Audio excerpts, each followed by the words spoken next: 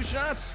You want to put together a 10-leg teaser? Sure, let's put some money on it. In fact, I do a parlay with Champions League soccer and the WNBA. And Chelsea Messenger. Let's try to beat the rest of the network at being degenerates, because maybe, just maybe, we can win in that regard. I do like the idea of a parlay. Hey, Dad, don't forget about me, the dogster. Presented by BetMGM. The sportsbook born in Vegas. Download the app today. Please gamble responsibly. If anyone can be a degenerate, it can be us. It is the Friday morning good time edition on the Daily Tip on the BetMGM Network. Good morning to you. I'm Michael Jenkins. She is Chelsea Messenger. Coming up on the show, jam-packed final hour. We're going to start with our show parlay. I think I foiled us last week. We were so close. So we're going to put our heads together, come up with a plus money play that you can play this weekend if you like. Then in 20 minutes, we'll head to the Diamond and chat with Tricia Whitaker. You know her as the Major League Baseball Friday Night Baseball sideline reporter for Apple TV. Then we wrap things up at 8:40 with the Donkster and our favorite plays as well. Also, welcome to our audience on Stadium, streaming in our final hour. You can check us out on BallySportsLive.com and the Bally Sports Live app. Before we get to the show parlay, I can't wait to see how much plus money we're in for this weekend. I'm getting excited about this. I read a story yesterday that just blew my mind, and I just wanted to ask you about it. And it's local, at least here in D.C. There is a doctor. His name is Mohammed Labib, and he works at the University of Maryland Medical Center in Baltimore. And so for the first time ever, there was a 19-year-old woman in this area who had numerous tumors in her brain, right? And they wanted to remove the final one, which was on the base of her neck, on her spine, and they couldn't figure out how to get to it in the best way. So for the first time ever, they went through her eye socket to remove this tumor from her spine.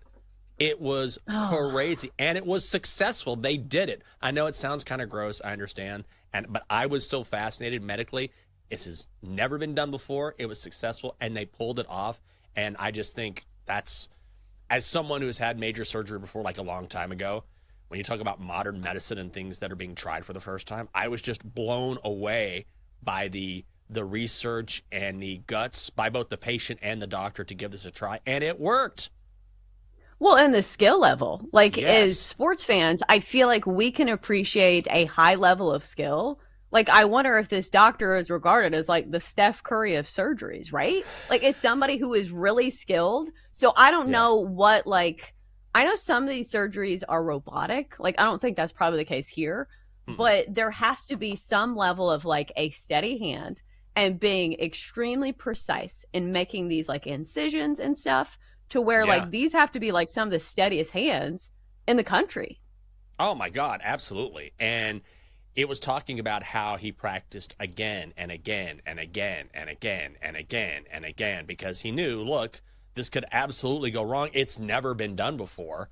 And he saved this woman's life. And I think I'm always blown away by people who are masters at what they do. Whether it's medicine, whether it's sports betting, whether it's sports in general, whether it's, it could be science, people who sort of master their craft, and sort of the process that goes into that mastery, I think is something you can always learn from and be inspired by. So I thought the fact that he was willing to take this chance based on a lot of preparation and a lot of study, I know it's not necessarily sports related, but I think you can always take something away from stuff like that because it's truly groundbreaking.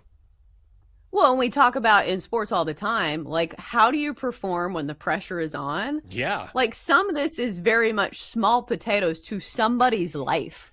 We're like, it's game 7 of the Eastern Conference semifinals in the NBA. The pressure is white hot. No, this is somebody's life on the line. Yes, exactly. So maybe a little more. I'll tell you what, the pressure to hit these bets every day, it's like, oh, is that a lot of pressure? I'm removing a tumor through someone's eye, and it's going to take 14 hours, and maybe she dies. But okay, yeah. I'm sorry you had a hard time with Brewers Rays today, big guy. So, yes. Brewers Rays. But congratulations. It's just a great story all around. So I love that kind of stuff. I also love, you know me, true crime, medical success, and big parlays. So let's try to make ourselves some plus money this weekend. gentlemen, adults of all ages, it's time for the show parlay. All right. This is when we all chime in, try to make you some plus money. You know what, Chelsea? I'm going to let you start the show. Who wants to hear more medical stories? No one. So let's start with you. Give us a play here. All right, so leading off the show parlay, we're going to go with baseball. The pressure is white hot for the A's. The Yankees. All right, so the play that I like in this game is I'm going to go the starting pitcher for the A's today, Osvaldo Bido, over 4.5 hits allowed. It's minus 130. And listen, the total in this game is 10.5. The odds makers are expecting runs, and we know where the A's play in Sacramento, very much an over park, and the Yankees, it's not a tough sell, have the best OPS in all of baseball. If you look at the numbers for hits, Beto has gone over this number in 5 of 7 starts this year, and that includes the White Sox twice, the Colorado Rockies. So if you're saying to me that, you know, the Yankees aren't going to hit off him, I would say otherwise, because this is one of the best hitting teams in all of baseball. Plus, yesterday the A's had to use 6 pitchers, so I feel like maybe the leash is a little bit longer for Beto here. I think he probably lasts in this game enough to get us to that 5-hit mark. So let's go over 4.5 hits for minus 130 for Osvaldo Beto of the cityless A's. Oh, yeah. Good call. All right. We got one in. Now we go to D-Day. Denton Day, our executive producer. Denton, what do you got? I'm going back to the well. You and I both missed last week, Jenks, because Nikola Jokic did not hit my triple-double. But I'm not going with Nikola Jokic. I'm staying with our Denver Nuggets. They'll be ours as long as they hit this. I'm going Aaron Gordon to score 20-plus points at plus 135. He had a really good game 1. Everybody on that team was off for game number 2. I expect to bounce back. Okay. Like it. 2 down, 2 to go, and we bring in my big old hunk of roast beef, Double D. Live in Chicago. What do you got, buddy? I am going to continue my trend of fading the Pirates. I am taking the Braves run line minus 1.5 at plus money, as a matter of fact, plus 115. Really, really, really like that number. Oh, I like that as well. I mean, you can't go wrong fading the Pirates. They just fired their skipper yesterday. That's how bad they've been. One of the worst run line teams in all of Major League Baseball. Does that mean it's my turn? I got to do this bad boy now? All right. I'm going back to the well. I am fading the Colorado Rockies. Padres run line is minus 125. I mean, what do you want me to say? Come on. That should be my handicap, or anyone's handicap when you're fading the Rockies in the run. Come on. They're terrible. Come on. They got destroyed yesterday. Absolutely destroyed. Now they're hosting the Padres, and they're starting Antonio Senzatella, who has allowed more hits than any other pitcher in Major League Baseball. Padres go with Randy Vasquez. He's had 1 bad outing this season. That was against the Tigers, oddly enough. But he has not allowed more than 3 runs in any other start. San Diego is the second best run line team in all of baseball. The Rockies are the second worst. I feel another blowout coming at Coors Field. Let's go Padres in the run line, minus 125. How we feeling? Jenks, I mean, all you had to say is that the Rockies have 6 wins. 6 wins this season. That's all you needed to say. I know, that's true. Rockies have 6 wins. Let's fade them on the run line. That should have been my handicap right there. Saved everyone some time. Okay, is there any play we don't like before we handicap the NBA? I feel like I can't make a good enough case. Like, if we're talking about sabotage factors, like, I hate to pick on David, because we always pick on David. Who's the starter for the Braves? Bryce Elder? Like, that's the only question mark I have, just because Bryce Elder's not, like, my favorite starter for the Braves. But listen, the Pirates are so bad that they fired their manager, and I feel like nobody talks about it, because nobody cares about the Pirates. That's true. Double D? Would you like to respond? Doubt me all you want. Fade the Pirates all day long. Just saying Bryce Elder is not Chris Sale. That's all I'm saying. Yeah, but neither Skeens or Keller are pitching, so I'm good. Yeah, who are the Pirates going with today? Some joker from Double-A? I don't know. I didn't even look. Bailey Falter. He's at least a name that we've Bailey heard Falter's of. decent. He's decent. But you don't think, Bailey Falter's decent. But the problem is, will the Pirates score any runs? Probably not. Yeah, that's the real issue. Okay, so odds, a little more than 15-1, $5 will pay out $80.45. Let's get a dub. Maybe we can get some dubs in the NBA tonight. Let's start in the East. Cavs and Pacers. Cavs are laying 2.5. The Cavaliers are minus 155. The Pacers plus 125. Your total is down 3. Yesterday, 229 and a hook. Now, 226 and a hook, Chelsea. Must-win game for the Cavaliers, down 2-0 in this series. How are you, or are you, betting this game? Well, it's difficult when we do not know who's officially playing for the Cavs. Big question marks, of course, on the injury report: Darius Garland, Evan Mobley, and DeAndre Hunter. So I think when you have an incomplete puzzle, it's really difficult to feel very strongly about one side or the other. But this is when the Cavs need to show some resolve. And I will say that this number has moved. Wasn't it 2.5 earlier? Now it's 3.5. Looking over at BetMGM, 62% of the bets are on the Cavs. And I do think this is too good of a team to not show, a little, fight and look a little bit better here. But I don't know. We've been disrespecting the Pacers, it feels like, all season long. They're a team that's very easy to forget about. But I think in this one, I'd rather go with the total here. 78% of the money on the over. I will roll with the public here, because if the Pacers have any say in this, we know they want to run and gun. They're going to run up the pace. They're going to try to score a ton of points. And if that's the case, the Cavs are going to have to hang with them. So we saw a game last week, or not last week. It feels like last week. Last time around, where the Cavs had this terrible scoring stretch where they couldn't hit the broadside of a barn. I think it was like a 6-minute scoreless streak.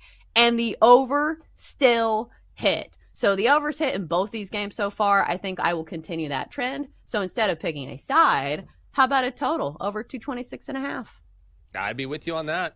It's interesting how this number has moved. Like, it opened at 228.5, then touched 229.5, and now it's gone down to 226.5. I think this has everything to do with the Cavaliers and who may or may not play. But honestly, it doesn't matter to me. Like, whether or not they have their best players, obviously you want better offensive players on the court. But ultimately, the Cavaliers aren't going to change their style of play. They're still going to play back and forth with the Pacers. Indiana is happy to do that. The over is hit in 7 of the last 10 matchups between these two teams. During the regular season, Cleveland was the number 1 overall team in basketball. So sometimes you got to go against the money if you like to play, and that's why I like right now, because, again, yesterday this was 229 and a hook. I still would have played the over. I will definitely play it now. I'm with you at 226.5. Out west tonight, with the series tied at 1, we get the Thunder and the Nugs. Thunder laying 5.5. Thunder minus 210 on the money line. The Nuggets are plus 170. Your total 232.5. The spread has gone up a tick. Yesterday it was Thunder minus 4.5. The total has come down a point from 233.5 yesterday. I kind of lean Thunder here, but I'm a little worried that this is going to be a big public play just because of what we saw in Game 2. I don't know how to bet these NBA games right now. That's why I've sort of stuck to baseball. But if I had to bet, I think I would lean Oklahoma City. What do you think, Chelsea? I think this is a tough one because it's fighting your inner square when it comes to, I think, the Nuggets. Because if you watch Nikola Jokic play and, you say, hey, championship experience matters, wouldn't you think the Nuggets can keep it close with the Thunder, especially when they're playing at home? Because we did see this in the regular season. This regular season matchup, 2 games apiece. And we saw it in the first game where the Nuggets stole a game. So I feel like I am not going to overreact too much to Game 2. I think the Nuggets have a better effort in this one. Plus, it didn't feel like they had to play at full intensity because that game last time around was a blowout against the Thunder. So I feel like I'm leaning towards the Nuggets. But again, it's very easy to discount the Thunder, a team that was the number 1 overall team in the Western Conference, but because they're so young, people don't want to give them credit. I think a player props may be the way to go here. If you think that we're going to see a ton of points like this total indicates, 232.5, maybe bank on some of the other players not named Nikola Jokic. Jamal Murray, I think, has to have a big game for the Nuggets to compete. And Aaron Gordon, who has been a size mismatch for the Thunder. I think both those guys will be the key pieces. And maybe you play their points props. Do you think Aaron Gordon has that dog in him? It depends on what type of dog. Is it a retriever? Who knows? Is it a schnauzer? Yeah. I mean, it has to are you be a talking big dog, right? You talking about German Shepherd or are you talking about Shih Tzu? I mean, two different. Oh, cute.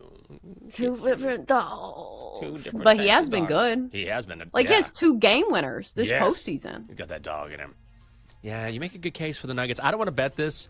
I want to lean Thunder, but you're right. When you say I'm fighting my inner square, I think you're right. I'm going to stay away from this one. Nuggets still know how to play. Let's not forget about that. Coming up next on the show, what have we seen so far during baseball season? Well, we're going to ask Trisha Whitaker, the MLB Friday Night Baseball sideline reporter for Apple TV. She is next on the Daily Tip.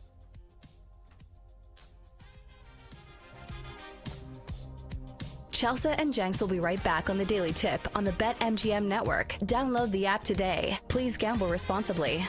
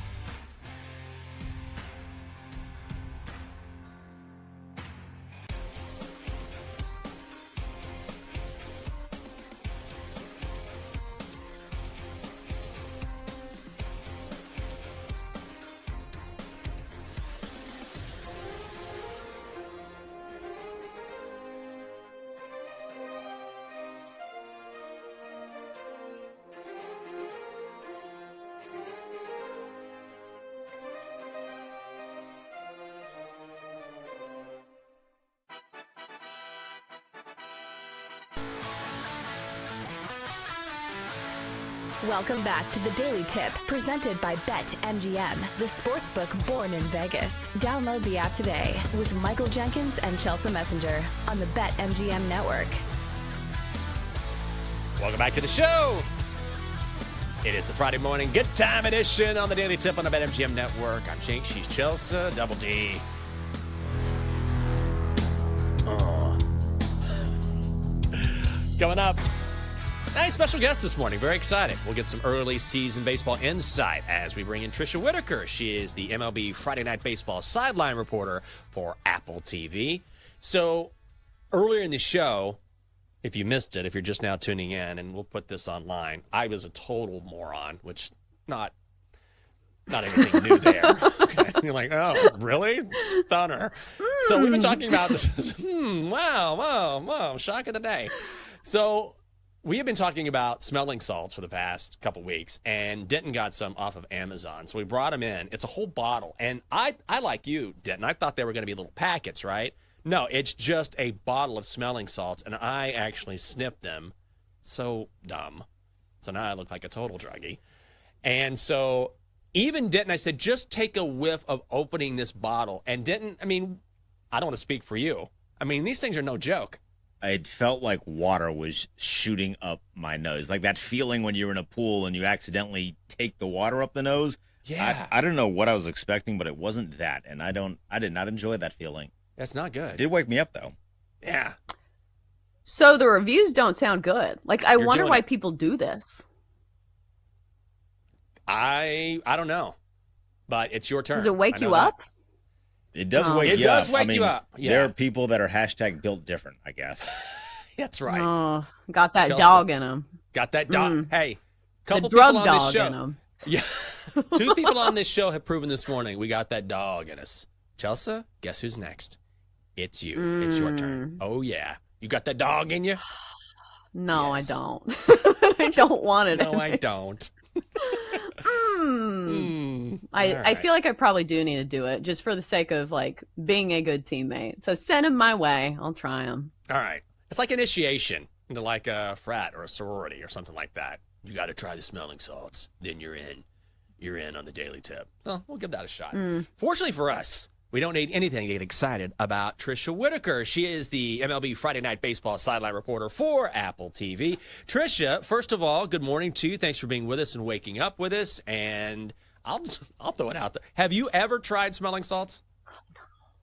What show am I on? Like, I'm literally sitting here like, why are we talking about smelling salts? I don't even know what those are. So, no, I have never Okay. tried those. Okay. Well, it was worth a shot.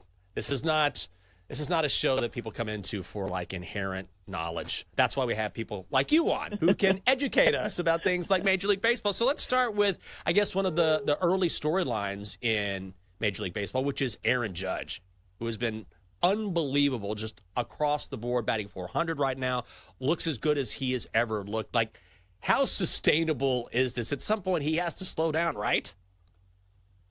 Yeah, it's ridiculous to think he can keep this up, but the way that he has started the season has been equally ridiculous, you know? So I would never have thought he would have started the season like this. But, I mean, it's just an example of one of the most elite players to ever step to the plate, right? And I think that we should be really, really thankful that we're getting to witness it. I mean, these numbers are just insane. Now, will he go on a little bit of, will he experience a slump? Yes, he will. And you can bet that the Yankees fans are going to overreact to that, right? They're going to freak out about it because Judge has set such a high standard for himself. But what he's doing to start the season is nothing short of remarkable. The other thing about Aaron Judge that I feel like not a lot of people give him enough credit for is generally how good he is with the public. If you think about it, with superstars, a lot of times some of them have, you know, attitudes when dealing with the media. Some of them are not willing to do interviews. They're not willing to do X, Y, and Z. I've covered Judge in the AL East for 6 years and with Apple TV for 4 years, and he's always been very, very willing and accommodating and everything. So on top of him putting up insane numbers, he's also a pretty easy player to deal with. So that's equally as impressive to me. Right, and to kind of piggyback off of Aaron Judge, who was once switched positions for the sake of his team, I don't know if you've heard the story about Rafi Devers and the Red Sox, but apparently they want him to change positions again, and he is not happy about it. And I understand he's already switched once this season. He's now DHing. What's your take on this whole situation? I get it. Honestly, I understand why he's upset with that. He was quoted saying he doesn't think for him personally it's the best decision after they asked him to play a different position.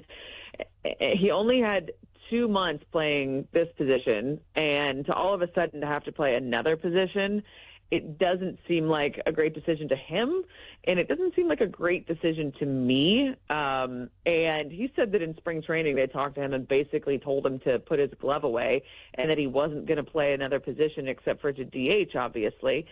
And that's difficult. In the middle of a season, in the middle of May, to ask a guy to do that, especially a veteran like Devers, it doesn't seem smart to me. And I do understand why he's slightly upset and why he feels like that they were not true to his word. And that can be frustrating, especially for a veteran. And it's not, people shouldn't make too big of a deal out of it. Like, there's nothing wrong in the clubhouse. He talked about that. He's like, there's no trouble with his teammates. He's just pretty upset with the front office. And I can see why. I mean, you got to understand, for those people who don't know a ton about baseball or don't watch baseball on a daily basis, changing positions in baseball is no easy feat. That's why you have spring training when a guy is going to change positions like that. You get reps and over and over again to get used to that position. In the middle of the season, those reps are in the middle of a game that matters. That's tough. We're talking with Trisha Whitaker. She is the MLB Friday Night Baseball sideline reporter for Apple TV. Follow her on X at Trisha Whitaker. So since we're talking about Yankees and Red Sox, I mean, here we are with a pretty tight race at the top of the AL East. Are you surprised that it's this close? A little bit, but I'm happy it's this close, right? At the beginning of the season, I was asked who I would take in the AL East or who we shouldn't sleep on really in the entire American League, and my answer was always the Red Sox. That fan base has been pining for success. They have been very disappointed in recent years, and the team that they've put together this year, it's impressive, and it's exciting to watch, and I think it's good for baseball when both the Red Sox and the Yankees are at the top of that division battling it out. Those are two of the most historic franchises in the game and in all of professional sports. And if Boston fails to reach the postseason this year, their drought would be extended to 4 seasons, which is their longest since 1991 to 1994. They've got some good arms. They've got some top prospects making their debut this season.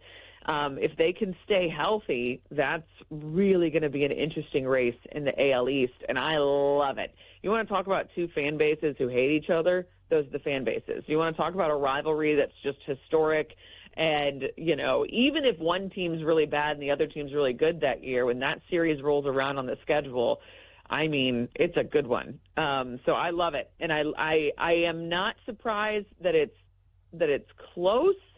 I'm surprised it's this close, but I knew it was going to be a battle. Yeah, and speaking of rivalries, how about the Dodgers and the rest of baseball? It does feel like it's an uphill climb for people to keep up with the payroll of the Dodgers, but looking at the standings of the NL West right now, it's very much a race. And it feels to me like this could be the best division in all of baseball. I would agree with you 100%. And yeah, you're right. What the Dodgers are doing is just kind of unfair. But then you look at the Padres, who are right behind them, and you look at the Giants, who are right behind them. I mean, that's insane to me that the Dodgers went out and spent that much money. And, not to say that the Padres and the Giants didn't spend money, but they didn't spend money like the Dodgers did. And the fact that the Padres and Giants are only 1 game behind the Dodgers, and then honestly, don't sleep on the Diamondbacks either. I know they're 5 games back, but it's a long season, and that deficit can evaporate real fast. And the Diamondbacks are a fun team, and they've got some good players too. But that NL West, holy crap. The easy games you have are the Rockies. That's it. Obviously, the Rockies are terrible. They're 6-31. That's awful. That's a disgrace to baseball, to be honest. But this division is historically good right now. And if they keep this up for the rest of the season, I would love to see how these records and how tight this is stacks up historically in each division in the American League and the National League throughout the, last century. I mean, it's insane. And we're witnessing some of the best baseball to ever be played. And I just love it for the game. And I'm so excited to watch this shake out. We have the Padres on Apple TV like 4 times in the first half, and they are such a fun team to cover. You asked me which team I would take right now to win the World Series, and I would take the Padres, partially because I really like that team and partially just because watching them play, they're ridiculous. So I love that you bring up the NL West because I think more people should be paying attention to how tight that race is. Trisha, let's stay in the National League, and the Braves are an interesting case because they had such a tough schedule to start this season. They've been really banged up, but they're going to get Ronald Acuna Jr. back. They're getting healthier. Do you expect them to eventually make a run in the division? I do, and I think the panic to start the season was totally warranted. It was so bizarre looking at the schedule and seeing how many games they lost in a row, and it was just like, what in the world? But when you look at the standings right now, they're 18-19, 5.5 games back. They can get it together. They have they have a decent record at home. They're 12-6 at home, 6-13 on the road, so they got to fix that road record. But we have the Braves on Apple TV at the end of May against the Red Sox. And at first, when we looked at that at the beginning of the season, we're like, gosh, that's not going to be a fun matchup because the Braves are so bad. The Braves are getting better, and they'll continue to get better. They have too good of a cast of characters. Just like you said, they're getting some talent back. They're going to get better, and Braves fans are probably going to be in for a treat in the second half, if I had to guess, because there's no way a team with that much talent is going to stay that bad all season long. And I do think that they had an attempt to get back to 500 on this week, and I know it didn't happen. But once they get back to 500 and they get rolling again, they're going to look like the Braves we expected them to look like. All right, so we have a couple minutes left here. And I think my favorite part of people who are part of baseball broadcasts is that there's time for the game to kind of breathe, and you get to hear these really interesting anecdotes and stories about the players. So let us in on some of these stories. Is there a player or a story that maybe people haven't heard about before? Like, who's the most interesting player that nobody's talking about? Okay, I love that you asked this question. So that's my favorite part of the Apple broadcast is we give you the game, right? We give you the game, we give you the numbers, everything you need to know, and we don't steer away from that. But we do tell the stories that matter. And let me tell you guys just one of the stories I'm telling tonight that it just gives you kind of like goosebumps. So it's a story that is about Dylan Cruz and a friendship that he struck up with an 11-year-old named Aubrey. I mean, this is insane. You got to listen to this. We see players every week use their platform for good. It's what the game's all about, right? But when he struck up a friendship with this girl, before he struck up that friendship, this girl has a form of autism that leaves her with no functional verbal language or language skills.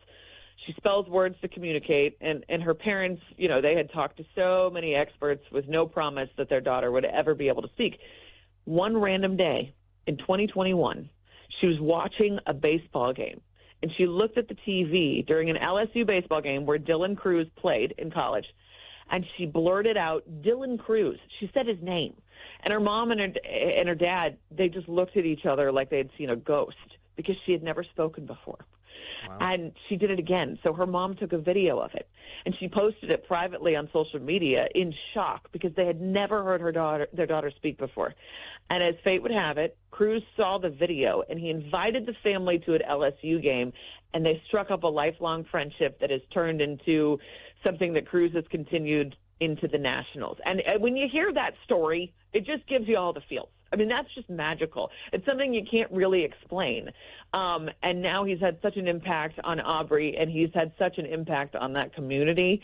And we're going to talk about that story tonight. We're going to tell that story, show some pictures, show the video.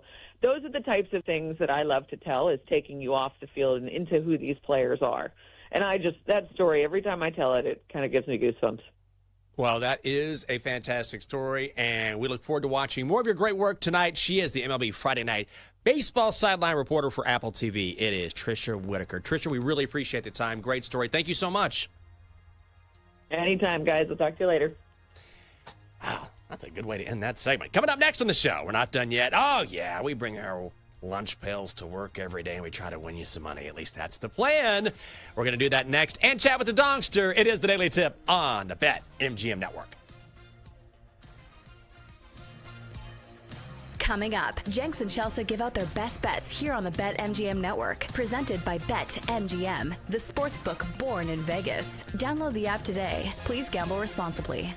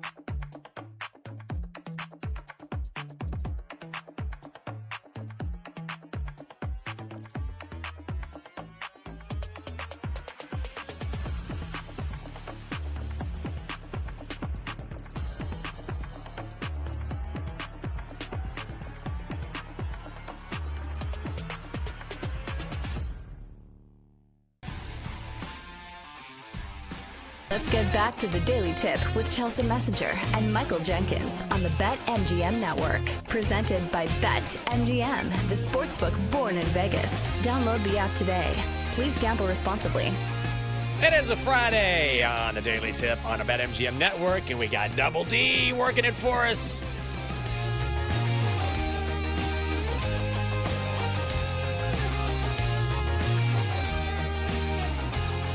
Thanks for waking up with us. We're live from 6 a.m. to 9 a.m. Monday through Friday. It's a Friday morning feel-good edition, good time edition. Jinx, it's Chelsea. Chelsea, what are you doing this weekend? I mean, my God, we're going to be off here in less than 20 minutes. You got the whole world at your service, at your fingertips. I wish. Yeah, God. I know, right? Who do you think I am? I don't know. I'm like, she's got the world right at her fingertips, whatever she wants to do. What's going on today there in Nashville? Yes. Well, I'm probably going to take a nap today. I don't know about you, but I always feel like very worn down by like Friday afternoon. So I feel like a nap is in store. And also, it's Mother's Day weekend. If you are listening and you have a mom, you need to do something for her. Or if you're married and you have kids, do something for the mother of your children. Just here is your free PSA. Do not do this the day before. Do not go on Sunday morning and try to find something at Walgreens. I'm sure there will be a host of other men there, but maybe do it today. Yes, do it immediately. I am so glad that I took care of this. I got my mom a Mother's Day gift right after we talked about it, I think on Tuesday. And I was like, Michael, you need to do this now because you have to send whatever you're getting your mother to Texas. So give it some time. But I got online, found a nice gift, and it'll be there, I think, tomorrow. So, that was close. I always forget. I always end up getting something, but sometimes I'm a day late, especially when you're having to send something. So I'm glad I took care of that. Yeah. Oh, care to spoil the surprise? Oh, yeah. You know what I got? Listen? No, she's not up. Plus, it's early. It's early in Texas. I don't think she listens. She'll listen to like bits and pieces. She watches the Commander stuff because it's more visual and easier for her to find. But I got her some macaroons, some really like super nice like gift wrapped from this. I don't know much about macaroons, but I know enough to where it's something you don't normally get when you live in Texas, in Granbury, Texas. Yeah. So they're very Parisian. Yes, exactly. So I got it from sort of a higher end company, and they gift wrapped it and they send it with a nice note and everything. So it's something she doesn't normally get to try, but I know she loves sweets, so I think it'll be a nice surprise. Yeah, that's nice and bougie, and it should make her feel like a queen, which is the point of Mother's Day. So maybe you didn't want to send her some smelling salts. Be like, you got to get the chores done, Mom. Mom, you're getting older. Wake up! Come on! Wake up. You got to keep you going. No, Mom's doing great. She's doing great, but she will appreciate that. I think I've been nailing. I used to get flowers every year, and I still get flowers from time to time, but I've tried to switch it up a little bit and be a little different in whatever I get her. So I'm hoping this comes home. What about you? I mean, you're a mom. You just need to sit back and be like, all right, bring me all the gifts.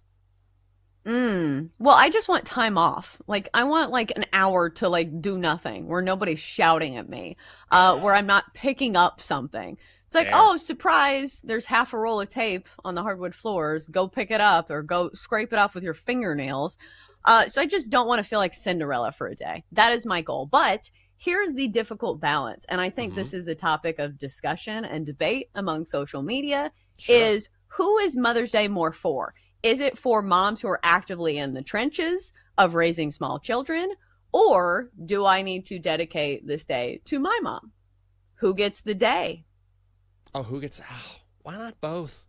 Why do we have to make a decision here? Can't you both celebrate it together? Like, can't there be some sort of coming together like, hey, we're both mothers. Let's celebrate. Why do we have to make a choice? Like, social media loves to make you do this. Like, make a choice. Which one? Fight to the death. Which mom lives? I'm like, why not both enjoy the day together? You love each other, but you're both mothers. You can celebrate that together. Huh? That was a very diplomatic answer. And I think that you treaded very lightly, and that was very good because you could have picked a side there and you didn't. I think this is how I'm going to celebrate it is I'm going to spend the first half of the day with my mom, and I'm going to do something nice for her. But the second half of my day, I want to relax in silence. Because here's the thing. Like, I have to take care of my mom when she comes over. She, like, always like needs me to get her things. So, like, I deserve some time off, too. So I think we're going to split the day down the middle. You absolutely deserve that. So take care of your mom and then get the time you deserve, Chelsea. Like I said, both of you deserve it. Both of you should get it. Coming up next on Bet Sweats. I was going to say something about Joe and Sammy P deserving something. They deserve some winners. How about that? It's just a regular weekend. They're going to get you ready for baseball. You deserve nothing. Nothing. Get you ready for baseball, NBA playoffs, Stanley Cup playoffs. No smelling salts, allegedly. Allegedly. Boring. I mean, are you up in the morning? Do you want to put on a good show or not? I don't know. I got a whole bottle here we can send you. Boring. Right. Also, Chris Meany of NHL.com will join the show at 11 a.m. Time now. Not boring. Our best bets. Time to place your bets. The old slot machine spitting out the coins. Chelsea, give us a winner, please. Yes. The game and the pitcher who all eyes will be on tonight is Osvaldo Bido of the A's tonight. All right, so I'm going to do his hits prop, and I'm going to take the over. So he is a pitcher. I'm going to go over 4.5 hits allowed for Osvaldo Bido of the A's today for -130. So number one, they're facing the Yankees, best OPS in baseball. Number two, this game is in Sacramento, which is in Overs Park. The total of this game is 10.5. So odds makers are expecting a lot of run production in this one. And plus, you look at the numbers for Bido, and he's had some good numbers when it comes to his earned runs. But when it comes to hits, he's gone over this number in 5 of 7 starts this year. And 2 of those came against the White Sox. And one of those came against the damn Rockies, who are the worst team in all of baseball. So I would think, logically speaking, that the Yankees could get to this number as well. And plus, I think Bido lasts in this game maybe a little longer than he should because the A's used 6 pitchers yesterday. I think the leash will be a little bit longer. So I think the Yankees can get to 5 hits with Bido in the game. Let's go over 4.5 hits allowed by Osvaldo Bido for -130. Let's go. I am going to Seattle. Mariners on the money line. It's -136 hosting the Blue Jays. I think this is an even bigger mismatch than this number suggests. The Mariners are actually a hitting club this season. Hard to believe. Top 10 in baseball in slugging and OPS on the mound. Luis Castillo going for the M's. 2-1 at home this season. ERA 1.57. And ask yourself the question, do you really trust this Blue Jays lineup? I do not. While Toronto has a winning record at home, only 6-12 on the road this year. They've lost 4 of their last 5. Seattle will have to face Kevin Gausman, but they have far and away the better lineup. Mariners on the money line at home, -136. I like that. I keep being surprised by the Mariners. Like, every time I look at the statistical numbers, I'm like, what? The Mariners are one of the best offenses? But they are. So you're right. All right, so how about a squad play to close things out? Padres on the run line against the Rockies. The Rockies are the worst team in baseball. They have 6 wins this year. What else do I need to say? That's it. Done. There's your handicap. I'm with you on that. Gonna be a squad play. Come on. The Rockies stink. That's all you need to know, like Chelsea was saying. Okay. Coming up on Bet Sweats, we will talk to, I believe it's Joe O today. Yeah, Joe's coming up here shortly. But before that, we have to talk to the Dunkster. Dunkster, you're ready to go. You're excited. It's a Friday. What's going on? Yes, good morning to everyone live across the country here on the Daily Tip. Okay. Nice hosting duties there. What's going on? I'm trying to debate which text I should send to a lady friend this morning, and I want everyone to vote on which one is best. Oh. Okay. Number 1, good morning from the Washington Monument. Okay. It's like maybe. Number 2, I got up early in my barn and was masticating. Oh, gosh. Oh. You even Towing the line there. Pulling the line there. Very close, Dunkster. All right. Let's hear the last one. Number 3, I bet you could go for a pulled pork sandwich. What does that even mean? Yeah, okay. All right. I would probably go with that one. Of the three, I feel like that's the one that will be the least offensive. So go with that, Donster. Do you have a play for us? I do. Ron Guidry and the Yankees. Money line against the A's. Okay. Well, a little old there, but all right. Yankees money line, minus 150. I mean, you're going to take the Yankees on the money line, Chelsea? You get the Yankees at minus 150? Come on, I thought add you it were to the gonna card. ask me if I wanted a pulled pork sandwich, which the answer would always be yes. I don't know about the Yankees. I was thinking about those barbecue sandwiches. Oh, that sounds good. I'm starving. You know what we did last? I'm so excited. You know what I'm having for breakfast? Chinese food. Because, yeah, I know. We went out last night, me and the lovely cat. Well, I met my friend Justin, and then we had early happy hour. We were there like 4:15. And then Catherine was like, "You're going to be there in an hour?" We're like, "Of course." So then Catherine came and joined us, so we all kind of hung out. And then we got home, we ordered Chinese food, and I was going to eat, but I was like, you know what? I think I'm good. I'm going to wait till tomorrow morning, so I'm going to go home and eat Chinese food this morning. Like I said, if I like it, I'll eat it any time of day. Jenks, who's Justin? I've never even heard him on the current roster of Michael Jenkins' friends. You have a big roster, and I feel like I know all the names. That's a new one. I haven't heard that one. Justin and Peggy. Justin is he's a good buddy of mine, but Justin was my real estate agent a decade ago when he sold me my house. And so Justin and I totally hit it off. Super guy. His wife, Peggy, is an absolute sweetheart. They've been married for almost 20 years. They live not far from us. And so we get together for drinks every few weeks, but I hadn't seen him in a while. Yeah, that's who Justin is. You have so many friends. Like, you're friends with your realtor, you're friends with your lawyer, you're friends with your dentist. Like, what's next? Your plumber? Maybe so. I'm looking for all the discounts I can get. No, I'm not getting any. The dentist, we'll see if that goes. It was fine. It was just fine, like we talked about. Oh, but no. It was a good get together yesterday. Doesn't sound good. It was good. It was just fine. Molar no talk today. What's that? Was he just talking about molars the whole time? Molars, bicuspids. I'm like, enough. Okay. And that's it for us here on the Daily Tip on the BetMGM Network. For Chelsea Messenger, Denton Day, Max Sheedy, David Double D Dykstra, and Dylan Mitchell, and his new baby girl, Stephanie Ann. Congratulations, buddy. I'm Michael Jenkins. Have a fantastic weekend. You've been listening to the Daily Tip on the BetMGM Network. Download the app today. Please gamble responsibly. If you missed any of the show, listen back anytime on the new and improved Odyssey app.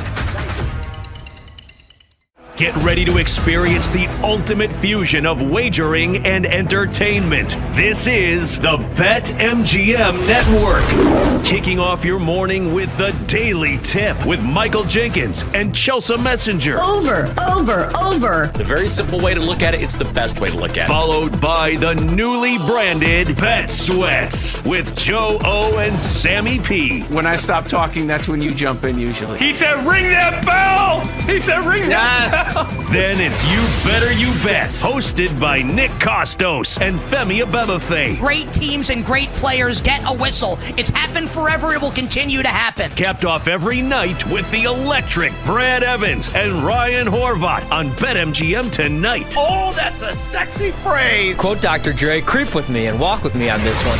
Welcome to a new era of Wagertainment. This is the BetMGM Network. Please gamble responsibly.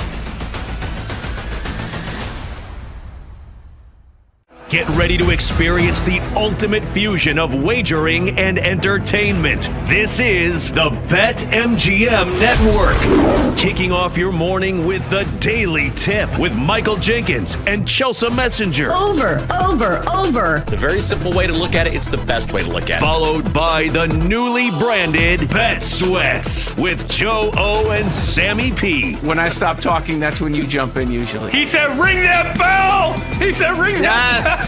Then it's You Better You Bet, hosted by Nick Costos and Femi Abebefe. Great teams and great players get a whistle. It's happened forever. It will continue to happen. Capped off every night with the electric Brad Evans and Ryan Horvat on BetMGM tonight. Oh, that's a sexy phrase. Quote Dr. Dre, creep with me and walk with me on this one. Welcome to a new era of Wagertainment. This is the BetMGM Network. Please gamble responsibly.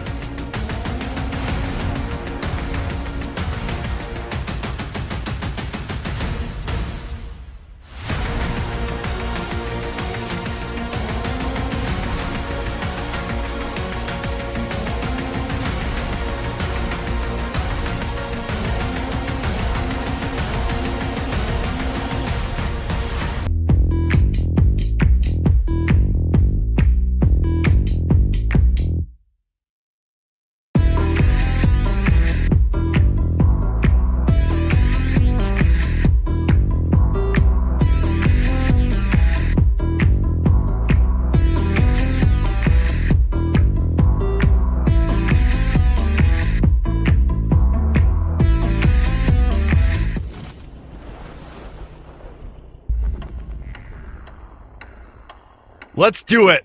Let's party. One last ride. The Hassan Hour here on a Friday on the BetMGM Network. I am, of course, your host, Jake Hassan. I'm on Twitter at Jake_Hassan. If you want to follow me, go for it. I think I'm funny, and then I mostly tweet show stuff. That's about it. But we are here for the next hour. Go to YouTube, go to Twitch, go to Twitter, at the BetMGM Network. Wherever you find those platforms, across all of those platforms, you can watch the show live and interact with the show live for one last ride here of the Hassan Hour. Appreciate everyone listening and viewing. And if you missed the show, wherever you find your podcast, send it in. You could give us a 5-star rating and review. And wouldn't that be great for PJ to come back to just an absolute avalanche of 5-star ratings? And then I can hold that over his head forever and say it was all because of me. I think we would all appreciate that. I certainly would, and I think PJ would as well. So if you missed the live show, and even if you don't, go rate the podcast, send it in 5 stars wherever you get your podcasts. But of course, I do hope you're listening live and watching live on the BetMGM Network. And speaking of BetMGM, we start right away on today's show. On the Glasser guest line, we bring in one of our favorites from BetMGM, a content writer over there, Shane Jackson. You know him in his regular spot here on Fridays at @ByShaneJackson on Twitter. Shane, appreciate you coming back on, man. Happy to have you. How you doing? Yeah, thanks for having me. Glad to be on your final show. I think you lied about me being one of the favorites, but I'll take that.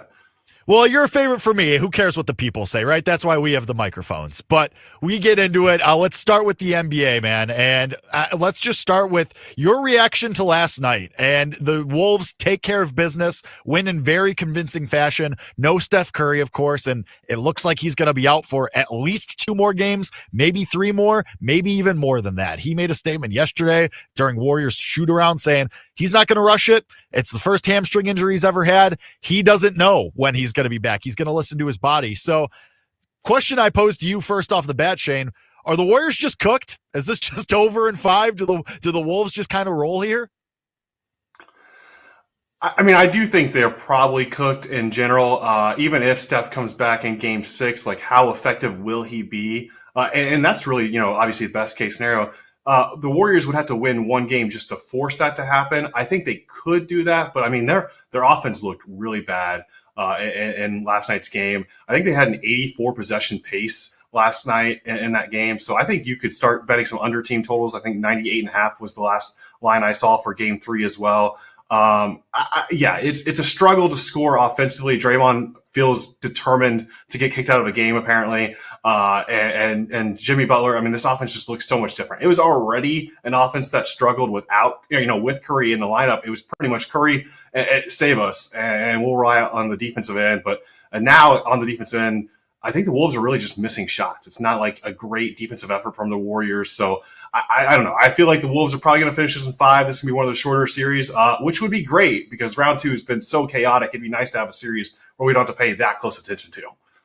Game 3 line's already up at BetMGM, -5.5. The Wolves still your favorites. Are we getting some hashtag value here with the Wolves? Like, if that's going to be what it is, like we saw in Game 2, and we all seem to think pretty collectively that this Warriors team isn't going to be able to hit shots without Steph Curry, and this offense is going to be disjointed. And if we think the Wolves are going to start hitting their shots, 5.5 kind of seems like a bargain, no? Yeah, I do like anything under 6 on the Wolves side. I do also like the Warriors under team total angle. I mean, their best pace in this series was 94 possessions. So either way, it's a slog for them to score, and it's just going to struggle offensively to even up the tempo there. But yeah, I would like the Wolves. I also took under 20.5 points, rebounds, and assists for Rudy Gobert. Pretty classic line there. I mean, he's only cleared this once, and so far in the postseason, he's played 20-ish minutes almost every game this postseason. They've elected to go with Naz Reid a little bit more, even in this series. And I do think you get maybe a little bit of an inspired effort from Golden State at home in Game 3. That's probably more so on the defensive end than the offensive end. Again, I have huge question marks about how they can actually score the basketball here. I mean, Steve Kerr's trying everything. He played 14 guys in 13 minutes, and I don't think he's going to find an answer during the series without Curry. Let's go to, if Curry is 1A biggest story, let's go to 1B and talk about the Celtics. Knicks steal Game 2 and steal Game 1, honestly, too, in Boston. They go back home to New York up 2-0 now. But series price at MGM, still Celtics -120. Celtics favored in Game 3 by 5.5 inside of 2 possessions. But still, I think a lot of people, Shane, convincing themselves, well, the Celtics can still turn this around and still win the series. How do you feel about the series, and how do you feel about Game 3 tomorrow?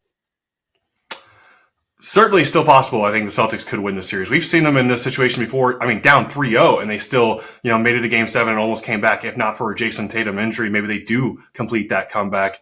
So I think the Celtics are still certainly live. I do think Game 3 is probably a really tough spot. I mean, Madison Square Garden is going to be electric in what is probably their best home game, playoff game in like 20 plus years. So I think it's going to be a very tough situation for the Celtics, but I do still think they have plenty of upside here. I mean, they've had their worst 2 effective field goal rates in the first 2 games of this series, basically since January. So obviously they're missing a lot of shots. I think they're about 25% from 3. Their average is about 10 percentage points higher. So I think the angle for me from a betting perspective is I like the Celtics team total. I think it was over 105.5. I do think the Knicks are also a little bit underperforming on the offensive end in that standpoint. This has been a little bit of a defensive battle in the first 2 games. So I think you could see more points in Game 3, especially if the shots are falling for the Celtics. But yeah, I think the Celtics are still very much live. I'd probably lean them if I'm betting this, but I'm not sure if I'm going to dive fully in yet. Are there any futures angles you're taking with the Celtics? If you believe, and I think a lot of people do, like I said, think that the Celtics can go to and win the finals still, probably the most value you've gotten in maybe months on the Celtics. You think there's some angles there to jump in on them futures-wise, possibly? Yeah, I'm glad you mentioned this. This is probably the perfect weekend to maybe attack the futures market. I think the Celtics probably offer the most value right now, but I think you could really this thing could really open up. If the Thunder don't take care of business tonight, I mean, who is winning the NBA Finals? Because the Thunder being down 2-1, who is the obvious favorite in that situation?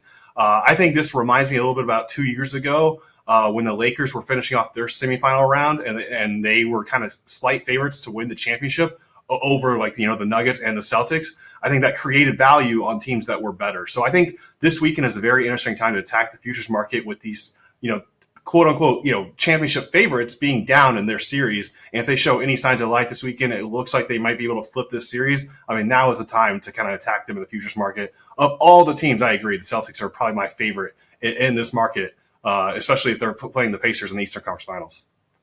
You mentioned Nuggets and Thunder, and we'll get to that in just a second. But I want to ask you one more question about Celtics-Knicks. If you think that both these teams are due for some positive regression offensively, is there any player props, points overs, PRA, anything in Game 3 Celtics-Knicks that you're trying to target? Yeah, I didn't target the specific player props. I think Jason Tatum, though, has underperformed, and he's someone that I would be interested in backing. I mean, he was obviously the most bet person in Game 2 and drastically underperformed there.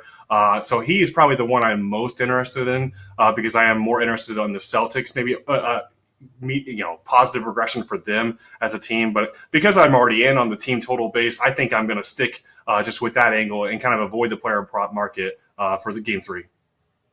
Let's talk about tonight's games. 2 of them. We have 2 games back in our lives. We don't have to wait around for just one game now tonight. But let's talk about the first game. 7:30 Eastern. You have Cavs Pacers in Indiana now, and another team, another one of the top leaders at the board, the Cavs, down 0-2 after the Pacers win the first 2 in Cleveland. And this opened about 2.5, and it's getting blasted. The Cavs are getting bet. So kind of seems to imply that one of, or maybe both, of Evan Mobley and Darius Garland are going to play in this game, Shane. And if that's the case, do you like the Cavs to get one back today?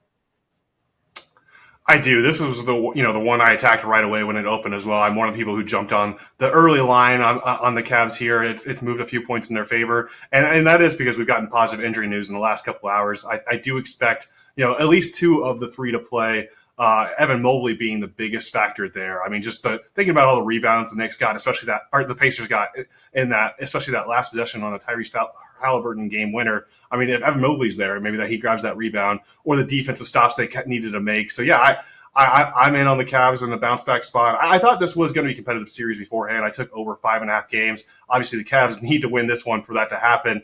But I do think the Cavs have been a bit unfortunate in this series as well. I mean, we're talking about them missing 2 of their 3 best players, and this series probably should be tied 1-1 going to Indiana. So again, a tough spot because of the crowd and the environment, but I do trust the Cavs to win Game 3.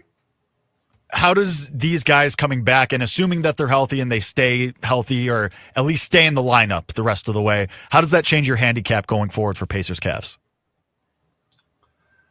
Yeah, I'd still probably lean Pacers at this point just because it is so difficult, to overcome that kind of 2-0 deficit. I think the Pacers are a very competent team. I thought they were the 3rd best team in the East heading into the playoffs. So I do think the Pacers is how I would lean in terms of a series outlook. But the Cavs can definitely, I mean, this has been the best team in the East all year. This is a team that can still, win a couple games and completely flip the series back in their favor. I don't know if I want to bet on it just yet. I'd rather wait to see what happens this weekend and if there's any signs of life here. But I think the Cavs, this is a series that should be tied 1-1.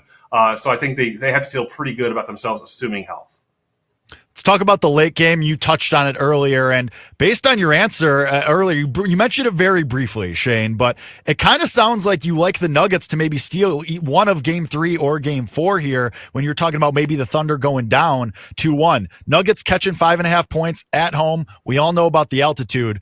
Coming off that embarrassing, let's call it, loss to the Thunder in Game 2, you think the Nuggets keep this one close? I mean, the Nuggets are very good about that. I mean, they will just kind of give a game away that they know pretty early on. Okay, we can pull the plug here. We can save our legs for later in the series. I didn't mean to imply that I think that the Nuggets are definitely going to make this a series because I still would lean Thunder. But if the Thunder do lose one of these next 2 games, I do think that opens up the entire championship market completely. And so I think there could be value if you see the Thunder, stumble at all in one of these next 2 games. I would probably lean Oklahoma City. I didn't take necessarily a side in Game 3, but I do think the Nuggets, with the altitude, home court advantage, I think they have to feel pretty good about their situation. This was a team that we thought was going to be eliminated about a week and a half ago by the Clippers, and now they're tied 1-1 with the presumed Western Conference favorite. So I think they have to feel pretty good about the situation they're in. Any players that you think are due for some positive regression, or anybody you think might be worth targeting in the betting market as far as player props go for this game or the series? I did take over 11.5 rebounds and assists with Shai Gilgeous-Alexander. I mean, he's averaging like 19 potential assists in this round, double-digit potential rebounds in this round as well. I just took his assist prop last game just because it was supposed to be a blowout, and I wasn't as confident in that rebounds and assist angle. And unfortunately so, because he didn't play in the fourth quarter. But I mean, he has cleared this line in back-to-back games despite not playing in the fourth quarter in game 2. I just think he's the player I trust the most in this spot. To maybe deliver for Oklahoma City, like you mentioned, the altitude is something to be at least take note of. But I trust SGA to perform for the Thunder. Talking to Shane Jackson, BetMGM. Follow him on Twitter @ByShaneJackson. Before we let you go really fast, Shane, you wrote a column. You talked about the MLB Rookie of the Year market, and Jacob Wilson, now your minus money favorite in AL Rookie of the Year. Just tell us what you're thinking as far as Rookie of the Year goes. Christian Campbell, next closest in the AL, plus 250. Do you think this holds? Rookie of the Year markets can get very wacky, very stupid, as I like to say. Anybody in this market, maybe at a long shot price that you have your eye on? Yeah, as I wrote in that column, I mean, this time last year, I bet Luis Gil at 50-1. No one was really even thinking about him in this race. And Paul Skeens was still like a day or two away from making his debut. So this is definitely a very wide open race in both leagues. I took Chandler Simpson before the year, as I mentioned to you off air, just because it kind of the similar Paul Skeens effect is this guy's going to have a lot of highlights on social media, and maybe that will be enough to kind of carry voters in the momentum and maybe a competitive race. Don't know if he's hit as well to make me believe in his chances right now, but I do think this is a market worth attacking the long shots, especially in May and June, and then maybe coming back in on some favorites later. I mean, Luis Gil had a longer price than 50-1, I think, at All-Star break last year. So this is a race that won't be decided anytime soon. So I think it's worth exploring long shots in both the American League and National League. Shane Jackson, follow him on Twitter @ByShaneJackson, writer for BetMGM. Shane, appreciate your time, man. Thanks for coming on. Yeah, thanks for having me. That is Shane Jackson. There he goes. We keep things rolling with the Glasser guest line. We move from Major League Baseball to college baseball. A huge weekend coming up in college baseball. We are starting to get to crunch time there. So now we welcome on the Glasser guest line, Jacob Rudner, writer for Baseball America. He is on Twitter his name, Jacob Rudner. Jacob, first time on the show. We have talked a little bit offline, but appreciate you coming on, man. Yeah, thanks for having me. First things first, I think we have to start with, and it feels like we're saying this for about the millionth time this year. We have a new number one in college baseball. We have a new team atop the rankings this week. For you guys at Baseball America, it's Georgia. They unseat Texas, who was number one last week. We've had Arkansas at the top 4. We had Texas A&M in the preseason. Had a lot of different moving parts at number one. What about Georgia this weekend as we start to get to the end of the regular season makes them the top spot, the top team for you? You know, this is a team that's just masterfully constructed, and I think that it is now kind of starting to show its face. Wes Johnson, the head coach, is in his second year. He's already the winningest coach in the first 2 years in Georgia history, so we're talking about somebody who has unparalleled success. And they've looked the part this entire season. We're talking about an offense that is elite, ranked among the best in the country in almost every category. Its pitching was slow to start the season, but looks a lot better recently. They're starting to kind of round into form. I see a team that looks as potent on both sides of the ball as really anybody, and they've hung around at the top of our rankings for long enough. Just given the results that happened last week, it put them in position to jump up to number one.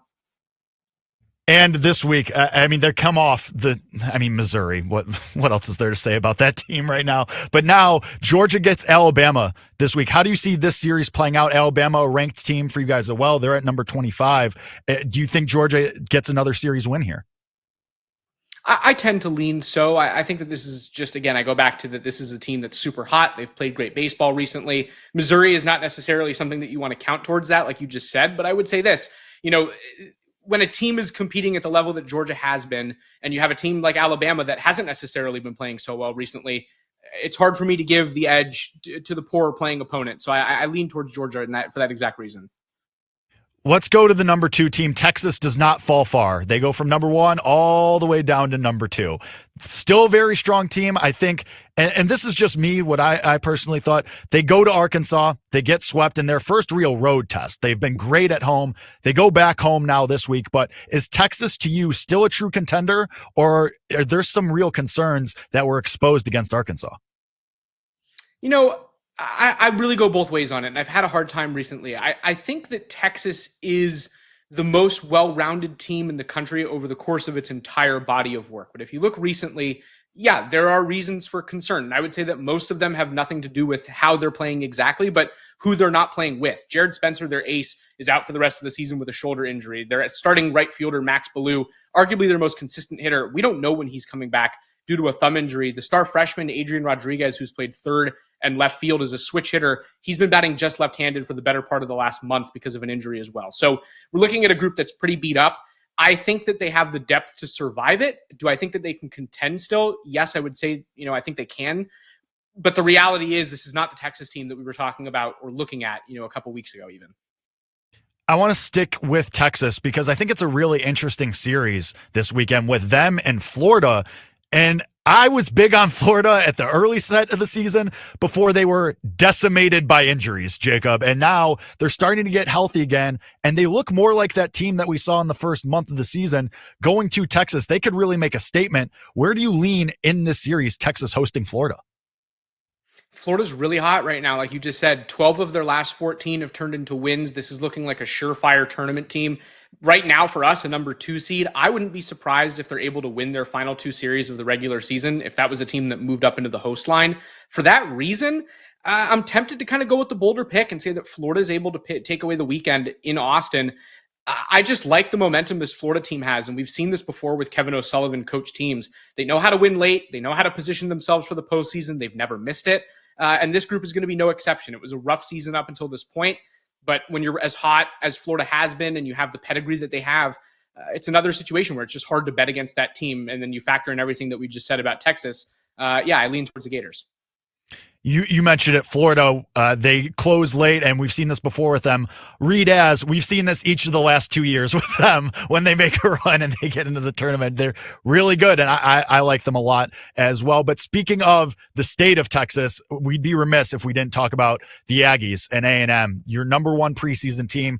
They get off to that awful start to start the year. Feels like Jace Lavalette was on the back of a milk carton, but they've turned it around. They just took the series from, at the time, number 2 LSU. They're on top of that, won the series at Arkansas and at Tennessee, a couple of road series wins for the Aggies as well. What do you make of this team? It looks like they are now really in that postseason picture. And after, for a while, we thought they might miss it entirely. Yeah, squarely in the postseason, as you just said at this point. I think the big thing with them is that this is just kind of a team that's starting to marry to its talent. I mean, we've said long even before the season began, and there are other coaches throughout the country who have said it as well. Texas A&M has one of, if not the best, stockpiles of talent in the country. It didn't really materialize for them early on, which, with a first-year head coach who had no head coaching experience prior and really not even that much coaching experience, period, it wasn't necessarily shocking to me to see them struggle a little bit. They struggled a lot more than I expected, but now we're looking at the Texas A&M that I think we expected. I wouldn't be surprised to see them make a run to Omaha.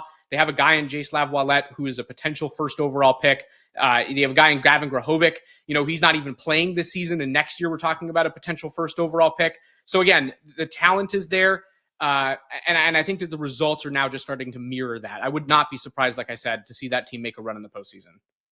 Talking to Jacob Rudner, writer for Baseball America. Follow him at his name on Twitter, Jacob Rudner. I want to stick with the Aggies for one more quick question, Jacob. One follow-up there. You mentioned you think that they have Omaha upside. Does that mean, not mean, but is that conducive, and do you think that they have to get a favorable draw first? Like, are you waiting to see the bracket before you say the Aggies are going back to Omaha or making a run? Like, what's a favorable draw that would help, like, region-wise? Like, who are the Aggies hoping to have in their region if they want to make a run here? Right now we have them projected to go out west, and I think that would be a reasonably favorable draw. To your point, I think that we have to wait entirely to see the field, and that's the case for everybody. There could be a draw for a team like Georgia, who we just raved about, that could throw them off track when they get into the tournament. So you really never know. I think when I say that the Aggies have Omaha potential, it's because if you stack them up against a lot of the field, they do out-talent a lot of teams. And again, I lean towards the strength of the schedule that these SEC teams have to face. I mean, this is not an easy place to play. And you're looking at a team in Texas A&M that's starting to prove that it can do it. I don't see a reason why they can't beat non-SEC teams. Am I predicting that that's going to happen? Certainly not, especially without seeing the field. But again, if they go out west, if they get a Midwest draw where you get some non-SEC teams in your super regional potential forecast, absolutely they could go all the way to Omaha.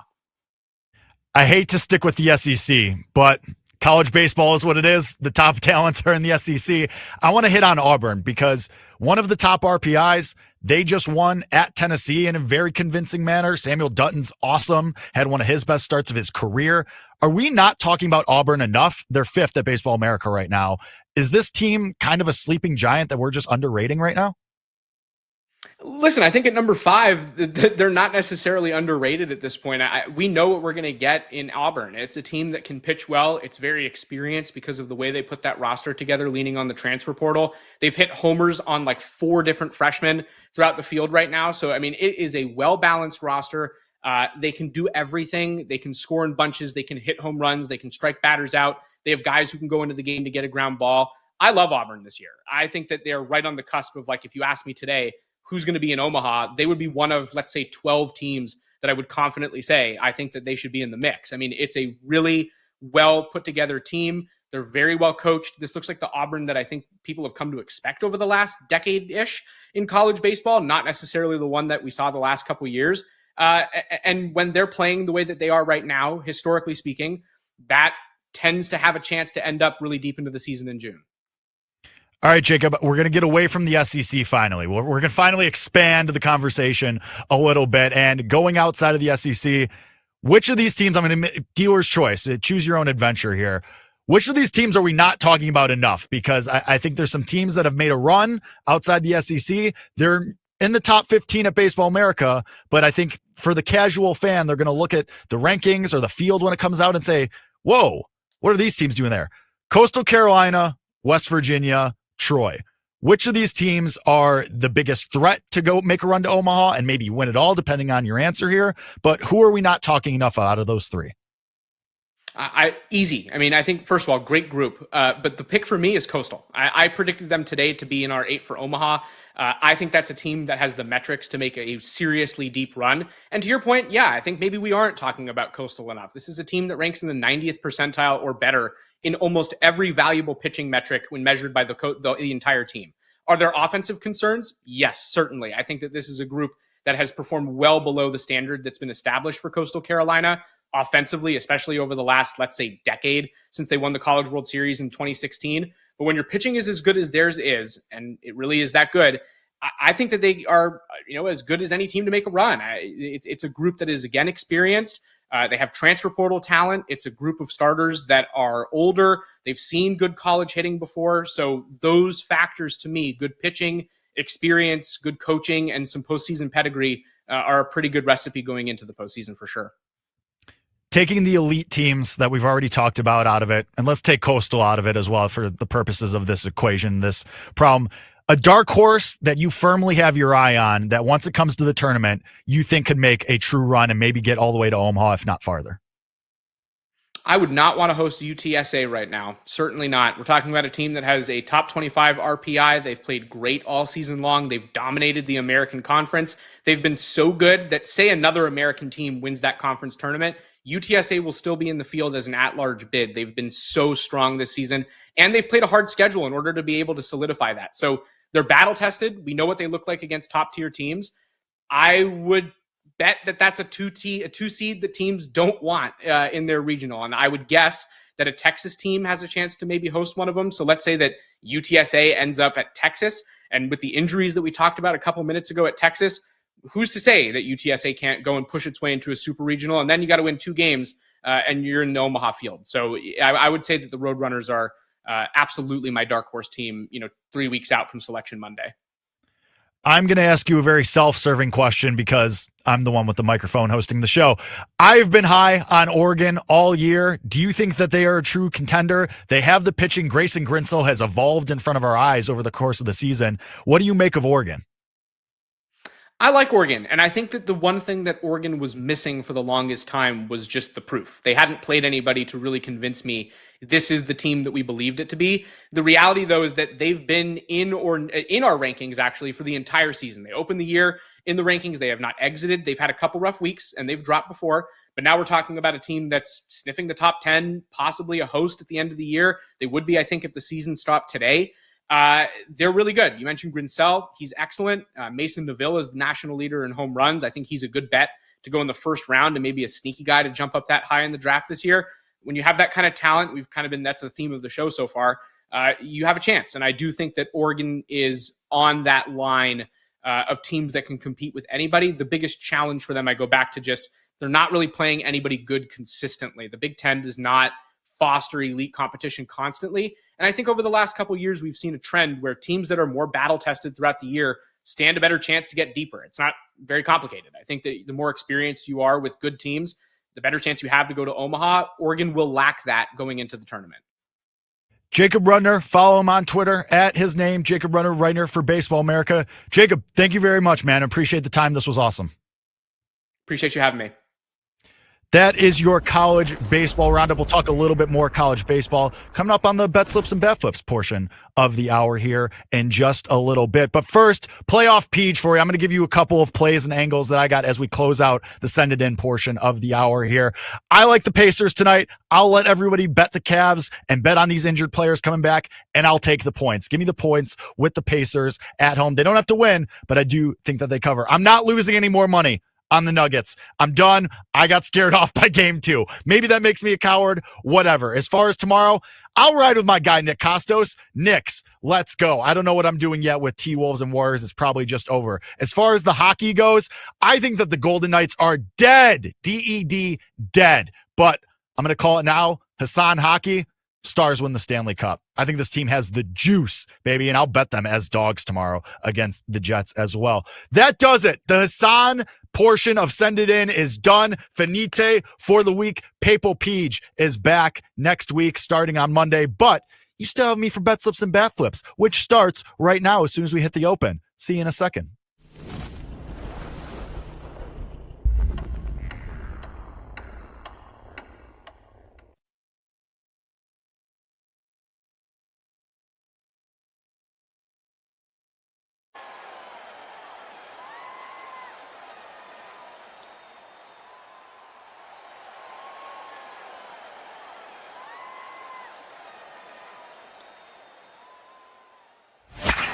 It's time for Bet Slips and Bat Flips. This is going to be unbelievable.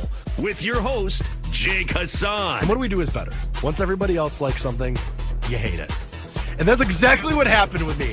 We'll be betting K's and debating your plays. No sweat. Have a fun time. Good luck out there. Do your best. Play ball.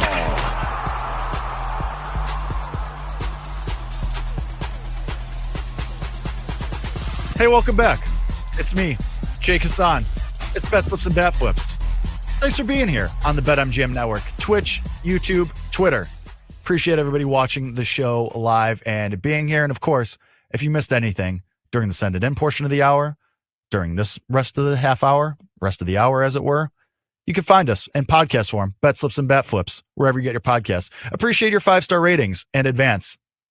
And we appreciate you. And we will also appreciate you getting into the bettors box. We appreciate all of your comments, your bets, your questions as we go along here throughout the show. And we will get to them in just a little bit. But first, a lot to get to, a lot of bets on the MLB card, a full MLB card, as well as some college thoughts from myself. Talked to Jacob Rudner there during the Send It In portion of the hour. He gave us a lot of really awesome insights as well. But for me, we start with the one game that I absolutely love today. I'm going to go to Detroit, the Rangers and the Tigers, and give me the Tigers on the first 5 team total over 2.5.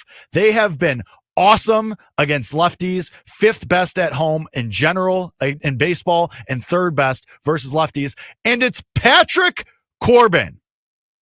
It's Patrick Corbin going, and I know he's been fine for the Rangers, but dude, it's Patrick Corbin. I don't think this is going to continue.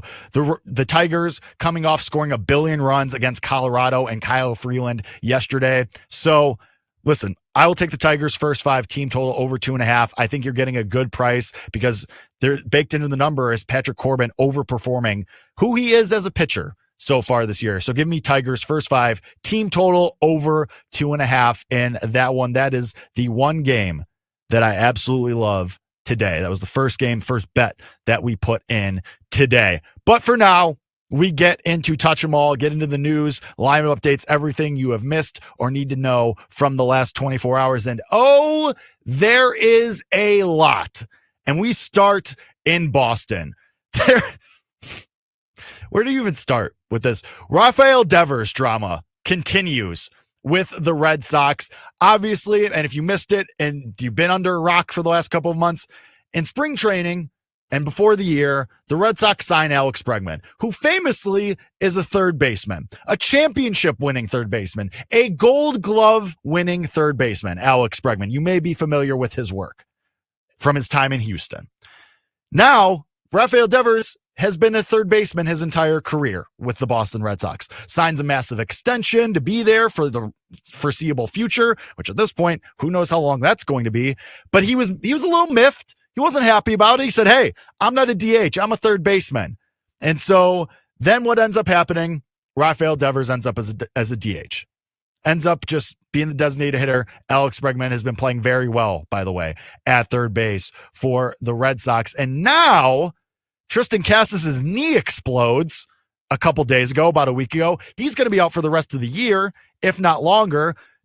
Baseball operations chief officer Craig Breslow of the Red Sox approaches Rafael Devers and says, hey, any chance you're willing to play first base? And Devers says, no, I'm not playing first. I didn't sign to be a first baseman. I didn't even sign up to be a DH, but you're making me do that. So go hit the market to find a first baseman is what Devers was exactly quoted saying. Hit the market to find a first baseman. So now questions coming up of, well, are you happy here? And Devers says, well, I'm happy with my teammates and I love my teammates. I like everything inside the clubhouse. I don't understand some of the moves made by management, but that's outside of my control. And just this whole drama with Rafael Devers over the last, let's call it 3 months. And it's just been really insane. And it's just, I see both sides, to be completely honest. There are a lot of people getting up their torches and pitchforks on Twitter on both sides of the fence saying, well, how could the Red Sox do this to him? He's been nothing but a team player his entire career in Boston. They forced him to be a DH, and now he's doing that, and now you want him to change positions again, and you signed him to a contract to be a third baseman. Promises were made, and a lot of other people saying, hey, Devers, you're signed. You're making a ton of money. You got to do what the team asks you. And a lot of people saying, well, if my employer signed me to a huge contract to do a single job, a certain job, and then asked me out of nowhere to change my job and do things outside of what they were asking me to in the terms of the contract, I'd be upset too. Listen, I see both sides. Should Devers be a little upset that he was maybe promised to be able to play third base? Sure. But words are wind. Promises. You don't win a championship based off promises. You signed Alex Bregman, for God's sake, to play third base. They didn't sign me. I'm not out there taking ground balls. It's Alex Bregman. And we've seen guys move to first base over the course of baseball history and be perfectly fine over there. Bryce Harper moved from right field after winning an MVP in the outfield, moved to first base, and is basically playing Gold Glove caliber defense for the last couple of years. Didn't say a peep. Now, of course, situations are situational. I don't know what promises were made to Devers. I don't know the exact language of the contract, but come on, man. It's baseball at the end of the day. Like all of you cube monkeys saying, oh, well, in my office job, if my employer said this to, make me do a different job. Okay. Listen, Joe Schmo, like doing your Excel spreadsheets. This ain't about you. We're talking about baseball. We're talking about a professional athlete being asked to honestly do an easier job. First base is probably a little bit easier than third base. So, and there's been questions about Rafael Devers and his weight and his commitment to the team. And this is insane. Like, are we in a bizarro world where it's like we're asking Rafael Devers to hike the Rockies, not the organization, the mountains? and say, oh, God, we're asking you to do this really hard thing. You're getting paid $300 million. Like, to sack up, buddy. It ain't that hard. Go try to win a championship. And also, it's not like Rafael Devers is playing MVP caliber baseball right now. 255, 379, 455 slash line. 23 runs scored, 6 home runs, a 1 win above replacement. Like, I don't think he's in a position to be making demands. If I'm Craig Breslow, I'm shipping him to the Rockies, the organization, for minimal payout and saying, all right, enjoy that. We'll go chase a championship over here, and you can have fun with a ship without a rudder. It's ridiculous what is happening in Boston. And because of that, I'm off this team. The vibes are atrocious there, and I know you can't make bets off of vibes, but baseball is one of those sports where if there's a toxic environment or it just looks like the thing is on a house of cards, you can easily go against that. We've seen it 100 times in baseball, if not more. I'm way out on the Red Sox. I think this is insane what is happening here, and I think Craig Breslow should ship Rafael Devers out and kind of try and settle the waters here. They're not going to do that, obviously, and who would take him right now, but it is just the drama. The drama is outrageous. Very funny, though. I'll take that. It's a fun sideshow, but I digress. In happier news, and guys that are actually going to be playing at a high level at the Major League Club, the Cubs are calling up top prospect Cade Horton. Here's a who. He is going to start Saturday versus the Mets. Full disclosure, that's a Johnny Venezia joke. That's his. I stole it. I didn't come up with it, but it is very funny, so I'm going to keep rolling with it. But Cade Horton is going to be making his season debut, his Major League debut for the Chicago Cubs. 6 starts at AAA this year, a 1.24 ERA, 29 innings pitched, 4 earned runs allowed, only 2 home runs allowed, 33 strikeouts to just 13 walks, a .86 whip. This comes on the heels of Shota Imanaga hitting the injured list. The Cubs have a just litany of injuries in their starting rotation. It's been really brutal for them, and they have had a lot of issues in the starting rotation. Jameson Taillon, Kyle Rea, Matthew Boyd are holding it together, but good for Cade Horton. And he can, if he impresses, no reason to think that he can't come up and stick in the rotation. Maybe somebody gets sent to the bullpen, or maybe somebody has a longer term injury than we think. I know a lot of people are going to rush to the Rookie of the Year voting and the Rookie of the Year odds. And we talked about that a little bit with Shane Jackson at the end of his interview and the send it in portion of the hour. But it's a pitcher. He's coming up late. Maybe he's Paul Skeens. Maybe he's really awesome. Maybe he's a unicorn, but I'm not willing to bet that. And this isn't exactly a soft landing spot to go against the Mets in your first major league start. Okay, here's Juan Soto, Francisco Lindor, and Pete Alonso. Not really something that I am really willing to bet that is going to be a great start for Cade Horton. Think he could be really good. Think he could be awesome, but not a start that I'm willing to bet into at first. Speaking of guys in the awards market, as far as pitchers go, Hunter Green officially placed on the injured list. We talked about this a little bit yesterday. MRI came back with a groin strain. Hey, when that happens, who among us hasn't been there? But Green, one of your favorites for NL Cy Young, 4-2, a 2.36 ERA, 0.81 whip. Was pitching really, really well for the Cincinnati Reds. Cy Young odds were 5-1. Those odds are going to change and shift a little bit. They're not going to crash too far, because if he only misses a start, maybe 2, he still has plenty of time to win this award. But as far as the Reds are concerned, really huge miss for them in the rotation. I'm interested to see who they call up, who they use to fill the spot in the rotation. Maybe that's a Rhett Lauder. Maybe it's Chase Burns. And I know our guy Johnny Venezia is really hoping for that. But Hunter Green should only miss a few starts, maybe some value on him to win NL Cy Young once he comes back and those odds shift just a little bit. But closing the loop on something we talked about yesterday. Speaking of NL Cy Young, Yoshinobu Yamamoto gets tagged by the Diamondbacks. Shout out Gabby Moreno, the catcher for the Diamondbacks, had a grand slam off of Yamamoto. His ERA doubles to a massive 1.80. Just speaks to how good Yoshinobu Yamamoto has been all year long, where somebody hits a grand slam off you and we say your ERA doubles and it goes all the way to 1.80. He still got a 1.3 win above replacement. Last night's stat line, 5 innings, 6 hits, 5 earned runs overall, 4 strikeouts to just 1 walk. Still sitting at 3-1 for Cy Young. But I think that this tells us that maybe there's some regression coming for Yoshinobu Yamamoto. He was never going to have a sub-1 ERA the whole year. That was never, ever going to happen. Maybe he still wins Cy Young, and he's the guy I'm terrified of having no exposure to in this market, but maybe the wheels starting to get a little bit shaky there for Yoshinobu Yamamoto as far as Cy Young goes. Could still be very live, though, to win the award. And to close it out here, let's talk Pope. Let's talk the papacy.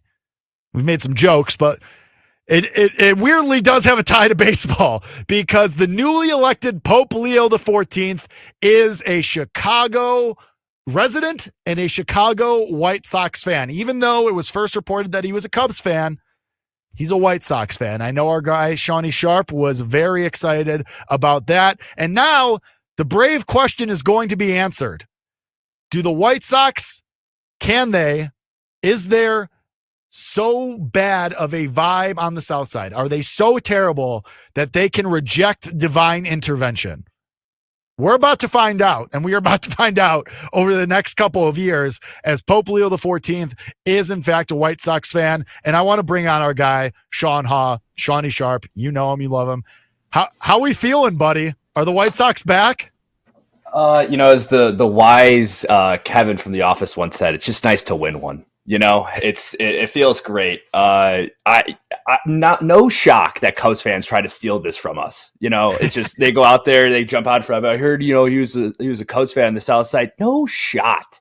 And then he comes out. He was at the 05 game 2 game. I think it was Scott Pasednik home run game. Met him, by the way. Scott Pasednik, great guy, not the Pope. I wish I met the Pope. That'd be cool.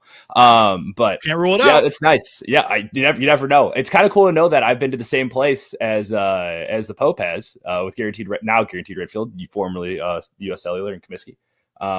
They do call Guaranteed Rate the cathedral of professional sports. So does check out. Sure. But yeah, it's nice. Sure. I'm very happy.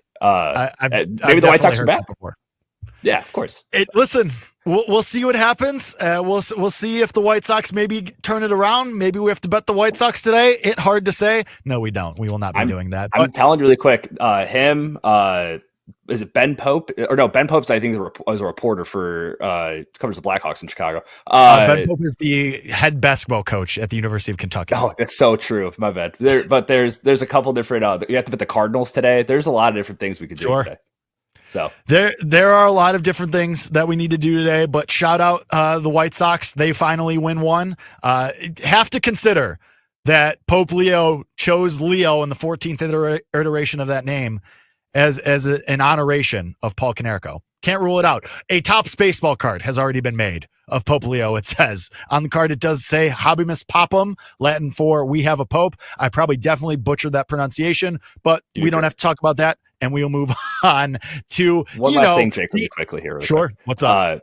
I just forgot it. Oh, no, I remembered it. This will really, this goes to show that his belief system is very strong because after watching the White Sox his whole life, he still is a fan of them. So if that doesn't show you anything, I don't know what does. I mean, that is a man very entrenched in faith, no doubt about it. Having to witness the White Sox, the Fred Hoiberg and Jim Boylan Bulls, the Bears, and every iteration of that, most notably the Mark Trestman Bears, and everything else that has happened, in Chicago sports over his lifetime. So shout out to Pope Leo, Chicago. It's good to win one once again. Speaking of a bunch of winners, you guys in the Bettor's Box are winners in my heart, no matter what anybody else says about you. To me, you are all winners, and I'm happy to have you in the Bettor's Box. And so we go there right now. We open up the Bettor's Box to talk to you, the people. B. Mills, of course, first in the chat as usual. What is going on? Jake, I don't know. It's a question of our time, isn't it? I have had family in town all week, but caught you picking me to win a fight yesterday. You know what? I'm not saying that we should be fighting each other, but just saying 6'3", B. Mills. Wow. It's a unit right there. Congrats on a very successful Hassan Solo week, though. Enjoyed listening after the fact when I had time. I appreciate that, B. Mills. You are the best. We need some more Jake airtime on the network. Well, this is basically the Jake Network. But he does say, including a show dedicated to college baseball. Andrew.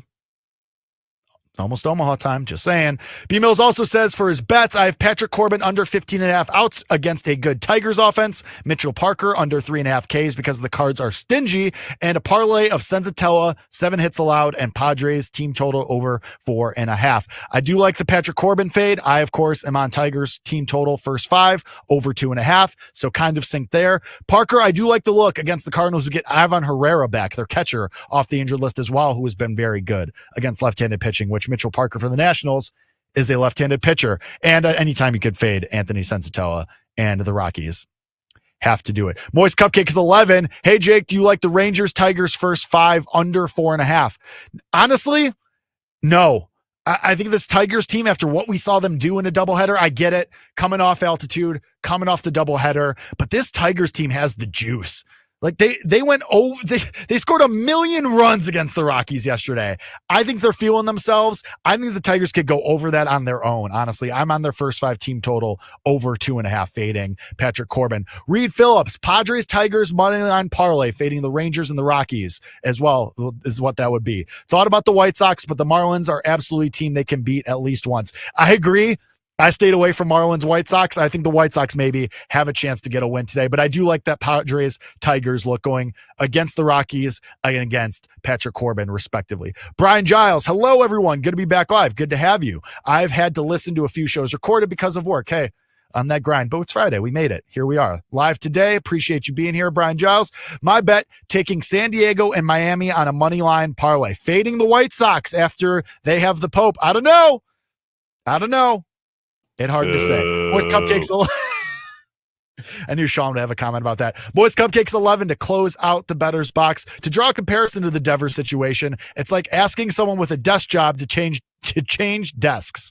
What a clown. Yeah, I think this is wildly overblown. It's ridiculous what is happening in Boston. That's why we're going to fade them going forward. But appreciate you guys being in the bettor's box. As always, appreciate your comments, your bets, and you interacting with the show, which anyone can do at the BetMGM Network on Twitch, on YouTube, and on Twitter. Appreciate you all coming through and appreciate all of the kind of words that you guys had as well. It's been a very fun Hassan hour here this week on the BetMGM Network. Hope to do it again someday. Maybe PJ gets more vacations. Probably not. Neither of us gets vacations around here, but I digress. To the bets and to everything that I am playing today. And we are starting with the starter spotlight, and I'm going to the wonderful city, just ask Paul Aspen, executive producer of Bet Sweats, of Houston. Going to the Cincinnati first 3 team total under. I'm going to keep playing these. We split them yesterday. Chris Bubich came through against the White Sox, and the other one, Jesus Luzardo against the Rays, did not come through for us, but I blame that on myself. Everybody was talking about Jesus Luzardo going against the Rays. Everybody liked the Phillies. That's on me. I should have known better. But we go back to it today.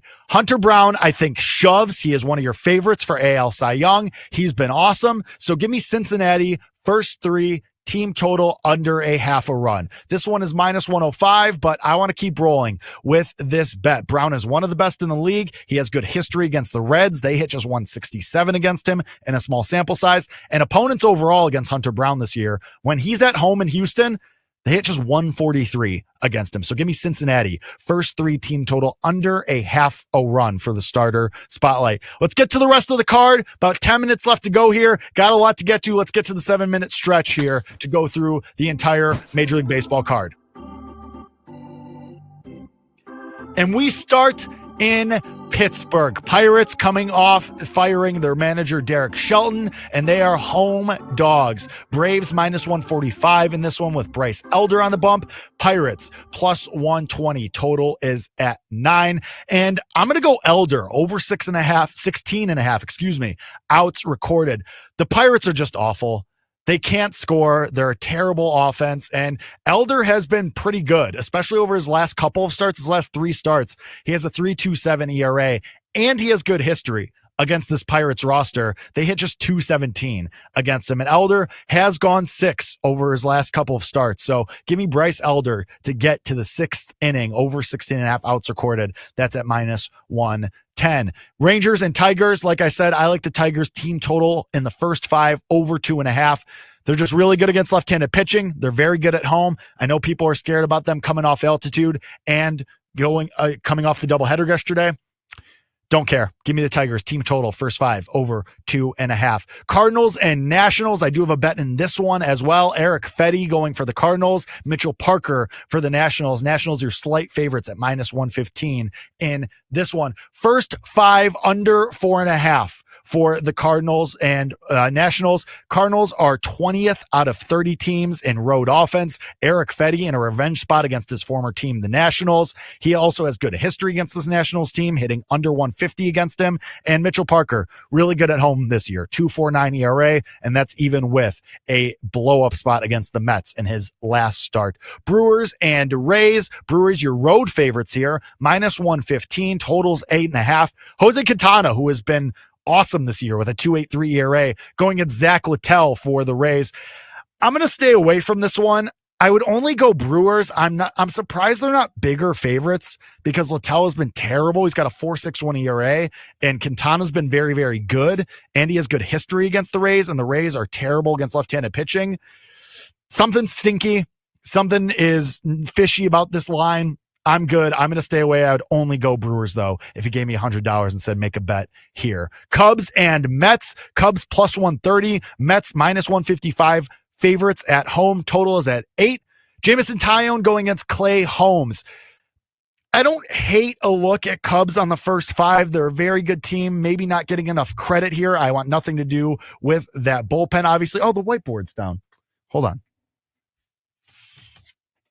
No Cubs full game money line. We don't like that bullpen. I'm not going to go through the trouble of putting that all the way back up. But I like the Cubs on the first 5 money line a little bit. That's my lean on this one. Clay Holmes has been great. He's 2.95 ERA. Probably some aggression coming for him at some point, though. So if you wanted to make a bet and you're itching for some action, Cubs on the first 5 is what I would do in this one. Phillies and Guardians. Guardians, home dogs. Phillies -125. Total is at 8. Aaron Nola against Gavin Williams. I like a player prop in this one. Give me Carlos Santana over 1.5 total bases. Almost 2-1, which is kind of an outrageous price for a guy who has good history against Aaron Nola, 2 for 4 with a double and a home run.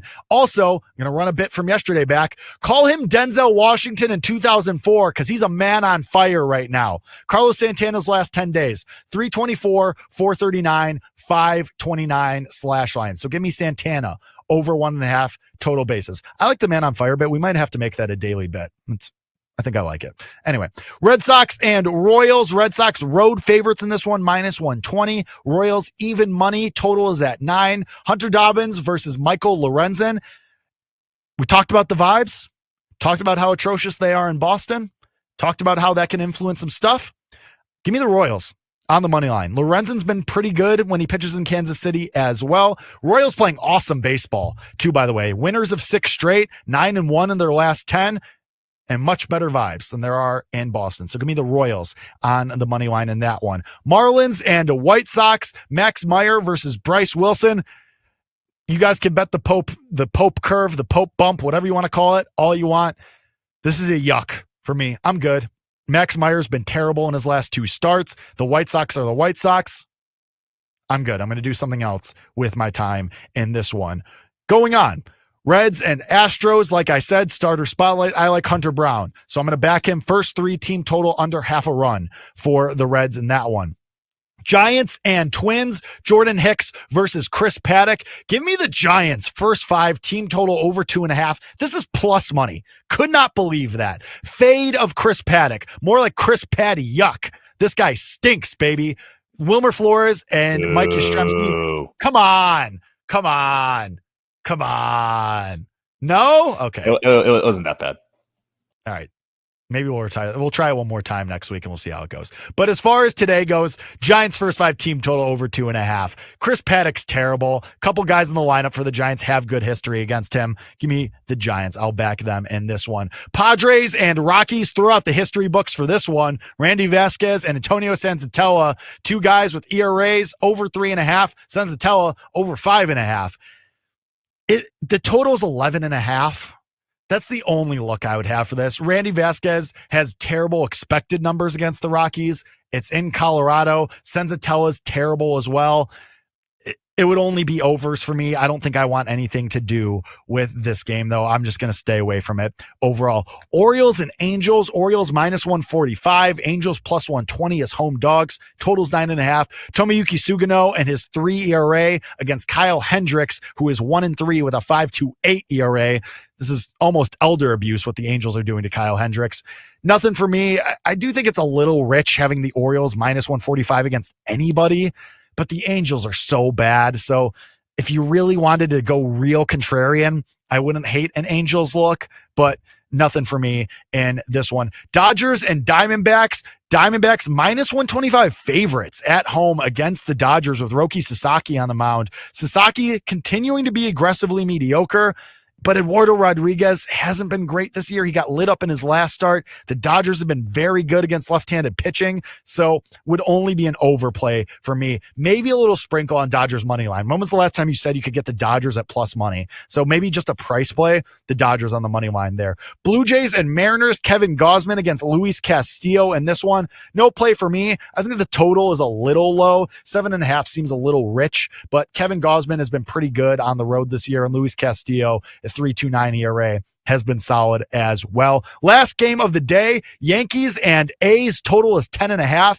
Yankees minus 150. A's plus 125. Totals at 10.5. Will Warren and Osvaldo Bido. Give me the over 10.5. I know it's a big number, but Beto has been terrible at home. He's got a 6.82 ERA. Will Warren is a fly ball pitcher. So in Sacramento, give me the over 10.5. Let's party. I am not scared of that one. Closing it out here. Here are the bets for all of you. Bryce Elder, over 16.5 outs recorded. Tigers, first 5 team total over 2.5. First 5 under 4.5. And Cardinals and Nationals. Nothing in Brewers and Rays, nothing in Cubs and Mets. Phillies and Guardians, Carlos Santana over 1.5 total bases. Royals on the money line. Giants first 5 team total over 2.5, and the over and A's and Yankees. A couple of college plays that I'm going to be looking at this weekend. I'm going to be playing Alabama at least tonight in the first game against Georgia. I do think that Georgia is a little bit vulnerable in this one. You can catch the rest of the college plays on my show on the Score, early odds tomorrow morning, 8 a.m. Central Time. But for the Jakey Rakes, just for funsies, home run play of the day, give me Mike Yastrzemski at 4-1. I think he is going to go yard today. Really, really good history against Chris Paddock. 7 for 15 with 3 doubles and 2 homers. I like Yaz to go yard today. That does it for the Hassan Hour. That does it for this week's edition of Bet Slips and Bat Flips. We'll be back in our usual time slot, 1:30 p.m. Eastern, starting on Monday. Hope to see you there on the BetMGM Network. Everybody have a great weekend. Thank you to Sean for an awesome week.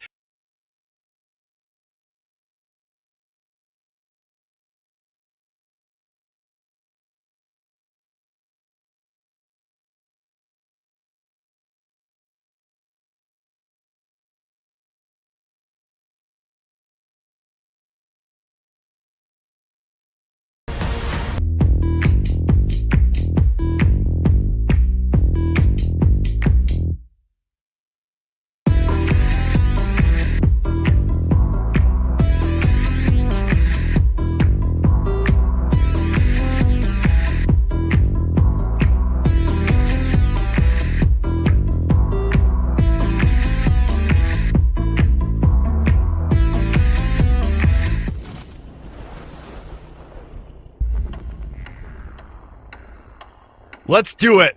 Let's party. One last ride. The Hassan Hour here on a Friday on the BetMGM Network. I am, of course, your host, Jake Hassan. I'm on Twitter at Jake_Hassan. If you want to follow me, go for it. I think I'm funny, and then I mostly tweet show stuff. That's about it. But we are here for the next hour. Go to YouTube, go to Twitch, go to Twitter, at the BetMGM Network. Wherever you find those platforms, across all of those platforms, you can watch the show live and interact with the show live for one last ride here of the Hassan Hour. Appreciate everyone listening and viewing. And if you missed the show, wherever you find your podcast, send it in. You could give us a 5-star rating and review. And wouldn't that be great for PJ to come back to just an absolute avalanche of 5-star ratings? And then I can hold that over his head forever and say it was all because of me.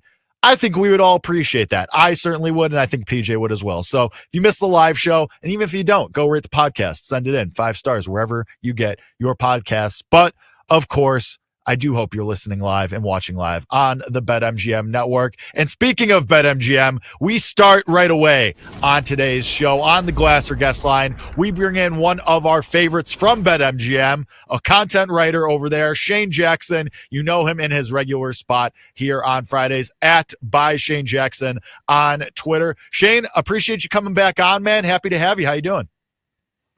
Yeah, thanks for having me. Glad to be on your final show. I think you lied about me being one of the favorites, but I'll take that. Well, you're a favorite for me. Who cares what the people say, right? That's why we have the microphones. But we get into it. Let's start with the NBA, man. And let's just start with your reaction to last night. And the Wolves take care of business, win in very convincing fashion. No Steph Curry, of course. And it looks like he's going to be out for at least 2 more games, maybe 3 more, maybe even more than that. He made a statement yesterday during Warriors shoot-around saying he's not going to rush it. It's the first hamstring injury he's ever had. He doesn't know when he's going to be back. He's going to listen to his body. So, question I pose to you first off the bat, Shane, are the Warriors just cooked? Is this just over in 5? Do the Wolves just kind of roll here? I mean, I do think they're probably cooked in general. Even if Steph comes back in Game 6, like how effective will he be? And that's really, obviously the best case scenario. The Warriors would have to win 1 game just to force that to happen. I think they could do that, but I mean, their offense looked really bad in last night's game. I think they had an 84 possession pace last night in that game. So I think you could start betting some under team totals. I think 98.5 was the last line I saw for Game 3 as well. It's a struggle to score offensively. Draymond feels determined to get kicked out of a game, apparently.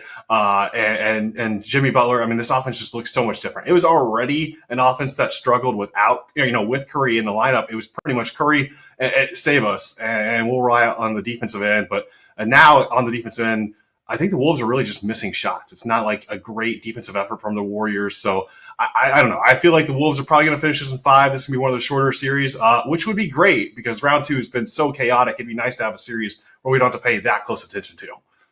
Game 3 line's already up at BetMGM, -5.5. The Wolves still your favorites. Are we getting some hashtag value here with the Wolves? Like, if that's going to be what it is, like we saw in Game 2, and we all seem to think pretty collectively that this Warriors team isn't going to be able to hit shots without Steph Curry, and this offense is going to be disjointed. And if we think the Wolves are going to start hitting their shots, 5.5 kind of seems like a bargain, no? Yeah, I do like anything under 6 on the Wolves side. I do also like the Warriors under team total angle. I mean, their best pace in this series was 94 possessions. So either way, it's a slog for them to score, and it's just going to struggle offensively to even up the tempo there. But yeah, I would like the Wolves. I also took under 20.5 points, rebounds, and assists for Rudy Gobert. Pretty classic line there. I mean, he's only cleared this once, and so far in the postseason, he's played 20-ish minutes almost every game this postseason. They've elected to go with Naz Reid a little bit more, even in this series. And I do think you get maybe a little bit of an inspired effort from Golden State at home in Game 3. That's probably more so on the defensive end than the offensive end. Again, I have huge question marks about how they can actually score the basketball here. I mean, Steve Kerr's trying everything. He played 14 guys in 13 minutes, and I don't think he's going to find an answer during the series without Curry. Let's go to, if Curry is 1A biggest story, let's go to 1B and talk about the Celtics. Knicks steal Game 2 and steal Game 1, honestly, too, in Boston. They go back home to New York up 2-0 now. But series price at MGM, still Celtics -120. Celtics favored in Game 3 by 5.5 inside of 2 possessions. But still, I think a lot of people, Shane, convincing themselves, well, the Celtics can still turn this around and still win the series. How do you feel about the series, and how do you feel about Game 3 tomorrow?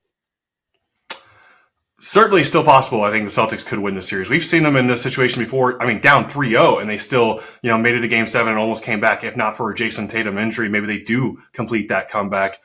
So I think the Celtics are still certainly live.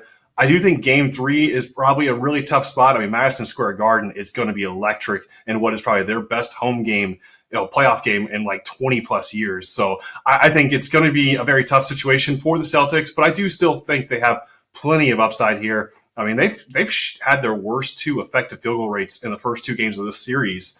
basically since January. So obviously they're missing a lot of shots. I think they're about 25% from three. Their average is about 10 percentage points higher. So I think the angle for me from a betting perspective is I like the Celtics team total. I think it was over 105.5.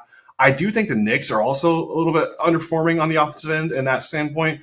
This has been a little bit of a defensive battle in the first two games. So I think you could see more points in game three, especially if those shots are falling for the Celtics. But yeah, I think the Celtics are still very much live. I'd probably lean them if I'm betting this, but I'm not sure if I'm going to dive fully in yet. Are there any futures angles you're taking with the Celtics? If you believe, and I think a lot of people do, like I said, think that the Celtics can go to and win the finals still, probably the most value you've gotten in maybe months on the Celtics. You think there's some angles there to jump in on them futures-wise possibly? Yeah, I'm glad you mentioned this. This is probably the perfect weekend to maybe attack the futures market. I think the Celtics probably offer the most value right now, but I think you could really this thing could really open up. If the Thunder don't take care of business tonight, I mean, who is winning the NBA Finals? Because the Thunder being down 2-1, who is the obvious favorite in that situation? I think this reminds me a little bit about 2 years ago when the Lakers were finishing off their semifinal round and they were kind of slight favorites to win the championship over the Nuggets and the Celtics. I think that created value on teams that were better. So I think this weekend is a very interesting time to attack the futures market with these, quote unquote, championship favorites being down in their series. And if they show any signs of life this weekend, it looks like they might be able to flip this series. I mean, now is the time to kind of attack them in the futures market. Of all the teams, I agree, the Celtics are probably my favorite in this market, especially if they're playing the Pacers in the Eastern Conference Finals. You mentioned Nuggets and Thunder, and we'll get to that in just a second. But I want to ask you one more question about Celtics-Knicks. If you think that both these teams are due for some positive regression offensively, is there any player props, points overs, PRA, anything in Game 3 Celtics-Knicks that you're trying to target? Yeah, I didn't target the specific player props. I think Jason Tatum, though, has underperformed, and he's someone that I would be interested in backing. I mean, he was obviously the most bet person in Game 2 and drastically underperformed there. So he is probably the one I'm most interested in because I am more interested on the Celtics, maybe positive regression for them as a team. But because I'm already in on the team total base, I think I'm going to stick just with that angle and kind of avoid the player prop market for the Game 3.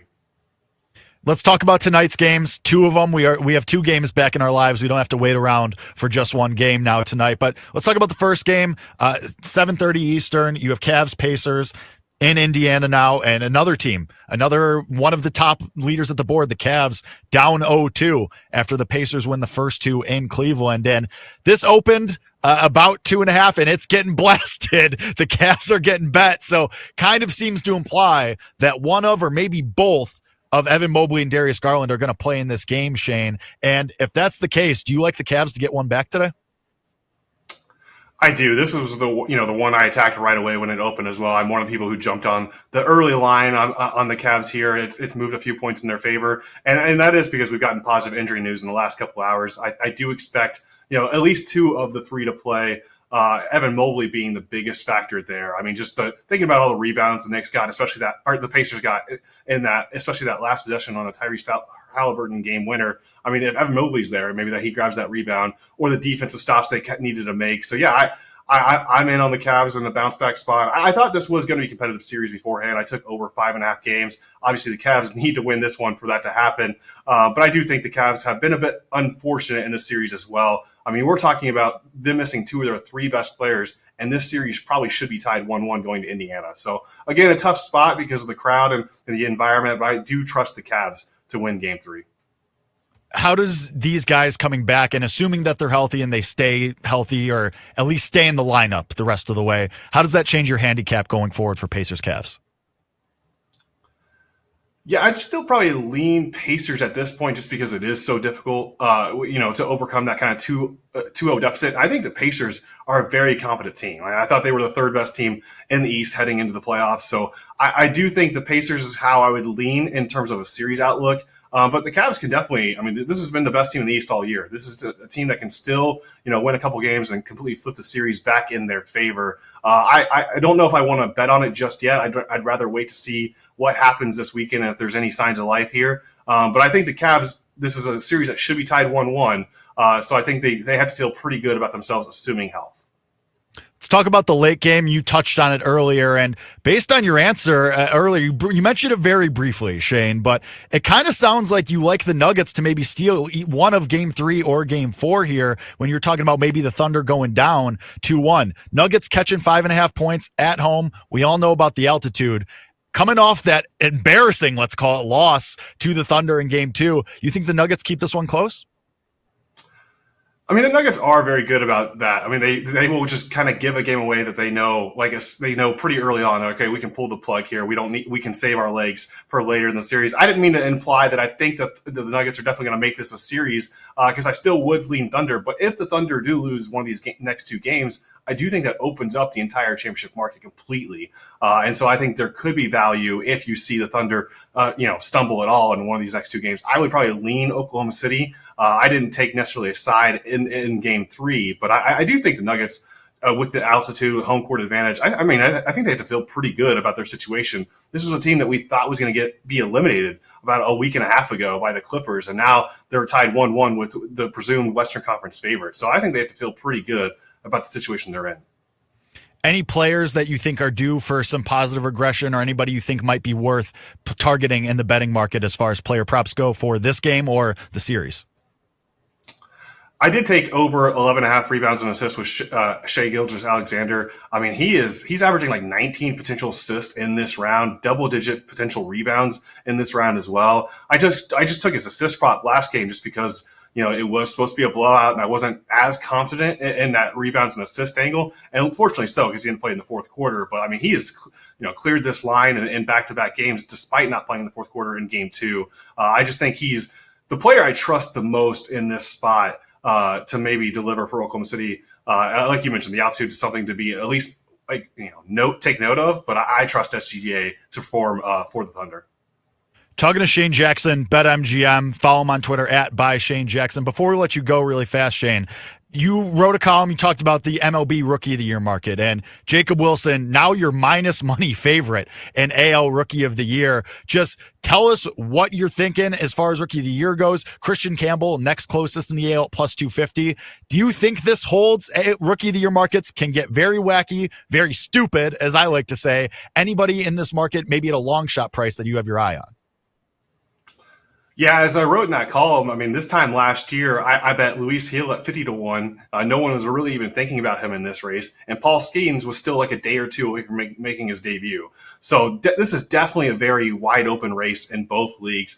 I took Chandler Simpson before the year, as I mentioned to you off air, just because it kind of the similar Paul Skeens effect is this guy's going to have a lot of highlights on social media, and maybe that will be enough to kind of carry voters in the momentum and maybe a competitive race.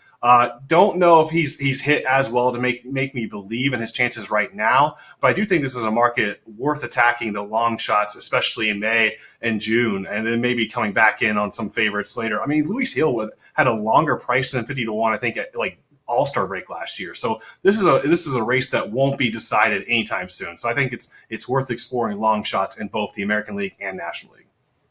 Shane Jackson, follow him on Twitter @ByShaneJackson, writer for BetMGM. Shane, appreciate your time, man. Thanks for coming on. Yeah, thanks for having me. That is Shane Jackson. There he goes. We keep things rolling with the Glasser guest line. We move from Major League Baseball to college baseball. A huge weekend coming up in college baseball. We are starting to get to crunch time there. So now we welcome on the Glasser guest line, Jacob Rudner, writer for Baseball America. He is on Twitter his name, Jacob Rudner. Jacob, first time on the show. We have talked a little bit offline, but appreciate you coming on, man. Yeah, thanks for having me. First things first, I think we have to start with, and it feels like we're saying this for about the millionth time this year. We have a new number one in college baseball. We have a new team atop the rankings this week. For you guys at Baseball America, it's Georgia. They unseat Texas, who was number one last week. We've had Arkansas at the top four. We had Texas A&M in the preseason. Had a lot of different moving parts at number one. What about Georgia this weekend as we start to get to the end of the regular season makes them the top spot, the top team for you? This is a team that's just masterfully constructed, and I think that it is now kind of starting to show its face. Wes Johnson, the head coach, is in his second year. He's already the winningest coach in the first 2 years in Georgia history, so we're talking about somebody who has unparalleled success And they've looked apart this entire season. We're talking about an offense that is elite, ranked among the best in the country in almost every category. Its pitching was slow to start the season, but looks a lot better recently. They're starting to kind of round into form. I see a team that looks as potent on both sides of the ball as really anybody, and they've hung around at the top of our rankings for long enough. Just given the results that happened last week, it put them in position to jump up to number one. And this week, they come off Missouri. What else is there to say about that team right now? But now Georgia gets Alabama this week. How do you see this series playing out? Alabama, a ranked team for you guys as well. They're at number 25. Do you think Georgia gets another series win here? I tend to lean so. I think that this is just, again, I go back to that this is a team that's super hot. They've played great baseball recently. Missouri is not necessarily something that you want to count towards that, like you just said. But I would say this, when a team is competing at the level that Georgia has been, and you have a team like Alabama that hasn't necessarily been playing so well recently, it's hard for me to give the edge to the poorer playing opponent. So I lean towards Georgia for that exact reason. Let's go to the number 2 team. Texas does not fall far. They go from number 1 all the way down to number 2. Still a very strong team, I think. And this is just me, what I personally thought. They go to Arkansas. They get swept in their first real road test. They've been great at home. They go back home now this week. But is Texas, to you, still a true contender? Or are there some real concerns that were exposed against Arkansas?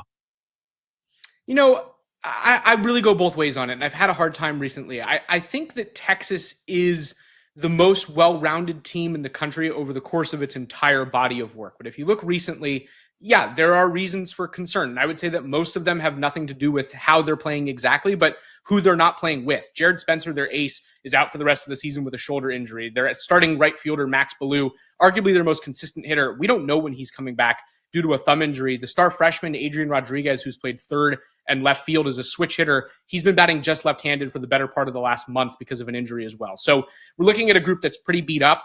I think that they have the depth to survive it. Do I think that they can contend still? Yes, I would say, I think they can. But the reality is this is not the Texas team that we were talking about or looking at, a couple weeks ago even. I want to stick with Texas because I think it's a really interesting series this weekend with them and Florida. And I was big on Florida at the early set of the season before they were decimated by injuries, Jacob. And now they're starting to get healthy again. And they look more like that team that we saw in the first month of the season. Going to Texas, they could really make a statement. Where do you lean in this series, Texas hosting Florida? Florida's really hot right now. Like you just said, 12 of their last 14 have turned into wins. This is looking like a surefire tournament team. Right now, for us, a number 2 seed, I wouldn't be surprised if they're able to win their final 2 series of the regular season, if that was a team that moved up into the host line. For that reason, I'm tempted to kind of go with the bolder pick and say that Florida's able to take away the weekend in Austin. I just like the momentum this Florida team has, and we've seen this before with Kevin O'Sullivan coach teams. They know how to win late. They know how to position themselves for the postseason. They've never missed it. And this group is going to be no exception. It was a rough season up until this point, but when you're as hot as Florida has been and you have the pedigree that they have, it's another situation where it's just hard to bet against that team. And then you factor in everything that we just said about Texas. I lean towards the Gators. You mentioned it, Florida. They close late, and we've seen this before with them. We've seen this each of the last 2 years with them when they make a run and they get into the tournament. They're really good, and I like them a lot as well. But speaking of the state of Texas, we'd be remiss if we didn't talk about the Aggies and A&M. Your number 1 preseason team. They get off to that awful start to start the year. Feels like Jace Lavalette was on the back of a milk carton, but they've turned it around. They just took the series from, at the time, number 2 LSU. They're on top of that, won the series at Arkansas and at Tennessee, a couple of road series wins for the Aggies as well. What do you make of this team? It looks like they are now really in that postseason picture. And for a while, we thought they might miss it entirely. Yeah, squarely in the postseason, as you just said at this point. I think the big thing with them is that this is just kind of a team that's starting to marry to its talent. I mean, we've said long even before the season began, and there are other coaches throughout the country who have said it as well. Texas A&M has one of, if not the best, stockpiles of talent in the country. It didn't really materialize for them early on, which, with a first-year head coach who had no head coaching experience prior and really not even that much coaching experience, period, it wasn't necessarily shocking to me to see them struggle a little bit. They struggled a lot more than I expected, but now we're looking at the Texas A&M that I think we expected. I wouldn't be surprised to see them make a run to Omaha. They have a guy in Jace Lavalette who is a potential first overall pick. They have a guy in Gavin Grahovic. He's not even playing this season, and next year we're talking about a potential first overall pick. So again, the talent is there. And I think that the results are now just starting to mirror that. I would not be surprised, like I said, to see that team make a run in the postseason. Talking to Jacob Rudner, writer for Baseball America. Follow him at his name on Twitter, Jacob Rudner. I want to stick with the Aggies for one more quick question, Jacob. One follow-up there. You mentioned you think that they have Omaha upside. Does that mean, not mean, but is that conducive, and do you think that they have to get a favorable draw first? Like, are you waiting to see the bracket before you say the Aggies are going back to Omaha or making a run? Like, what's a favorable draw that would help, like, region-wise? Like, who are the Aggies hoping to have in their region if they want to make a run here?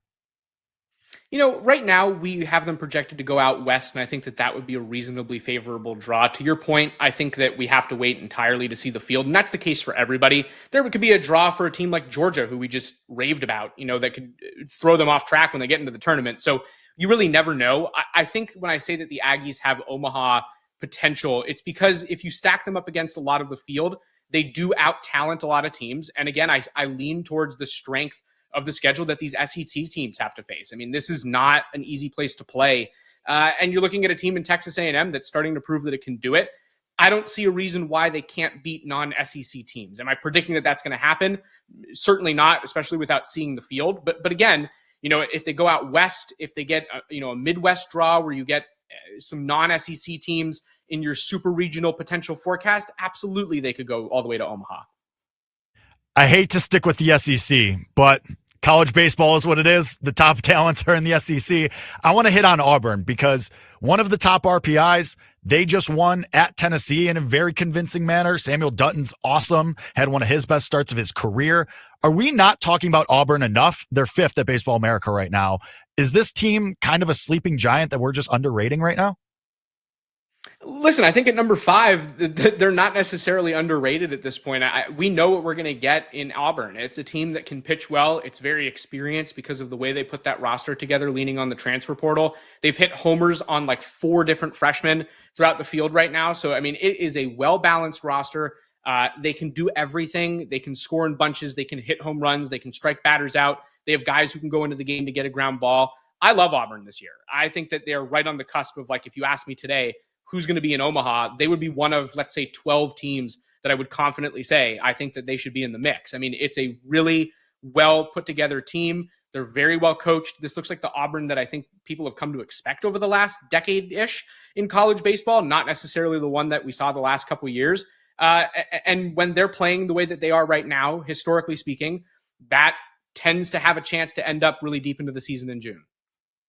All right, Jacob, we're going to get away from the SEC finally. We're going to finally expand the conversation a little bit. And going outside of the SEC, which of these teams, I'm going to dealer's choice, choose your own adventure here. Which of these teams are we not talking about enough? Because I think there's some teams that have made a run outside the SEC. They're in the top 15 at Baseball America, but I think for the casual fan, they're going to look at the rankings or the field when it comes out and say, whoa, what are these teams doing there? Coastal Carolina, West Virginia, Troy. Which of these teams are the biggest threat to go make a run to Omaha and maybe win it all, depending on your answer here? But who are we not talking enough out of those 3?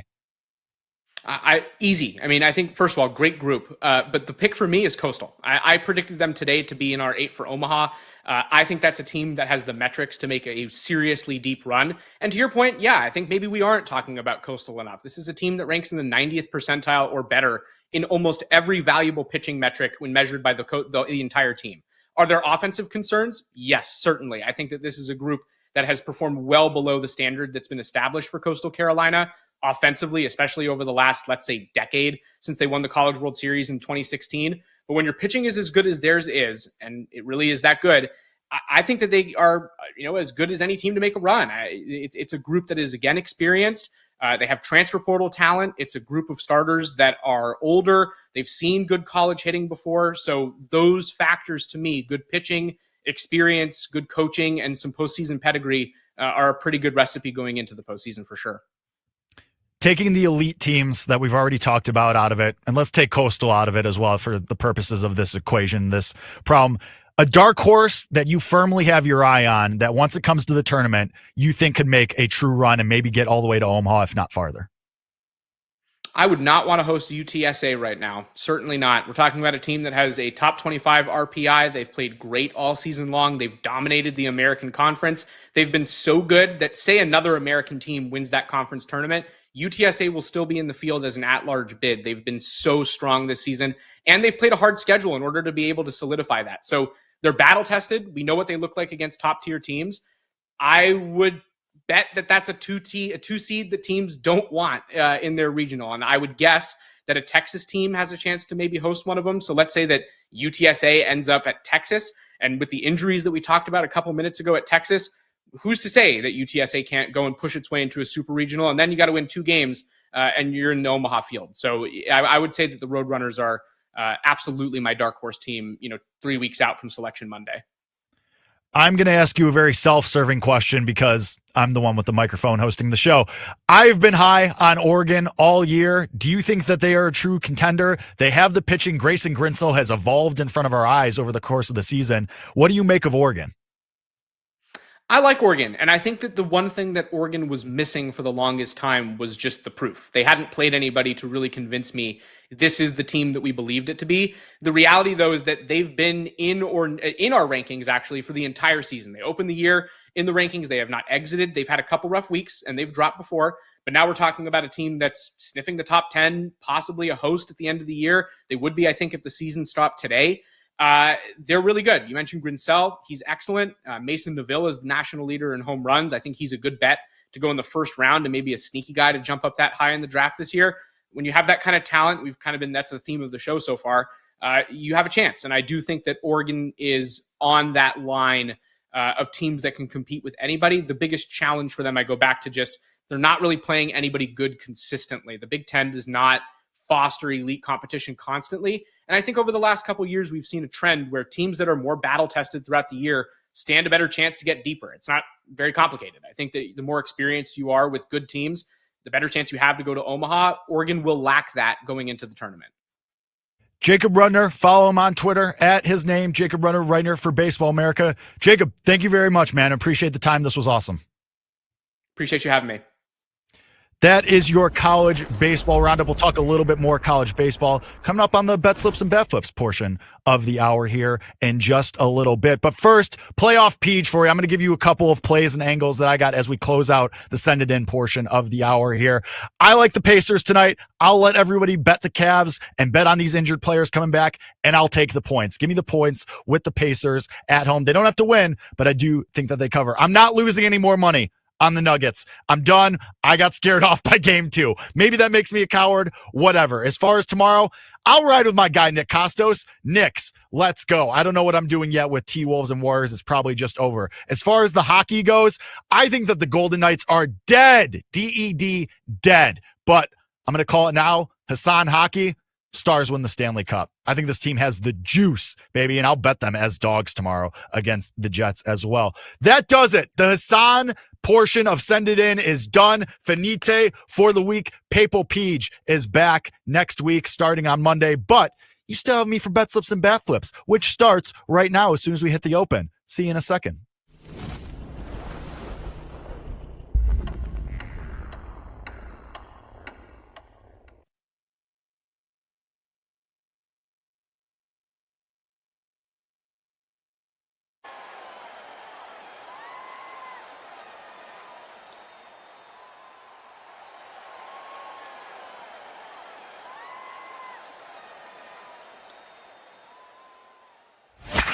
It's time for Bet Slips and Bat Flips. This is going to be unbelievable.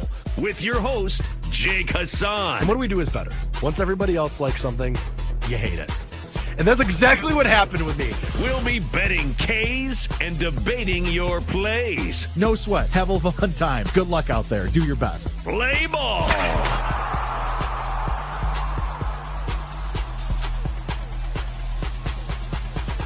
Hey, welcome back. It's me, Jake Hassan. It's Bet Flips and Bat Flips. Thanks for being here on the BetMGM Network, Twitch, YouTube, Twitter. Appreciate everybody watching the show live and being here. And of course, if you missed anything during the Send It In portion of the hour, during this rest of the half hour, rest of the hour, as it were, you can find us in podcast form, Bet Slips and Bet Flips, wherever you get your podcasts. Appreciate your 5-star ratings in advance.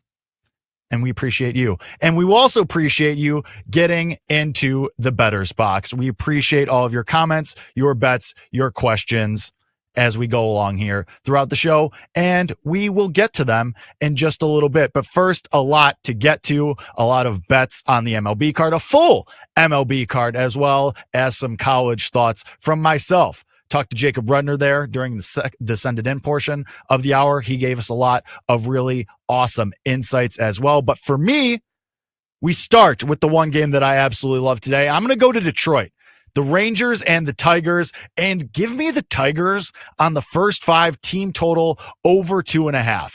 They have been awesome against lefties, 5th best at home in general in baseball, and 3rd best versus lefties. And it's Patrick Corbin. It's Patrick Corbin going, and I know he's been fine for the Rangers, but dude, it's Patrick Corbin. I don't think this is going to continue. The Tigers coming off scoring 1 billion runs against Colorado and Kyle Freeland yesterday. So listen, I will take the Tigers first 5 team total over 2.5. I think you're getting a good price because they're baked into the number is Patrick Corbin overperforming who he is as a pitcher so far this year. So give me Tigers first 5 team total over 2.5 in that one. That is the one game that I absolutely love today. That was the first game, first bet that we put in today. But for now, we get into touch 'em all, get into the news, lineup updates, everything you have missed or need to know from the last 24 hours. And oh, there is a lot. And we start in Boston. Where do you even start with this? Rafael Devers drama continues with the Red Sox. Obviously, and if you missed it and you've been under a rock for the last couple of months, in spring training and before the year, the Red Sox signed Alex Bregman, who famously is a third baseman, a championship-winning third baseman, a Gold Glove-winning third baseman, Alex Bregman. You may be familiar with his work from his time in Houston. Now, Rafael Devers has been a third baseman his entire career with the Boston Red Sox. Signs a massive extension to be there for the foreseeable future, which at this point, who knows how long that's going to be. But he was a little miffed. He wasn't happy about it. He said, hey, I'm not a DH. I'm a third baseman. And so then what ends up happening, Rafael Devers ends up as a DH. Ends up just being the designated hitter. Alex Bregman has been playing very well, by the way, at third base for the Red Sox. And now Tristan Cassis' knee explodes a couple days ago, about a week ago. He's going to be out for the rest of the year, if not longer. Baseball operations chief officer Craig Breslow of the Red Sox approaches Rafael Devers and says, hey, any chance you're willing to play first base? And Devers says, no, I'm not playing first. I didn't sign to be a first baseman. I didn't even sign up to be a DH, but you're making me do that. So go hit the market to find a first baseman is what Devers was exactly quoted saying. Hit the market to find a first baseman.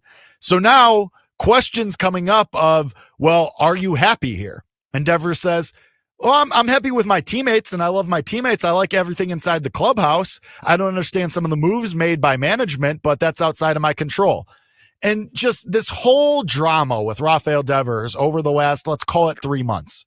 And it's just been really insane. And it's just, I see both sides, to be completely honest. There are a lot of people getting up their torches and pitchforks on Twitter on both sides of the fence saying, well, how could the Red Sox do this to him? He's been nothing but a team player his entire career in Boston. They forced him to be a DH, and now he's doing that, and now you want him to change positions again, and you signed him to a contract to be a third baseman. Promises were made, and a lot of other people saying, hey, Devers, you're signed. You're making a ton of money. You got to do what the team asks you. And a lot of people saying, well, if my employer signed me to a huge contract to do a single job, a certain job, and then asked me out of nowhere to change my job and do things outside of what they were asking me to in the terms of the contract, I'd be upset too. Listen, I see both sides. Should Devers be a little upset that he was maybe promised to be able to play third base? Sure. But words are wind. promises. You don't win a championship based off promises. You signed Alex Bregman, for God's sake, to play third base. They didn't sign me. I'm not out there taking ground balls. It's Alex Bregman. And we've seen guys move to first base over the course of baseball history and be perfectly fine over there. Bryce Harper moved from right field after winning an MVP in the outfield, moved to first base, and is basically playing Gold Glove caliber defense for the last couple of years. Didn't say a peep. Now, of course, situations are situational. I don't know what promises were made to Devers. I don't know the exact language of the contract, but come on, man. It's baseball at the end of the day. Like all of you cube monkeys saying, oh, well, in my office job, if my employer said this to, make me do a different job. Okay. Listen, Joe Schmo, like doing your Excel spreadsheets. This ain't about you. We're talking about baseball. We're talking about a professional athlete being asked to honestly do an easier job. First base is probably a little bit easier than third base. And there's been questions about Rafael Devers and his weight and his commitment to the team. And this is insane. Like, are we in a bizarro world where it's like we're asking Rafael Devers to hike the Rockies, not the organization, the mountains, and say, oh, God, we're asking you to do this really hard thing. You're getting paid $300 million. Like, to sack up, buddy. It ain't that hard. Go try to win a championship. And also, it's not like Rafael Devers is playing MVP caliber baseball right now. 255, 379, 455 slash line. 23 runs scored, 6 home runs, a 1 win above replacement. Like, I don't think he's in a position to be making demands. If I'm Craig Breslow, I'm shipping him to the Rockies, the organization, for minimal payout and saying, all right, enjoy that. We'll go chase a championship over here, and you can have fun with a ship without a rudder. It's ridiculous what is happening in Boston. And because of that, I'm off this team. The vibes are atrocious there, and I know you can't make bets off of vibes, but baseball is one of those sports where if there's a toxic environment or it just looks like the thing is on a house of cards, you can easily go against that. We've seen it 100 times in baseball, if not more. I'm way out on the Red Sox. I think this is insane what is happening here, and I think Craig Breslow should ship Rafael Devers out and kind of try and settle the waters here. They're not going to do that, obviously, and who would take him right now, but it is just the drama. The drama is outrageous. Very funny, though. I'll take that. It's a fun sideshow, but I digress. In happier news, and guys that are actually going to be playing at a high level at the Major League Club, the Cubs are calling up top prospect Cade Horton. Here's a who. He is going to start Saturday versus the Mets. Full disclosure, that's a Johnny Venezia joke. That's his. I stole it. I didn't come up with it, but it is very funny, so I'm going to keep rolling with it. But Cade Horton is going to be making his season debut, his Major League debut for the Chicago Cubs. 6 starts at AAA this year, a 1.24 ERA, 29 innings pitched, 4 earned runs allowed, only 2 home runs allowed, 33 strikeouts to just 13 walks, a .86 whip. This comes on the heels of Shota Imanaga hitting the injured list. The Cubs have a just litany of injuries in their starting rotation. It's been really brutal for them, and they have had a lot of issues in the starting rotation. Jameson Taillon, Kyle Rea, Matthew Boyd are holding it together, but good for Cade Horton. And he can, if he impresses, no reason to think that he can't come up and stick in the rotation. Maybe somebody gets sent to the bullpen, or maybe somebody has a longer term injury than we think. I know a lot of people are going to rush to the Rookie of the Year voting and the Rookie of the Year odds. And we talked about that a little bit with Shane Jackson at the end of his interview and the send it in portion of the hour. But it's a pitcher. He's coming up late. Maybe he's Paul Skeens. Maybe he's really awesome. Maybe he's a unicorn, but I'm not willing to bet that. And this isn't exactly a soft landing spot to go against the Mets in your first major league start. Okay, here's Juan Soto, Francisco Lindor, and Pete Alonso. Not really something that I am really willing to bet that is going to be a great start for Cade Horton. Think he could be really good. Think he could be awesome, but not a start that I'm willing to bet into at first. Speaking of guys in the awards market, as far as pitchers go, Hunter Green officially placed on the injured list. We talked about this a little bit yesterday. MRI came back with a groin strain. Hey, when that happens, who among us hasn't been there? But Green, one of your favorites for NL Cy Young, 4-2, a 2.36 ERA, .81 whip. Was pitching really, really well for the Cincinnati Reds. Cy Young odds were 5-1. those odds are going to change and shift a little bit. They're not going to crash too far because if he only misses a start, maybe two, he still has plenty of time to win this award. But as far as the Reds are concerned, really huge miss for them in the rotation. I'm interested to see who they call up, who they use to fill the spot in the rotation. Maybe that's a Rhett Lauder. Maybe it's a Chase Burns. And I know our guy Johnny Venezia is really hoping for that. But Hunter Green should only miss a few starts, maybe some value on him to win NL Cy Young once he comes back and those odds shift just a little bit. But closing the loop on something we talked about yesterday. Speaking of NL Cy Young, Yoshinobu Yamamoto gets tagged by the Diamondbacks. Shout out Gabby Moreno, the catcher for the Diamondbacks, had a grand slam off of Yamamoto. His ERA doubles to a massive 1.80. Just speaks to how good Yoshinobu Yamamoto has been all year long, where somebody hits a grand slam off you and we say your ERA doubles and it goes all the way to 1.80. He still got a 1.3 win above replacement. Last night's stat line, 5 innings, 6 hits, 5 earned runs overall, 4 strikeouts to just 1 walk. Still sitting at 3-1 for Cy Young. But I think that this tells us that maybe there's some regression coming for Yoshinobu Yamamoto. He was never going to have a sub-1 ERA the whole year. That was never, ever going to happen. Maybe he still wins Cy Young, and he's the guy I'm terrified of having no exposure to in this market, but maybe the wheels starting to get a little bit shaky there for Yoshinobu Yamamoto as far as Cy Young goes. Could still be very live, though, to win the award. And to close it out here, let's talk Pope. Let's talk the papacy. We've made some jokes, but it weirdly does have a tie to baseball because the newly elected Pope Leo XIV is a Chicago resident and a Chicago White Sox fan. Even though it was first reported that he was a Cubs fan, he's a White Sox fan. I know our guy, Shawnee Sharp, was very excited about that. And now the brave question is going to be answered. Do the White Sox, is there so bad of a vibe on the South Side? Are they so terrible that they can reject divine intervention? We're about to find out, and we are about to find out over the next couple of years as Pope Leo XIV is, in fact, a White Sox fan. And I want to bring on our guy, Sean Haw, Shawnee Sharp. You know him, you love him. How we feeling, buddy? Are the White Sox back?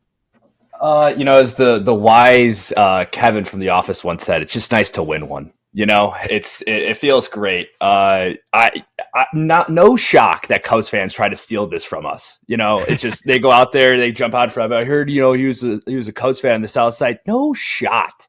And then he comes out. He was at the 05 game 2 game. I think it was Scott Pasednik home run game. Met him, by the way. Scott Pasednik, great guy, not the Pope. I wish I met the Pope. That'd be cool. But can't rule it out. Yeah, it's nice. Yeah, you never know. It's kind of cool to know that I've been to the same place as the Pope has with guaranteed rate field, formerly U.S. Cellular in Comiskey. They do call guaranteed rate the cathedral of professional sports. So does check out. Sure. But yeah, it's nice. Sure. I'm very happy. Maybe the White Sox are back. Yeah, of course. Listen, we'll see what happens. We'll see if the White Sox maybe turn it around. Maybe we have to bet the White Sox today. It's hard to say. No, we don't. We will not be doing that. I'm telling you really quick. Is it Ben Pope? Or no, Ben Pope's, I think, was a reporter for covers the Blackhawks in Chicago. Ben Pope is the head basketball coach at the University of Kentucky. Oh, that's so true. My bad. But there's a couple different. You have to bet the Cardinals today. There's a lot of different things we could do today. So there are a lot of different things that we need to do today. But shout out the White Sox. They finally win one. Have to consider that Pope Leo chose Leo in the 14th iteration of that name as an honoration of Paul Konerko. Can't rule it out. A Topps baseball card has already been made of Pope Leo. It says on the card, it does say Habemus Papam, Latin for we have a Pope. I probably definitely butchered that pronunciation, but we don't have to talk about that. And we'll move on to one last thing, Jake, really quickly here. Sure. Quick. What's up? I just forgot it. Oh no, I remembered it. This will really this goes to show that his belief system is very strong because after watching the White Sox his whole life, he still is a fan of them. So if that doesn't show you anything, I don't know what does. I mean, that is a man very entrenched in faith, no doubt about it. Having to witness the White Sox, the Fred Hoiberg and Jim Boylan Bulls, the Bears and every iteration of that, most notably the Mark Trestman Bears, and everything else that has happened, in Chicago sports over his lifetime. So shout out to Pope Leo, Chicago. It's good to win one once again. Speaking of a bunch of winners, you guys in the Bettors Box are winners in my heart, no matter what anybody else says about you. To me, you are all winners, and I'm happy to have you in the Bettors Box. And so we go there right now. We open up the Bettors Box to talk to you, the people. B Mills, of course, first in the chat as usual. What is going on? Jake, I don't know. It's a question of our time, isn't it? I have had family in town all week, but caught you picking me to win a fight yesterday. You know what? I'm not saying that we should be fighting each other, but just saying 6'3", B Mills. Wow. It's a unit right there. Congrats on a very successful Hassan solo week, though. Enjoyed listening after the fact when I had time. I appreciate that, B Mills. You are the best. We need some more Jake airtime on the network. Well, this is basically the Jake Network, but he does say including a show dedicated to college baseball.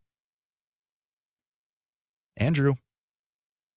Almost Omaha time, just saying. B Mills also says for his bets, I have Patrick Corbin under 15.5 outs against a good Tigers offense, Mitchell Parker under 3.5 Ks because the Cards are stingy, and a parlay of Senzatella, 7 hits allowed, and Padres team total over 4.5. I do like the Patrick Corbin fade. I, of course, am on Tigers team total first 5 over 2.5, so kind of synced there. Parker, I do like the look against the Cardinals who get Ivan Herrera back, their catcher, off the injured list as well, who has been very good against left-handed pitching, which Mitchell Parker for the Nationals is a left-handed pitcher. And anytime you could fade Anthony Senzatella and the Rockies, have to do it. Moist Cupcake is 11. Hey, Jake, do you like the Rangers Tigers first 5 under 4.5? Honestly, no. I think this Tigers team, after what we saw them do in a doubleheader, I get it. Coming off altitude, coming off the doubleheader, but this Tigers team has the juice. Like they went over, they scored 1 million runs against the Rockies yesterday. I think they're feeling themselves. I think the Tigers could go over that on their own. Honestly, I'm on their first 5 team total over 2.5 fading Patrick Corbin. Reed Phillips, Padres, Tigers, moneyline parlay fading the Rangers and the Rockies as well is what that would be. Thought about the White Sox, but the Marlins are absolutely a team they can beat at least once. I agree. I stayed away from Marlins White Sox. I think the White Sox maybe have a chance to get a win today, but I do like that Padres Tigers look going against the Rockies and against Patrick Corbin, respectively. Brian Giles, hello everyone. Good to be back live. Good to have you. I've had to listen to a few shows recorded because of work. Hey, on that grind, but it's Friday. We made it. Here we are live today. Appreciate you being here, Brian Giles. My bet, taking San Diego and Miami on a money line parlay, fading the White Sox after they have the Pope. I don't know. It's hard to say. Boys Cupcakes 11. I knew Sean would have a comment about that. Boys Cupcakes 11 to close out the Bettors Box. To draw a comparison to the Devers situation, it's like asking someone with a desk job to change desks. What a clown. Yeah, I think this is wildly overblown. It's ridiculous what is happening in Boston. That's why we're going to fade them going forward. But appreciate you guys being in the Bettors Box. As always, appreciate your comments, your bets, and you interacting with the show, which anyone can do at the BetMGM Network on Twitch, on YouTube, and on Twitter. Appreciate you all coming through and appreciate all of the kind of words that you guys had as well. It's been a very fun Hassan hour here this week on the BetMGM Network. Hope to do it again someday. Maybe PJ gets more vacations. Probably not. Neither of us gets vacations around here, but I digress. To the bets and to everything that I am playing today. And we are starting with the starter spotlight, and I'm going to the wonderful city, just ask Paul Aspen, executive producer of Bet Sweats, of Houston. Going to the Cincinnati first 3 team total under. I'm going to keep playing these. We split them yesterday. Chris Bubich came through against the White Sox, and the other one, Jesus Luzardo against the Rays, did not come through for us, but I blame that on myself. Everybody was talking about Jesus Luzardo going against the Rays. Everybody liked the Phillies. That's on me. I should have known better. But we go back to it today. Hunter Brown, I think, shoves. He is one of your favorites for AL Cy Young. He's been awesome. So give me Cincinnati first 3 team total under a half a run. This one is minus 105, but I want to keep rolling with this bet. Brown is one of the best in the league. He has good history against the Reds. They hit just 167 against him in a small sample size. And opponents overall against Hunter Brown this year, when he's at home in Houston, They hit just 143 against him. So give me Cincinnati. First 3 team total under a half a run for the starter spotlight. Let's get to the rest of the card. About 10 minutes left to go here. Got a lot to get to. Let's get to the 7-minute stretch here to go through the entire Major League Baseball card. And we start in Pittsburgh. Pirates coming off firing their manager Derek Shelton, and they are home dogs. Braves minus 145 in this one with Bryce Elder on the bump. Pirates plus 120. Total is at 9. And I'm going to go Elder over 16 and a half, outs recorded. The Pirates are just awful. They can't score. They're a terrible offense. And Elder has been pretty good, especially over his last couple of starts, his last 3 starts. He has a 3.27 ERA, and he has good history against this Pirates roster. They hit just 217 against him. And Elder has gone 6 over his last couple of starts. So give me Bryce Elder to get to the 6th inning, over 16 and a half outs recorded. That's at minus 110. Rangers and Tigers, like I said, I like the Tigers team total in the first 5 over 2.5. They're just really good against left-handed pitching. They're very good at home. I know people are scared about them coming off altitude and coming off the doubleheader yesterday.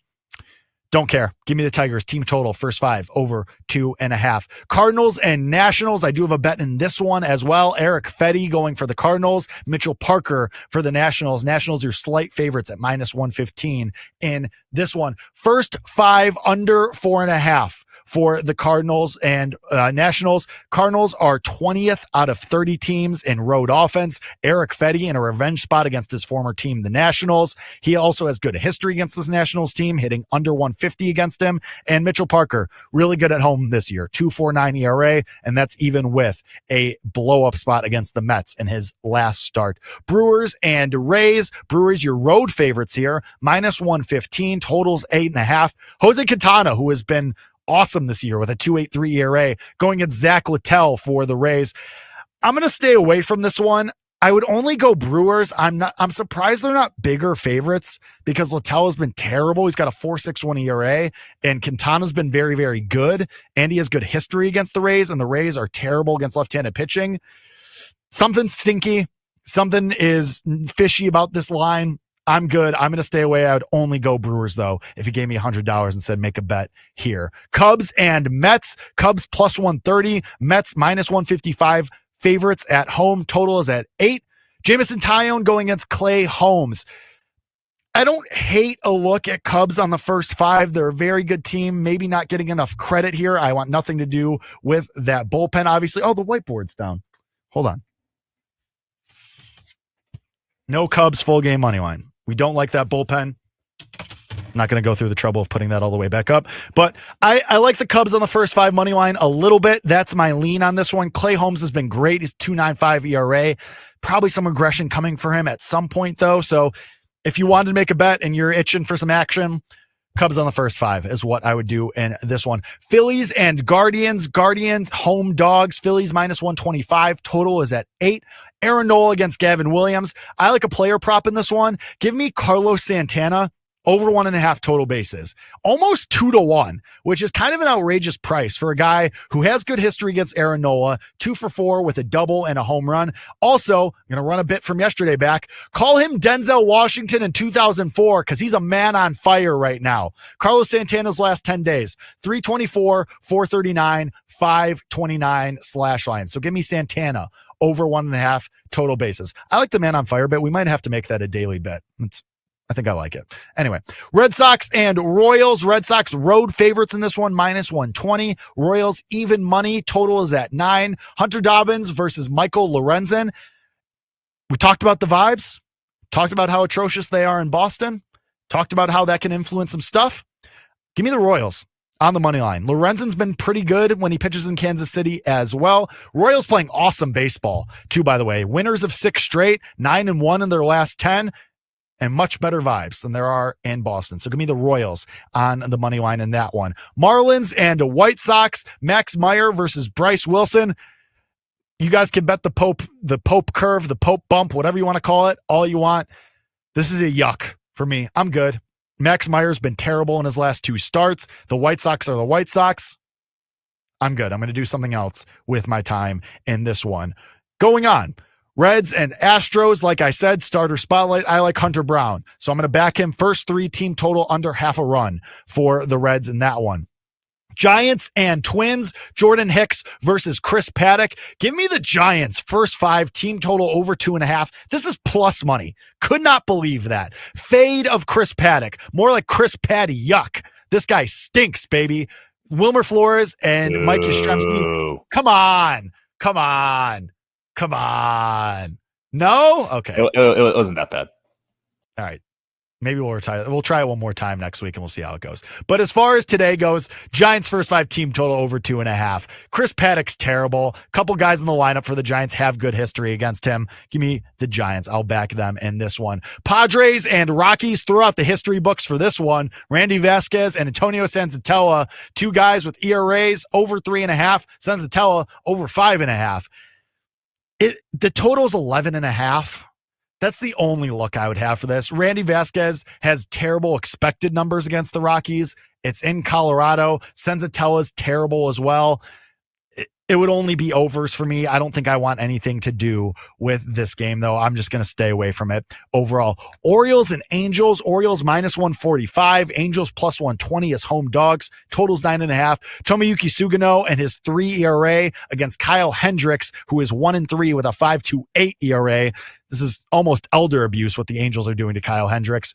Nothing for me. I do think it's a little rich having the Orioles minus 145 against anybody, but the Angels are so bad. So if you really wanted to go real contrarian, I wouldn't hate an Angels look, but nothing for me in this one. Dodgers and Diamondbacks. Diamondbacks minus 125 favorites at home against the Dodgers with Roki Sasaki on the mound. Sasaki continuing to be aggressively mediocre, but Eduardo Rodriguez hasn't been great this year. He got lit up in his last start. The Dodgers have been very good against left-handed pitching, so would only be an overplay for me. Maybe a little sprinkle on Dodgers money line. When was the last time you said you could get the Dodgers at plus money? So maybe just a price play, the Dodgers on the money line there. Blue Jays and Mariners, Kevin Gausman against Luis Castillo in this one. No play for me. I think the total is a little low. 7.5 seems a little rich, but Kevin Gausman has been pretty good on the road this year, and Luis Castillo, 3.29 ERA, has been solid as well. Last game of the day, Yankees and A's. Total is 10.5.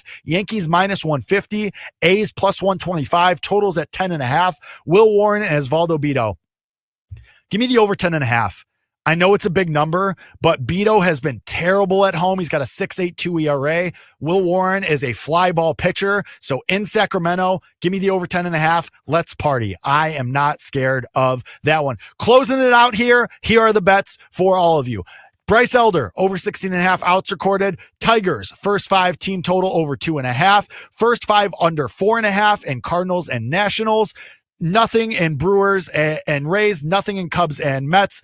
Phillies and Guardians. Carlos Santana over 1.5 total bases. Royals on the money line. Giants first 5 team total over 2.5. And the over and A's and Yankees. A couple of college plays that I'm going to be looking at this weekend. I'm going to be playing Alabama at least tonight in the first game against Georgia. I do think that Georgia is a little bit vulnerable in this one. You can catch the rest of the college plays on my show on The Score, early odds, tomorrow morning, 8 a.m. Central Time. But for the Jakey Rakes, just for funsies, home run play of the day, give me Mike Yastrzemski at 4-1. I think he is going to go yard today. Really, really good history against Chris Paddock.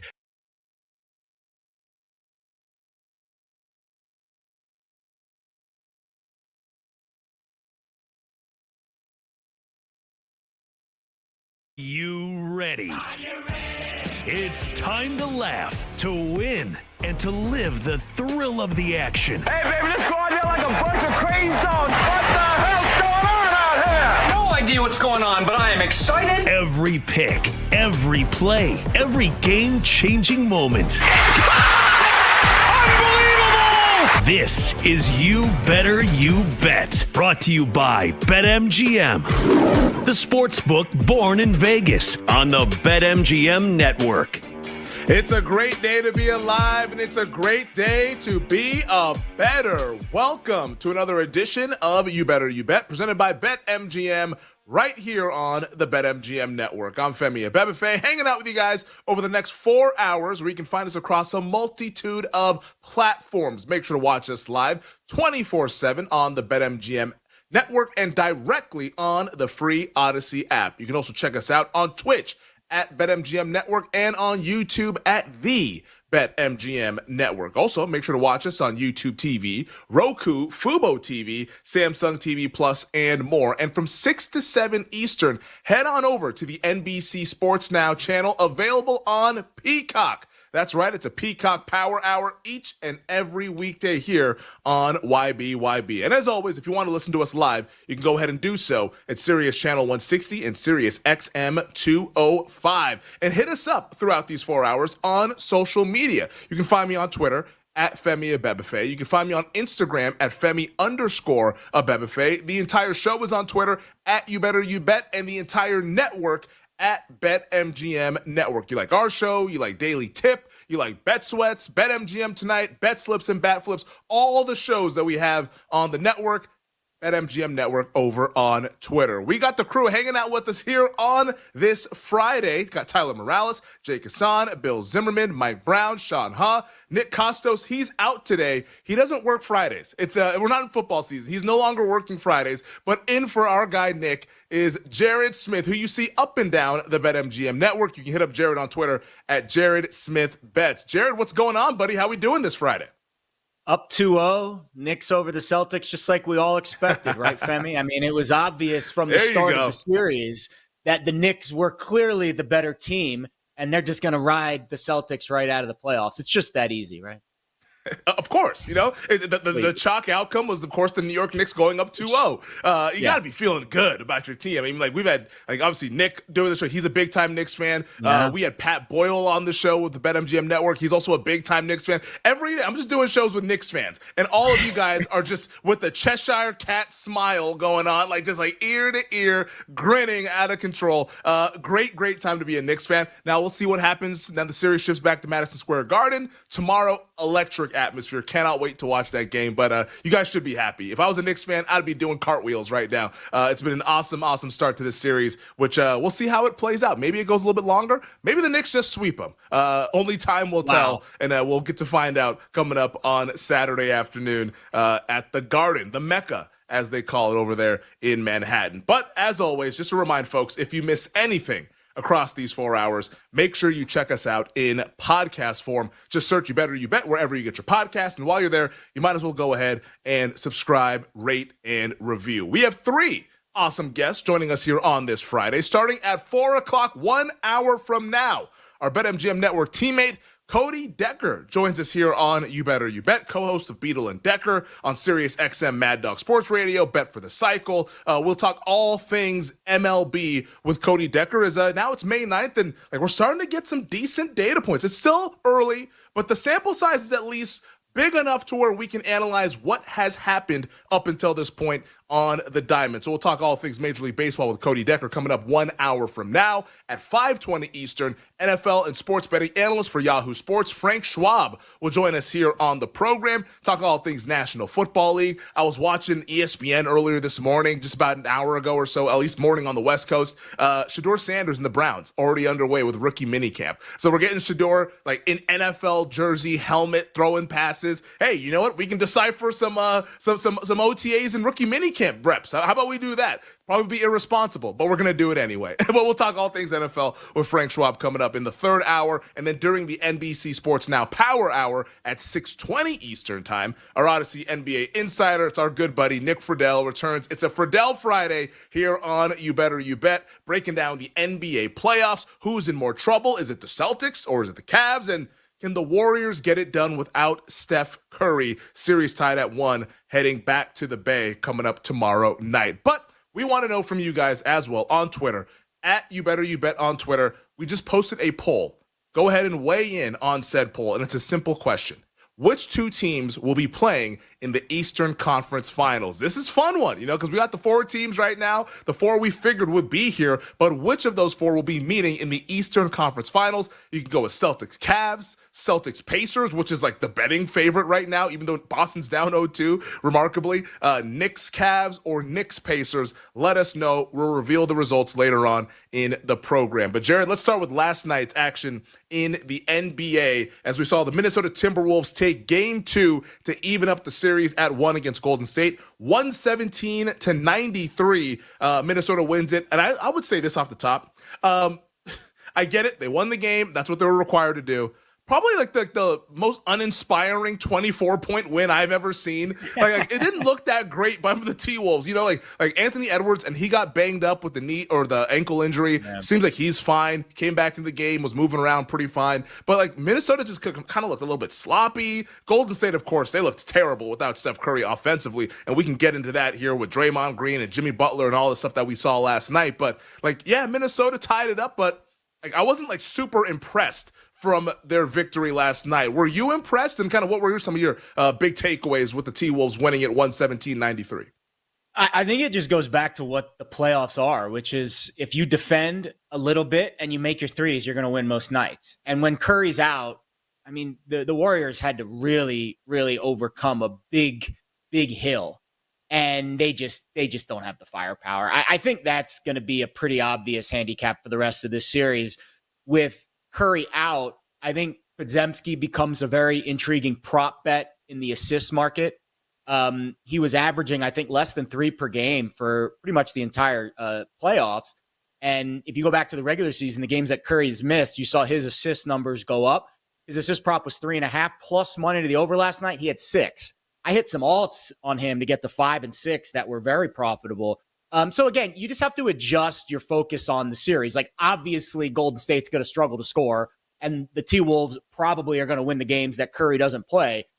Hard to bet that because the number is going to get pretty much slanted towards Minnesota. So how can we bet on the Golden State side with Curry out and still find a little bit of an edge? I'd say the Podziemski assist is an intriguing angle. And I agree. I think with Jimmy Butler, I just don't know if he has the offensive capability to carry this team. And that's going to be who else is going to step up with the Curry, with Curry out? Obviously Podziemski's a guy. I don't really think Draymond's going to be that guy. They need they need Buddy Hield to just go nuclear for the next 2 games. And they do get that extra day, which helps. Maybe Curry will be back game 4. Is that kind of the goal from what I'm hearing? I mean, it sounds like game 5 would be the most optimistic. Yeah, I feel like game 5 is the pie in the sky. Game 6 probably most realistic for Curry's return. Yeah, I think it's going to be tough for Golden State to win this series. Yeah, if that, and even Steph Curry's comments yesterday during shoot around before the game, he was even saying we have to be patient with this thing. I know, I have to kind of make sure that I'm not pushing it too hard. He didn't sound like a guy that was coming back anytime soon. I would be. I don't want to say I'd be surprised if we didn't see him the rest of the series, but he kind of sounded like that. It sounded like a guy to where we're likely not going to see him unless maybe they're down 3-1 and he tries to make some heroic comeback for a game 5. But even then, it's if he comes back, what Steph Curry are you getting? Is this an immobile Steph Curry? And if that's the case, good luck. At that point, I'd be betting everything on Minnesota if it's going to be Steph Curry hobbled on one leg trying to do the James Harden from a handful of years ago or the OG Anunoby last year in Game 7 against Indiana, where you can clearly see, that dude cannot move. He has an hamstring problem. Yeah. So, I wouldn't be holding my breath for Steph Curry if I was a Warriors fan or a Warriors backer. But the Butler point to me, because I know everyone, the Draymond comments last night after the game, that's what's grabbing all the headlines. Draymond Green saying that hey, I'm trying to, they're trying to paint me like an angry black man and all this stuff that he said. Draymond, it's first of all, buddy, the technical fouls are not new. You do it to yourself, man. We see there's a litany of video out there of you just doing all flailing around, kicking people in the junk, doing all this stuff. It's this, nobody's creating anything. You're actually giving people the material.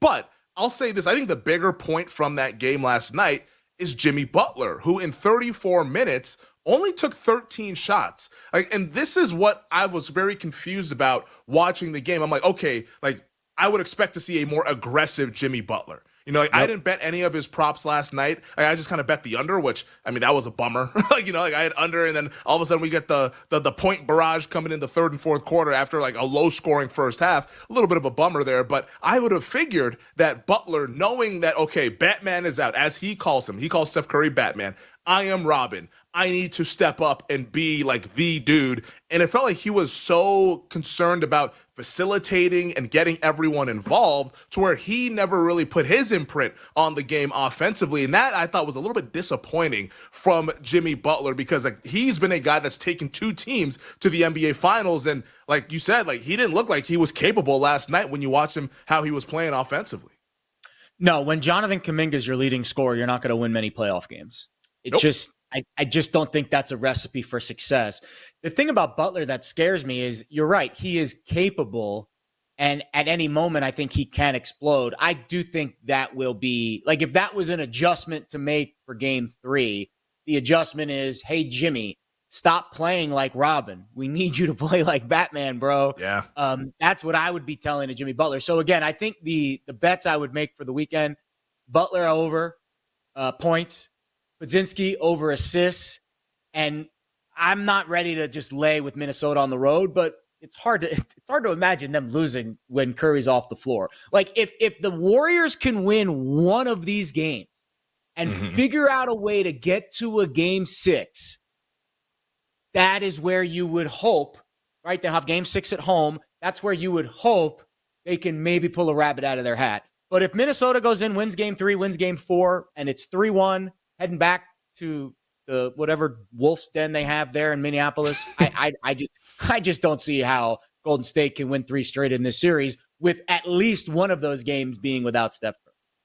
Yeah, I believe the Wolf's Den is called the Target Center out there in Minneapolis. But to your point, though, Jimmy Butler, the Wolf's Den, I was like, what is that, a sports bar, or is this the way they play basketball? The Jimmy Butler's points prop, 22.5, and it's juiced to the over, so you got to lay minus 125. I agree with you. I think that's where I would look to play this thing, because I think like today and even tomorrow, all we're going to be hearing about is how Jimmy Butler was not aggressive enough to help this team win without Steph Curry. And I think that he's going to go into that with a conscious like decision of, all right, like time to unload the clip. If we're going down losing, at least we're going down with me taking like 25 shots. So like Jimmy Butler over 22.5 points, I think is a solid look for tonight, or for tomorrow night, I should say. And then Brandon Podzinski, his assist prop is at 3.5. So it didn't move too much from what you were saying. That. So it's like 3.5. If you like the over, hammer the alts.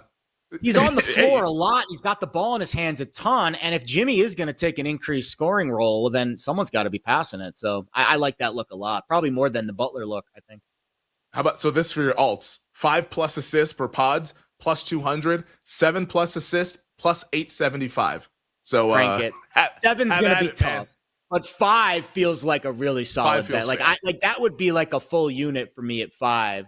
And then maybe just, I think there's some other shops that have 6. Because I know on MGM, they go on the odd numbers, right? The 3, 5, 7. Like when it comes to an assist prop or a 3-point prop or like a steals prop where like 1 really matters, I would much rather do the regular intervals and not go in periods of 2. So if you can find a 6, that'd be preferred to 7. But 4 and 5, those are great bets, I think. Do you think the Warriors are done after what you've seen through these first couple of games? Like offensively, it's been pretty poor. Even in the game that they won, Steph Curry leaves the game. Yeah. They have to play the final 3 quarters without him. They scored 99 points, but it was kind of herky-jerky. Last night, I mean, they were playing all sorts of dudes who like probably should not be playing. Like Kevin Knox is getting playoff minutes. Kevin Knox sighting last night. I know, yeah. You're a Knicks fan. You know about that Kevin Knox life. Former first round pick, Kevin Knox. Yeah, shout out to the UK, man. Kentucky. Shout out to the UK. Do you think the Warriors are done through 2 games? Even though the series is tied at 1.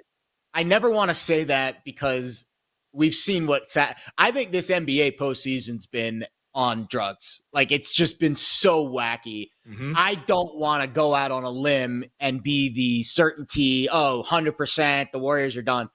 I would say 99%. I mean, it took a historically bad shooting game for the Warriors to win. For the Timberwolves in game 1, I think they made 0 threes in the first half. I think they went like 5 for 40 or something in the game. It was like an obscene number from 3 in that game 1.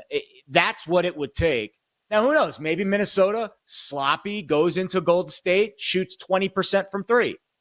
Maybe they can steal one of these games. And again, if you can steal one of these games at home and you can guarantee going back to Golden State in a game 6, you got a fighter's chance.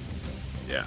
I'm hoping we get that because I have an inclining that maybe Steph plays in that game 6. And if that's the case, I'll be betting the Minnesota Timberwolves. I think Steph, if he's going to play in this series, it sounds like he's going to be kind of pushing it to the limit on what that hamstring can handle coming off of the injury. We're just getting started here on You Better You Bet. On the other side, we'll get an early look at tonight's game, including the big move in the market between the Pacers and the Cavs coming at you next here on You Better You Bet.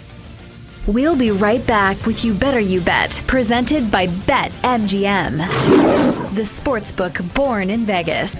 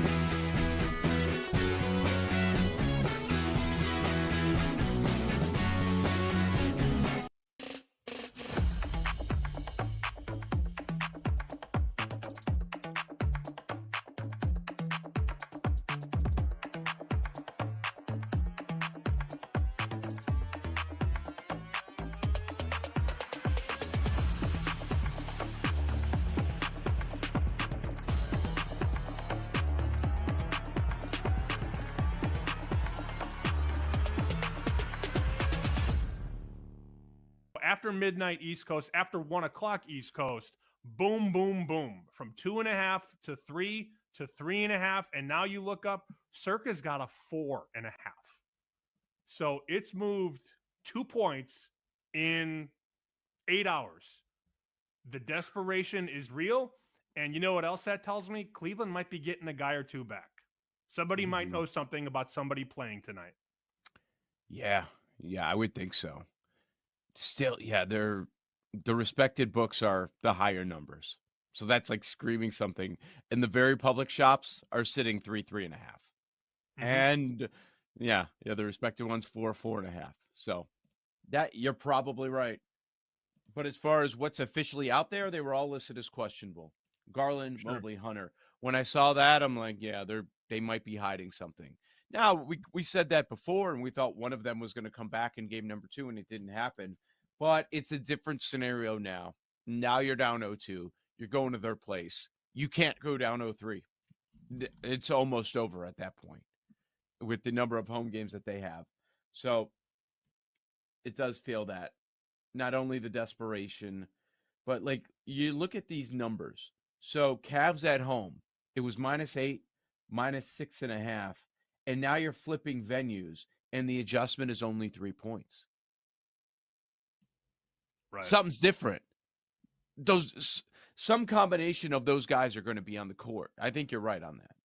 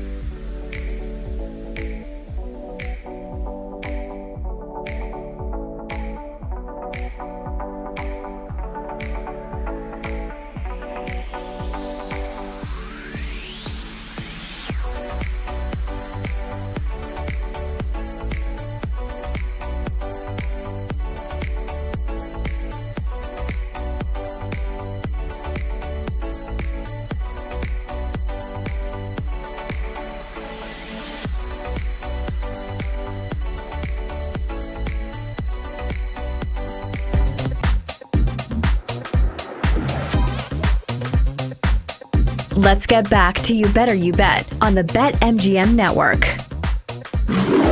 Welcome back. This is You Better You Bet, presented by BetMGM here on the BetMGM Network. Femi Abebefe, Jared Smith coming at you here on this Friday. 20 minutes from now, we'll recap what happened on the ice last night with the Stanley Cup playoffs. An up and down night for yours truly. The Capitals win, but I might need an intervention here. Like I got to go to like Oilers Anonymous. Like I'm addicted to betting against the Edmonton Oilers, and I need somebody to step in. like this is getting to become too much. Oilers win it last night in overtime against the Vegas Golden Knights, 5-4, in a game where I ended up having to stay up about 30 minutes later than I needed to, and then only to see that bet lose. So we'll get into all of that coming up in the next segment. But let's go ahead and update folks on what's happening right now, Jared, in the betting market for tonight's Game 3s that we have in the Eastern and Western Conference semifinals. The Cleveland Cavaliers over at BetMGM. So at BetMGM, this is actually your home. If you want to bet the Cavs, do it at BetMGM because this number is still sitting at 4.5, total 231.5. Cleveland, the favorite on the road. I think a lot of people playing the desperation angle of team down 0-2. Also a little bit of zigzag baked in as well. But 4.5 is the number, 231.5 is the total. But I actually see in other places in the market, this is 5 and even 5.5 with the Cavaliers favorite over the Indiana Pacers. The big reason as to why is because Cleveland has gotten some good news with the injury report. Game 2, well documented. Evan Mobley, DeAndre Hunter, Darius Garland, all those guys missed Game 2 in their epic collapse against the Indiana Pacers. But this morning, Friday morning, at shoot-around, all three guys, Mobley, Garland, Hunter, present at shoot-around, indicating there's a very good chance that all three return to the team that had the best record in the Eastern Conference. And the betting market has now reflected that. This one from 2.5 now out to as high as 5.5, with the total still at 231.5, 231. Jared, do you agree with that move? And obviously it's going to move when you get guys back, but have we moved a little bit too much, or is this just right for tonight's Game 3 between the Pacers and the Cavs? Tough series to price. Tough situation to price. You have to figure there's going to be rust on the players coming back, but you also don't want to underreact to them coming back because Cleveland obviously looked like a very different team. Again, a lot of times I use the earlier games in the series and also the earlier games in the regular season as guideposts for if a price has moved too much. I can't do that in this situation. Why? Well, in January, when these two teams played each other at Indiana, the Cavs were favored by 8, but Nesmith and Halliburton didn't play for Indiana. So you throw that data point out. At the end of April, or I guess the early parts of April, well, the entire Cleveland team was out because they had already clinched the 1 seed. It was the end of the regular season. So you got to throw that data point out. Cleveland was a 10-point dog on the road in that game. It completely irrelevant, the numbers. And then obviously from the first 2 games of the series, I guess you can kind of use Game 1 as a somewhat indicator of where the price should be, with the Pacers as an 8.5-point underdog on the road. And now they're a 5-point dog at home, but Cleveland's getting healthier. So again, it's a really tough situation to price because you have all these different factors kind of coming in. And I'm obviously not an NBA modeler, so I don't have a fair price anyways to go off of. One of those situations where my initial lean for the game, Femi, was under, because I do think you get this 228, 226 as the two totals in games 1 and 2. And now we're up into 230s. And I think with the adjustments and with the, teams facing each other multiple times, you start to see things tighten up. So my lean was under. I got 233 this morning. Now we're in that 230 range. So I'm not as bullish on that pick, but that's kind of my vibe for this game. Really hard to price the spread because of all these factors. Yeah, and I think that's what makes it a fun game to bet on, is that the fact that we're all trying to figure out what the right number should be due to all the injuries and the absences during the regular season, which means that maybe, just maybe, there's a chance to go ahead and win a little bit of money and attack this betting market, because it might not be as sharp as your typical playoff market where we all know what it should be at that point, since these are high liquidity games. But I will say this, I think that we tend to, especially when you see a team get their guys back, it tends to go a little bit too much in the positive direction for that team. Like if I had to guess, like whether it's too much or too light, I would guess it's probably too much because everyone saw the tweet earlier this morning of, oh, Mobley, Garland, and Hunter all back at shoot around. Let me go bet the Cleveland Cavaliers. Like I think it's more likely that maybe there's actually value on Indiana, and maybe that's just my personal biases here sitting in because I do like Indiana at this number, but I feel like sometimes we get a little bit carried away when, hey, this guy is now back, so it must be all systems go like it was in the regular season, to where they're probably still a little bit banged up, and maybe all of them being back, especially Garland, who, like, that's been kind of a mystery with the toe injury. Like, Garland's been missing games since last series. Like, it feels like he wouldn't be coming back for this game if they were not down 0-2 and pretty much, like, season on the line. If they lose this game, they go down 0-3, probably just done since no team's ever been able to overcome that deficit in the NBA playoffs. It's fair.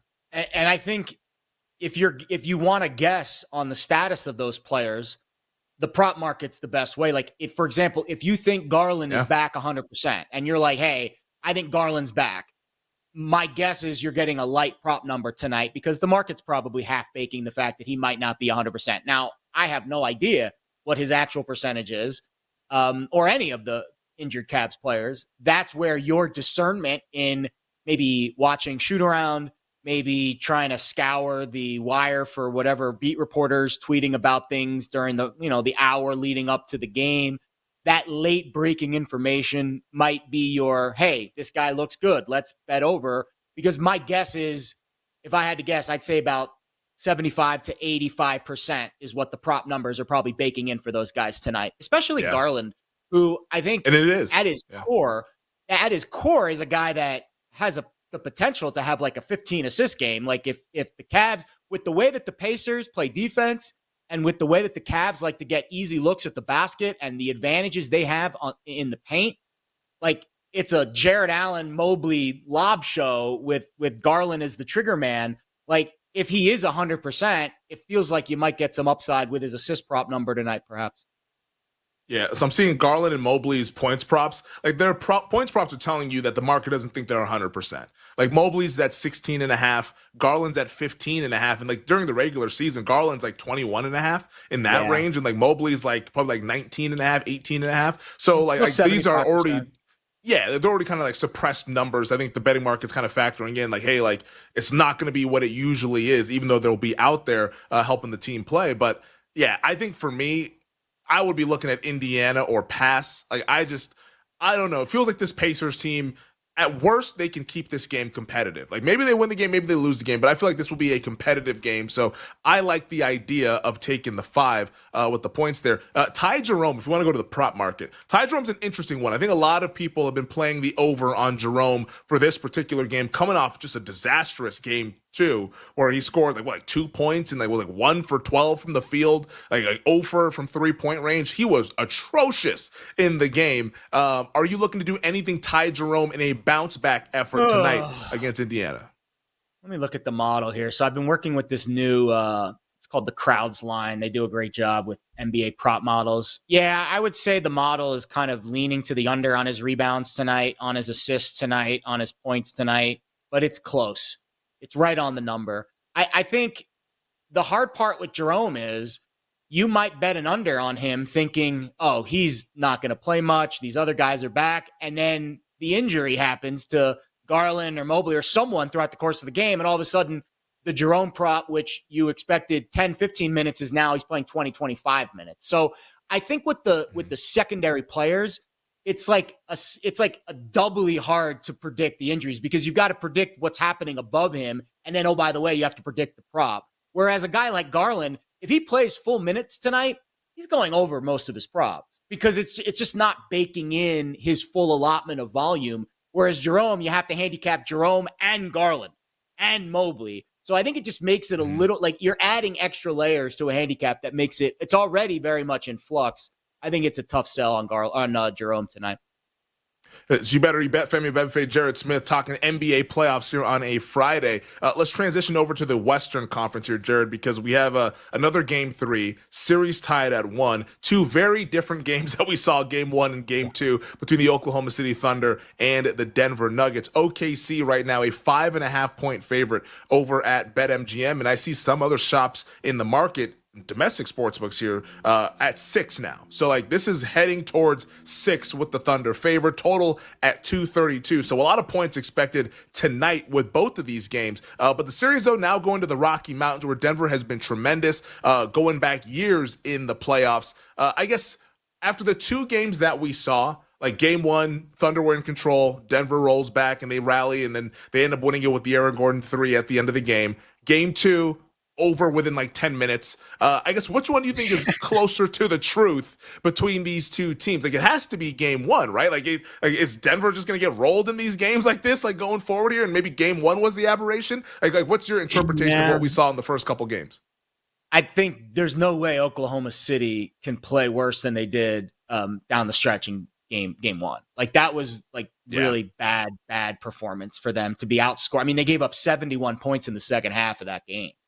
Now I know Denver's a really capable team, but Denver is a team that I think struggles defensively. Like that is their main weakness.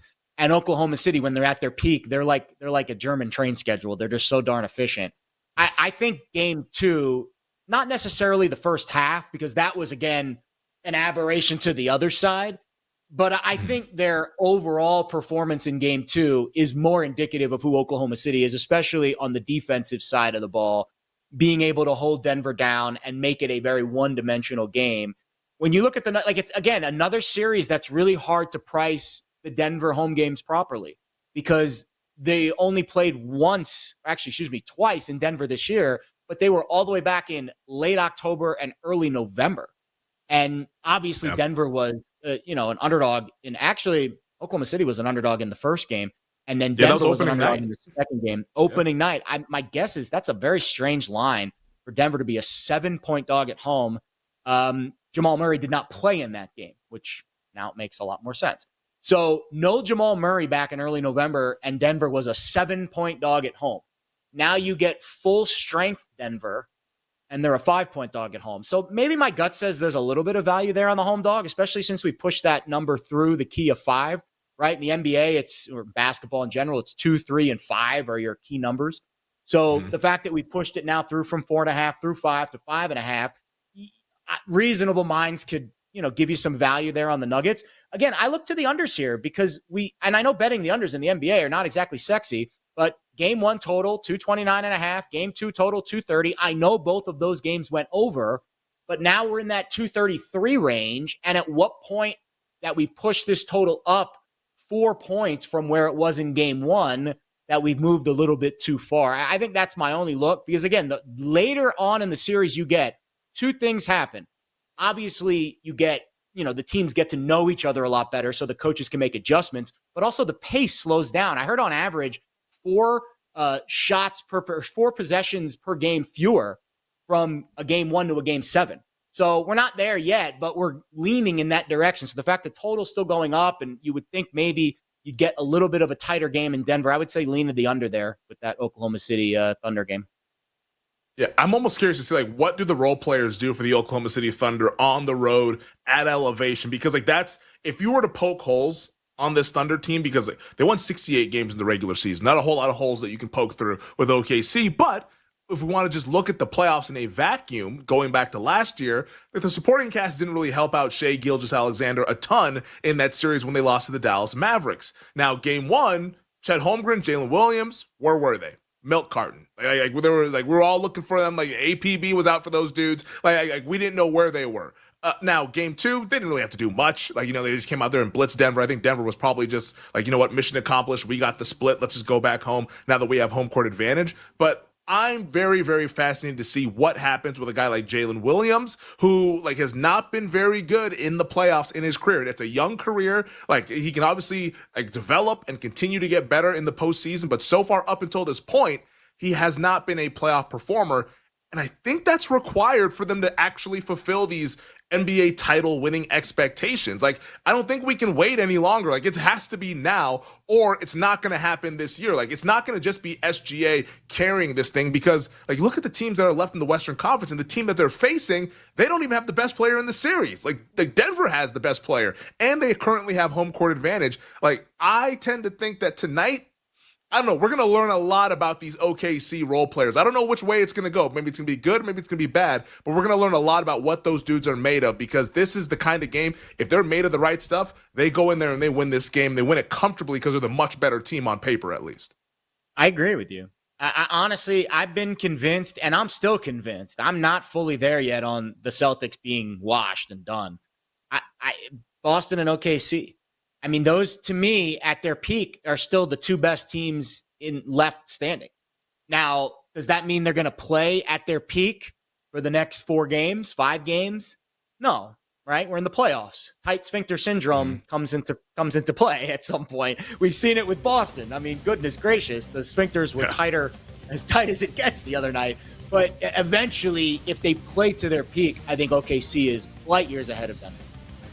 Yeah, that's what makes the NBA playoffs fun. Now that we're in like the parity-driven era of the NBA now, like it's no longer juggernaut teams. We saw last year the Denver Nuggets bow out earlier than many people thought. Maybe we see one of these 1 seeds do so as well in 2025. On the other side, we'll turn our attention to the Ice Stanley Cup playoffs recap coming at you next year to wrap up the 3 o'clock hour here on You Better You Bet.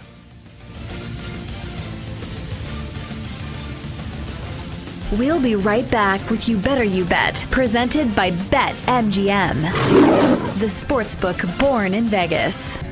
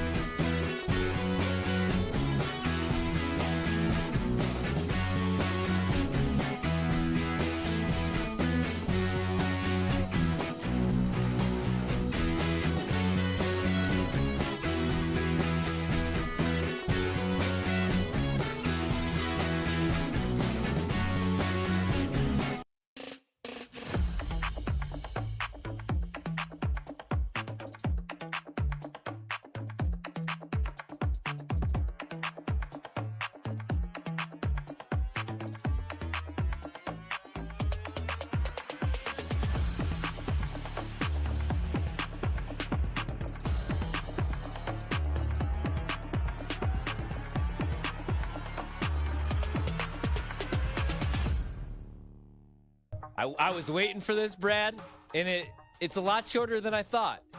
I hope I'm right.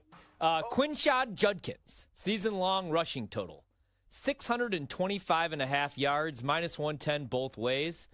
I think he has closer to 750 to 800 rushing yards. So when Andrew Berry, the GM, when they made this draft pick, and he had the press conference to introduce the draft selections and Quinshad Judkins, he used the term bell cow twice when talking about him. So I did the math. He would need 157 carries around, 4 yards per carry, and I think he could get there, man. Again, he's going to be the Nick Chubb replacement. He averaged 5.5 yards per carry while sharing touches with Travion Henderson at Ohio State. He had a 91 score at the combine. The 40-yard dash ran a 4.48. The vertical jump, I mean, the dude's an absolute stud. That's why he went there. And they have the change of pace back. That doesn't really worry me a whole lot with Dylan Sampson. He was a 4th-round pick for a reason. I think he immediately jumps over Jerome Ford on the depth chart. So let's go with Quinshad Judkins, man. And the other thing with Cleveland, we don't know who the quarterback's going to be after probably week 4 or week 5. We figure it's going to be Joe Flacco to start the season. That'd be the only thing that might worry me. If they're out of every game, are they just having to throw the ball nonstop? Do they even run the ball on early downs? But their offensive line at least is pretty good. 11th in adjusted YBC, ATT. So let's roll with Quinshad Judkins over 625.5 rushing yards. And let's sledgehammer that at -110. I love that one. Brando, hit me with the handoff.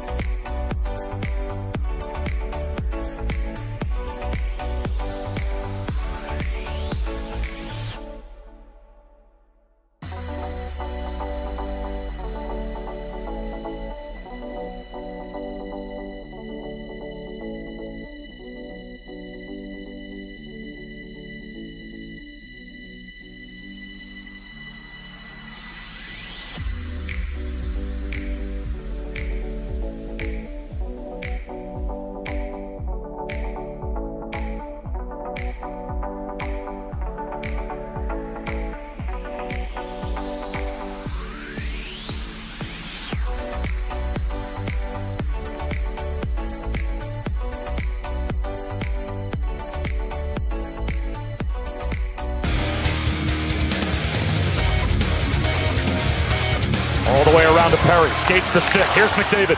Working past Eichel. McDavid holds. Draisaitl. Scores! McDavid and Draisaitl combine for the game winner. Edmonton wins it in overtime. Let's get back to You Better You Bet on the BetMGM Network. Oh, how did your Thursday night end on the West Coast? Welcome back. This is You Better You Bet. Femi Bebefe, Jared Smith, hanging out with you guys on the BetMGM Network. We are presented by BetMGM. 20 minutes from now, we'll be joined by Cody Decker, our BetMGM Network teammate, to break down all things Major League Baseball to begin the second hour of the show. But boy, Jared, that highlight last night, a courtesy of ESPN, Bob Wischusen, doing a great job on the call. Our friend Stormy Bonatoni, rinkside, hanging out there on the sideline. Awesome to see her doing her thing in the broadcast. But it's a tough pill to swallow. As somebody who bet the Vegas Golden Knights last night, expecting a little zigzag, a little bounce back spot, even up the series. Don't want to go down 0-2 heading up north to Edmonton. Edmonton wins at 5-4 in overtime. And as you heard, the combination of Connor McDavid and Leon Draisaitl getting it done for the Oilers, who apparently, this team just has all the juice. You should not be betting against this team. I have been betting against them damn near almost every game this playoffs. Worked out well with the Kings in games 1 and 2 in the last series. Ever since then, we were talking about 6 straight wins by the Edmonton Oilers as they just continue to keep doing their thing. And I literally, like I said at the start of the show, I need to go to Oilers Anonymous. I got to stop betting against this team. These guys, they have my number. I don't have a good read on them. I think they're kind of flawed, but to their credit, they are making it work. And Pickard, I thought last night was really, really strong, Jared. Pickard was really good. Vegas had so many chances, and they even brought it up on the broadcast. Vegas is not really cashing in on these opportunities, especially early on, first period and the second period. And for them to just kind of let Edmonton get their groove going, and then boom, Edmonton, the minute they got a chance, bang, goal. And it's dude, Vegas should be up 2-0, 3-0, and all of a sudden they're down 3-2 heading into the final period, and then they had to score 2 goals in the third period just to push it to overtime. But there's a lot to unpack from the game, a lot more I still have to say, but I want to get your thoughts on what you saw last night between the Oilers and VGK. Yeah, I don't love the expected goal statation in soccer. Oh, don't even read it. Don't even read it to me.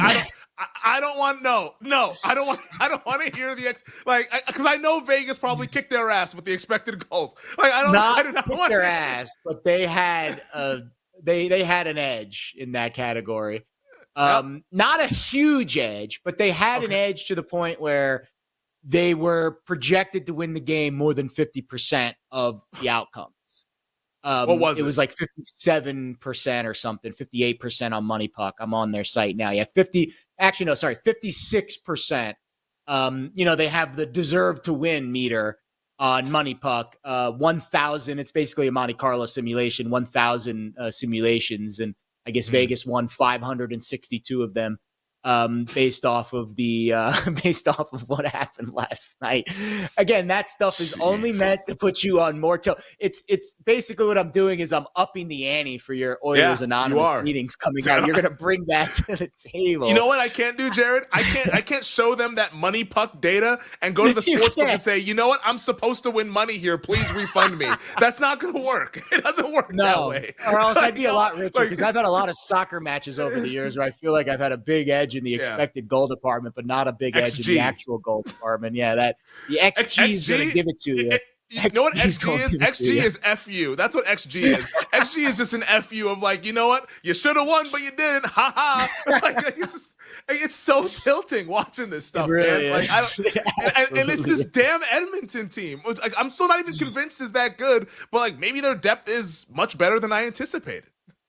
I think you can look at it from two ways. I think if you remove the anger and obviously after you lose a bet, you're never going to look clearly at that team because you think that something's wrong.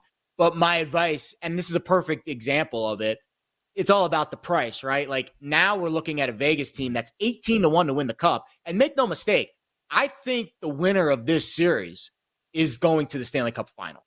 I think they're better than the Dallas-Winnipeg winner. I think they're more experienced. They're a little bit more battle-tested. We've seen Vegas win the cup with relatively the similar team that they've had now.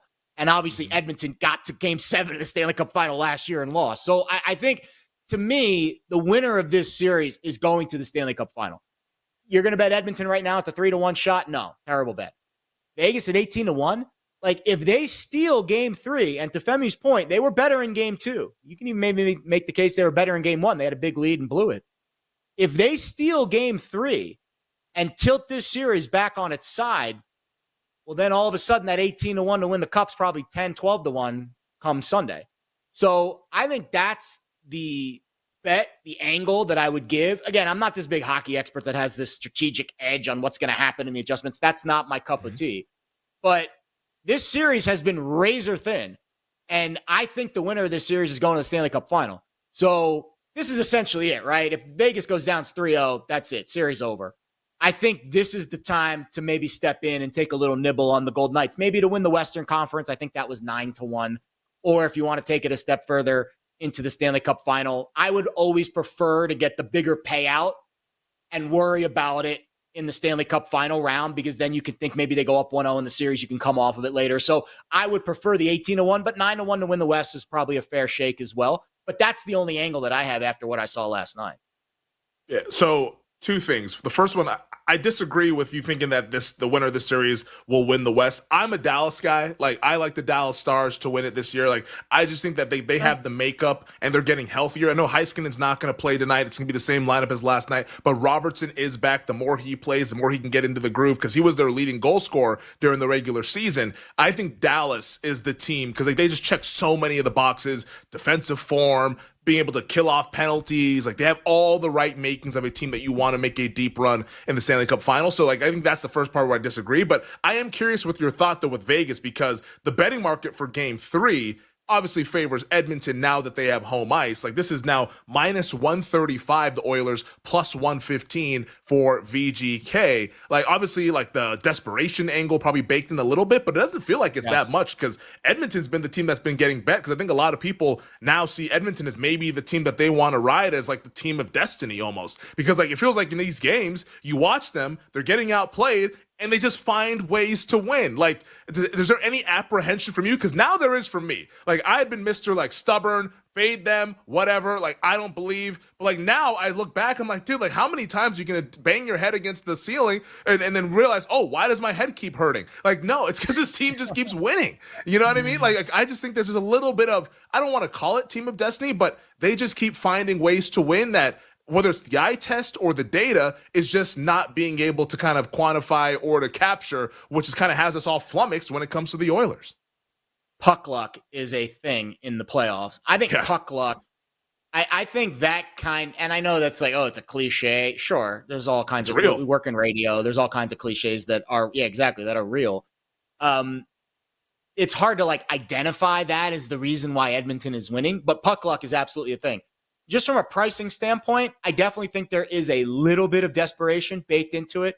Again, if you go back, and I don't want to use this as gospel because I don't know the lineups. Again, I'm not a hockey guy. Frozen Femi, he's more of a hockey guy than me. But based we are frozen, that's for sure. Ice cold, man. But what we saw in December, right? Vegas went to Edmonton in December, and the Oilers were a minus 150 favorite. So again, that was December. I don't want to look too much into that, but you're shading the price a little bit towards Vegas here. They also went to Edmonton and won a very low-scoring game a little bit earlier in in November, and Vegas was a plus 145 underdog in that game. So again, based off of that, you're only getting plus 115. Yeah, I'd say you're probably taking a 10, 15 cent haircut for the must-win angle, which is always an angle that the sportsbooks are going to shade because the odds are you're going to see a lot of people say, oh, well, Vegas is down 2-0. They must win. Yeah. That means they're going to win. So I do think you're getting that a little bit. So in my eyes, betting Vegas to win in game 3, I would rather bet them in the series or to win the West or, something like that, because I don't think you're getting a fair price individually in game 3. Yeah, right now for the series, Vegas is plus 425. If you like Edmonton, well, you're late to the party. They're minus 600 since they were able to take game 1 and 2 here in Las Vegas against VGK. The other game that we saw last night, a very, very, I want to say like a professional performance. I know that kind of sounds a little corny to say, but like I thought the Capitals, with what they did against Carolina, like not quite backs against the wall, but like, it's a game that they got to have. You don't want to fall down 0-2, losing both games on home ice. They win it 3-1. Tom Wilson, he was awesome in the game, ends up scoring the late empty net winner that kind of put the game on ice there. But Washington, they battled, and I think that game showed us this will be a longer series. I still think Carolina wins it, but this is going to be a competitive series. I know a lot of the numbers and the profile for Carolina for years has said that this team is like Stanley Cup final good. And this year it says the same stuff, but they've always kind of had their hiccups in the playoffs. They've been the team that sort of like kind of, for lack of a better phrase, they kind of choke a little bit in the playoffs. But like this is going to be a long series. I still think they win it, but I think the Capitals, job well done with their performance last night to even this thing up before they go down to rally.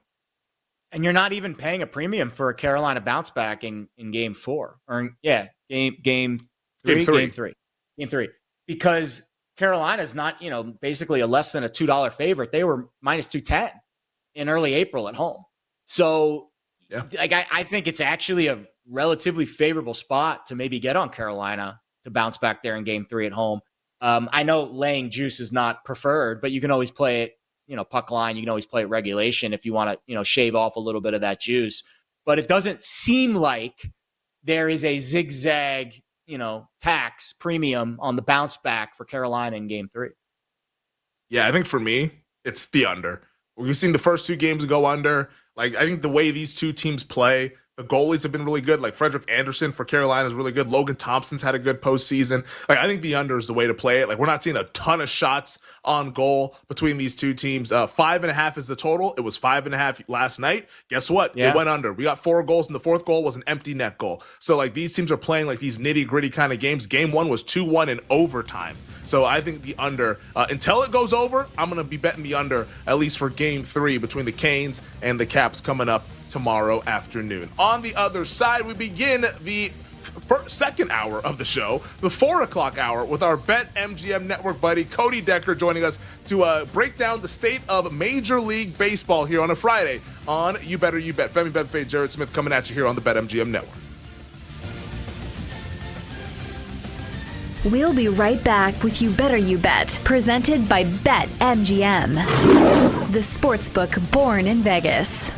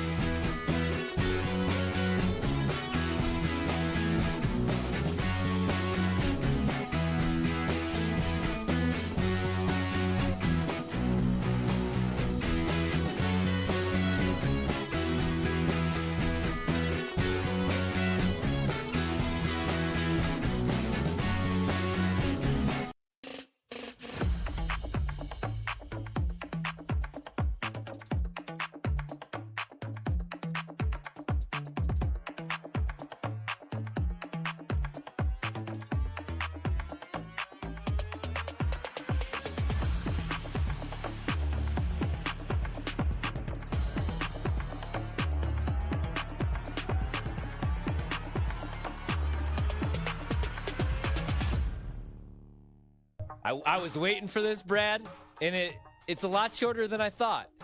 I hope I'm right.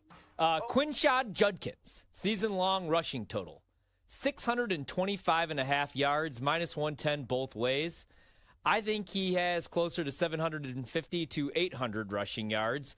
So when Andrew Berry, the GM, when they made this draft pick, and he had the press conference to introduce the draft selections and Quinshad Judkins, he used the term bell cow twice when talking about him. So I did the math. He would need 157 carries around, 4 yards per carry, and I think he could get there, man. Again, he's going to be the Nick Chubb replacement.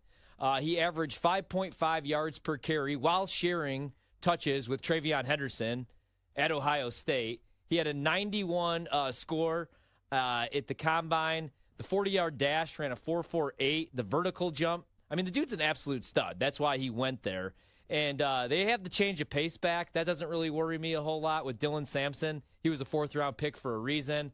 I think he immediately jumps over Jerome Ford on the depth chart. So let's go with Quinshad Judkins, man. And the other thing with Cleveland, we don't know who the quarterback's going to be after probably week 4 or week 5. We figure it's going to be Joe Flacco to start the season. That'd be the only thing that might worry me if they're out of every game. Are they just having to throw the ball nonstop? Do they even run the ball on early downs? But their offensive line at least is pretty good. 11th in adjusted YBC, ATT. So let's roll with Quinshad Judkins over 625.5 rushing yards. And let's sledgehammer that at minus 110. I love that one. Brando, hit me with the handoff.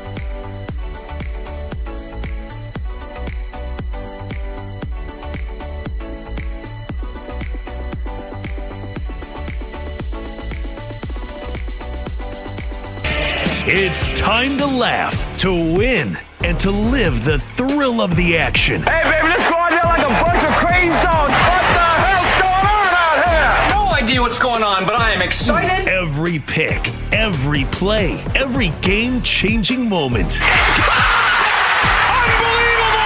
This is You Better You Bet, brought to you by BetMGM, the sportsbook born in Vegas on the BetMGM network. Welcome back. It is hour number 2 of You Better You Bet, presented by BetMGM on the BetMGM network. Femi Abebefe, Jared Smith, Jared filling in for Nick Costos. Nick will be back with us coming up later on next week. He doesn't work Fridays, is what Nick said very clearly. So guess what? It's a Friday. He ain't here. Jared's here, but Jared's been doing an awesome job. We had a fun first hour. If you missed that, check it out in podcast form. Just search You Better You Bet wherever you get your podcast. Coming up later on this hour, we'll play a little NBA $100 game, $100 bet on all 4 NBA series. That's coming up in about 20 minutes. 40 minutes from now, we'll get into all the craziness going on in Chapel Hill with Bill Belichick, Jordan Hudson, the latest with that, to where early this morning, she was banned.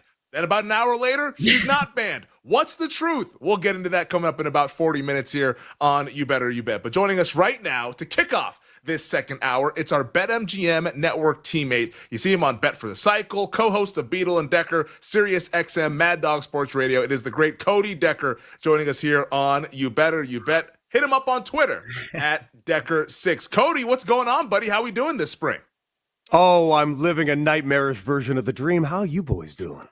Oh, we're doing lovely great, after man. our chat free show there. Yeah, not a whole lot to complain about, which maybe we'll get into a little bit here. But let's talk some Major League Baseball, though, because like now I feel like we've gotten like enough of a sample size to at least have some takeaways early on the season. Still a long way to go. Still like the second full month of the season. But I want to start off with this. Like, what has surprised you the most, whether to the good or to the bad, so far this MLB season? So far, the good. The Cubs better than advertised. I was not expecting the Cubs to be rolling away in first place at this point of the year. Quite frankly, at any point of the year, this is a team that just basically disappoints me year in, year out. But on paper, just like every year, they have the best team in the National League Central. But as we've seen in years past, that doesn't mean a damn thing. I have a flyer still out to this moment on the Reds, who are currently one game under 500. For some reason, they're just so damn streaky and young. I thought Tito Francona coming in was going to be the right man to kind of get these guys going. It's early enough in the season, so they won't let me down. But if you want something that's actually surprised me, and I'll tell you why it's actually surprised me. And if you've ever checked out Bet for the Cycle on weekends, I understand that if you haven't, no one knows the show exists. But if they did know the show exists, you would absolutely know that I would tell you to stay away from the Mariners at all costs. And here's why. They've hurt me. Year in, year out. They've been allergic to wood year in, year out. And I'm not letting a good month fool me into taking a flyer out on these guys. No. They're only 2 games ahead of the A's. I want to mind you, the AL West is maybe the worst division in baseball. Yes, the AL West is maybe the worst division in baseball. The A's are in dangerous territory of potentially winning this in a few months. That should tell you how crap this division is. The Rangers, what a disappointment. The Angels should pack it in and just be relegated to AAA. And frankly, the Mariners, no, you're not winning this division. I will not put money on you. And if any of you do it, you're foolish. They will hurt you. They only hurt you. They're hot, Cody. The Mariners are hot, man. Yeah, it's May. How about the Tigers, Cody? Are they going to continue to lead the American League? That, to me, is the biggest surprise so far. Dude, you mean the Tigers with the best record in Major League Baseball? Those Detroit Tigers, as we all expected? Dude, listen. Can't deny it. This team is finally coming to their own. I was expecting them to come into their own 2 years ago. They finally kind of figured it out halfway through last year. I'll freely admit I took a flyer out on the Royals to win this division. I thought they were going to run away with this division. Now they're 23-16 right now. They're off to a decent start, but also a little streaky. I do think they could have used some help in the outfield. That Santander going over to Toronto is something that's going to stick in my head for months if this team doesn't make the playoffs. You know, like that team has been awesome. Like Skubal, like he's still obviously really, really good. Like the pitching staff is good. The young lineup is doing really well. The Detroit Tigers.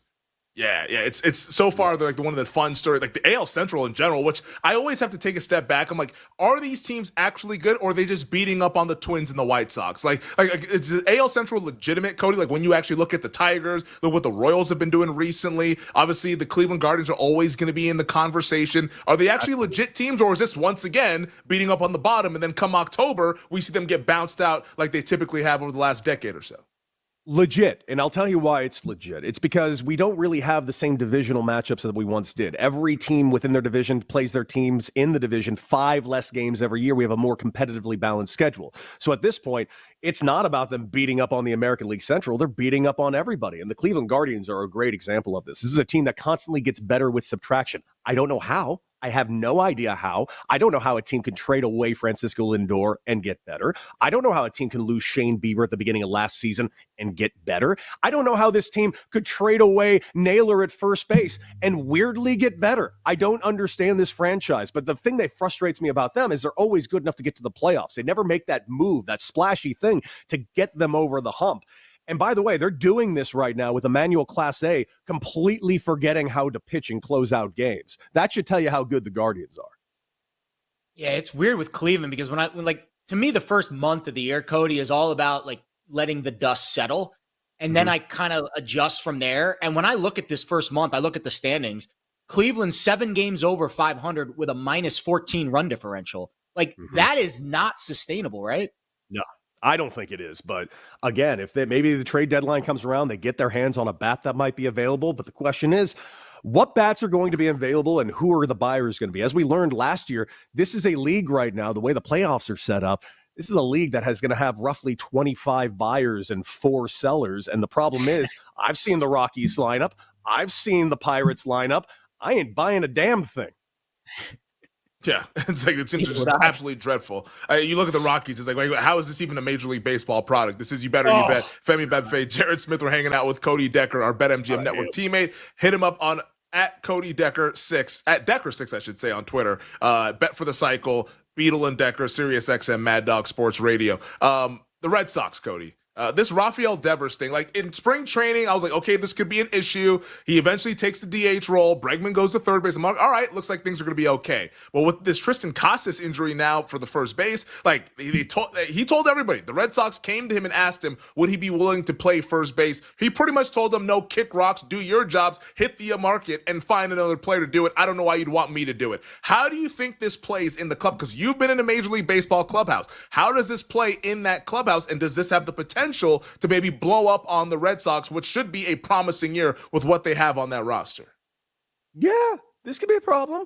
I don't know what this isn't the NBA. This is not player empowerment. We don't have that in Major League Baseball. You know what player empowerment is in Major League Baseball? Getting your damn paychecks. And that guy's getting his damn paychecks. And when you get your damn paycheck, you do what you're told. The end, period, stop. I wouldn't even want Rafi on my team anymore. I don't get this nonsense. Like, dude, go out and play first base if I ask you to play first base. You don't like it?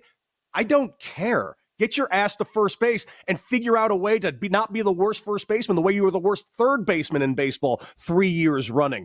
Making a big old stink about Alex Bregman, you know, the reigning defending Gold Glove winner at third base, coming to take your job when you led Major League Baseball in errors at that position. Frankly, I don't think the Red Sox should ask him to play first base simply because of that, because he'll lead the league in errors at first. I don't care. Call up Roman Anthony and give him a first baseman's mitt. Maybe he won't complain. I love it. There's a certain level of dominance in the National League, especially the National League West, that I think is definitely unique. I mean, it's insane. The NL West, you have 3 teams that are 10 games or more over 500. You have the Diamondbacks, who have been a World Series recently, that are also right in the mix. I would not throw them out, especially considering their pitching staff and how experienced they are. If you had to rank these 4 teams in the National League West compared to the Mets, how would we, like, the Dodgers better than the Mets? Padres better than the Mets? Like, if the Mets played in the NL West against those 4 teams, where would you slot the Mets? Because I think that's the other team in the National League that really has a chance to compete for the pennant.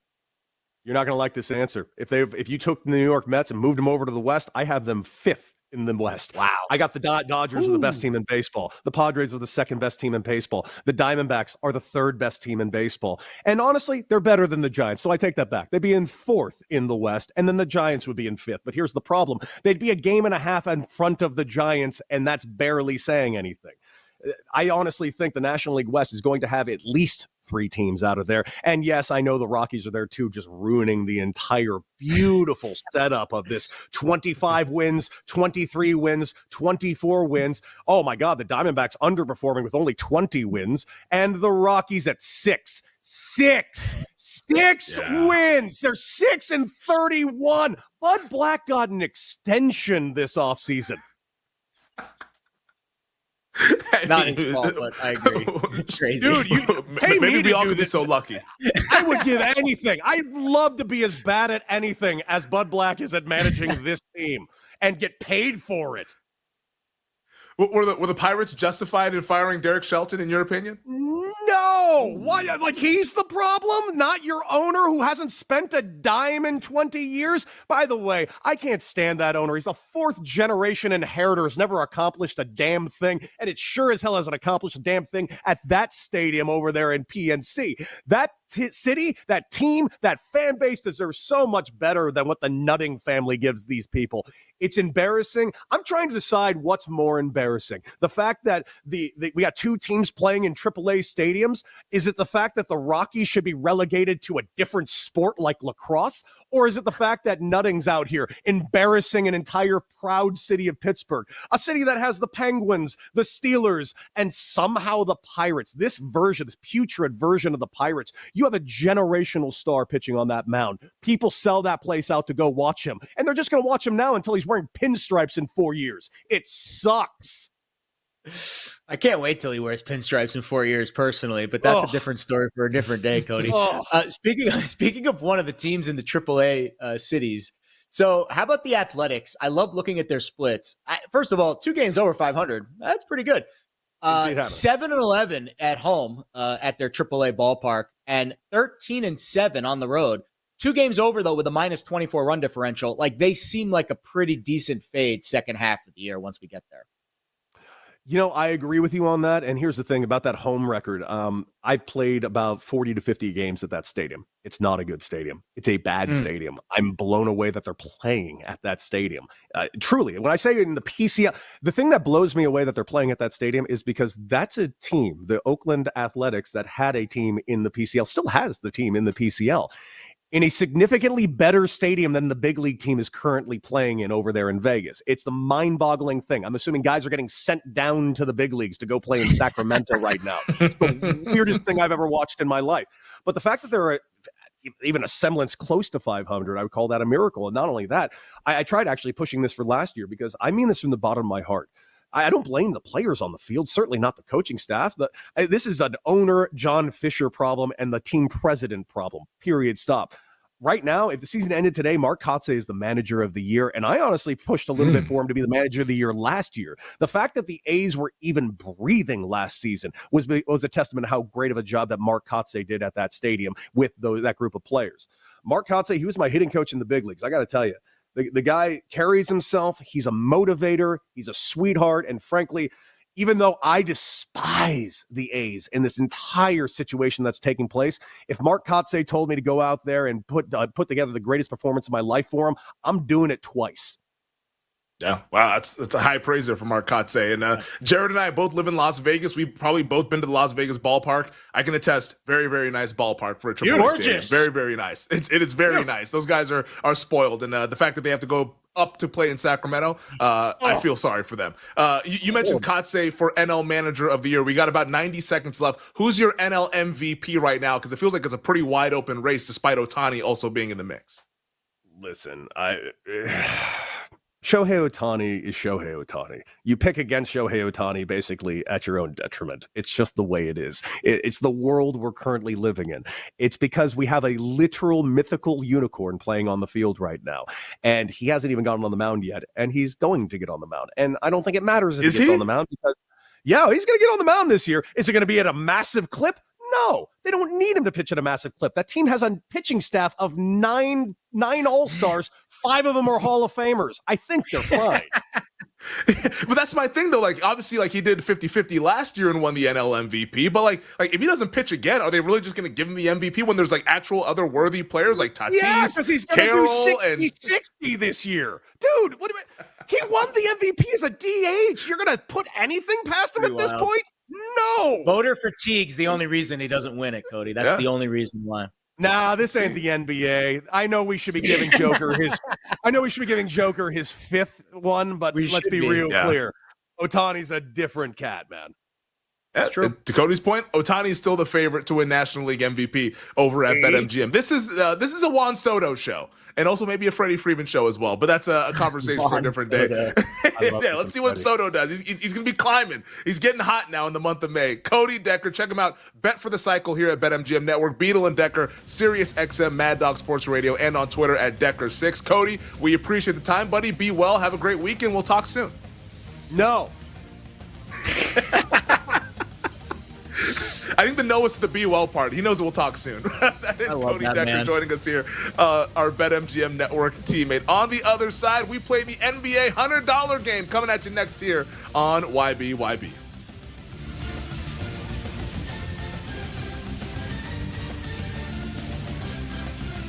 We'll be right back with You Better You Bet, presented by BetMGM, the sportsbook born in Vegas.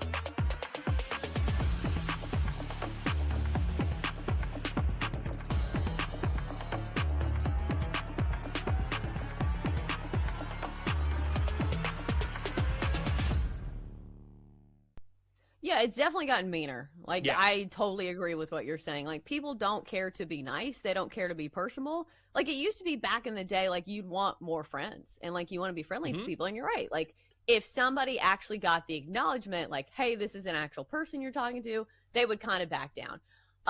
But we've seen this with athletes, that athletes have kind of taken social media out of the mix because it's hurting their game. Like Max Homa, on the PGA Tour is one of these people who used to be super funny and super insightful on Twitter, and now I don't think he's even on the platform anymore. So that's the other thing. If it starts affecting like your job, that's when you need to really take a big step back. Like, I think the best way is to just kind of post and ghost. I saw Carrie Underwood said that she gets all kinds of hate on social media because of her appearance. And it's like, my goodness, if Carrie Underwood is getting hate because of the way she looks, what hope is there for the rest of us? Like, this is the same internet that called Margot Robbie mid. Like, that was the decline of civilization as we knew it. We knew the internet was completely too mean when we went there.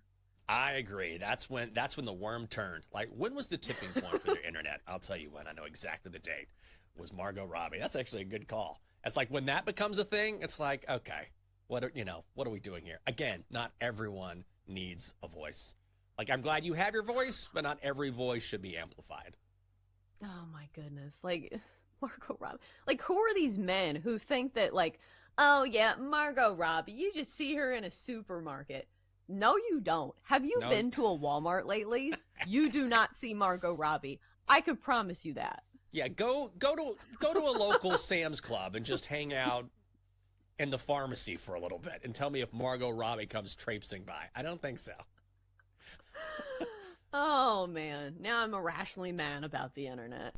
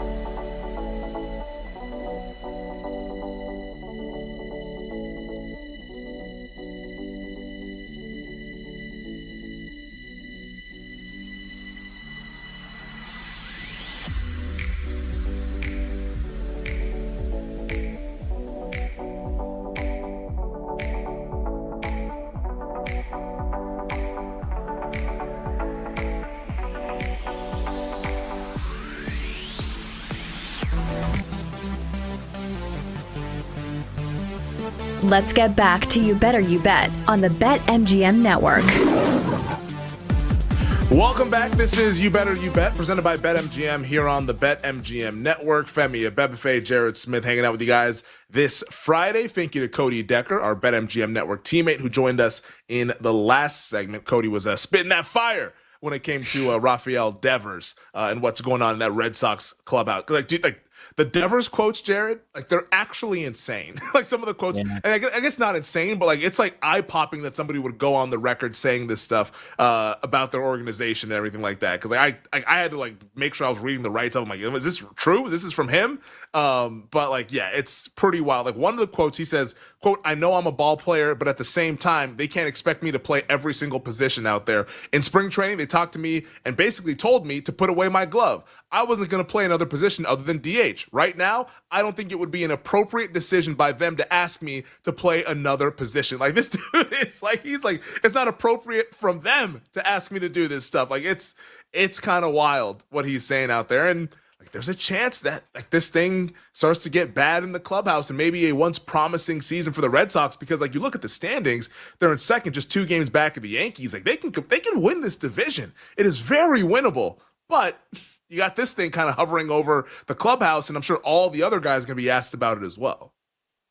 So there's 2 things to unpack here. First of all, I don't know if there were conversations between Devers, his agent, and the Red Sox about his position. So, like, let's just push that to the side for a second. And let's just act like he's just a player on the team and they're asking him to do something.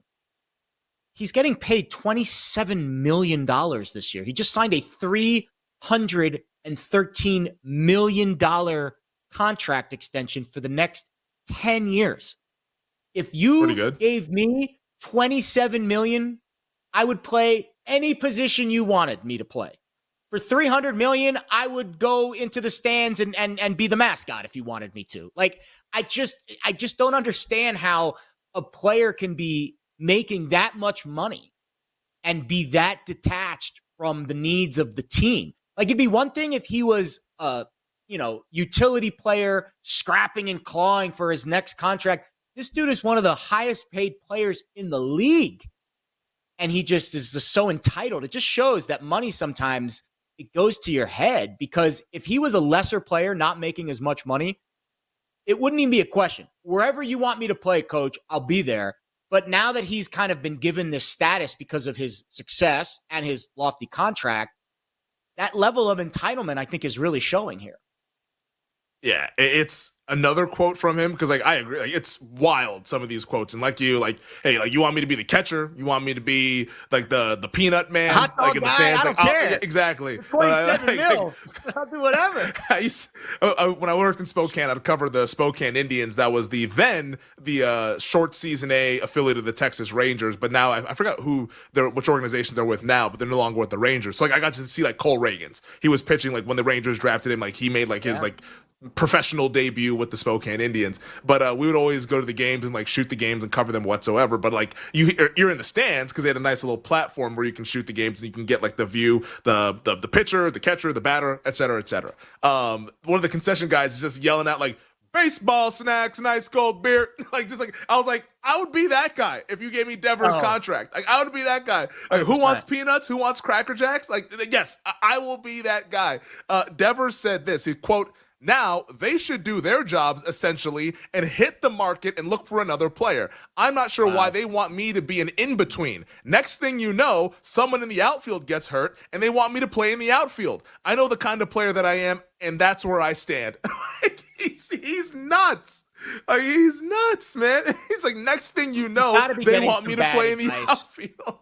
He's got to be getting bad advice from his agent. Because I try hard with these stories, Femi, and this isn't the first time we've seen a story like this pop up. This kind of stuff happens all the time. And I try to put myself in the mind of the player. Like, a team is paying me handsomely to play a sport, to play a position. Then that team says, "Hey, Rafael, we want to win. So we're going to put you here because in our estimation, this is the best chance for our team to win." And if you trust that team enough to sign a 10-year deal, which is essentially signing away your entire career to this one team, wouldn't you want that team to have as much success as possible during your tenure? Like, that level of trust between the team and the player and the agent is deteriorating to a point where he has to be getting bad advice. Because at what point does the agent step in and say, "Rafael, you're not only hurting your situation here, which team is going to want to trade for you if you're this much of a prima donna in the clubhouse?" Like, it just doesn't make sense to me. Last quote before we move on here, because this is like cherry on top of the sundae. Quote, "They told me that I'm a little hard-headed, but they already asked me to change positions once. This time, I don't think I can be as flexible. I don't feel they stayed true to their word. They told me I was going to play this position, DH. Now they're going back on that." Hey, Rafi, things change, bud. Sports, the only constant in life is change. That's the only constant in life. Like, you work in a profession where you fail 7 out of 10 times and you are considered a Hall of Famer. It's mind-boggling that he can't grasp the maturity level that he's showing here. Like they told you could play DH when Tristan Casas was healthy. like he got hurt. They need somebody at first base, man. Wow. I get it. Like, and it's human. And I don't want to just pile on him because like he sounds like a nutcase, but like I also want to tell his side of the story because it's human to also feel frustration. 100%. We've all been at jobs before where like you feel like you're getting jerked around a little bit, but like you're not gonna just air out everybody. You know, like you're not gonna like have I was in a local news game. Like say this exactly. Don't say it publicly. Like just airing everything out. He's getting bad advice. That's why I think he's getting bad advice because at some point, an agent has to come to you and say, "Rafi, you're not wrong. It's not your message. It's the delivery." Yeah, 100%. Rafael Devers keeping things interesting in Boston. Who the Red Sox currently plus 280. I'll tell you what, Rafael Devers, you're lucky the Celtics are down 0-2, buddy, because like you would be the story in Boston if not for the Boston Celtics, which transitions us to the NBA $100 game. Let's play a little NBA $100 game. We were supposed to play this yesterday, but we got caught up doing other things. So let's go ahead and do it today. Rather simple, $100 bet. Anything with any of the 4 series that we have. So each of the 4 series, $100 bet to make in that series and try to find some value and make some fun bets at current prices. So we'll start off with the Knicks and the Celtics, shall we? Let's start off in Boston. Boston and New York. Series shifts to New York tomorrow, game 3. Knicks up 2-0. Jared, you have $100. What are you betting in the Knicks-Celtics series and why? Well, the wild part is when I looked at the odds this morning of the correct series result, I was like, wow, you can bet the Knicks to sweep at a cheaper price than you can the Knicks to win in 7. Like that's, if you go back in time 2 weeks, that is not anything I expected to be anywhere close to a market value of Knicks 4-0 being one of the favorites on the board in the correct score market in this series. I think this is a hedge your happiness situation. And I think Celtics 4-2 at plus 375 would be the bet for me because it feels like snowball situation. Like obviously if the Knicks win game 3, I think it's fair to say they're going to win this series. But I think if the Celtics win tomorrow, I think it's curtains. I think it's not. I mean, they're still favored to win the series. So I think that tells you everything you need to know. The Knicks are up 2-0 with home court for the next 2 games. And they are still a dog to win the series. Now, I know the market loves Boston, but you've got to imagine if the Celtics get 1 game and get that monkey off their back, they're just going to snowball this thing. So I would say Celtics 4-2 would be my pick there. The most high leverage game of these NBA playoffs tomorrow between the Knicks and the Celtics. Because what the betting market will do pending the result will be massive. Like if the Knicks win, all right, Boston's back to being like right there with OKC as co-favorites. And they're the second favorite to win the NBA title, funny enough. But I think they go back to being co-favorite essentially if they win tomorrow. If they lose, plummet. Like all the Celtics prices plummet to win the title, to win the Eastern Conference, to win this series, like finals MVP, Eastern Conference finals MVP, all that stuff plummets. So a very, very high leverage game between Boston and New York coming up tomorrow at Madison Square Garden. The way I'm betting this one, because I think the Celtics are going to win the series. Like I believe in Boston still, despite them being down 0-2. There's a fun market at BetMGM. Series exact outcome. So if you could pick exactly what's going to happen in the rest of the games throughout this series. So obviously the Knicks took games 1 and games 2. But if you bet for Knicks, so that's 1 and 2. Celtics, Boston wins games 3 and games 4. But it's the Boston Celtics. They never make it easy. I think actually New York would win game 5. Like Boston would even up the series. Wow. Yes. Wow. I think Boston evens up the series and then everyone's like, whew. Sigh of relief. We're back to square one. And then here's Brunson, the Brunson burner, hitting you upside the head and wins game 5 in Boston. Wow. And at that point, once the Celtics are really backed into a corner, must win, Celtics win game 6. Celtics win game 7. Pays out 16-1 at BetMGM. I think it's a fun way to sweat this series. So Celtics, Knicks, Celtics, the rest of the way, Boston in 7. So I've never bet that market before. Never. Same. Once in my life. I've never. But I saw it. Because I loved it. In my eyes, it's like I want to know what the prices are before I'm willing to bet each individual game. Whereas 4-2, it's really just you got to win 4 straight. It doesn't really matter the sequence. But the sequencing thing, I mean, that would be, I will come back on the show whenever my next segment is after this series, and I will give you major kudos if that's the way it plays out. Because like, to me, like the logical, like way my brain works in the NBA playoffs, momentum is a hell of a drug with these teams, especially a team like the Celtics that relies so heavily on the three. If they get one win under their belt, like it feels like it's a snowball kind of effect. Yeah. I would be shocked if they tie things up and then go back home and lose game 5. But to your point, that is kind of the way the Celtics operate. So maybe it wouldn't surprise me that much. I mean, they were down in the Eastern Conference Finals. They were down 0-3 against Miami. They fought their way back to force a Game 7, and they got blown out in Game 7 at home. Like, you know, like you never know with the Celtics. So I could see them kind of like taking that sigh of relief, being like, all right, we're out of the woods. And then all of a sudden, here come the Knicks. They steal Game 5. And then at that point, you get a fully focused Boston Celtics for Game 6 and Game 7. How about the Pacers and the Cavs? What do you have? $100 bet on that series? I'll be honest, I think this is the toughest series to predict because of the injuries. I think like my gut says the Cavs are still the better team.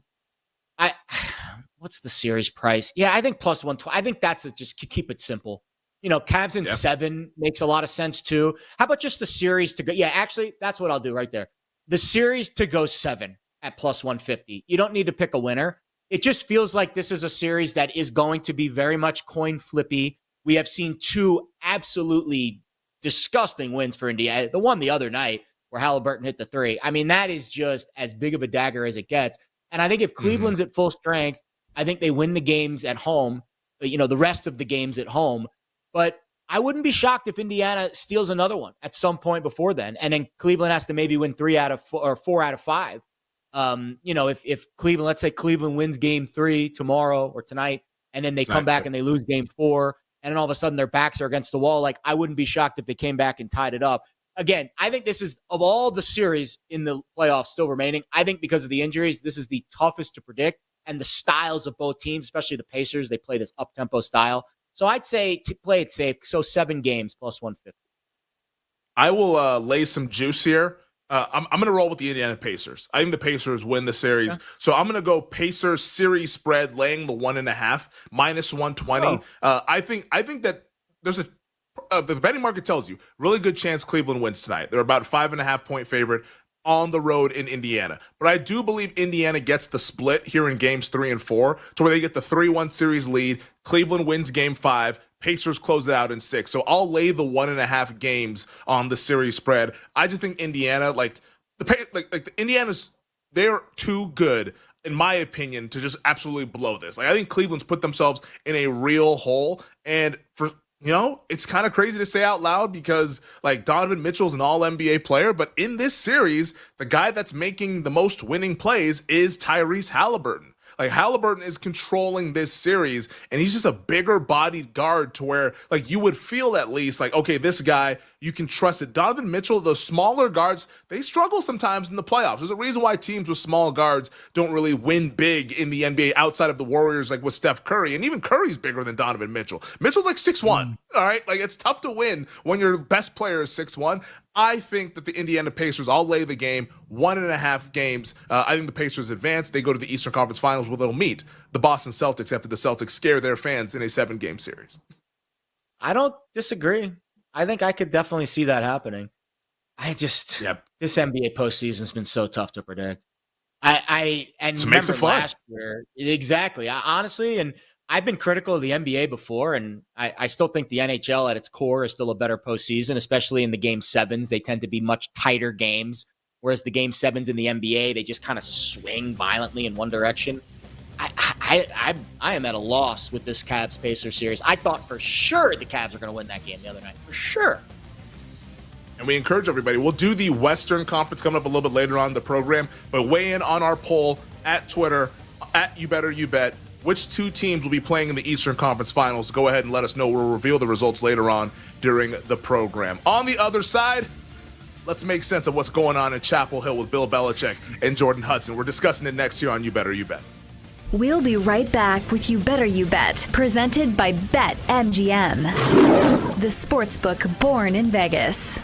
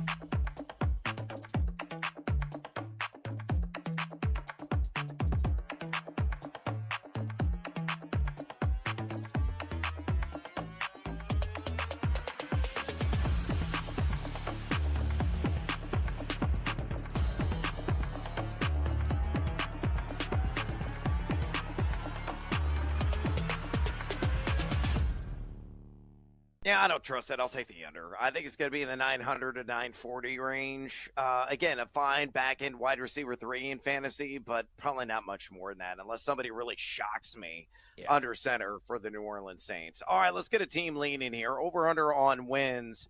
The standard number is 6.5. A juice way to the under, not surprisingly, at minus 165, plus 140 on the over. I'm way under on 6.5. Are you way under as well?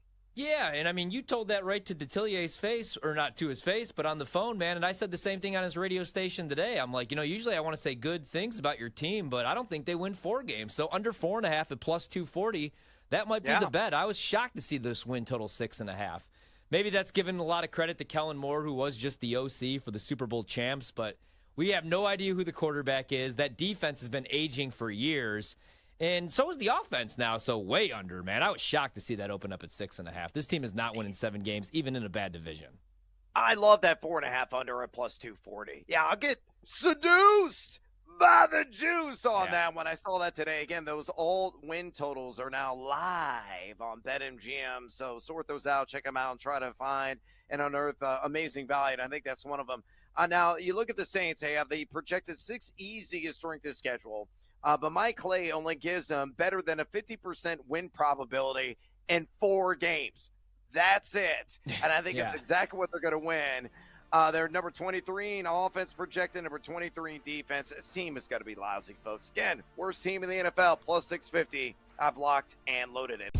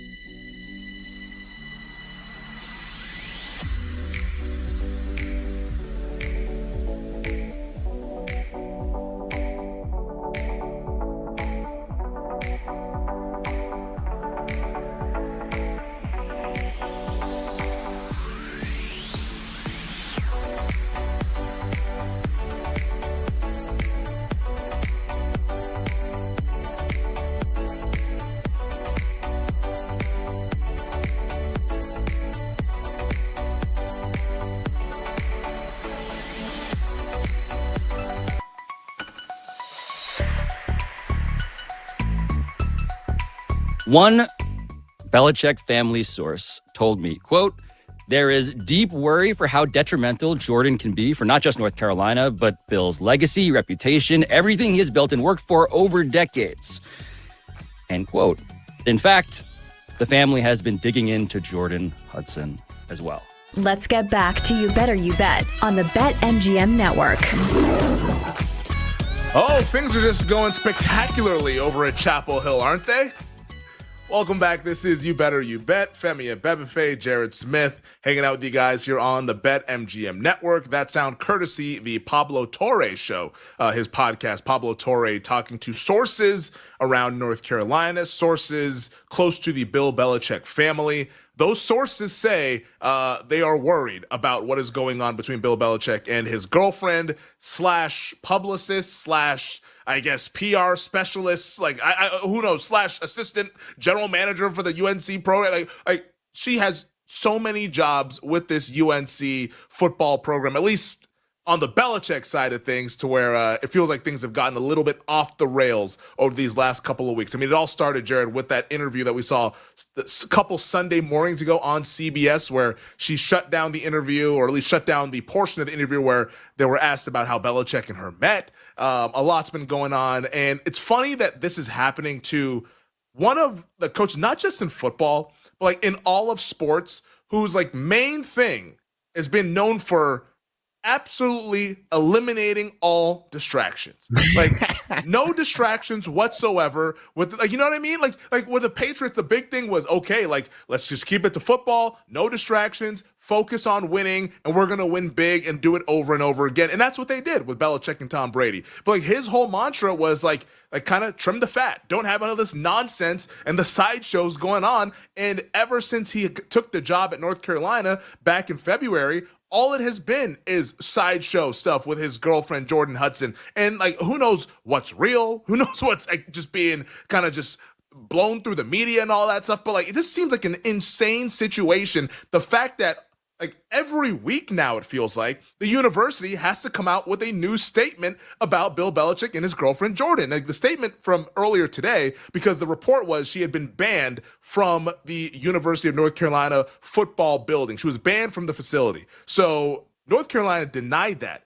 and said, while Jordan Hudson is not an employee at the university or Carolina Athletics, she is welcome to the Carolina football facilities. Jordan will continue to manage all activities related to Coach Belichick's personal brand outside of his responsibilities for Carolina football and the university. The weekly statement came up here on this Friday, like every week with this stuff. And I don't know what's going to happen on the actual football field this fall, but dude, like we're still months away. And this thing just seems like it's absolute chaos in Chapel Hill, which it never is with Bill Belichick when you look back at his NFL career. Oh, where do I even start with this one? All right, let me start with the being banned from the football facility. Here is the reasonable explanation to why I think the wires were crossed here. My guess is, and I don't know Pablo, I don't know his sources. He's a pretty respectable broadcaster. He's been doing it for a long time. I'm sure he has a good source. He wouldn't have just gone on the air with this willy-nilly.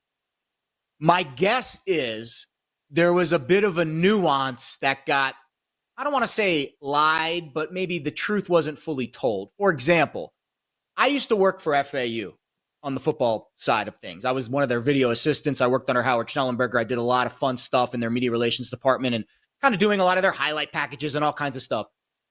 I was an employee of the university, and I was always obviously welcome in their football building, which was separate, but I wasn't welcome in every room. I couldn't just walk into Howard Schnellenberger's office and start talking to him. I needed an appointment. You needed to have some kind of protocol in place to get to certain areas of the football building. I'm sure Jordan can walk into the lobby and they're not going to escort her out. But my guess is Pablo got information that she is not welcome in the inner sanctum, right? The coaches' offices where the playbooks are being concocted, the video meeting rooms the players are working out. There are certain restricted areas in the football building, especially when you're dealing with a giant compound like I'm sure North Carolina has, where Jordan's probably, hey, let's keep separation of church and state here. You can be welcome in the public areas, but you can't go to the inner sanctums. That would be my guess on how this story went from she's banned to now she's not banned in like an hour. That's just a guess based off of my knowledge on how football buildings sometimes operate. Now the other part, just her being around and being a distraction. I mean, at what point do we say they're asking for this attention? She's posting the pictures of him on Instagram. She's asking to be asked about this. And whether or not Bill was the one that clicked submit on the post, if you are posting pictures of your girlfriend who's 50 years younger than you on Instagram where she's a mermaid and you're catching her like you're a fish in the sea, do you honestly think a respectable journalist like CBS News is not going to ask you about that? The book is titled Lessons from My Life in Football. She is part of his life in football. Obviously, any journalist with any chops is going to ask about that. It boggles my mind that they would even think that those topics were off limits. And I think that's the bigger issue here. The PR disconnect that's going on here, it needs to be solved because this turned into a complete nightmare. Yeah, I mean, think about what's going to happen with the football, because I was talking to Bill about this earlier this morning. Like, with all this chaos happening, this is going to affect the actual football field, because guess what all the other ACC programs are doing?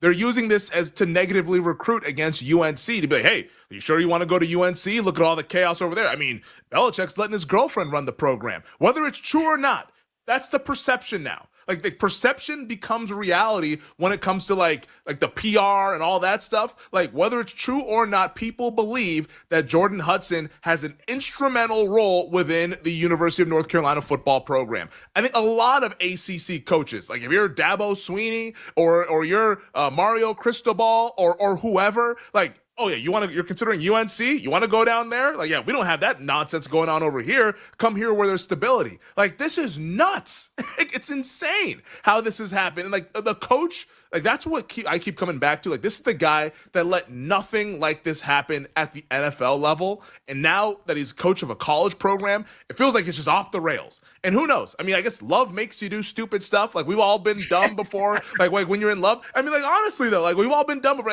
I don't know if they're in love or what's going on. Like, I don't care to speak on their relationship. But, like, clearly something has changed in Bill Belichick's life. And, like, this is the one thing that we can point to where, like, we're seeing a difference in his behavior as well. To where, like, you know, sometimes you just do dumb things when you get someone that you're involved with. Like, I don't know. Like, I'm sure you've been there before, Jerry. Like, I know I've been there before, where it's like you're involved with somebody, you just start doing dumb stuff because, like, whether it's their own fault or your fault or both of your guys' faults, like, you're just not thinking clearly. It doesn't feel like Bill Belichick is thinking clearly as an outsider looking in.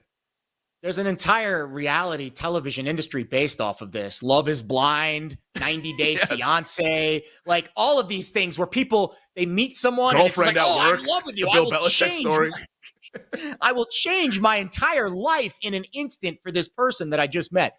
So I do think if you reasonably deduce some things from this story, like I do understand why Jordan was upset that they started asking personal questions about Bill's relationship with her. I understand why there would be trepidation about revealing those details, but unfortunately, once you ascend to the level of celebrity that Bill has been for years, and Jordan has obviously aspired to, and now she has gained that level of celebrity, your private life is no longer, or your private life is now public. It's no longer private. Mm-hmm. That is unfortunately the reality we live in today. And you and I will probably never get to that level of stardom, but we deal with it. People want to know what we're betting on a nightly basis. Every bet, post it. Why haven't I seen the bet slips? Like, obviously that is a very small niche area of the celebrity that we deal with on a daily basis, but that is what you forfeit in order to have this cool job that we have. That's just, it comes with the territory. If you don't like it, go be an accountant. No one's going to care what you're betting on or what your private life is. But unfortunately, Jordan has now reached this level. Whether you like it or not, Jordan, people are going to be asking you questions. Every interview you do for the rest of your life will have this layer of what's your relationship like with Bill Belichick. And if you don't like it, then don't ask for the stardom. Don't ask for the $8 million real estate investments that you've now compiled because you are dating one of the most famous coaches of all time. I also read that there might be a little bit of a reality show getting baked into this whole situation. Maybe that's why they want to keep the details mum. Maybe they want to create some kind of documentary down the road about how they met and all the details about it. So they don't want to reveal too much. And there's a little bit of exclusivity to this story about how Jordan and Bill met.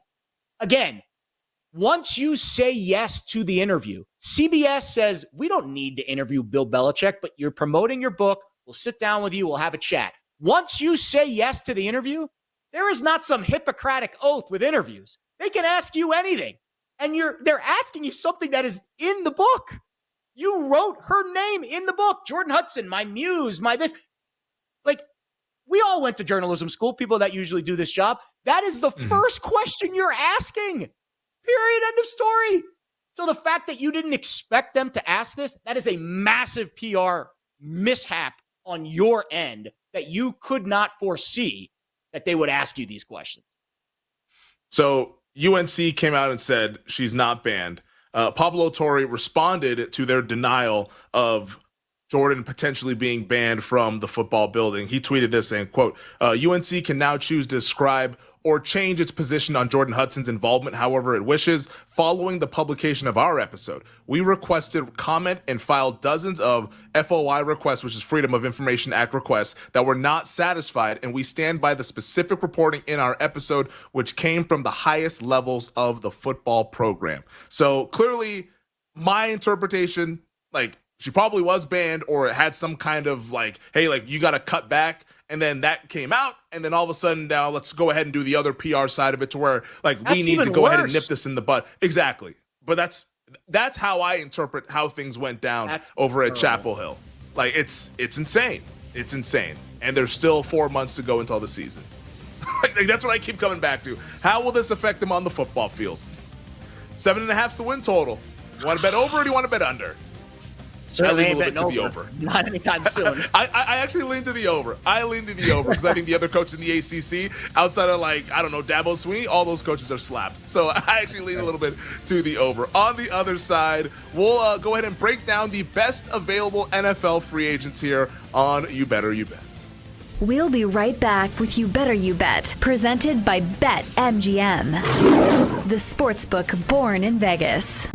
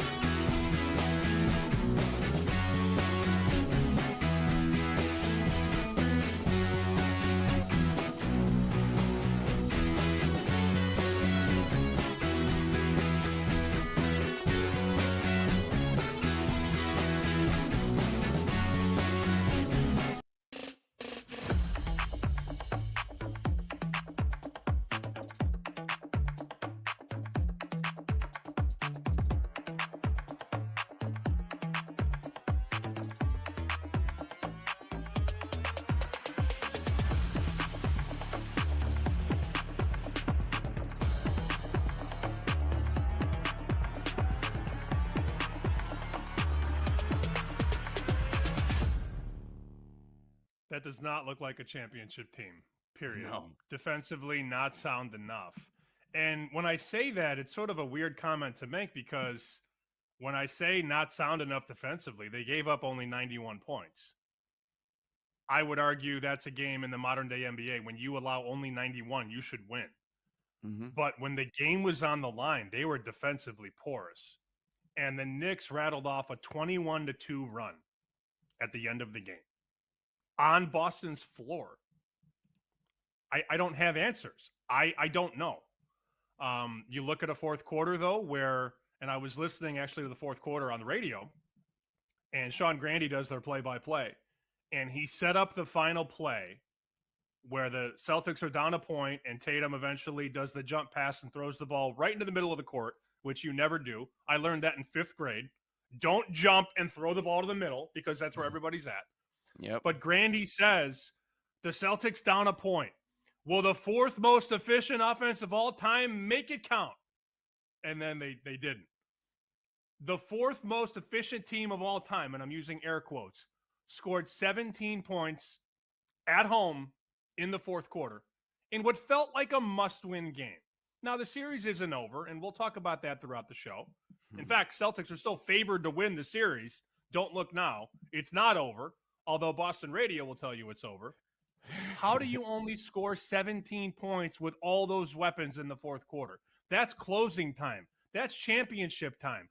That's nut check time. And nothing. Nothing to show for it.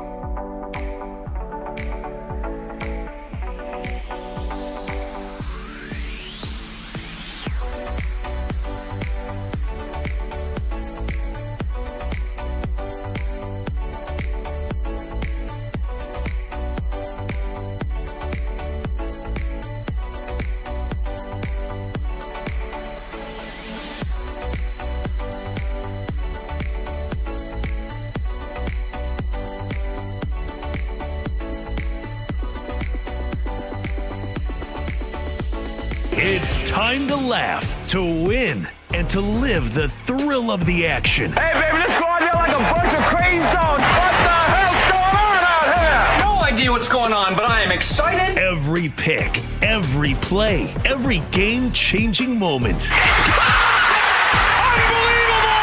This is You Better You Bet, brought to you by BetMGM, the sportsbook born in Vegas on the BetMGM network. Welcome back. It is hour number 3 of You Better You Bet, presented by BetMGM on the BetMGM network. Femi Abebefe hanging out with Jared Smith. Jared doing an awesome job filling in for Nick Costos. Nick will be back with us coming up next week, off on Friday, as he is in the non-football months out of the year. But we had a fun first couple of hours, fun first half of the show. If you missed it, make sure you check it out in podcast form. Just search You Better You Bet wherever you get your podcast. We have a fun second half of the show on deck for you guys as well, because coming up in about 20 minutes, we'll be joined by NFL and sports betting analyst over at Yahoo Sports. Frank Schwab will join us here on this Friday to break down all the happenings from around the National Football League. We'll ask about the George Pickens trade to the Dallas Cowboys earlier this week. I'm a Cowboy fan. I like it. They're trying to do stuff to improve the team. Maybe it doesn't work out because maybe Pickens is a psycho. And in fact, I actually think he is a psycho. But at least they're trying to do stuff. So I think it's a high upside move for the Dallas Cowboys. We'll get Frank's thoughts on all of that coming up in 20 minutes. We'll also do a little MLB check-in at the bottom of the hour, as well as an update at the Truist Championship going on over in Philadelphia right now, a signature event on the PGA Tour, as we are 1 week away from the year's second major PGA Championship over at Quail Hollow. But let's go ahead and kick off this hour, this 5 o'clock hour, with the breaking down some of the best available NFL free agents. Because earlier today, Cleveland Browns general manager Andrew Berry was having a press conference talking about some of the moves that they've made and what could come later on this offseason. And of course, he was asked about free agent running back Nick Chubb. Nick Chubb, famous Cleveland Brown, played for the team for a number of years, came off the injury a couple of years ago, played this past season, didn't look quite like the Nick Chubb that we've seen in his NFL career. And Andrew Berry was asked, will you be bringing Nick Chubb back? And he said, unlikely. It sounds like Nick Chubb will remain a free agent and not play for the Cleveland Browns in 2025, which sparked the idea, okay, well, let's go ahead and break down a handful, 10 to be exact, NFL free agents that are out there who could potentially move the needle. Who are the needle movers who are currently open and free and available for any team to sign? And Jared, I'll start off with the quarterback here because I don't think this conversation needs to go very long. Aaron Rodgers is technically a free agent. We all believe he's going to go to the Pittsburgh Steelers at some point this offseason, but technically Aaron Rodgers is a free agent. You're a Jets fan. You watched him play last year. Does Aaron Rodgers move the needle for you? And if so, how does that figure into the Pittsburgh Steelers in 2025? He moves the needle only because of how desperate the Steelers are for a quarterback.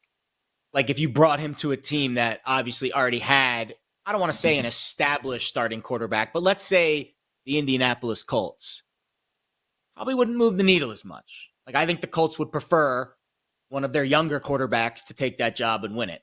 But with Pittsburgh, where it's rookie Will Howard and veteran Mason Rudolph, yeah, Aaron Rodgers is just going to move the needle in that room for sure. I think it's situationally dependent, but yes, because of the position that he plays and because of the upside that he offers, Aaron Rodgers is absolutely a needle mover, but I'm obviously scarred after what I've seen with the Jets over the last 2 years and how I've seen this circus play out on McAfee's show. I personally wouldn't touch him with a 10-foot pole, but yes, Aaron Rodgers is a needle mover in Pittsburgh. Yeah, I think it's a pretty easy call in this one. Like Rodgers moves the needle. I'm someone who wants to bet the over on their win total if they sign Aaron Rodgers, when they sign Aaron Rodgers. Just get it done. I'm waiting for that moment. When the notification hits, Aaron Rodgers to the Pittsburgh Steelers, I will be looking to bet the season win total over on Pittsburgh. They just need somebody who could just like play to the base level of what they got last year. Like this team last year won 10 games with Russell Wilson and Justin Fields. Yes, like Aaron Rodgers can do what those guys did. And even if he does it to that same level, like maybe they win 9 games. It still goes over the win total because the win total currently 8.5 on the Pittsburgh Steelers. And as everyone has said, for like now, like running on 7-8 years, Mike Tomlin has never finished below 500 in his NFL career as a head coach. So I've never Aaron heard that Rodgers, one before. Yeah, right. Never heard for, that before. For the umpteenth Never heard time, here's this fun stat. Mike Tomlin, never been below 500. Rodgers moves the needle, especially with the Pittsburgh Steelers. How about Nick Chubb, the guy that we started this conversation talking about, unlikely to return to the Cleveland Browns? There's been rumors of Chubb going to the Chicago Bears. I know Cowboys fans have talked, hey, would we ever sign Nick Chubb? NFL Network's Jane Slater said Nick Chubb has never been under consideration for the Dallas Cowboys. Does Nick Chubb in 2025 move the needle for you? No, he really doesn't. I think he's like 3 years removed from his needle moving capabilities. And obviously injuries matter. I think the situation matters, but also the position matters. Like he plays a position where it's kind of a dime a dozen. So unless you are an impact type of running back, you coming to a new team is not going to move. Unless you're Saquon Barkley or Derrick Henry, you are not a needle mover at the running back position. Even guys that are younger, healthier, and in better form wouldn't necessarily be needle movers at that position, because I think the running back position might have the fewest amount of needle movers in the entire league, or maybe the percentage of how many running backs there are compared to how many guys actually move the needle. Again, I would say maybe it's 2 that really have moved the needle over the last few years, and they were both last year, and they were both pretty impressive, but I don't think Chubb's in that category anymore. It's hard for the running back to move the needle. Like, I don't think he moves the needle. J.K. Dobbins, I put him in the same boat as well. Like, he's also come off a pretty bad injury. Like, he's had a number of injuries with his knees. Dobbins does not move the needle. There's a reason why the L.A. Chargers went out there, drafted a running back, signed a running back. They said, like, let's go ahead and upgrade the position. Both those guys, unfortunately, not needle movers. If I had to choose between one of the two, though, I think I would actually go with Chubb. Even though Chubb looked pretty bad last year, and Dobbins, we at least saw him play and have some good moments a season ago. Chubb just has the higher ceiling for me because I think he's a better player, at least like when they're at full strength and full health. So I would probably lean more towards Chubb than I would Dobbins. But both guys, wherever they sign eventually later on this offseason, they do not move the needle for me whatsoever. And I'm sure they'll probably sign like maybe in a couple months, because at this point, if you missed out on all the free agent money, why sign now? Just wait for all the spring activities to be done and just sign before training camp and show up for training camp. You don't have to deal with all the other OTAs and mini camp and all that stuff. Enjoy your summer vacation, sign in July, and get it cracking for the upcoming season. Dobbins in the same boat for you. We can move on if so. Yeah, no, I honestly think there's really only 2 running backs in the league, maybe over the last decade, in terms of free agents that have moved the needle, and they both were last year. Yeah, Derrick Henry and Saquon Barkley, who all he did was run for 2,000 yards. What about this one? This one's interesting. Free agent cornerback Asante Samuel Jr. coming off an injury-riddled 2024, only played in 4 games. He's on the open market. Does Asante Samuel Jr. move the needle for you? He had a really rough year last year. His prior 2 years with the Chargers were very productive, above average coverage grades. Again, you look at the overall targets and what he was able to do in terms of stopping guys from catching the ball. Pretty solid. I think, and again, he is a player at a position that you bring a guy in who becomes a starter immediately, he can move the needle, because a lockdown corner is, I would say, other than maybe pass rush and left tackle, probably the most important positions on the field in terms of needle moving. So health is obviously the big question here. I don't know how healthy he is.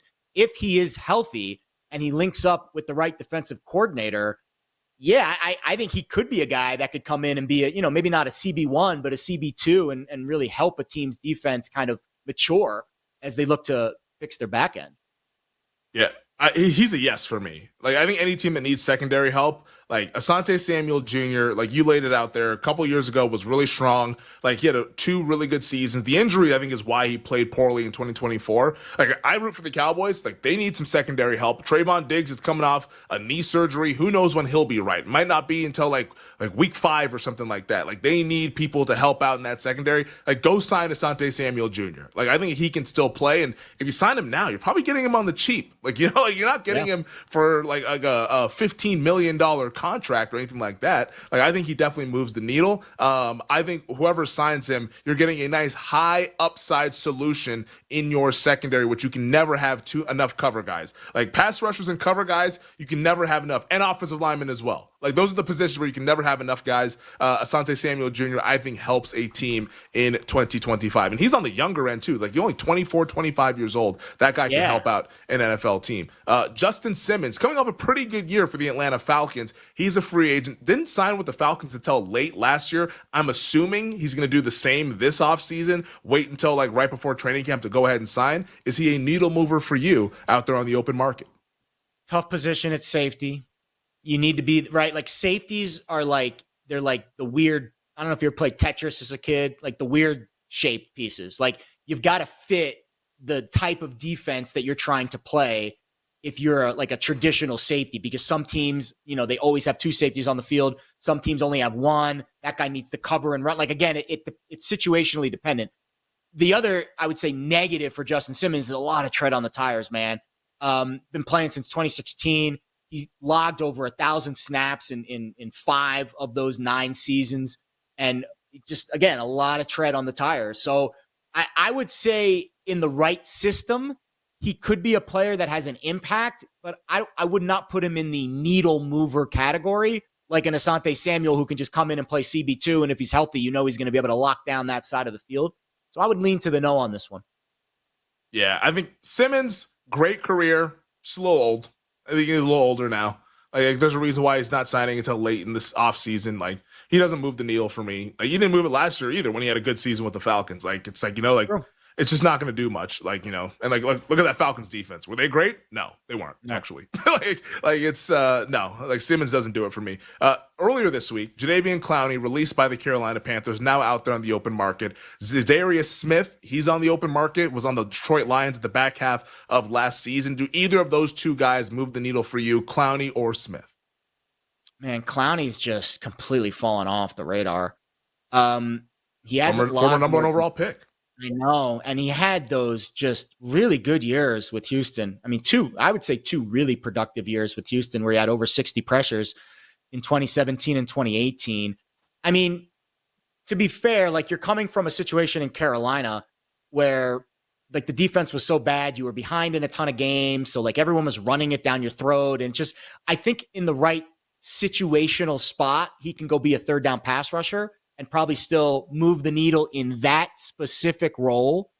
But if you want to put him in the Watt category and the Bosa category where he's going to come in and be this elite pass rusher who can play on 3 downs, I think that's where I wouldn't put him in the needle mover category. But again, if he goes to a team that already has a set rotation at pass rush and you're just playing him 15, 20 snaps a game on 3rd down to go get the passer, yeah, I think you can make worse signings in this period than him.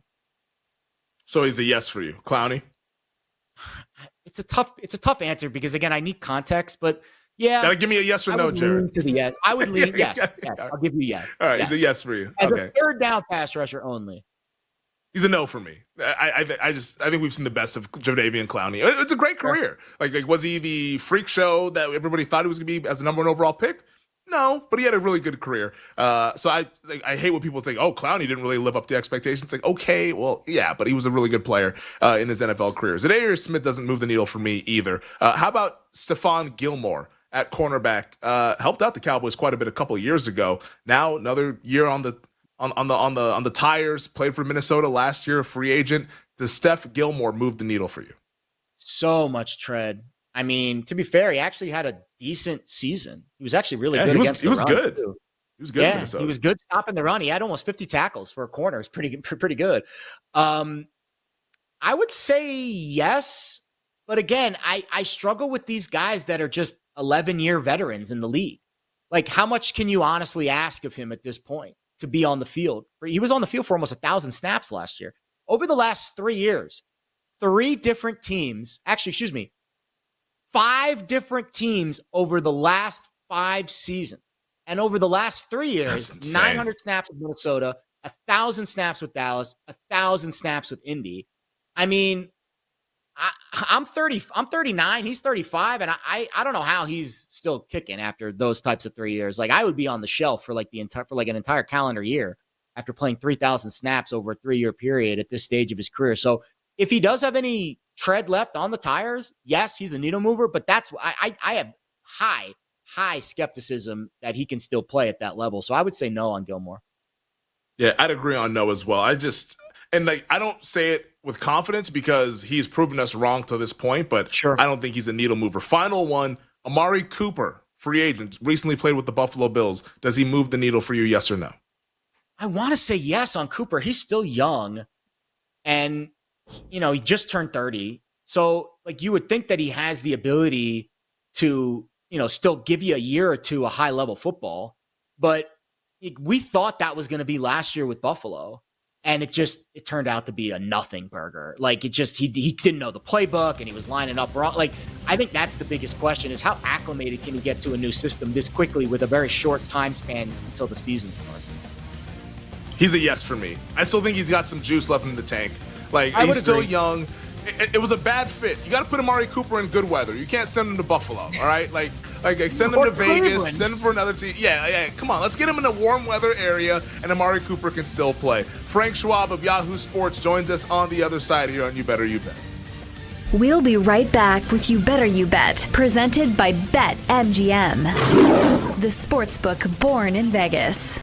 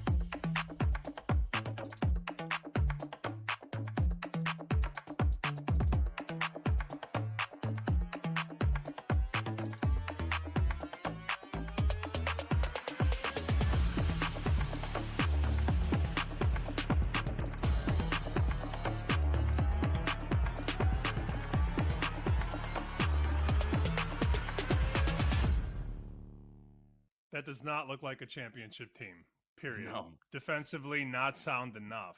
And when I say that, it's sort of a weird comment to make because when I say not sound enough defensively. Bear down, Yeah. Chicago Bears. Da-da-da-da. Yeah, dump Bears, Polish sausage, Dicka, mini Dicka, all the Dickas. So they're going to be partying with their pants off because the Bears are making playoffs this year. I don't care what anybody says. You could say, oh, Evans, that's, your bias is baked in. I don't give a damn. This team is pretty darn good on paper. They have made a lot of upgrades, including the coaching staff, of course, and Ben Johnson coming over from the Detroit Lions out run the show. They are in the Windy City. They are plus 160, are the monsters of the Midway. They're no longer going to be the mice of the Midway to make the playoffs, and I'm willing to bet on that. I think that's a great value. Yes, they have the fourth hardest projected strength of schedule. Mike Clay, though, at ESPN's got a prediction for 8.4 wins. I think they're going to win at least 9 games. They win 9 games, they're going to sink in the wild card round of the playoffs. Clay also gives them a win probability of 50% or greater in 10 games this season and projects them to be top 13 in overall offense and top 13 in overall defense. You got to love that balance. A team that was only number 26 in EPA offense last year, but they were 13 in EPA defense. Bear all the way the hell down. It's going to be a fun fall in Chicago, and I'm not going to have to drown myself in Malort to try to suffer through the season. I think the Bears are going to deliver on expectations. Caleb Williams, emerging from his SUV with remodels on his arm. He's going to like quadruple that number based on the production that he's going to post this season. So Chicago making the playoffs, baby, at plus 160. Brando, hike.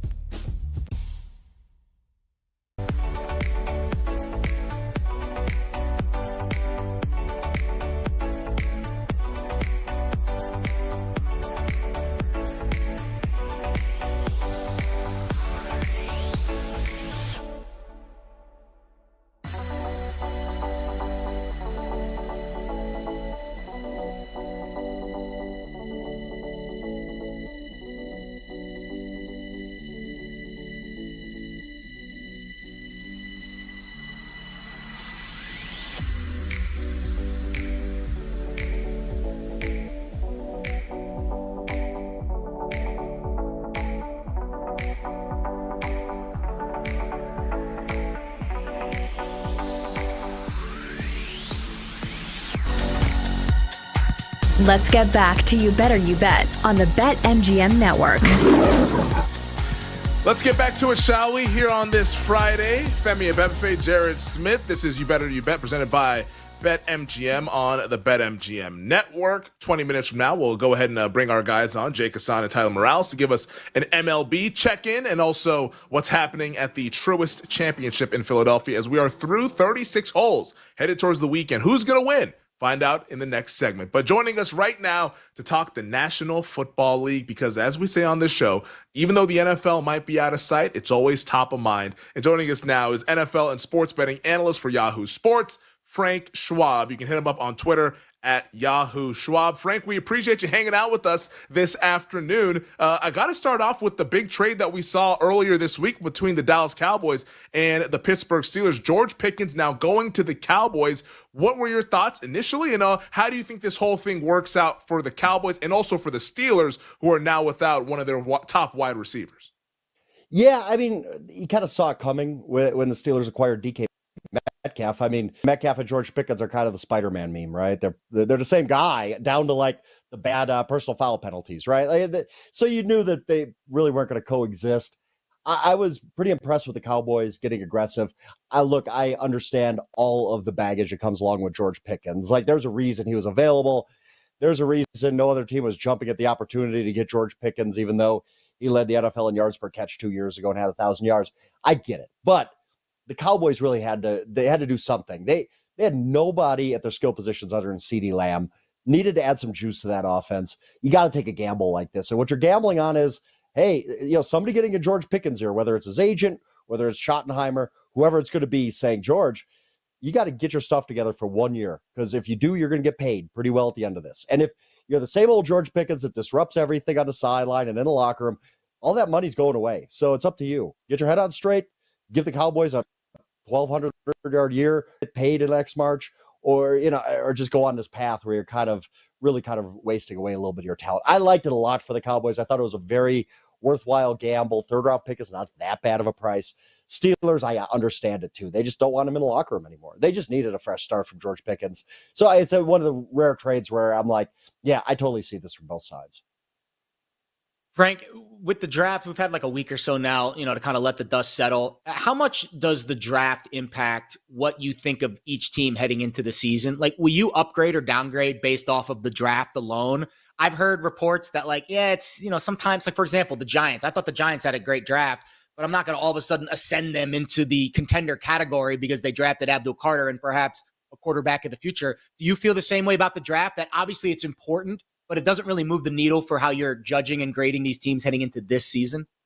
It does change the way I grade these teams, because when you're drafting a guy, especially in the top half of the first round, you're expecting an immediate impact. And sometimes it's a spot where you really you could fill that hole you really needed to fill. And even though it wasn't top of the first round, I think of the Eagles last year. I thought highly of the Eagles coming out of the draft because I was like, what are they doing in their secondary? And then they draft Mitchell, they draft Jean.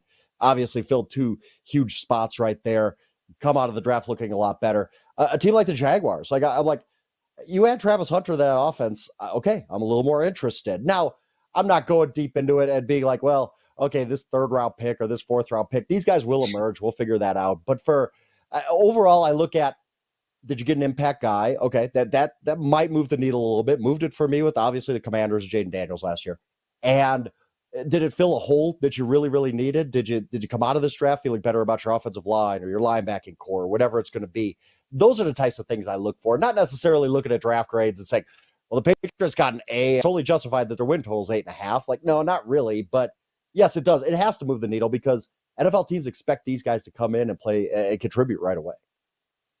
This is You Better You Bet, Femi and Bebface. Jared Smith. We're hanging out with Frank Schwab here, NFL and sports betting analyst for Yahoo Sports. Hit him up on Twitter at Yahoo Schwab. Well, since we're talking post NFL draft here, I guess what was your favorite win total now that we're post draft? Like a team that you think has improved, or a team that you think maybe got a little bit worse after the draft, like which is hard to do, but sometimes that happens. Like, what is your favorite win total right now as we sit on May 9th? I hate to cop out, but I got a couple of them, so I know you don't mind. I like the Jaguars. Got a few favorites. I like the Jaguars to win that division. I don't think Houston is that good. I don't think they fix their offensive line problems. And I look at the Jaguars, who I think Doug Peterson was just going through the motions the last couple of years. They have a lot of talent. Brian Thomas and Travis Hunter on the same field. I want to see Trevor Lawrence get through summer with health reports and looking good at minicamp, all that kind of stuff. I think the Jaguars are a bit of a sleeper. They're a team I really like. I like the under on the Commanders. Everything that could have gone right for the Commanders last year went right. And during last summer, I get a lot of things wrong, right? But one of the things I got right was I really liked the Commanders last summer. And they hit every green light you could possibly hit, from fourth down luck to schedule luck to Hail Marys. Like, it was a blessed year for the Washington Commanders. I don't think they can repeat it. Love Jaden Daniels, love the direction they're going, but I do think they take a step back. And another one I kind of briefly mentioned, the Patriots.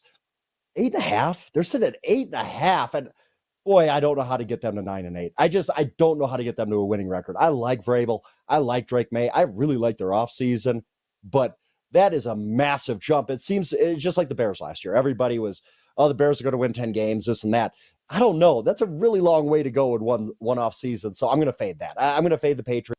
If they beat me, if they improve by 5-6 games, whatever it's going to take for them to get there, I'll eat that L. But I can't see the Patriots taking that big of a leap in one off season. What do you make of the NFC West? I feel like this division is always uber competitive. Last year, Niners took a big step back. They're the favorite right now to win the division at BetMGM. Yeah. Rams are right there at the top. Would you flip that? Would you put the Rams in the catbird seat? I think Seattle, Arizona, maybe dangerous, but not quite there yet. But how would you cap at least? Maybe give me all four. What's your power rankings right now for the NFC West? Yeah, absolutely. And it's interesting because a month ago, I was like, look, the Rams played so well late last season. I thought Devontae Adams was a really good addition. Cooper Kupp I've loved Cooper Kupp throughout his career, but I don't think he's got a whole lot left in the tank. So I thought that was a big upgrade. I was like, Rams are winning this division. And, I write these previews over the summer and I really dig into these teams, dig into the numbers I like to dig into, really look at what happened or didn't happen to a team last season. And by the end of doing most of that work, I get why the 49ers are favored. I talked about the Commanders catching every green light. Well, the 49ers caught every red light. Like they had so many injuries and just so much bad luck last year that I just don't think is going to repeat. And I get they had a bad offseason. No question about that. They lost a lot of talent, but there's still a lot of talent there. Why? Deebo Samuel's gone, but why can't a Ricky Pearsall pick it up? Because he's a former first-round pick. Why can't Christian McCaffrey get back on the field? We've seen him deal with injuries before and bounce back. He's 29. Yeah, he's about at that age when you don't love your running backs to be that age. But Christian McCaffrey's a Hall of Fame type of talent, and he could bounce back. So I'm to the point now where I just have them almost interchangeable. I think it could go either way between the Rams and the 49ers. I understand the odds makers' love for the 49ers a lot better than I did a month ago after really digging into what happened to them last season. I think the Seahawks are third in the division, and I like Mike McDonald. I like, that they had conviction at quarterback, making the change to Geno to Darnold. I just think they're a step behind those teams. Arizona is interesting. I could see them being a team that takes a big leap. You talk about the draft. How do I view the draft? Do I change my opinion of a team coming out of the draft? I look at Arizona's draft where they just said, we're picking defense every round. That we know, we understand who we are and what we need. We're going to pick a brand new defense. I came out of that saying, that's really interesting because if you give Jonathan Gannon some talent, he might be able to do some things. The Rams last year on defense added some huge pieces of their defense, kind of kept that thing afloat. So I have Arizona fourth by now, but not by much. This division is pretty bunched up. I think Arizona could be a really good team too this year. The Cleveland Browns started their rookie mini camp today. Obviously, a lot of attention paid to what's going on in Cleveland with Shedeur Sanders, Dylan Gabriel. Dylan Gabriel reportedly got the first QB reps. I don't know how much we got to put stock into that, but Kevin Stefanski did give the first reps to Dylan Gabriel on this first rookie mini camp practice. But all in all, when you factor in those two rookies, you factor in the two veterans, Kenny Pickett, Joe Flacco, Deshaun Watson, I don't think we're going to see him in 2025. Who do you think is going to be the week one starter for the Cleveland Browns, and who's going to start the most games this upcoming season for the Cleveland Browns? Good question. Yeah, I don't think we're seeing Deshaun Watson in 2026, 2027, 2030, 2030. Nah, he's done. Like there's no way that guy takes another snap in the NFL. It's over. Very interesting the way you put that because I guess I do believe Joe Flacco is going to start week one. Why? I don't really know. Like a 40-year-old Joe Flacco who couldn't even the Colts tried. The Colts were like, we need to give Anthony Richardson some time. And they watched Joe Flacco play 2 games. They're like, ooh, we can't do this anymore. So that guy all of a sudden is going to recapture what he had 2 years ago. I don't know. But just the way the thought process works with the Browns and the NFL, I just assume Joe Flacco is going to be their week one guy. But I actually kind of think Dylan Gabriel's got a shot here to start the most games over the course of the season. Wow. Shedeur gets all the attention, and that's fine. But who has the highest draft capital of those guys? They did trade a 5th for Kenny Pickett. Maybe they are like, well, Kenny's got a little more experience. But I think they were excited on Gabriel. I believe he was a 94th pick of the draft, which is no joke. Any pick in the top 100 has value. They proactively drafted him. Whatever happened with Shedeur, whether Jimmy Haslam came in and said, this is the pick you're going to make. Sorry, guys, I'm the owner. I don't know. They didn't obviously look too enthused to make that pick. I think that maybe Shedeur Sanders at some point over the course of the season can just a talent wins out. He's better than Dylan Gabriel and they give him that job. But I really do think that they go into this saying, like you said, Dylan Gabriel got the first snaps, and why not? He was drafted 2 rounds ahead of Shedeur Sanders. They believe in him. They proactively drafted him. They wanted him. If you draft a guy in the 3rd round, you are pretty excited about him. So I don't think the Flacco thing's going to last very long. I just don't think he's got a ton left. Not many 40-year-old quarterbacks do. And who else other of the other 3 do I like the most? Based on what they've invested in each guy, it's actually Dylan Gabriel. Wow. That's going to be some situation to monitor in camp. I mean, I was shocked that they took Gabriel. And then when they took Shedeur later, I was even more shocked. It was like a double. All right. Speaking of shocking news and quarterbacks, we all expect Aaron Rodgers is going to be in Pittsburgh at some point, Frank. You're writing the headline after week 18 for the Steelers season. Let's assume he's in Pittsburgh and he signs with the Steelers and he's the starter for the season. What's the headline after that week 18 game for the Pittsburgh Steelers in 2025? I think it's something akin to another mediocre season for the Steelers with no future plan in sight. Like that's, I don't think Aaron Rodgers is that bad. If you look at his last 10 games last year, he was not washed up. If I remember the stat right, he had 18 touchdowns, 4 interceptions. We don't really think of Aaron Rodgers playing well late last season because the Jets were such a tire fire, but he actually played pretty well. And I don't know that he can keep that going at age 41. Usually quarterbacks fall off the cliff by now. But I think he can be solid enough. And that's a problem with the Steelers. He's going to be solid enough. They're going to be good enough. They're going to be in playoff contention. They Mike Tomlin's streak of no losing seasons going. But what does that mean? You're going to get to next March and you're going to say, we're in the same spot we were a year ago. We're really not progressing towards being a contender. We're far behind the Ravens. We're probably passed by the Bengals by now. They're just stuck in this rut, and I don't know what gets them out of this. They need to figure out the quarterback situation, but when you keep drafting 20, 22, 24, you really can't get that quarterback who's going to turn things around.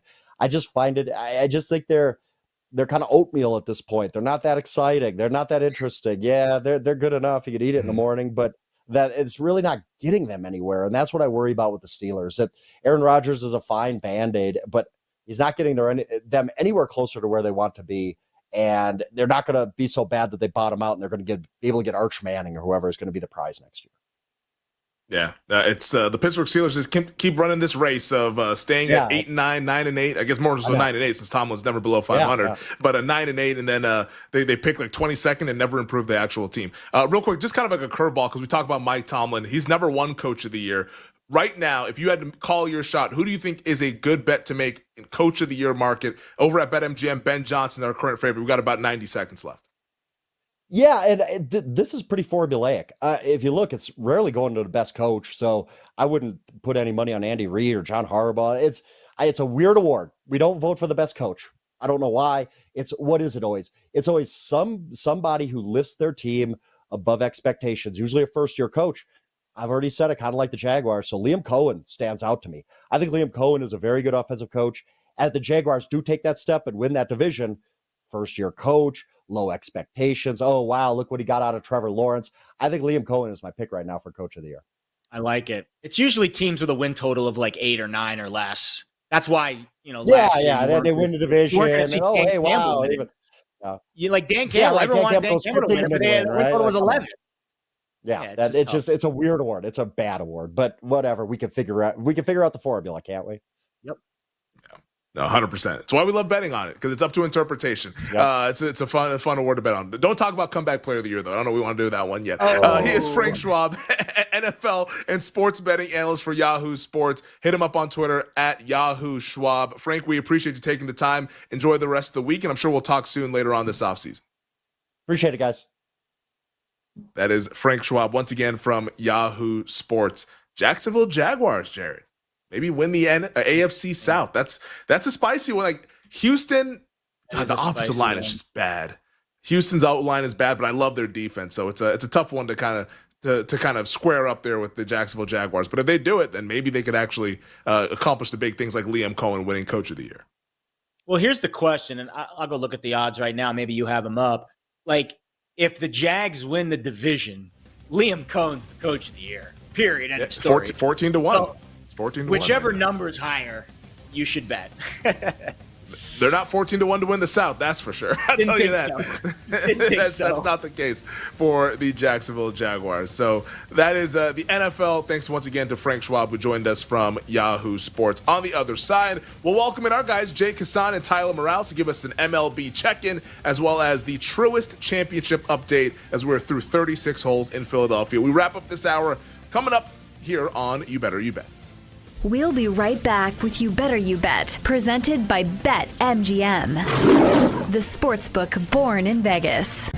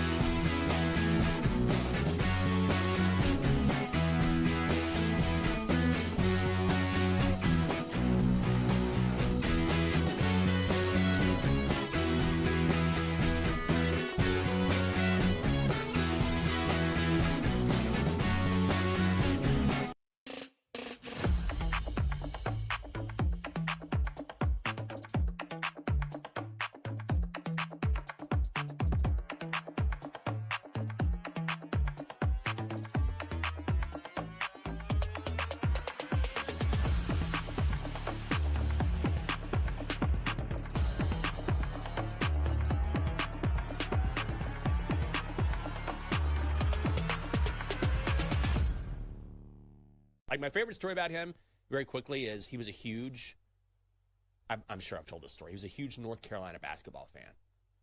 Huge. And I like North Carolina. A buddy of mine loved NC State, my friend Hoth. A buddy of mine loved Duke, so we were always talking ACC basketball. And so I got in trouble one day for talking too much in class. Of course I did. He was like, Jenkins, 1,500 words on my desk tomorrow about shutting up during class. And I was like, yes, sir. Like, he used to make people stand up. This girl had to stand up, Renee. Mitchell, 1,000 words tomorrow on why you're an idiot. Stand up and apologize to the class for being a moron. And she'd be like, I'm sorry for being a moron. Like, I swear to God. So anyway, I've got 1,500 words to write on talking during class. And so I decided, no. I'm going to write a whole paper on North Carolina basketball and just give it to him and see what he does. So I give it to him. I put it on his desk, and I sit down. And this is a real risk I'm taking. And he's reading it, like, before class. I see him flipping through the pages. And he looks up. He goes, Jenkins, excellent work. And I was like, awesome. He knew I knew better, so he knew what I was doing. I wasn't trying to be a jerk. I was just like, we both know I know better. I know I was talking, so I'm going to do something here that I know you'll like. So anyway, he was awesome, but I got to see, I think, one semester in that class. That's a great example of, like, you don't play the assignment, you play the person, right? Yes. Isn't that like what you do in poker? So you played the man. I don't know why I kept imagining, like, Greg Popovich is your teacher there, but it feels, like, very in line with, like, what his sense of humor would be. Yes. Like, I don't know if that's a good, and I think maybe it's because we've been talking about Coach Pop a lot. But I know that there are people who say, like, you know, the public school system is failing and stuff.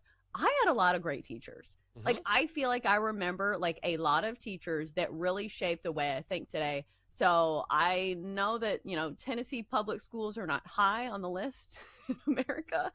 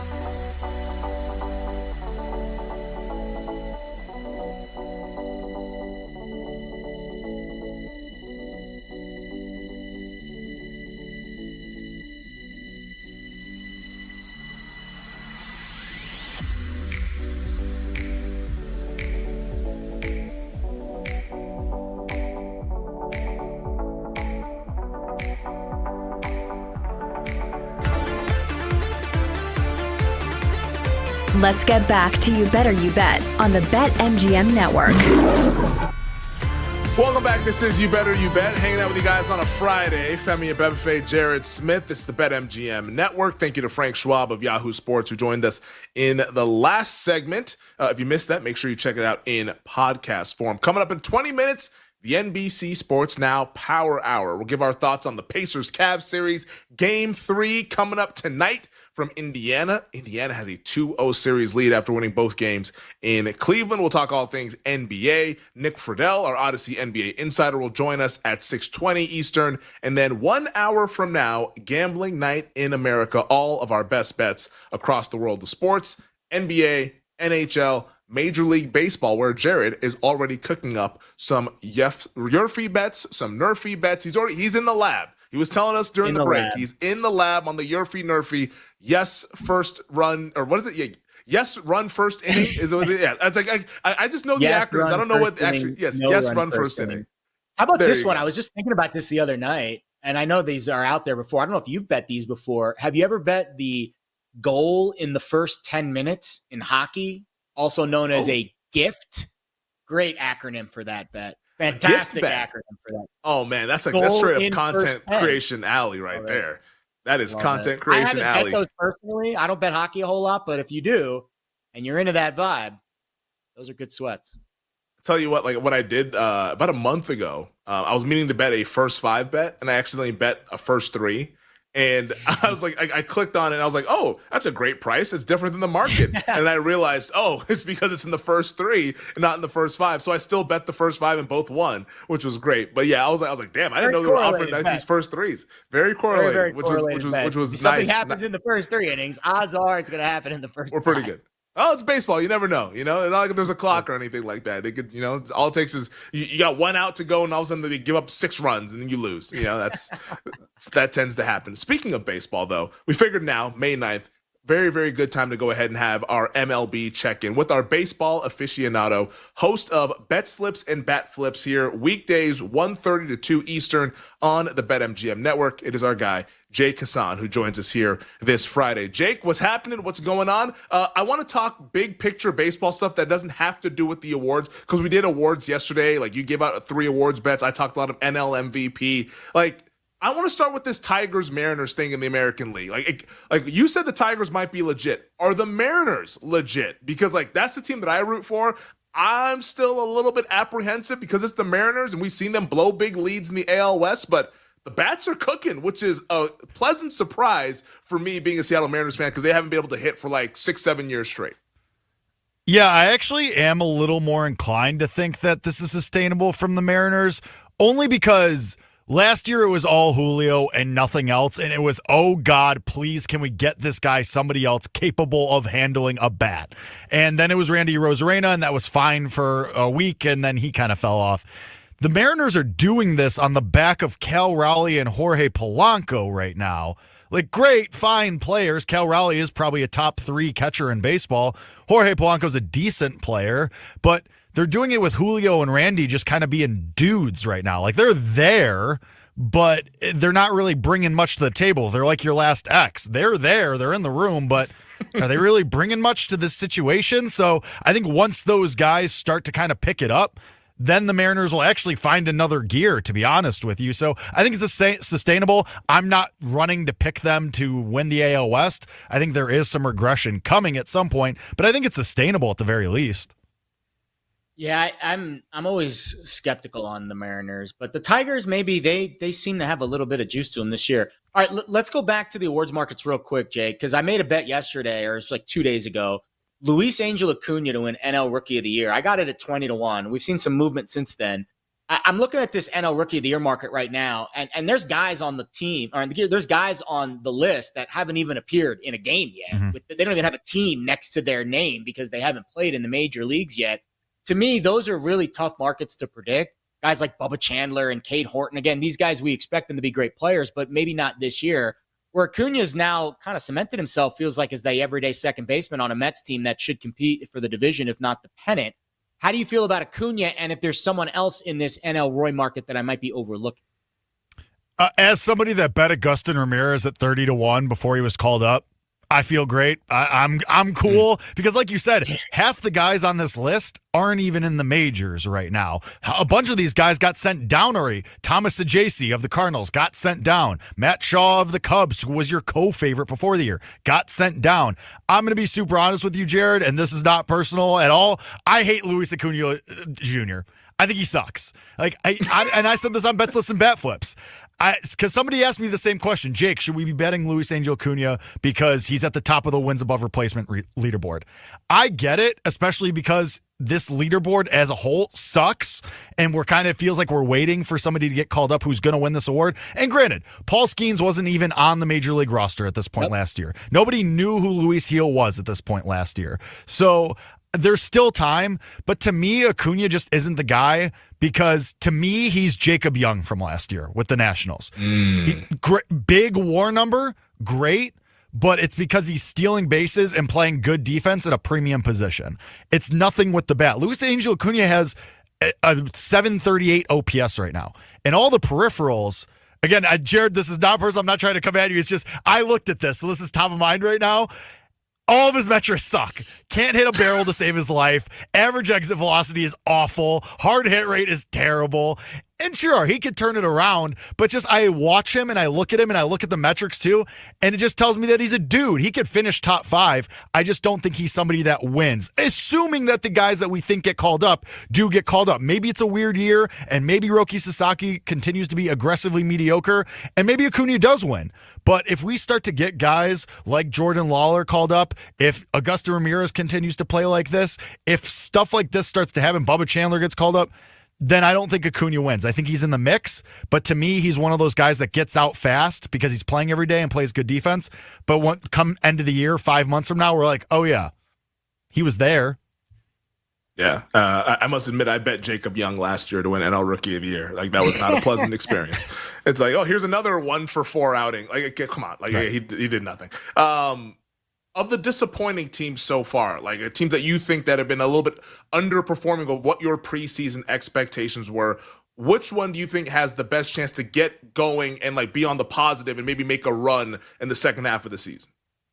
Rangers with a bullet. And it's because that lineup has not been healthy and together and cohesive at any point this year. It's always somebody with this team. Wyatt Langford was on the injured list for a couple of weeks. Corey Seager just got off the injured list. Jake Berger got demoted. Jock Peterson can't find the right end of a bat right now at the plate. Now Josh Young missed a couple of weeks as well. Now they're finally starting to get these guys all together as one. Fire the hitting coach. Those guys are always the scapegoat. Shout out friend of the program, Brett Boone. Maybe he turns that around a little bit. But it's just they haven't been healthy. Even in the rotation, they're still waiting for Cody Bradford to be healthy. Kumar Rocker's on the injured list right now. Jacob deGrom's always a risk as well. He's been healthy so far, but who knows when that happens. So I think it's just the Rangers because the talent is definitely there. They just won a World Series a couple years ago, but they just haven't been healthy so far this year. Once that happens and we know Chris Young is not afraid to make moves at the deadline, I think they're a team that could hit the gas pedal in the second half or in a month, whatever. I always look at run differential as kind of my decider on if a team's having a good start after the first month. And I'm always interested in teams that are under 500 with a positive run differential because the law of averages say eventually they're going to get back to at least the above 500 mark. Minnesota keeps standing out to me. They've won 5 in a row. They're plus 15 in run differential, yet they're 2 under 500. They play out, I think, in a division that we think is going to be bad. It's been better than expected so far. Do we think Minnesota can be a playoff team this year, or is the hole too big for them to climb out of? I hated this team coming into the year, to be honest, and I hate them now. Royce Lewis is healthy again. This will be a fun 3 weeks. Great. Can't wait. And then he's going to be on the injured list again. Same thing with Byron Buxton and Carlos Correa. This is a team made of glass. And more importantly, their pitching staff sucks. Like Bailey Ober's been fine, but Chris Paddock is going out there today. He's a bum. Simeon Woods Richardson is definitely a guy of all time. Like their best pitchers are in the minors right now. Like David Festa and Semmy Matthews are just toiling away at AAA for no reason. I think Pablo Lopez is due for a ton of regression, I think, as well. Good pitcher, not a 2.07 ERA type of pitcher. So I think, A, the hole is too big to climb out of. The lineup is definitely not going to stay healthy. Their best player, Royce Lewis, is not going to stay healthy. And I think the rotation sucks. Guy of all time. Like, is that like most disrespectful thing ever? Or he is definitely a guy. like guy of all time. It's just, I'm like, man, that is some serious shade with Simeon Wood Richardson. I guess, yeah, it's so difficult right now, like to pinpoint like the teams that are going to be like legitimately good. Maybe in a few weeks we'll find out. Memorial Day weekend is usually the weekend that we find out, okay, like who's actually legit. AL East, like we talked Devers earlier with Cody Decker. We talked about it as well here on the show. Like, is it still the Yankees or is it the Red Sox or is there another team in that division that you think kind of prevails in the division that always gets a lot of eyeballs?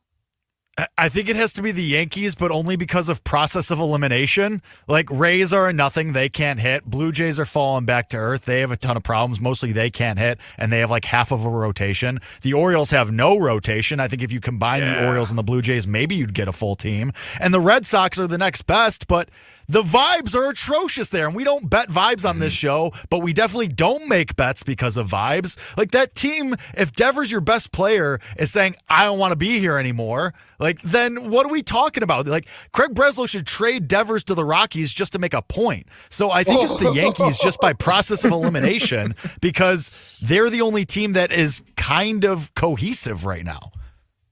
I think Devers' salary this year might be higher than the entire Rockies payroll.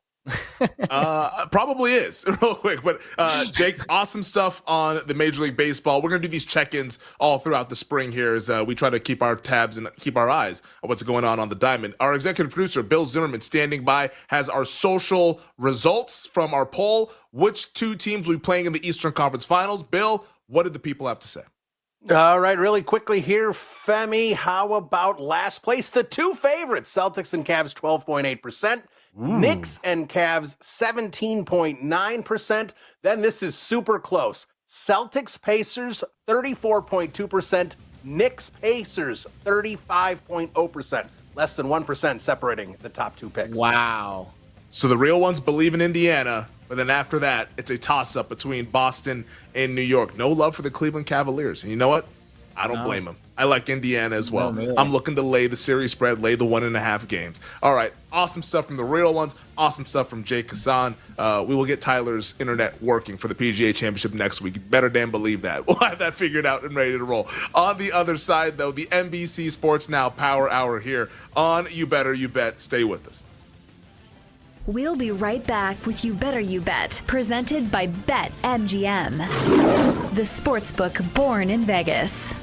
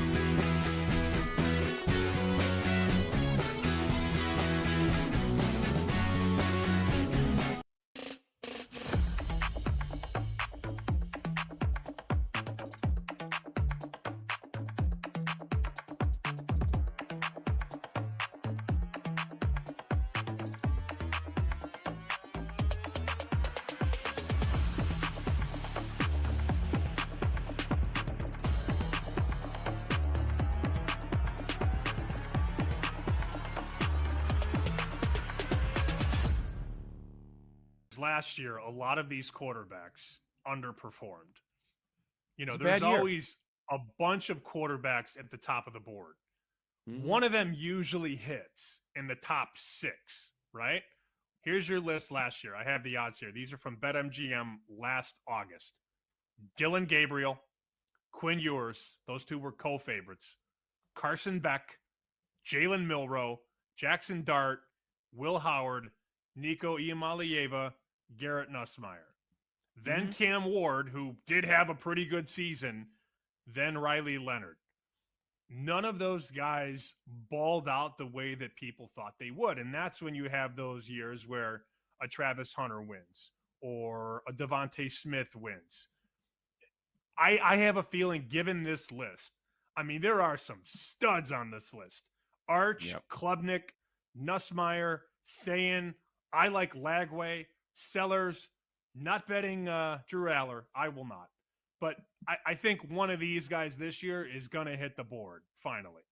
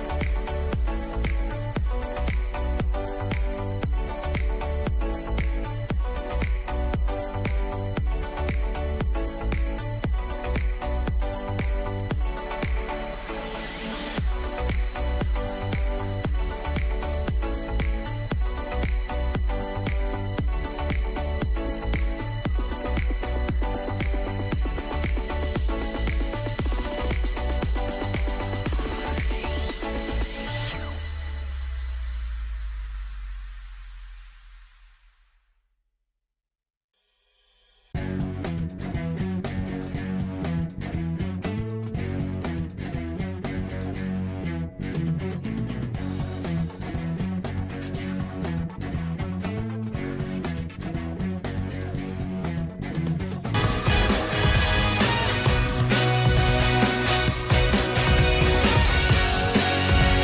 tuned in to You Better You Bet on the BetMGM Network and streaming live on NBC Sports Now, presented by BetMGM on the BetMGM Network. Oh, bring it up, Jake. Let's go.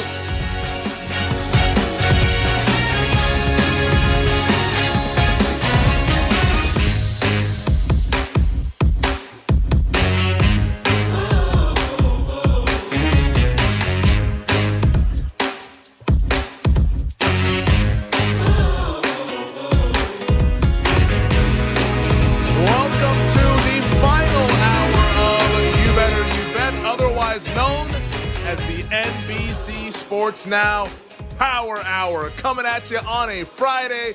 Femi Abebefe hanging out with Jared Smith. Jared's been doing an awesome job filling in for Nick Costos. It's a Friday, so Nick doesn't work on Friday. But Jared's been kicking ass so far for the first 3 hours, and we're going to have a kick-ass final hour for you guys here on You Better You Bet, sending you into the weekend. Can you tell? Excited, the weekend is almost here. But 20 minutes from now, we'll be joined by Odyssey NBA insider Nick Friedel. In 40 minutes, we'll be going through all of our best bets for the NBA, NHL, Major League Baseball with Gambling Night in America. So we have a fun 60 minutes on deck for you guys here on this Friday, and we tip off these 60 minutes looking back at last night's action in the NBA playoffs. The Minnesota Timberwolves have evened up the Western Conference semifinal series with the Golden State Warriors. We're tied up at 1 after Minnesota's 117-93 victory over Golden State last night. And to me, to be quite honest, not a super impressive performance by the Minnesota Timberwolves. Felt a little bit more like Golden State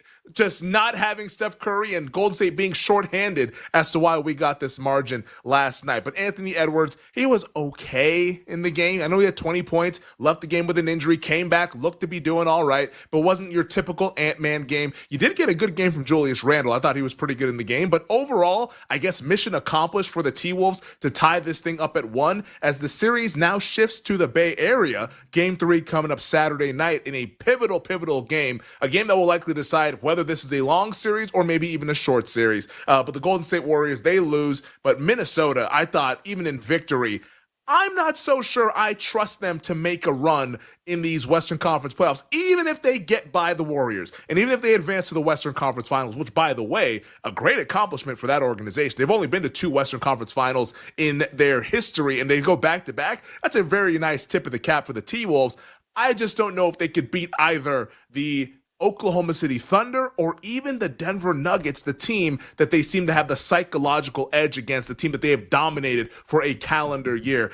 Jared, are you confident in the Minnesota Timberwolves after what you saw last night that this team could make a deep run and potentially represent the Western Conference in the NBA Finals? I want to say yes, because I do think on paper they still are the second best team because they're the next deepest team other than Oklahoma City. Like, I think we're all in agreement that this is not championship caliber Denver, with the coach gone and with maybe, not quite operating at peak capacity like we've seen in prior years. Although I'll be honest, a 7-game series, where would that be? Would that be Denver would have home court, right? I think, right? The Denver Nuggets would have home court. Denver would have home court. Yeah, I'd be interested in what the price would be in that series. Now, I don't think that's what it's going to be. I think it's going to be Oklahoma City against probably Minnesota. And Oklahoma City is obviously going to be a relatively big favorite in that series. But when you look at this Golden State box score, I mean, I don't know how they can win this series with the type of output that they're getting from the non-Steph Curry players. Like, when Quentin Post is in the starting lineup and plays 3 minutes, and he's a minus 13 in those 3 minutes, like, that's the best reserve that you could put in Steph Curry's starting spot. So Steve Kerr's got a lot of tinkering still left to do. Like, Jonathan Kuminga cannot be your leading scorer. Like, that is not a sustainable way to win a 7-game series against a very capable team like Minnesota. I'll be honest, I think Julius Randle's kind of the X factor here. I mean, 11 assists, I mean, he was an absolute demon. Mike Conley didn't play well, didn't have a lot of assists, wasn't the facilitator we're used to seeing, only played 17 minutes. But if Julius Randle can be a point forward, I think it changes the dynamic of Minnesota a little bit. I still think Oklahoma City's better, but Minnesota OKC would be a very fun 7-game series. I think it'd be incredibly fun because, like, look at what we saw during the regular season. Like, if there was a team that gave OKC some issues, it was the Minnesota Timberwolves. And there's a game that always kind of goes back in my mind where, like, I think it was in February, I want to say. It might have been in January, but it was, like, pretty, like, in the middle portion of the season. Minnesota made a comeback against OKC in a game where, like, Anthony Edwards and the starters were sitting on the bench. They came back, forced overtime, and those bench guys, led by Naz Reid, won the game. Now, you could say, Femi, that's the regular season. What the hell does that have to do with what's going to happen in May? And I could say, you know what? That's a fair point to make. But I think just the matchup in Minnesota's size, I think, makes for a fun series between those two teams, if that's what we get. The betting market seems to think that's what we'll get. I tend to think that that's what we'll get. Like, I'm more confident that Minnesota takes care of business against Golden State than I am that OKC takes care of business against Denver, because the Denver Nuggets, like, look, I disrespected them last round, but, like, when you have Nikola Jokic, you always have a chance because he is clearly the best player in the world. My just thing is that if it's OKC and Minnesota, where does the scoring come from on the Minnesota side? Because, like, Ant-Man's probably going to get you his buckets, but, like, OKC's defense is outstanding. And we've seen Minnesota, even in just 2 games, Minnesota struggle offensively against Golden State, particularly in game 1. Game 1, they only scored 88 points at home. And then last night in game 2, there were some moments where it's like, okay, like what's going on here with this offense? It goes to show you how bad the Lakers defense is, honestly. Like, the fact that Minnesota got whatever they wanted against LA, but now against Golden State, it's a much different story. And if they win this series and take on OKC, that's even another step up in competition, especially on the defensive end of the floor. I agree. I think now that we're getting later in the series, now is when the adjustments start to matter a little bit more. And now is when, again, I know coaches matter a lot in other sports more than they do in the NBA, but you start to see coaching discrepancies, kind of get pushed to the forefront. Now you could say that about Denver with their, basically rookie head coach, kid of a former great head coach, but they did an okay job getting through that first round, but things tighten up and the stakes get higher. I think Minnesota and OKC also have the coaching advantages in both of these series. At least if that's what Steve Kerr's best, changeup is, with giving us Quentin Post and Jonathan Kuminga. Now, I know what else can he really do. A lot of it is Steph Curry in that regard, and he's kind of a coach on the floor. You basically lost 2 coaches essentially, or you lost 2, pieces. You lost Curry as the player and Curry as the coach. I think it makes Steve Kerr's job a lot more difficult. So I don't want to, rag on him too much because it's, again, a tough task. But I feel like Oklahoma City definitely has a coaching edge. And I think Minnesota, obvious was Curry out. Like, I don't see another path besides those 2 teams making it to the next round.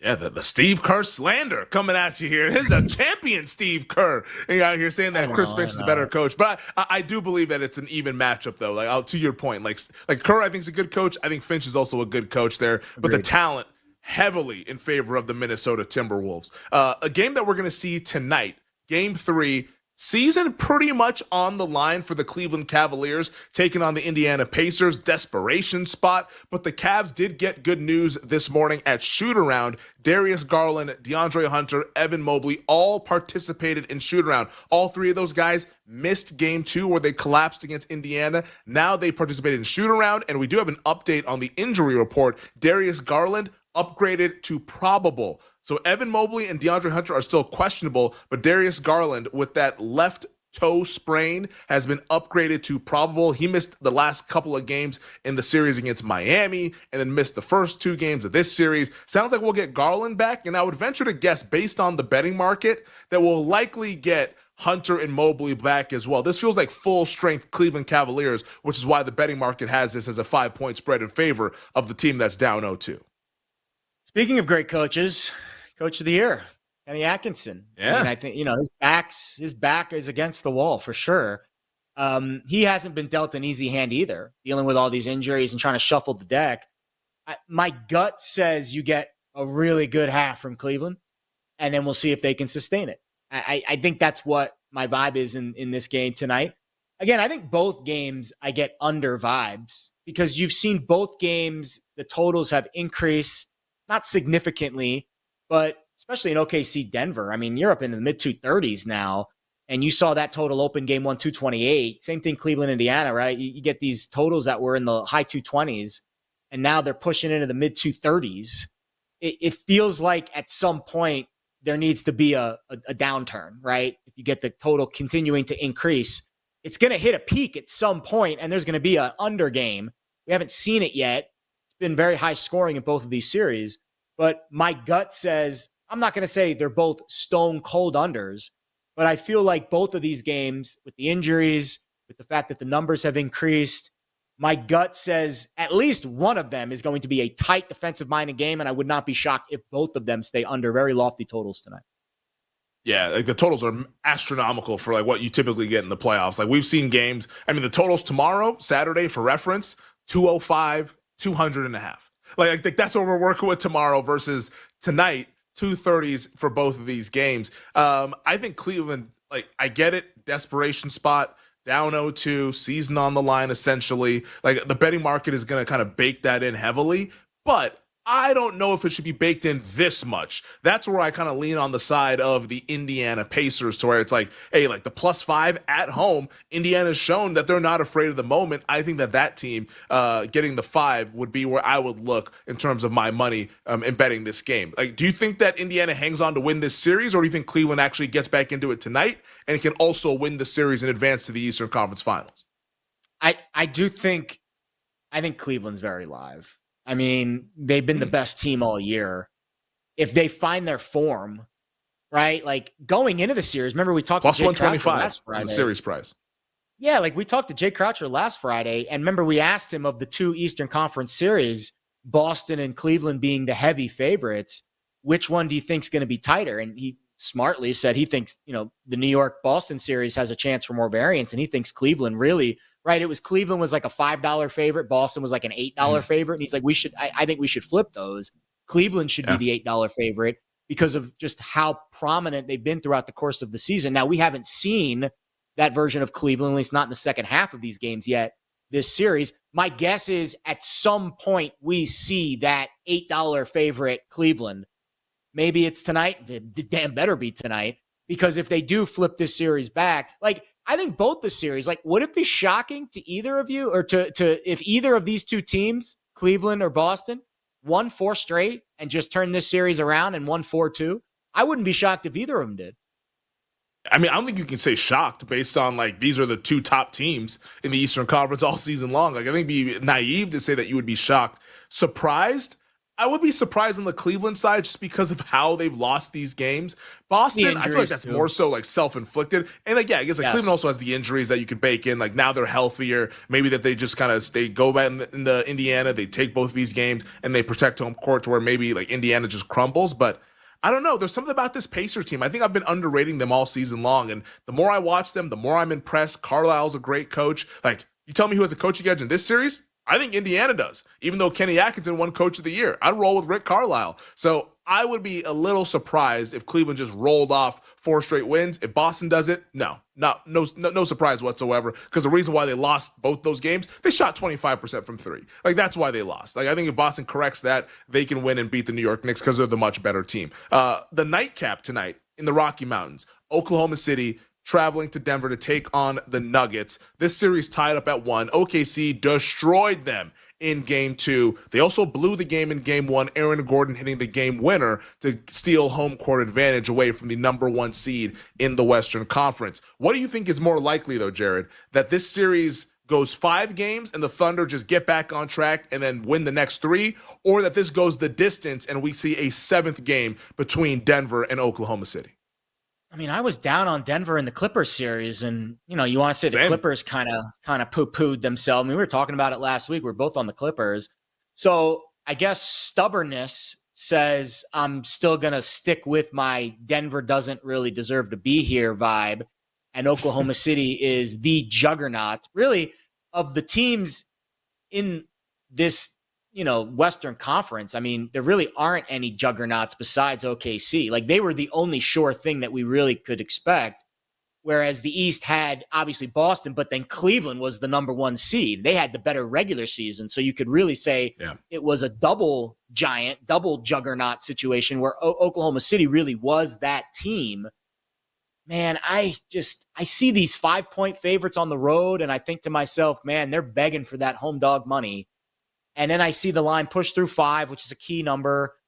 I think Oklahoma City takes care of business tonight. I think both road teams win tonight. Maybe a road money line parlay if you really want to avoid the juice there, avoid the laying the spreads on the road. You can kind of cut the juice down a little bit. And I do like the fact that the games are spaced out, so you can always come back on the other side later if you don't feel comfortable. But, yeah, I think it's a chalky vibe. That's kind of the opposite of what we've seen in the playoffs so far, huh? Yeah, no, it's been road dogs been barking in the second round so far in the NBA playoffs, but maybe the road chalk can go ahead and get back into this thing. To me, I think we're more likely to get like a longer series between these two teams because I think when you have Nikola Jokic, you always have a chance. Nick Friedel, Odyssey NBA Insider, joins us next here on You Better You Bet during the NBC Sports Now Power Hour. We'll be right back with You Better You Bet, presented by BetMGM, the sportsbook born in Vegas.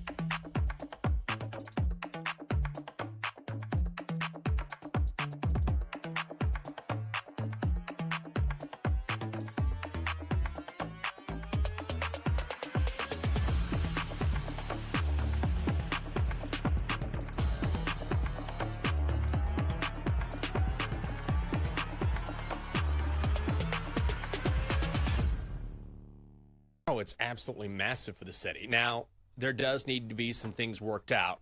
The D.C. City Council needs to approve it, so it's not a done deal yet. But this is as close as this deal has been since this was a talking point, God, for years and years and years. And it's really interesting how quickly things have moved now that Dan Snyder is not with the team. That was a big sticking point. But now Josh Harris has come in, and very quickly things have improved like that.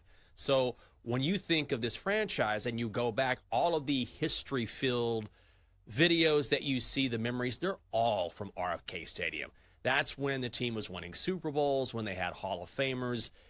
The history is pretty sparse over the past 2 decades, and that absolutely has to do with ownership. So it just feels right for this team to be back in the city. And honestly, it's huge because D.C. almost lost the Wizards and the Capitals. That came very close to happening, and at the last second, that deal in Virginia fell through. So now the Wiz and Caps are in D.C., and now potentially the Commanders could be in D.C. as well.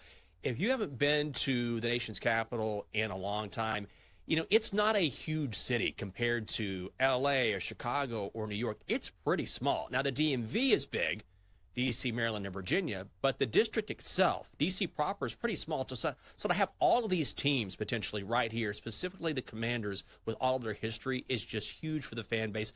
Everybody has wanted this for so long. Let's just bring it back to the spiritual home, as the owners call it. So it's something that's really exciting, and there's renderings out. And if this goes through, then they want to begin in 2030 and potentially host, you know, WrestleMania, concerts, a Super Bowl. They'll have the potential to do that. Even Roger Goodell has said, we'd love to have a Super Bowl in the nation's capital. And now that's an actual possibility.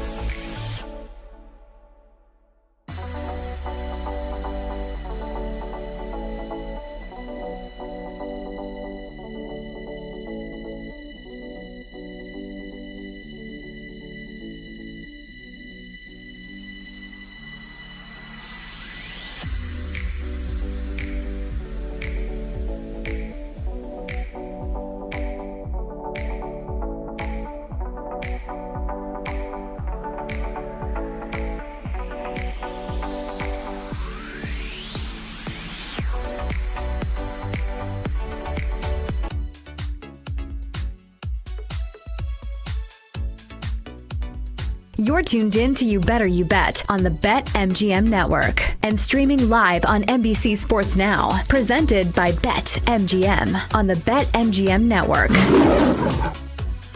Welcome back, the NBC Sports Now Power Hour, rolling along here on a Friday. This is You Better You Bet, presented by BetMGM. Femi Abebefe, Jared Smith. Jared doing a great job filling in for Nick Costos. We're rocking it here on Peacock on the NBC Sports Now channel, which of course we appreciate everybody for joining us here on the NBC Sports Now channel. We'll be joined momentarily by our Odyssey NBA insider, Nick Friedel, who does a great job covering the NBA. We talked to him all throughout these playoffs, so let's go ahead and call him up and talk to him right now, because on the line with us right now, it is our guy, Odyssey NBA insider Nick Friedel. Insider Calls brought to you by Hyundai. We put your safety first and everything else second. Learn more at HyundaiUSA.com. You can hit up Nick on Twitter at Nick Friedel. Nick, I got to start off with this because we've been talking all throughout these playoffs, and we've been saying collision course in the Eastern Conference. Celtics, Cavaliers, that's what we're going to get. Now, fast forward to May 9th,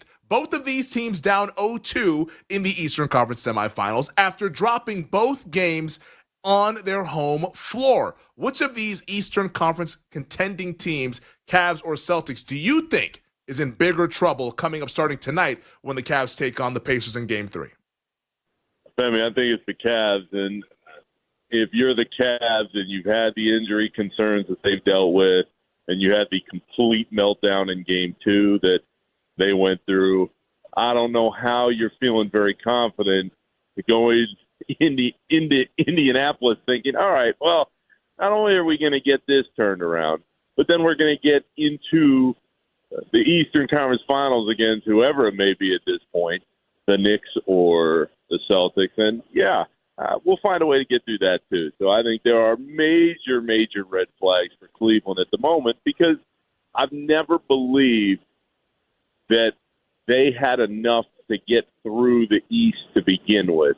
The flaws that we've seen at times, maybe not this year so much, but the last couple seasons, those are there. You combine that with the injury problems, I would be very worried if you were the Cavs. And that's after having such a really strong regular season. But as we know, the playoffs are different. Having everybody healthy is crucial, and they are getting hit on all sides, it would appear, given what we've seen in these first couple games here. Nick, I'm shocked at what's taken place in the first two games in Boston. I think you think to yourself, man, the Celtics just blew a 20-point lead in Game 1. There's no way that's going to happen again. It happened again. But I also, as a Knicks fan, I'm not overly confident that they're going to win this series. First of all, the market's telling us that the Celtics are still favored. Second of all, I feel like if they can just get that little switch to flip inside of their head that they're the best team in the East, they can still win 4 straight and turn this series around really quickly. Are you of that belief, or do you think that Boston's really got something to worry about here?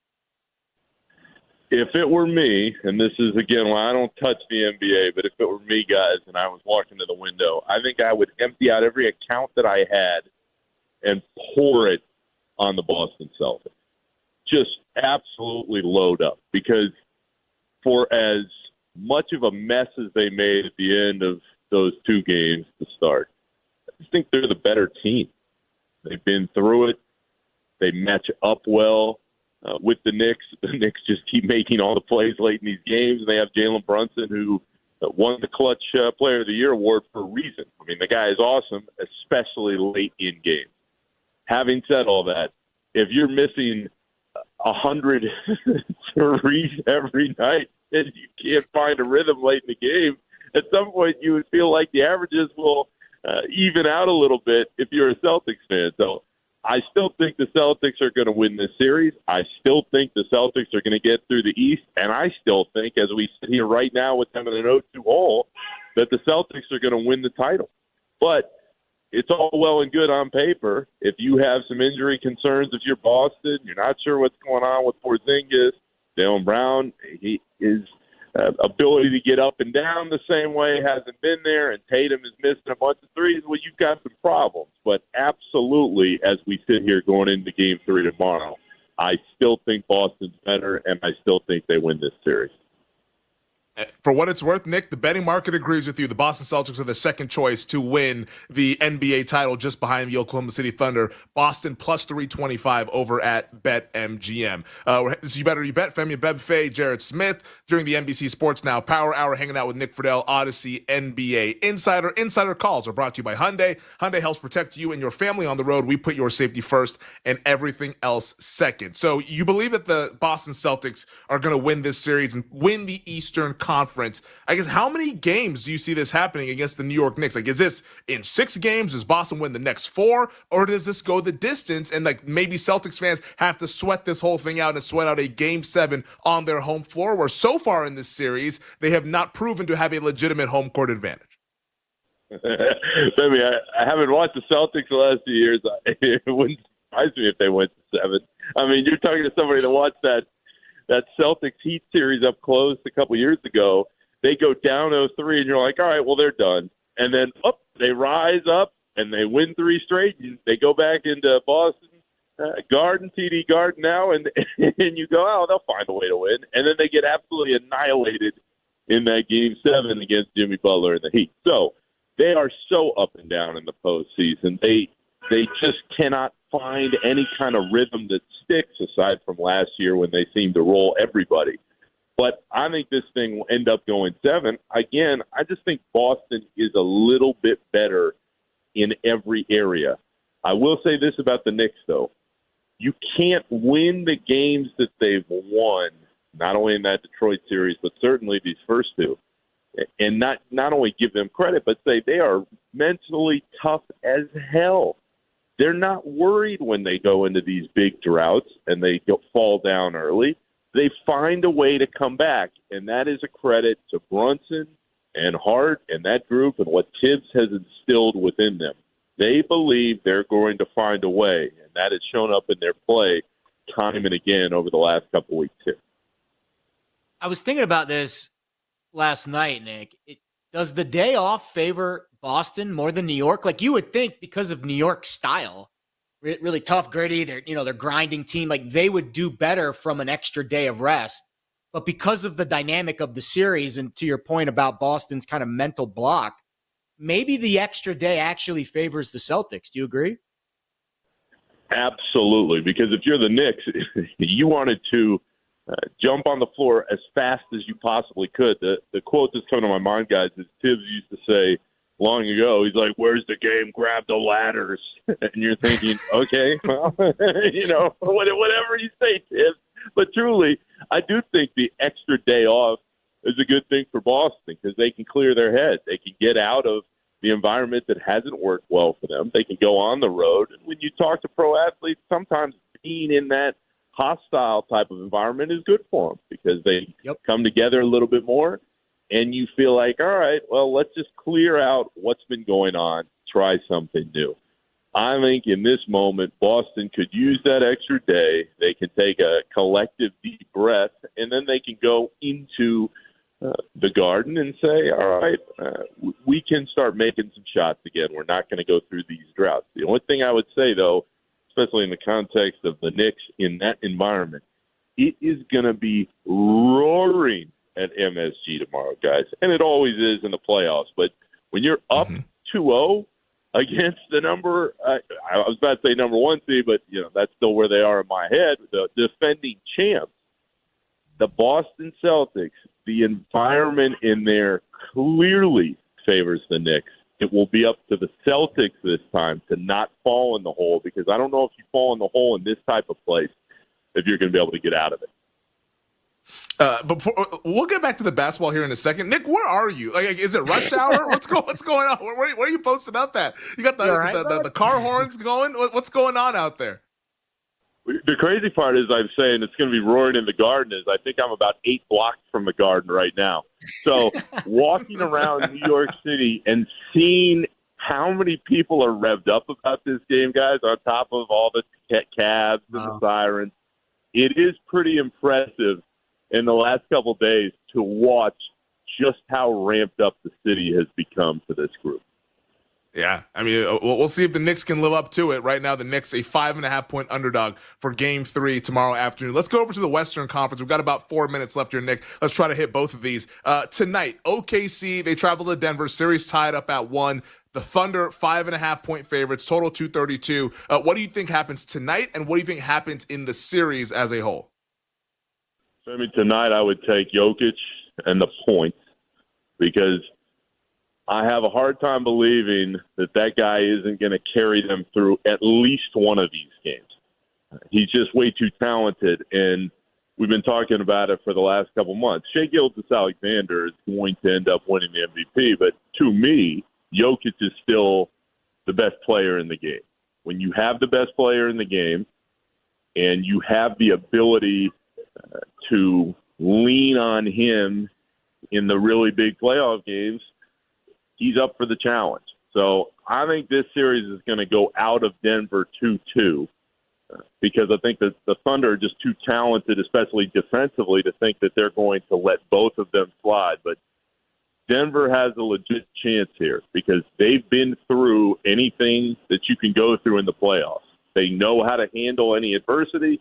They went through a ton at the end of the regular season, and they trust each other on the floor. I know they got wiped out in Game 2, but that's a team that found some momentum at the end of the first game, and they believe that they have what they're going to need. And when you have that team and you have the best player, you can accomplish seemingly anything you want. So I think this series feels like it's going to go really long, potentially 7, and I think in a few more days here, we're going to look at this series being tied up at 2.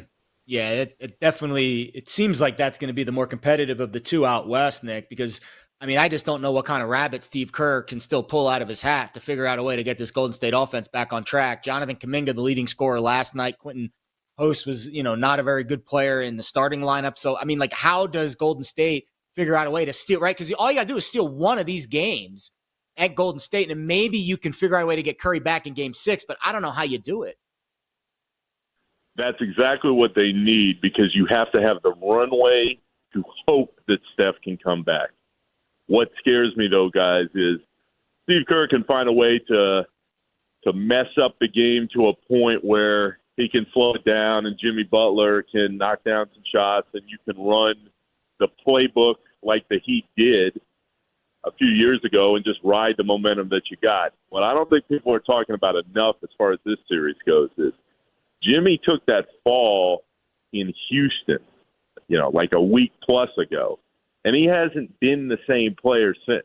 He just doesn't look like himself on the floor. This isn't the Jimmy Butler dominant playoff version that we've seen so many times in years past. This is a Jimmy who fell over and hasn't played at the same speed that we're used to. So as far as the Warriors go, with Steph out at least for this next couple game stretch, I'm not sure what the answer is. All they can do is start playing defense at a higher level and hope the Buddy Hields of the world can make the shots that we saw him make at times, especially in Game 7 in Houston. But if you're a Warriors fan, I'd be really concerned because the next part to this is even if they do find a way to win one of these games, and even if Steph is able to come back out on the floor, what type of version is Steph with this kind of hamstring injury after playing so many minutes at this stage of the postseason? So I think the Warriors are in big trouble moving ahead here.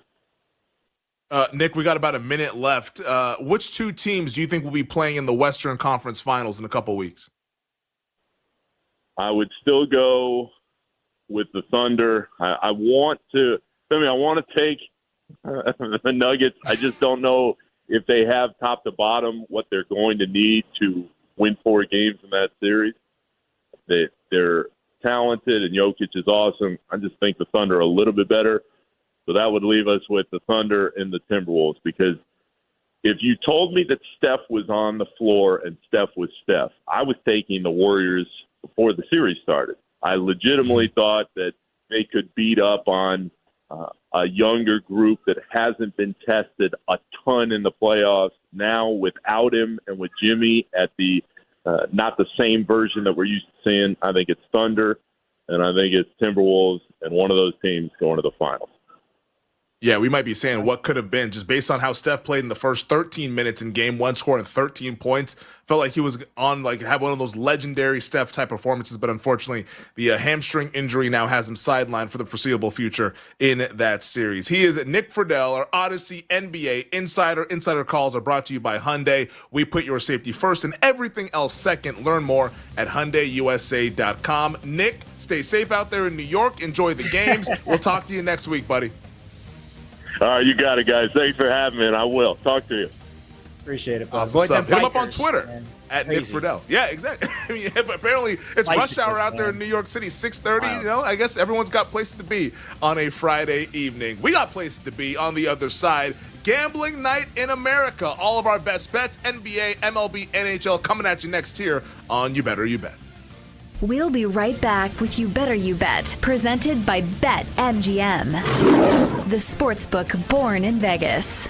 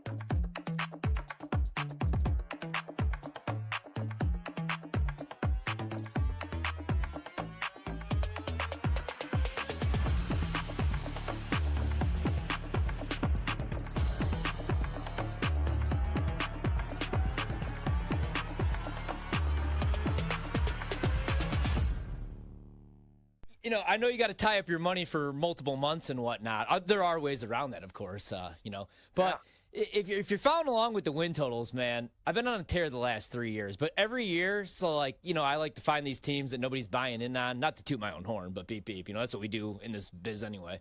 So, like last year, I liked the Vikings, Eagles, Super Bowl, blah, blah, blah. But every year, I pick one that I just want to see happen.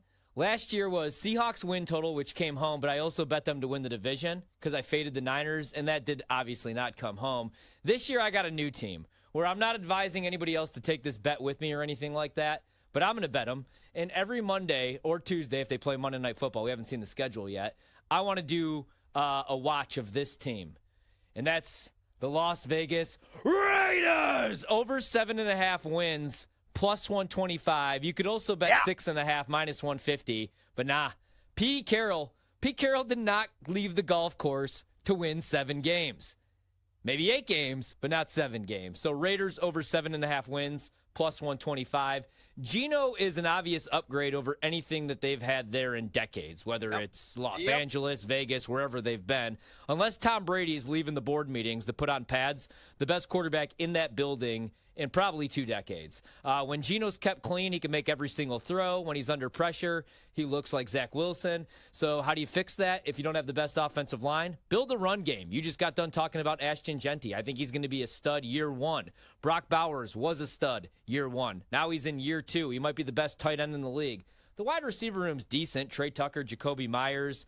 I like what they did in the draft. Defensive side of the ball, Max Crosby, really nice player. Top 3 edge rusher in the league. You know, there's some talent. They did some stuff in free agency. My issue is Eric Stokes shouldn't be starting in the secondary at Mount Carmel, let alone in a division where you're going to see Pat Mahomes, Justin Herbert, and Sean Payton and Bo Nix twice a year. And it's the 18th toughest schedule. But, again, I'm going to cheer for this team. They're going to be fun as hell. They're going to score a bunch of points. They're going to give up some points. But give me the Raiders. Over 7.5 wins, plus 125.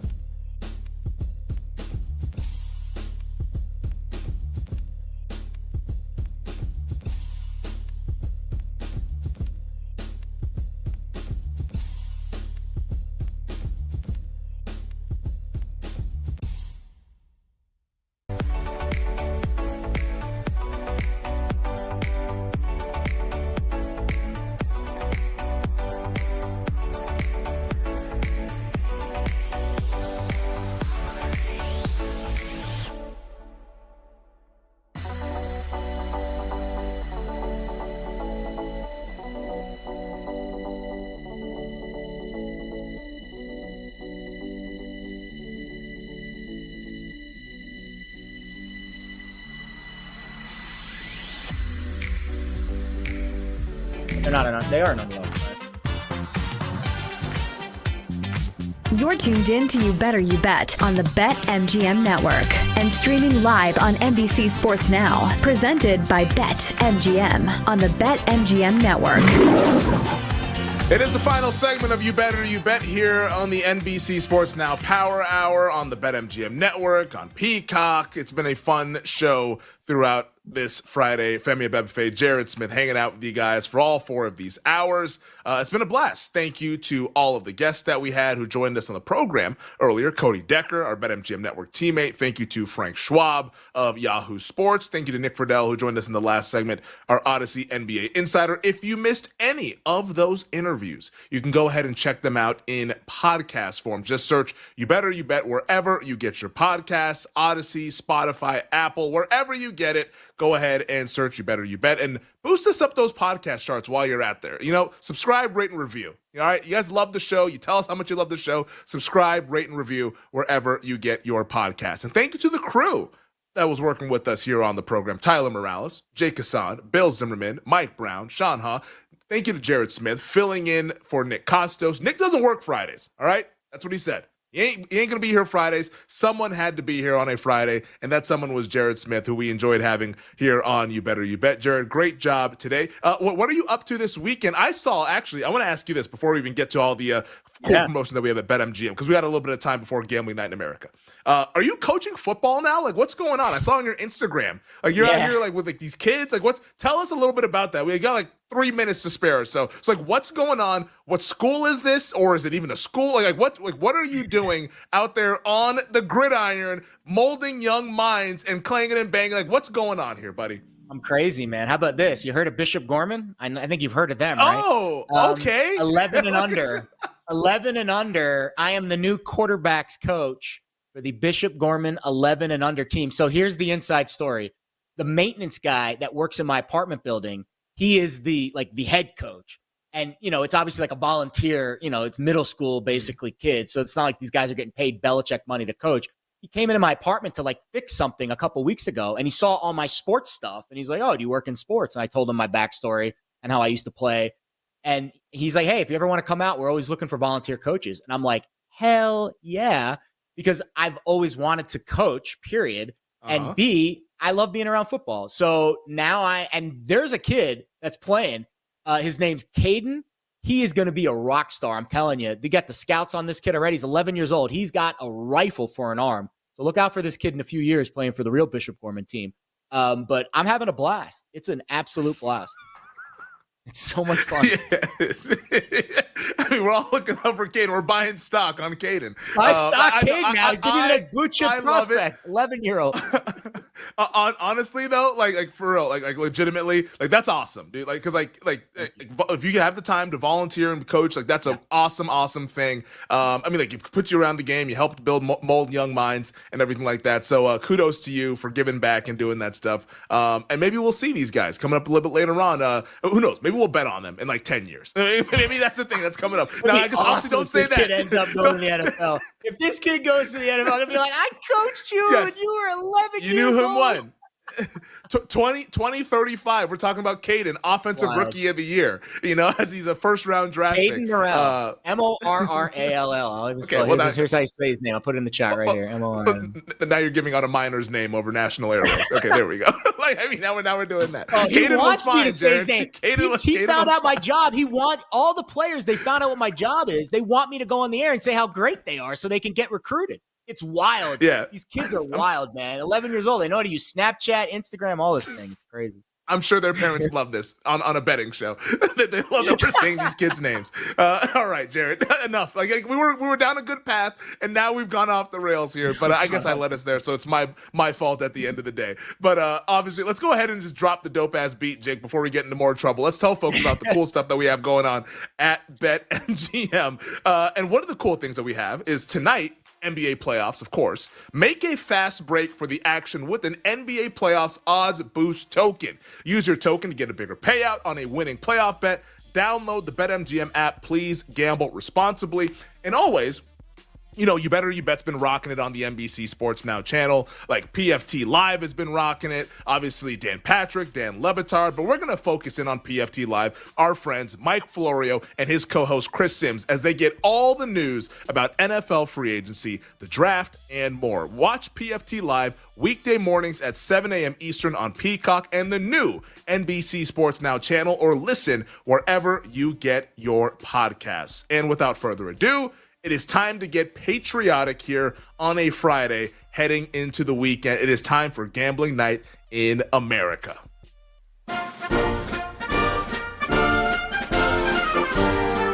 it is. That's that music that we absolutely love. And we begin Gambling Night in America on the hardwood. The NBA with a pair of game threes. We have the Cavs at the Pacers. Cavs down 0-2 in the series, hoping to save their season. How about the Thunder and the Nuggets tied up at 1? We'll see what happens that one. Denver catching 5.5. Jared, what do you like in both of these NBA games tonight in the playoffs? It's boring. It's not sexy, but I'm going under in both games. Again, especially with Cleveland and Indiana. I mean, we don't know the status of their three players that are coming back. They could literally play 5-10 minutes and then be right back to the bench. 228.5 total in game 1, down to 226 in game 2. Obviously, the injuries having a factor there. Now we're up to 232. Yeah, I don't think the adjustment was supposed to be that severe. So I'll say under. And then same thing in the Nuggets game. I mean, again, you're seeing a lot of overs in this series so far, but the total is rising. 229, then 230. Now we're up to 232. I think at some point you're going to see the regression. I'll go unders in both NBA games tonight, and I don't want to watch either one because nothing's worse than watching a game you've got the under in. There you go. So you're rocking with the unders in both games. I'm rolling with the road dogs. Oh, you didn't know? Let's go. I'm going with the the Indiana Pacers getting the 5. I don't like the money line. I'm going to just back the Pacers to keep this game competitive. I'll take the 5 with Indiana. I think that's just Cleveland. I get it. They get their guys back. The betting market loves Mobley, loves Hunter and Garland. These guys are going to make a difference, but I think we get a little bit carried away when we have these guys come back. So give me the Indiana Pacers, and also give me Nikola Jokic plus the 5.5, and give me Denver on the money line. I think Denver wins this game. This is going to be a long series. I have this going 6 games. I think OKC gets it done in 6, but this is the game where Denver wins, and everybody come Sunday is wondering, wow, OKC could fall down 3-1. Who could have seen that coming? I don't think it'll happen, but I do think Denver wins tonight. So I'll take Denver with the points and on the money line plus 200 between the Thunder and the Nuggets. On the ice, the NHL. Maple Leafs and the Panthers, Game 3. Florida, a big favorite, all the way now out to minus 240 in some places, minus 235 over at BetMGM, taking on the Toronto Maple Leafs. Of course, Florida down 0-2, going back home down to Sunrise. And then you have my Dallas Stars taking on the Winnipeg Jets. Winnipeg facing an 0-1 hole. They're minus 135. Jared, what do you like in hockey? I think Dallas and Winnipeg's priced right. Money Puck's got Winnipeg's about a 55% favorite. So again, you're kind of sitting in that minus 130, minus 135 range. The Florida game, you are paying the highest of premiums for the must-win spot for the Panthers. Money Puck's got this at 62% chance of winning. So you're in the minus 155, minus 160 range, and you're laying over $2 for that Panthers price. I don't necessarily think Toronto's going to win the game, so I don't want to go crazy with just saying, oh, value bet Toronto. Maybe Panthers to win the first period on the three-way money line at plus 115 is a better alternative to just laying over $2 with Florida. I would say maybe the puck line, the regulation's fine too, but I'll give you Panthers plus 115 to win the first period. That's my official bet for this game. All right, rocking the home team, come out with a little bit of energy, down 0-2. I like that angle. If I had to bet the game, honestly, I'd probably bet Toronto because the price is just massive, but I want to root for Florida. I think Florida's going to win the series, so I'm not betting the side. I am betting the total, though, however. I like over 6 at even money. These two teams, like the offenses have been really rolling along. Like Toronto, they're a juggernaut offensively, and Florida also, I think they'll have a good showing as well, like the penalty kill stuff like that's. I don't think that's been really good on the Florida side of it, so I like this game to go over. I'll go over 6 at even money, and then between Dallas and Winnipeg, I'm backing the goalies. Connor Hellebuck at home, he's a rock star. Jake Ottinger, he's been a stud. Under 5.5. Lean towards Winnipeg. Don't want to lay it because I want to root for Dallas, but I like the under. I think this is like a 3-2, 3-1 kind of a game. I think this is a lower scoring game, so give me under 5.5. And I also like a couple of totals. I like both unders coming up on Saturday. Under in the Caps and the Hurricanes, and I'll play a contrarian under. Haven't bet it yet, but a contrarian under between VGK and Edmonton. If that puppy gets to 7, like it's 6.5 juiced over, Jared. If that thing gets to 7, I will be betting the under in that game in Edmonton coming up tomorrow. So unders for me in 3 of the 4 NHL games that we have over the next 2 days, but I do like the over in the game that's about to get going in about 15 minutes or so in Sunrise, Florida. To the Major League Baseball to wrap up Gambling Night in America. What a slate that we have right here. Cubs at the Mets. Clay Holmes on the mound for the Metropolitans. How about the Reds and the Astros? Hunter Brown, AL Cy Young contender, going for the Stros. Dodgers and the Diamondbacks, Roki Sasaki versus Eduardo Rodriguez. And then you have the Blue Jays and the Mariners, Kevin Gausman versus Luis Castillo. What do you like? Side total, Yurfie, Nerfie. What do you got tonight in MLB? I'll give you a Nerfie. My favorite Nerfie of the day is Reds Astros. I don't obviously Hunter or Nick Martinez is kind of but Hunter Brown's been fantastic. He's got the second lowest xFIP of any starter pitching today, lowest ERA. He's been absolutely nails. I wanted to bet the Nerfie Chicago and New York, the Mets-Cubs game, but we talked about it during the break, and I think Jake talked me off of trusting Jameson Taillon, so I'll stay away from that game. Instead, we'll go late night in the desert. Arizona as a slight favorite at home. Everyone's going to want to bet the Dodgers as a dog, but they're actually a sub-500 team as an underdog since 2022, minus money in terms of profitability. So Eduardo Rodriguez has been great. Sasaki, not so much. The expected ERA is too high. We'll go Arizona on the money line tonight. Okay, rocking with the Arizona Diamondbacks. Guess what? No bets for me in Major League Baseball tonight. I'll be focused on the hardwood and on the ice, so no bets in Major League Baseball. But what a show this was. I mean, we made it almost the entire way before we gave out a miner's name. But we had a great show on this Friday. Jared, great job. Always a pleasure working with you, buddy. Man, good luck with all the bets this weekend, man. I appreciate it. You too. And good luck betting unders in hockey games. I got burned in Game 7 last week in those crazy, crazy games between Colorado and Dallas and Winnipeg. Tell you what, it doesn't feel great. It doesn't feel great. Especially this Edmonton game, the way that Edmonton and Vegas have been playing. Like, unders. But if it gets to 7, I mean, what are you going to bet, over 7? No, I'm not doing that. Not in a playoff game. I'm betting the under on that bad boy. So let's have a weekend, everybody out there, for our entire crew. for like Jared Smith, I'm Femi Bedfay. We're saying all the best of luck with the bets. Bet responsibly. I know there's a lot going on. There's a lot going on next week as well with the PGA Championship added to the table, but bet responsibly. Let's have a blast, and we'll see everybody on Monday. BetMGM tonight coming up next here on the BetMGM Network. Thanks for listening to You Better You Bet. Up next, it's BetMGM Tonight on the BetMGM Network.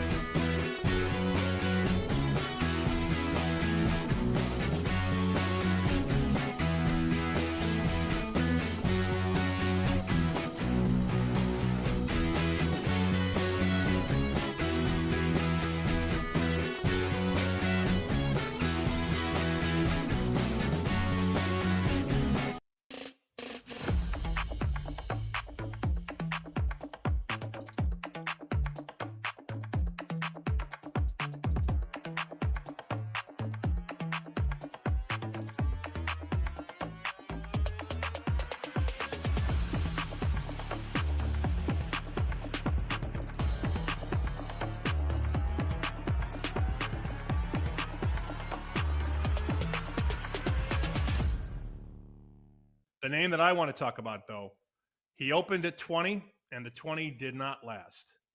Jim Harbaugh's got a running back, man. And I don't think he thought he was going to have a chance to take Omari and Hampton. But the cookie crumbled a different direction, and you've got a guy from North Carolina who can do basically everything on the football field. And if you know anything about the Chargers, they have slowly built up their offensive line. Look at the first-round draft picks that he's helped bring in, or guys that were already there before Harbaugh got to town. They're going to run the ball first, which opens up the play action and opens up Herbert down the field. But if you don't think that Omari and Hampton is going to have every chance to touch the ball 20, 25 times a game in his rookie year, I don't think you're paying enough attention. And that's a number right now. BetMGM has, 15-1. That's a number that could be 10-1 in a week. It could be 6-1 in a month. And then who knows where it's at by training camp. That is a number that's only going one way from here until summer, though. And that would be the first bet I would make, Omari and Hampton.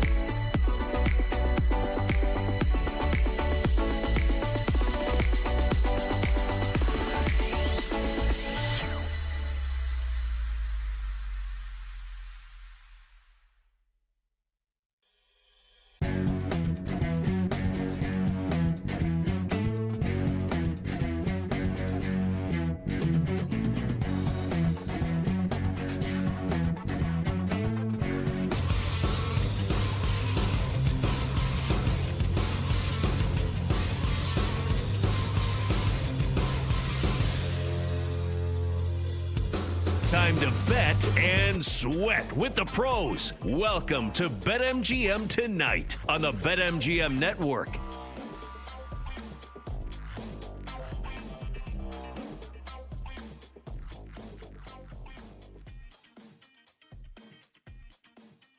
He's already done his own show today, The Rob Brown Show. You'll hear him this weekend as well, Bet for the Cycle with the great Cody Decker. And we got plenty of baseball action tonight. We got the Stanley Cup playoffs going down and the NBA playoffs. Mario's Pacers catching 5.5. Everybody pretty much back for the Cavs tonight. Total in the game, 232. That's going to tip off in about a half hour on ESPN. And then the nightcap, we get the Nuggets catching 5.5, taking on OKC. That series tied up 1 game apiece. Total in the game, 232.5. NHL action, Stanley Cup playoffs, which have been electric. The Toronto Maple Leafs up to right now, plus 188 on the money line. The Panthers, huge favorites, minus 225 back in Florida. That series, Florida really needs this one. Down 2-0, they're in a desperation spot. But, man, minus 225 is a crazy price. 5.5's the total. And then Dallas and Winnipeg, that one, the puck drops at 9:30. And we'll get to that a little bit later on. Rob, how you doing, buddy? Ryan Horvat, this may shock you. I am tired, but through the wonders of Monster Energy drink and ADHD medication, pal, I am here for 4 hours of whatever the hell we're about to do. Well, we're going to talk a lot of, obviously, basketball. We got a big weekend in the NBA. We're going to talk a little bit of football because it's you and I, and we're going to talk a little college football as well. I was taking a look at the number 1 overall pick market, and people think I'm crazy when I'm betting the draft, in like May. Wait until you see what we do here tonight. Dan Titus is going to join us in a little bit here from Yahoo Sports. We're going to talk some NBA with him, and then a little bit later on we'll talk with Zach Bai, host of The Drive on Denver Sports Station 104.3 The Fan, because the Nuggets got a pretty big game tonight. So let's start with a little bit of baseball, though. I told Mario before the show, I usually don't do this. I have about 18 bets tonight. Some big, some small. It's been a really good couple of weeks. I hit a home run parlay because I got a free bet, and I didn't know what to do with it. And that actually hit for $25, went over 1,000 on it. So we're going to play around a little bit tonight. And we're going to start with a team that I hate, the Milwaukee Brewers. Bet them last night, minus 109. Right now, they're up to minus 120. We're going to fade the Rays, even though it's Jose Quintana on the mound, Cubs legend, White Sox legend, facing the Rays. Usually I don't trust him, but the Rays have really struggled against lefties this season. They have a 182 batting average against lefties. So we're going to go with Quintana. He's been pretty good, man. He's won 4 of his last 5 starts. Did come off a rough outing, or is coming off a rough outing against the Cubs, but who doesn't have a rough outing against the best offense in all of Major League Baseball, right, baby? And then, of course, we're betting the Cubs against the Mets, plus 132. That's a homer pick right there. Anything in the early slate for you, Major League Baseball, Rob? Yeah, I was actually one of the first ones I was going to give you was Milwaukee at Tampa. I'm going to fade the Rays with you. 1 game of 5+ runs is not enough to suddenly stop fading that team, so I'm with you on that one. I'm going to go Philly minus 125 tonight. I think that this is it's just a bet of an offense when you're up against anytime I can get a team that is scoring 5, 6, 7 runs a game up against the pitcher with an ERA north of 5. I'm going to take that bet, and you can also get in that game a first inning run to score at plus 125. Why not take Philly with some pop right out of the gate? So those are a couple of the early ones. I did go Braves money line on the road at home against the Pirates tonight. Atlanta takes 3 out of the 4 against Cincinnati. The only one they don't win is when they faced Hunter Green, my strikeout king this year. So I'm gonna play Atlanta to carry a little momentum against Pittsburgh too. Love that. All right, so right now, like I said, everybody's in for the Pacers. I'm sorry, for the Cavs. They're 5.5-point favorites over at BetMGM. Total in the game, 231.5. Obviously, Cleveland needs this game. They're down 2-0 in the series. They lose home court advantage. Evan Mobley's back. What do you think about this game right now that it's at 5.5? I'm considering betting the Pacers now at 5.5, man. They have home court advantage. They've obviously been the better team. And I know everybody's back for Cleveland. I don't fully trust the Cavs. I feel like 5.5. I feel like that's too many points with Indiana at home. I think they might win this game outright and go up 3-0 in this series. I really do. I think Boston comes back, beats the Knicks in 7. But I really think Cleveland's in trouble here, man. So I think I'm going to take the 5.5. What do you think about this one? I'm going to ride with you on that one. I like that pick a lot. I'm at this point, and I talked with Mario about this on my show yesterday. Indiana is everything I thought Boston was going to be, right? Like it's a team that's playing adaptable basketball. They changed their game 2 or 3 times within the game. And on top of all of that, when it comes down to it, Tyrese Halliburton has stones, dude. So as long as this game's within 5 with a minute or so left to play, Halliburton is going to keep that score at the very least right there inside that margin. So I'll ride with you on that one. I do want to ask you, Buddy Hield is set at 13.5 points tomorrow, and I know it's a tomorrow bet, not a today yet, but I'm not here tomorrow, so I'm going to ask you now.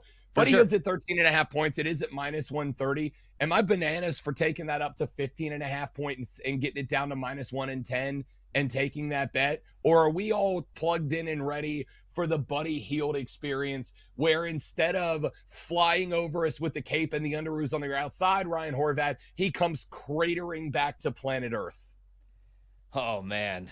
I don't know that I want anything to do with Buddy Hield. He could go off for 20 in this game. Like, if you have a good feeling on Buddy Hield, yeah, you could ladder that. I would ladder it up to 20 then. Like, he could get hot and go, 6 of 10 from 3. He could also go 0 of 8 from 3, right? And this could be a huge Jimmy Butler game going back home in a desperation spot. I almost feel like, and I know it'll be like the number 1 public play most likely because it's playoff Jimmy. I almost feel like I'd rather play Jimmy points and like ladder him up to score like 30 or something like that. But if you feel like Buddy Hield could go off in this game, yeah, I think you ladder that baby up right there. I listen, I'm a big Jimmy Butler guy. I'm a big playoff Jimmy Buckets guy. I took a ticket out on the Warriors to make the Western Conference Finals the day that Jimmy Butler became a Warriors. Buddy, no Steph Curry. This thing's not getting to game 6. I love Jimmy Buckets, but he's got to have somebody pulling the defense outside. No Steph Curry. It's not happening. They're not getting Steph back. If his first available game back is game 6, Steph's not coming back in 2025, pal. Yeah, I'm with you on that. I don't think he does. I mean, we'll see. If they could steal one at home, I think we might see him again. Even if we do see him, how healthy is he going to be? And especially when you think of like what Steph Curry does, right? Roll off the screens. Move without the ball. Obviously, he has the ball in his hands a lot. And, I don't know. I don't know what that'll look like if he does come back. So we'll see on that. I got a couple props tonight. I'm going to go under 2.5 points on Dean Wade because I absolutely hate him. Shot me out of the game the other night, man. I don't know why he's out there attempting 14 field goals, but I'm going to go under 2.5. That is minus 135 right now at BetMGM. Let's go with Aaron Nesmith. Let's go over 4.5 rebounds, minus 115. I also kind of like the points, but if I was going to do anything there, I would just go over 17.5 on the combo points and rebounds. I'll take the over on rebounds, though, right now at BetMGM. Over 4.5, minus 115. And then tell me what you guys think about this because he's just coming back. So everybody's back, like I said, for Cleveland. The starting lineup right now is Darius Garland, Donovan Mitchell, Max Strus, Evan Mobley, and Jared Allen. Everybody obviously available for Indiana as well. I know he's just coming back. I'm going to go over 15.5 points on Darius Garland. It's plus 104. I think he's going to go off tonight. I think everybody's going to bet Donovan Mitchell, rightfully so. Good chance he could go off for 30, 35 points once again in this game. I'm going to go with Garland, though. Does that worry you with him finally coming back, coming back from injury? I think he plays at least 30 minutes tonight, and it's a desperation spot. They're down 2-0, so I don't think you could really hold them back in this situation. What do you think about that?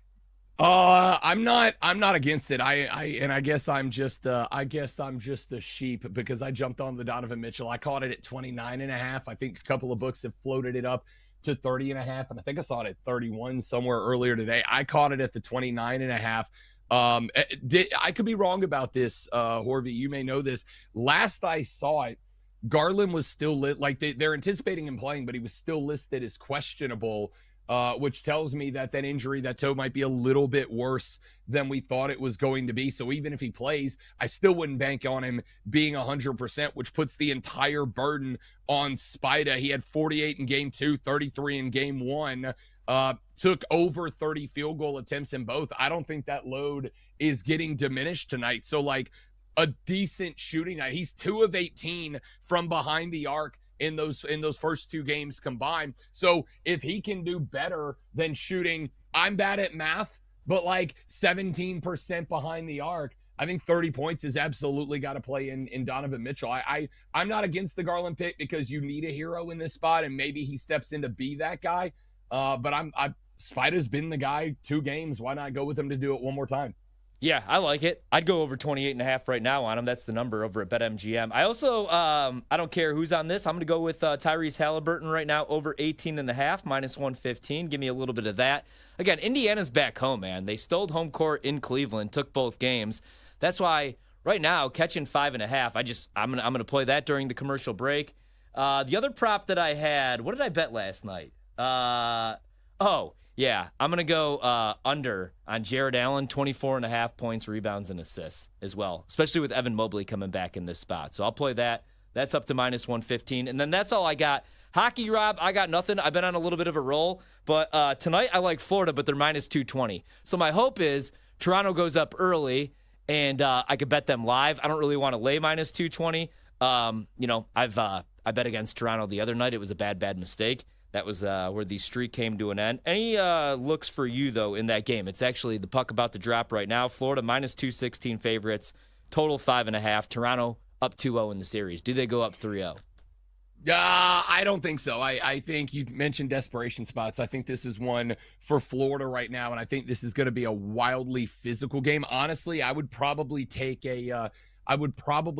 a couple of goaltender props, probably the under saves on both sides, because I do think this is going to be Florida getting back to Panther hockey. This is going to be about disruption. This is going to be about physicality. This is going to be about trying to bully guys off the puck. I know we'll talk about it later, but I've got a couple of bets in the Dallas-Winnipeg game at 9:30 tonight. I'm taking Mikko Rantanen over 2.5 shots on goal after the natural Hattie in the last game. Mikko is just sniper right now, so I'm going to take him. And then I'm going to take Jake Ottinger, who got absolutely lambasted for his performance in the early portion of the last series against Colorado for Dallas, has been playing the role of Superman in this one. Winnipeg is going to be, I think, throwing everything they got up front. 26.5 is a high number, but Otter has faced 30 shots in like 3 of his last 5 games. I think Winnipeg's got to play that game again tonight. So I'm going to take Jake Ottinger over 26.5 saves in that game.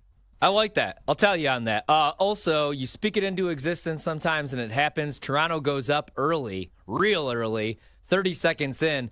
1-0, 1 shot on goal, 1 goal. 1-0 Toronto. I missed it. 19:20 to go. I'm going to keep hitting refresh until the money line comes back up. Right now, all that's up at BetMGM is the spread. Nope, never mind. There we go. All right, here's an official play for you, Rob. Panthers minus 118, down 1-0. They go from minus 220 or whatever that closed that, minus 215 to being minus 118. And it's Toronto, so hey, I'm cheering for them. I would love to see the Leafs win it all, to be honest with you. I don't have a dog in this year's fight.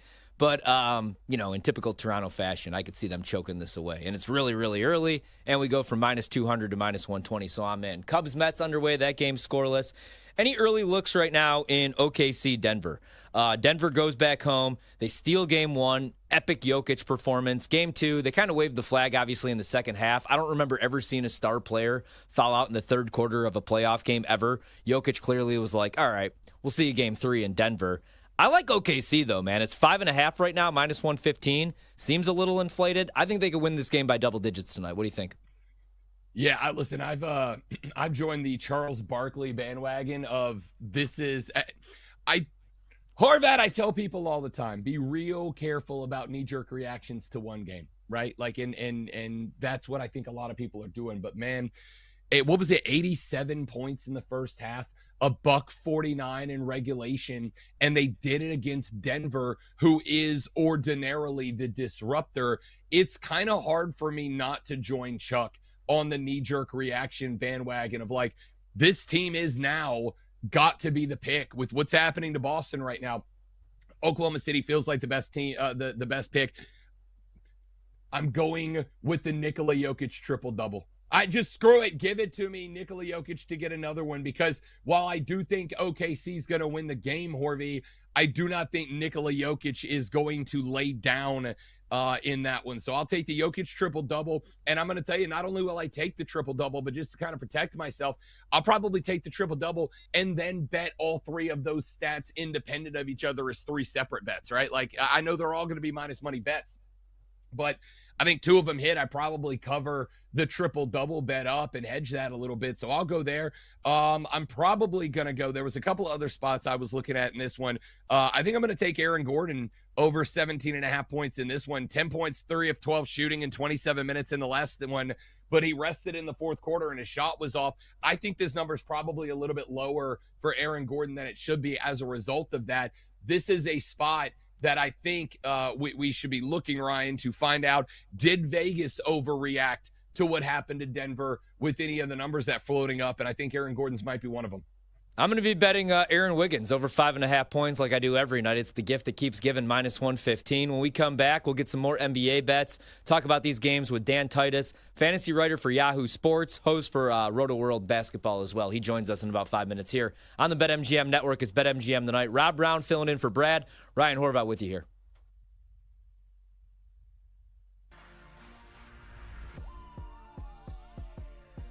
Don't go anywhere. You're listening to BetMGM Tonight on the BetMGM Network.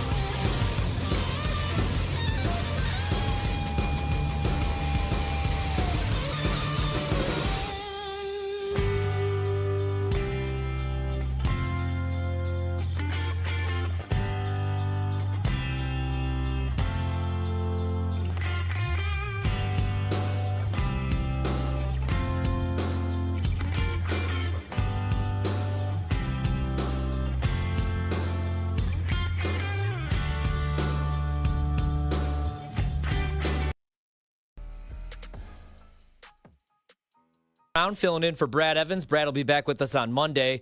Right now, Toronto leads Florida 1-0. They also lead the series 2-0. Still 14-15 to go in the first period. Leadoff solo homer for the Mets. It's 1-0. Pete Alonso at the dish right now.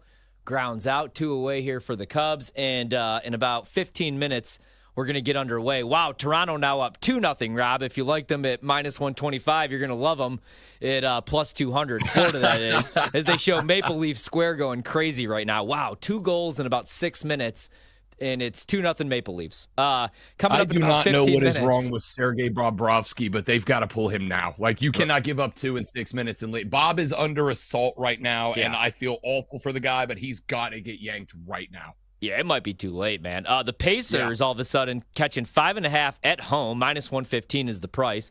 Total in the game 232. The reason being everybody's back tonight for Cleveland, including Evan Mobley. To talk about that and more, Dan Titus joins us right now on video, fantasy writer for Yahoo Sports, host for Roto World Basketball. Give him a follow on the X at Dan Titus, Twitter. Dan, how you doing, man? First off, let's just start with, I love the NBA playoffs, but usually you have a good idea at who we're going to get in the conference finals unless there's like a devastating injury. It doesn't look like it's going to be all chalk this year, though, man. We got the Pacers up 2-0, and we have the Knicks. And I know that game's not going down tonight, but before we get into the action we're going to see in about 13 minutes, I want to get your thoughts on that series. Right now, if you had to place a bet, do you think that the Celtics are capable of coming back from a 2-0 deficit, going on the road to Madison Square Garden tomorrow night? Or do you think that the Knicks could actually get it done? You like Boston? So I personally, I mean, as I rock this Philly hat, you know, it's very hard for me to talk anything good about the Knicks or the Celtics. But if I'm placing the bet, man, it's Knicks and 6 for me, plus 525. As much as I think that the Celtics can come back, there's just no value on betting them right now as still the betting favorite. The markets like them to make a comeback. They're right, I think, -120 right now to win the series. So if you want to bet on the Celtics, you might as well wait for another loss because you'll just get better value on your bet that way. But for me, I like the way that the Knicks are playing against them. They're switching everything. The one thing that we've seen from Tom Thibodeau is his ability to actually switch up his defensive strategy, which he's never done before. You know, he played a lot of drop coverage with Cat before. Now they're switching everything. OG Anunoby and Mikal Bridges are defending their wings especially well, and that's why they went out and acquired Mikal Bridges. Whether you think that the cost was too high or not, it seems to be working thus far. And when you have someone that can close like Jalen Brunson and the Boston Celtics showing that they're really looking like a one-trick pony right now and just jacking up threes, it's kind of hard not to just rock with the Knicks because you know New York in the Mecca, Madison Square Garden is going to be crazy tomorrow afternoon. So I'm still betting the Knicks if that's where you want to place your money, but I understand if you trust the history and the talent behind Boston because they're one of the best teams in the Eastern Conference for a reason. They'll certainly make some adjustments heading into Game 3. Dan, Rob Brown, good to see you, big dog. This isn't really a betting question. It's more of just a thought. Man, I'm glad to see Tom Tibbs getting his flowers because I thought that dude took an almost inappropriate level of hate last year for what happened with the Knicks down the stretch. For a dude in Joe Mazzulla that has been getting a ton of flowers the last year, it has felt to me like Tibbs has just had the number from the start of the series. Do you think that Boston makes any changes, Mazzulla makes any changes to kind of fix this, or is this just a matter of Jason Tatum's not him right now? Yeah, I think the media is overblowing the hate on Jason Tatum because it's not like Jaylen Brown's shot selection was particularly effective or productive either. So at this point, I think Joe Mazzulla is going to do what needs to be done. Kristaps Porzingis has to play better. We don't know what's going on with that mysterious illness, but clearly it's impacting his play. But I think we're just going to see a different approach to Game 3, and that's going to be more aggressiveness, getting downhill, not settling for three-pointers. Like it's their calling card. They like to shoot a lot of threes. I get winning the volume game and the three-point variance, but at some point you have to show some diversity, and I think that this is where we'll see Boston make some adjustments. So I do like Boston in Game 3, but I do think that the Knicks are very capable of then making another adjustment and potentially stealing Game 4, and in which case then you have a really good situation of the Knicks taking care of it in 6. Talking with Dan Titus here on BetMGM tonight. All right, we are about to tip off in 4 minutes, so we should probably talk about the Pacers and the Cavs. The Pacers are, like I said, catching 5.5. Total in the game, 231.5. Indiana up 2-0 in the series. Everybody's back, though, for Cleveland. Darius Garland's back in the starting lineup. Evan Mobley's back. What do you think about this game tonight? First off, do you think 5.5 is too many points? And then who do you think does win this series ultimately? I think the Pacers win this series. It's great that the Cleveland Cavaliers are looking like they're healthy, but, frankly, they're not. Darius Garland's playing on a bad toe. We'll see how explosive he's able to be. I mean, I'm sure he's going to get whatever's necessary to play at full capacity, but Evan Mobley's still dealing with his ankle injury, and DeAndre Hunter has a dislocated thumb. So this is a reality. The reality is they had to play because their back is against the wall, going down 0-2 on the road. I think we'll see a good showing out of Cleveland, and potentially this means that Tyler Jerome won't have to jack up 20 shots a game, which is certainly playing into the Pacers' favor. So I think we'll see a bounce-back game from the Cleveland Cavaliers here, but long-term, I still have my doubts because, frankly, this team is not going to be healthy enough to withstand the depth and the pace that the Pacers play with. And they've just been outstanding. I can't say enough about Andrew Nembhard, Aaron Nesmith, Ben Mathurin. Their role players are stepping up, and they're really helping to raise the tide for a team that really got disrespected all postseason and last season too. My favorite bet in this one is Donovan Mitchell over 29.5. We've got a couple of books that have got him at 30. We've seen a couple of books at 28. I caught him earlier today at 29.5 at -115. This has got to be a moment for Spider, right? Like, this has got to be a shot. If for me, it feels like if Cleveland wants any chance to win, you're gonna need Donovan Mitchell at his absolute best, especially if you got a bunch of guys coming back. I don't know how many, if any of them, are going to be 100% or close to it. Donovan Mitchell over 29.5 just feels like the number one bet for me tonight on the card.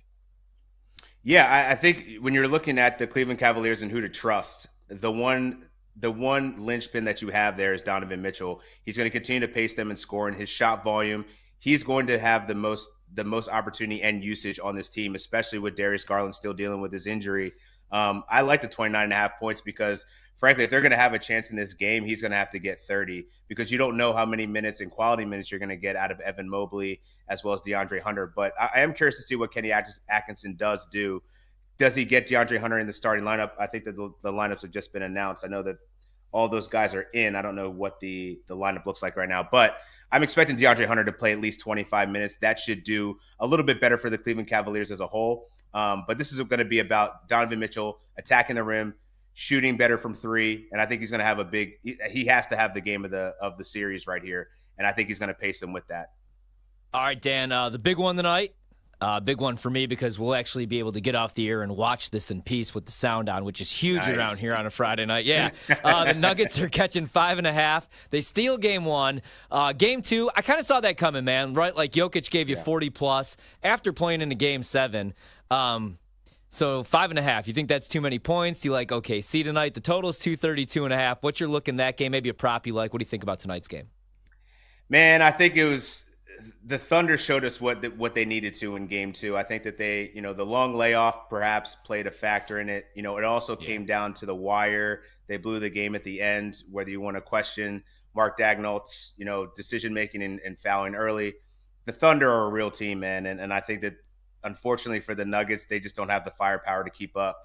5.5 points, I would take the Thunder here. But my favorite bet of the game is actually the over at 232.5. These two teams are just going to score points, and the only way that Denver is going to be competitive is to score points. So with that, I'm also going to pair that with Russell Westbrook going over 13.5 points. As much as this season wears on, I think we're seeing Michael Porter Jr. continue to fade. He's taking less shots because that shoulder's definitely hampering him. But the shot diet for Russell Westbrook's been great. 12 attempts per game in the first 2 games of this series. He's performed better at home over the course of the regular season, scoring more than 3 points per game at home. And the 28% usage rate, I think if Russ gets over 30 minutes, which I think he should in a series that's tied 1-1, very critical game, he's been averaging over 16 points per game. So I think he's going to be a major cog for this Denver Nuggets team to help them score points, but ultimately it's going to come at a loss. Love it. Dan, I think what's interesting is I've kind of followed people across the last day talking about this game is that everybody's got points props on different Denver Nuggets. I've seen the Jokic's, I've seen the Murrays. Like everybody has an over prop on a different player to get their points total. Is there does that lead me to believe that maybe a team total over is in play. Maybe a game total over is in play as well. Yeah, I like the game total over because looking at the history of these two teams, man, I think they've gone over in their last 3 matchups. And so just the way that the style of play and the pace, the turnovers, there's just so much opportunity in terms of like the pace and the volume of the game that I think you have to lean the over here because these teams haven't really shown outside of, the turnovers, these teams don't really stop each other. And Jokic being the hub, there's only so many things that you can do. But if you're going to choose to stop Jokic, then everybody else is going to get busy. And I think you saw last game, the Thunder did a good job of just getting out to a major lead and then, kind of just siphoning everybody else. So I think we'll see a more competitive Denver Nuggets effort tonight. They're not going to get blown out by 40 plus. They won't get down by 50 at one point. Being on their home floor, the altitude factor, I think we'll still see the Nuggets still at least put up a good fight, more than we saw last game. And every matchup in the regular season where the Nuggets were competitive, they put points on the board. So I think you could look at the Nuggets team total over, but I do feel safe if you want to trust in the Oklahoma City Thunder to also do work, go over 232.5. Dan, tomorrow night, 8:30 p.m., the Warriors, 5.5-point dogs without Steph Curry. Total in the game, 200.5, going against Minnesota. That series tied up at 1. Can they survive and steal at least one game at home without Steph, do you think? I think they can steal one. The one that they're not going to steal is game 3, though. Yeah. I'm on the Minnesota side of that, man. I think that it was an interesting test case for Steve Kerr in game 2 because it seemed like he kind of waved the white flag kind of early, playing a deep bench of 14 people. Pat Spencer getting the minutes that he was getting. I mean, Kevon Looney, Jonathan Kuminga actually showed up. So I think he was more so trying to see which players would find success against different lineups. And I think we'll see game 3 being less experimentation and probably more deployment of like an 8 to 9 man rotation, probably 8. And I think we'll see it'll be an adjustment period because Jimmy Butler's going to have to be more aggressive. They can't survive off of Buddy Hield and Jonathan Kuminga kind of being their leading scorers. So I think it's going to take a little bit, but I got Minnesota 5.5 game 3. Love that. All right, we got about 60 seconds only, Dan, because we got the heart out. Right now, OKC still the favorites, plus 125. Boston, plus 340, the best price you've got on them really in a long time. Cleveland, 7-1. Who would be your best bet right now to win the NBA Finals, or who's your pick? Pick to win the NBA Finals right now, I think you have to go with the Oklahoma City Thunder. Yeah. To me, they're the deepest team. I think the price is nice, but I do like the value on Boston because it's not going to get too much lower with them going down 0-2 in the first round here, or second round. I agree, man. Enjoy your weekend. Enjoy the games tonight, man. We really appreciate it. Take care. You too. Good seeing you guys. Dan Titus right there does excellent work over at Yahoo Sports, fantasy writer for them, host over at RotoWorld as well, and you can follow him on X, Twitter, Dan Titus. Just like it sounds, DANTITUS. How about this hockey game, Rob? 2-1. Florida does get on the board here. We got some hard-hitting action. We got the Cubs with a runner on.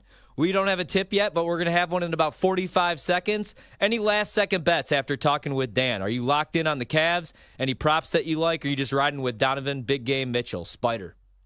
I'm sticking with Spider. I've hovered the Pacers to cover once or twice. I just can't bring myself to put it together to push the button. Mario's doing his darndest to convince me to pull it, and I've just not pulled the trigger. Right now, the only bet I've got is Spida. I will say this. I'm probably going to live bet this game a lot. There's probably going to be a lot of numbers in it that I'll kind of scatter across the board. I really just got to see what the tone looks like for Cleveland out of the gate. I was going to just take it a little easy. You know what? $500 for me on the Pacers money line. Cancel your dinner plans. Tell your wife, nope, we're not going out. We're not seeing Sinners tonight. We're going to sit and we're going to watch Twitch and YouTube, BetMGM tonight. We want to watch Ryan Horvath sweat this one out. Money line, the Skip the Points classic. Don't post that to social media, though, because then that'll jinx the bet and they'll lose, and I'll lose $500 on a game that I didn't even plan on betting. All right, so don't do that because we got big plans this weekend, kids.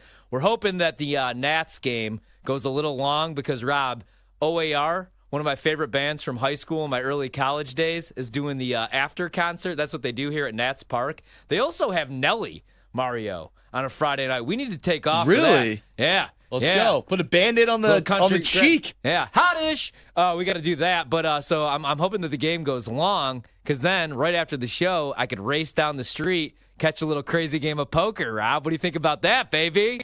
Buddy, on a Friday last night. year, Nelly played a show before the NASCAR race at Charlotte Motor Speedway. And I've got to say, never before has the dichotomy of Rob Brown been so exposed as dropping, going down, baby, your street in a Range Rover over here, and then turning around and knocking back 37 natty lights while watching Kyle Busch turn circles.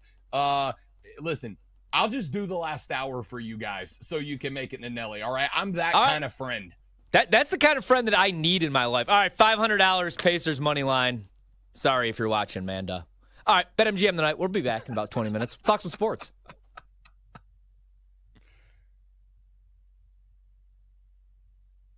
On the BetMGM network.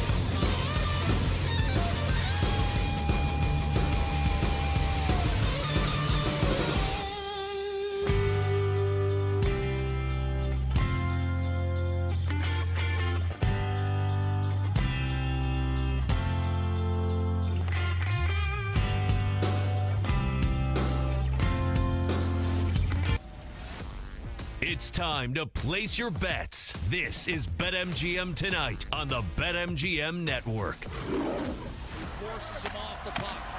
Hyman has hit the crossbar. McDavid a goal post here in the OT. McDavid beats one man to the net. Turns Hyman scores!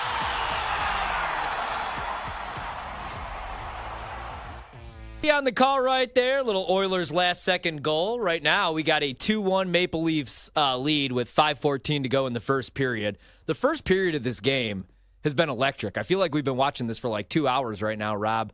11 shots on goal so far for Toronto. They come out super aggressive. Florida was down 2-0 early. They make it a 2-1 game. We got 5:03 to play. Toronto leads the series 2-0. The Cubs are getting...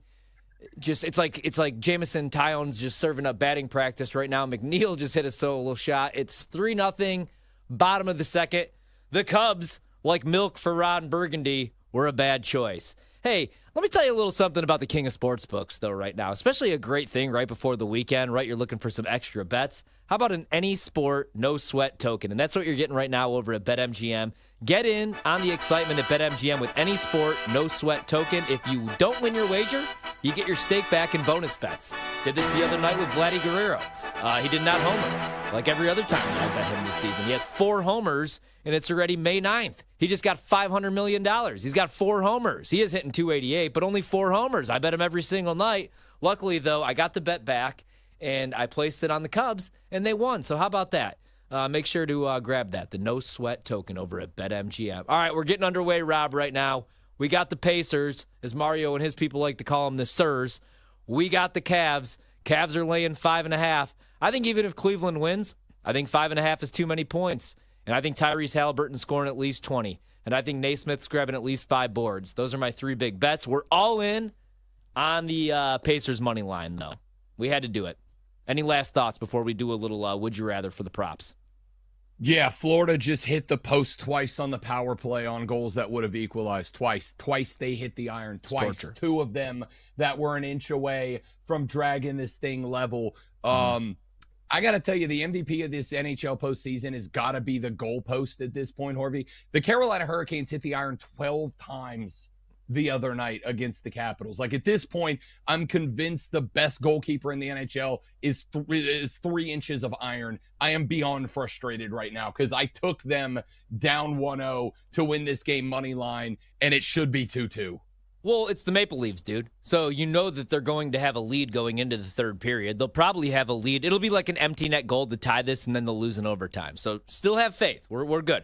All right, Mario, let's do a little we got Zachary Bai, who's going to join us hour number 2. We'll talk some Denver sports, host of The Drive on Denver Sports Station. We'll talk a little Nuggets with him. But let's do a little would you rather with the props for games that are still to come tonight and tomorrow. Yeah, let's do it. So first one that we got, a little cross sport for your action. Would you rather take the Stars Jets over 5.5 or Thunder Nuggets over 232.5? What do you think, Ryan? You know what? I'll go on the over. 232.5 is a lot of points. I'll actually go, and I usually only bet unders in the playoffs. I'll go with the over, actually, in Thunder Nuggets, though, man. I know how great defensively OKC is, but I don't trust Denver to play a whole lot of defense, and I think they're going to stay in this game, man. I mean, at least for the first 3 quarters. I do like OKC. I'm going to lay the 5.5, but I would take the over in that one. You know, the Nuggets kind of waved the white flag, so they didn't have to give a whole lot of effort in the second half of that game. I think they'll be rejuvenated and refreshed going back home to Denver. Do worry, obviously, about the altitude a little bit, though, for OKC. But I'll take the over in that one, 232.5, because I like the under in Stars Jets, under 5.5. Not that it correlates. I think this game's going to fly over, obviously. I think that might be like a 2-1 finish. So I'll go over on OKC Denver. What about you, Rob?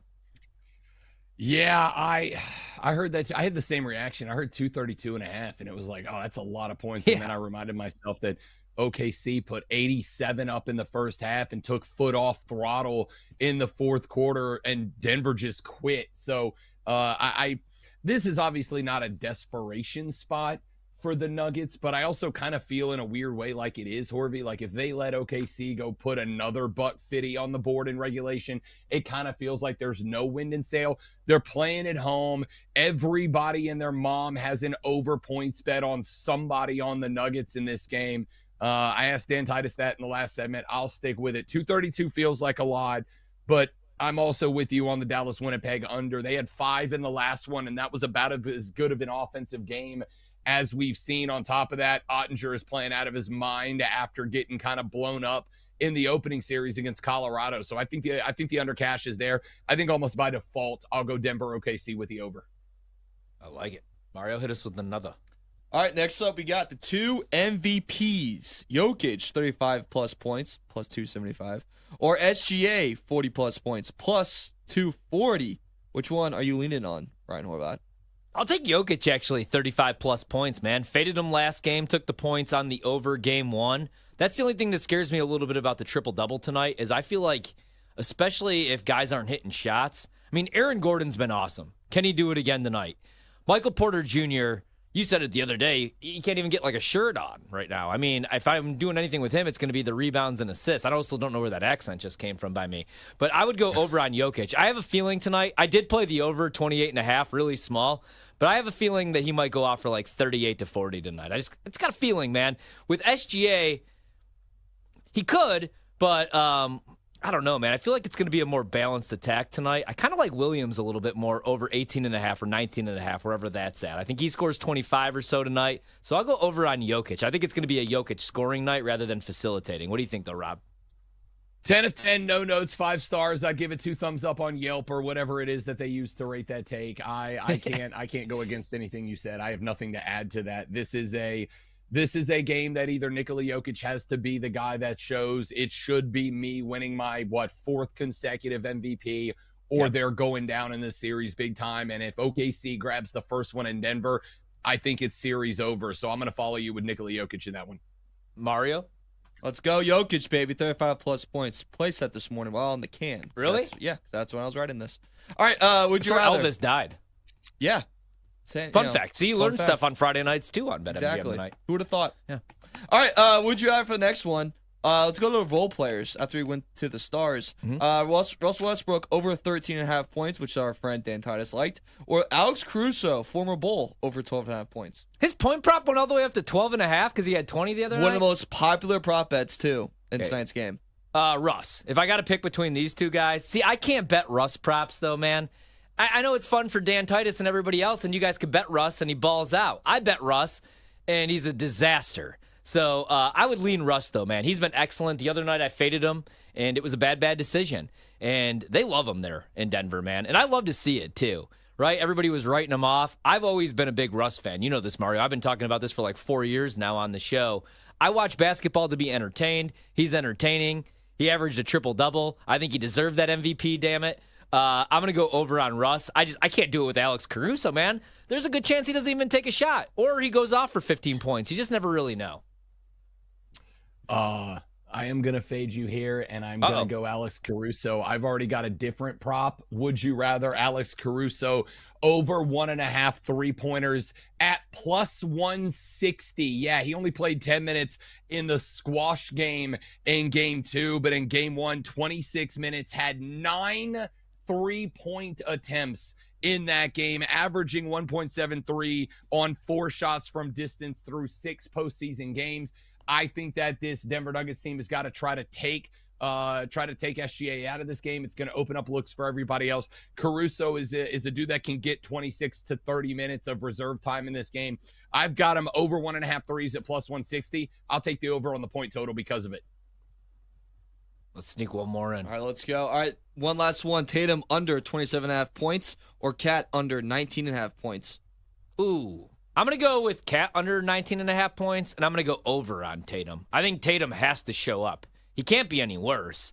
I mean, dude, and that's what's so frustrating, because I am a Tatum fan. I love his game. I don't love him in the playoffs in the fourth quarter of these games. Eventually, I thought he was going to show up. I bet him to win Finals MVP plus 285, because at the time it was a better bet than Boston to win the NBA Finals. Wish I would have waited, because now you're getting a plus 350, plus 375 price, which I'm going to bet, by the way. And I'm also going to bet Boston in this series. I think they come back. Mario brought this up the other night, Rob. Remember, they rallied, I don't remember, was it 3-0 or was it 3-1 against Miami? They lose the series in 7. It was when the Heat went to the finals. It was 3-0? Yeah. And remember, Jaylen Brown was like, we're not done, or whatever it was. And they choked it away in Game 7. Barely showed up. But I do think that they're going to come back and win this series. I hope I'm wrong, because I love Tibbs and I don't want him to get fired And even though it's unfair, I feel like he does if they don't win this series. They might have to go to the finals for him to keep his job with this roster and how much they spent on it. But yeah, I think Tatum actually goes off this game. It's like I said, it's so frustrating that he just settles for those contested jumpers in the fourth quarter of games because we know he has the ability to get to the cup, get to the rack. We saw that poster dunk he had the other night. And also, he's going to get superstar calls. Same thing with Jaylen Brown. So I don't understand why when they're going 15 for 60 from three, Rob, they don't go to the cup more and just get the superstar calls and go to the free throw line like every other superstar in the league. Like we were watching James Harden shoot like 24 free throws a playoff game a couple of years ago. Like go to the rim, man. What are your thoughts though? No, I don't disagree. The fact that you've been stuffed not once but twice by Mikal Bridges in big time situations, doing the exact same thing both times. Here's my question. Why is it that you are expecting that to change? It's like, I love Jason Tatum too. I love Jason Tatum's game as well. I'm a big fan, but we've seen this consistently. It's been 2 games. Let's not panic. But I think you got to give credit to Tom Thibodeau and the defensive strategy of the Knicks. Like they know what Boston wants to do in those clutch moments, and they have just put guys in the right place to do that. I don't see why I would bet on anything to change in that. I would also go with the Cat under, but that's more about the fact that I think the Knicks are going to play through Jalen Brunson a little bit more in this game than they did the last one, and I think that takes opportunities off the table for Big Cat. I'm sorry, like I love Jason Tatum, but 2 games we've had the exact same thing happen in the fourth quarter. Why would I expect something to suddenly be different on the road at Madison Square Garden, which might be the loudest building in America at any point in 2025? Yeah, I agree. I agree with you, Rob. I agree with you. We got a couple more seconds, so we'll hold off on that last one. 2-1 right now, Toronto. That game is going into intermission, end of the first period. We still got Dallas, Winnipeg to come, and the Sirs not looking great early. Then again, though, do they ever look good early? They always got to make a late comeback. They're down right now 11-4, 8:42 to go. They had to burn a timeout with 10:30 to go in the first quarter. Aaron Nesmith's got no rebounds for me either yet, so that's not great. We'll take a quick break. When we come back, a little NBA weekend preview. We got Celtics Knicks to talk about, and of course, Timberwolves Warriors. Ryan Horvath, Rob Brown with you here on the BetMGM Network. BetMGM tonight.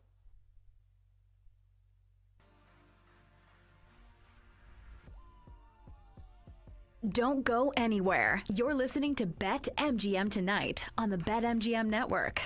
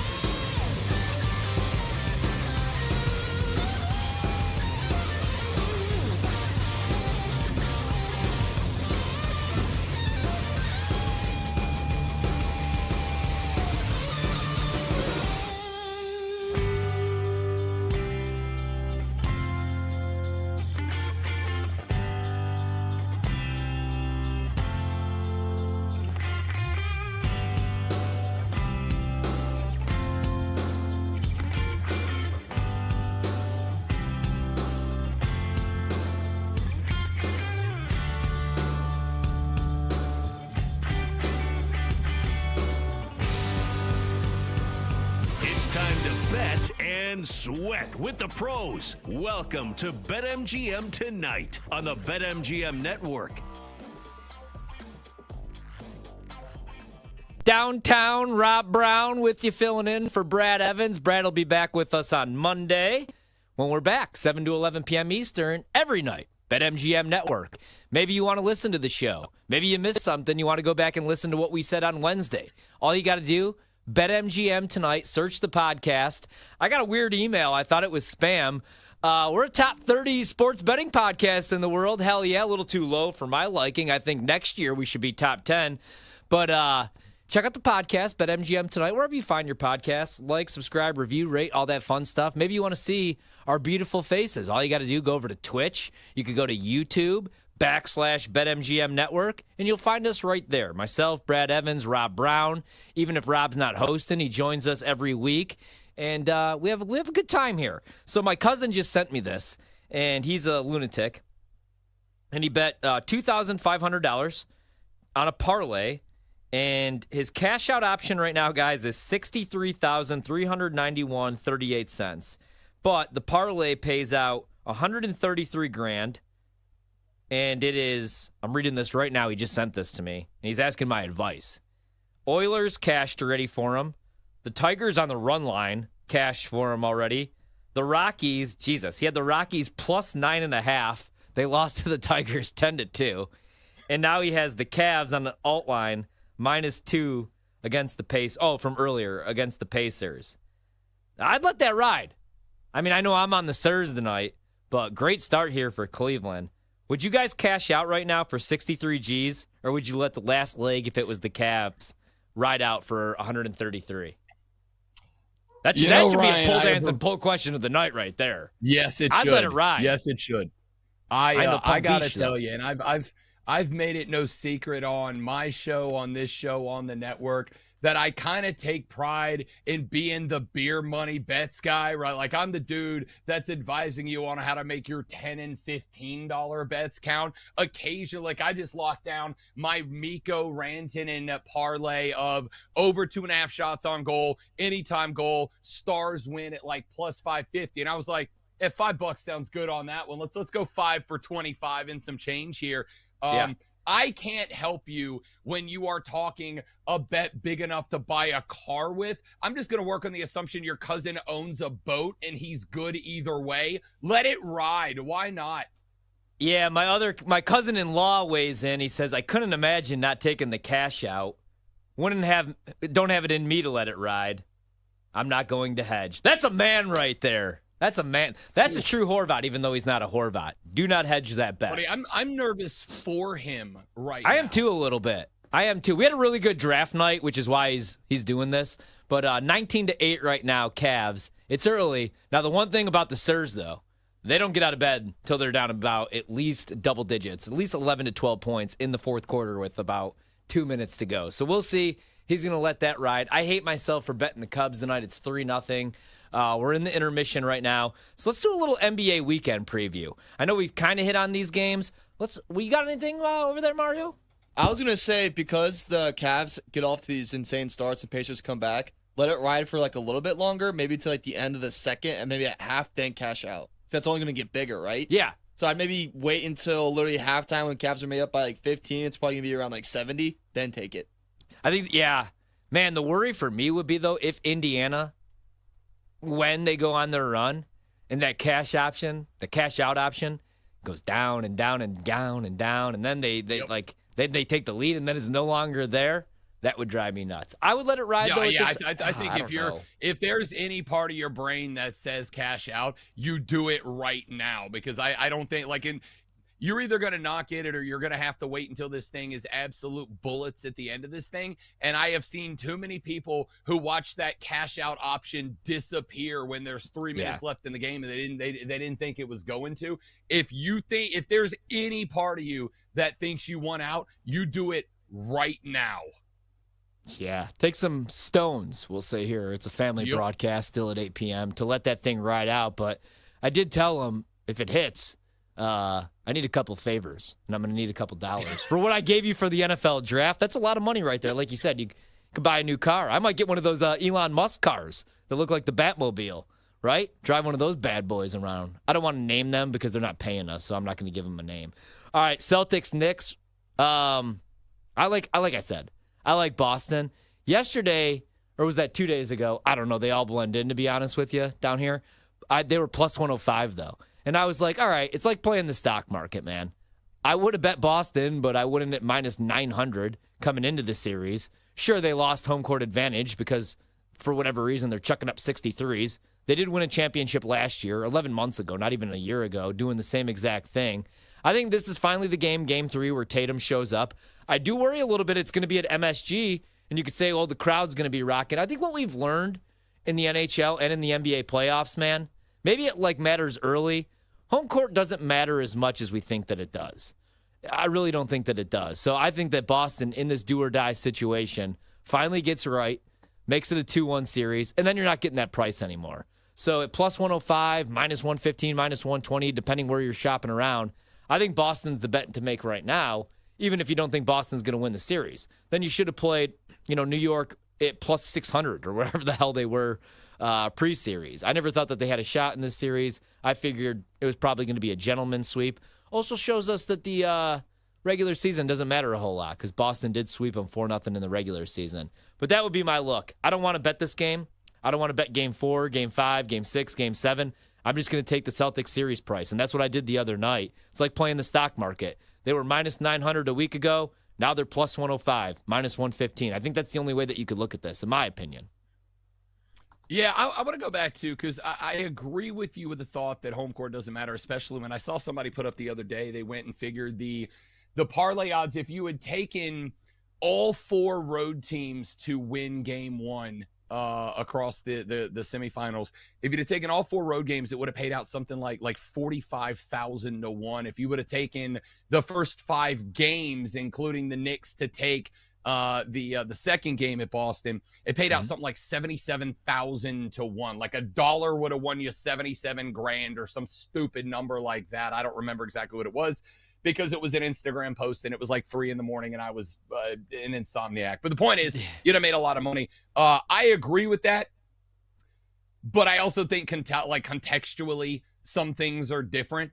Dude, is Madison Square Garden in game 3 with the Knicks up 2-0? Is Madison Square Garden not going to be the scariest place in America when those teams tip? Like, there's no chance. It is going to be louder than a Springsteen concert in there at the tip of that game. I do not envy Boston being in the road down 2 at that spot. Like, that is going to be a brutal, brutal place to go play.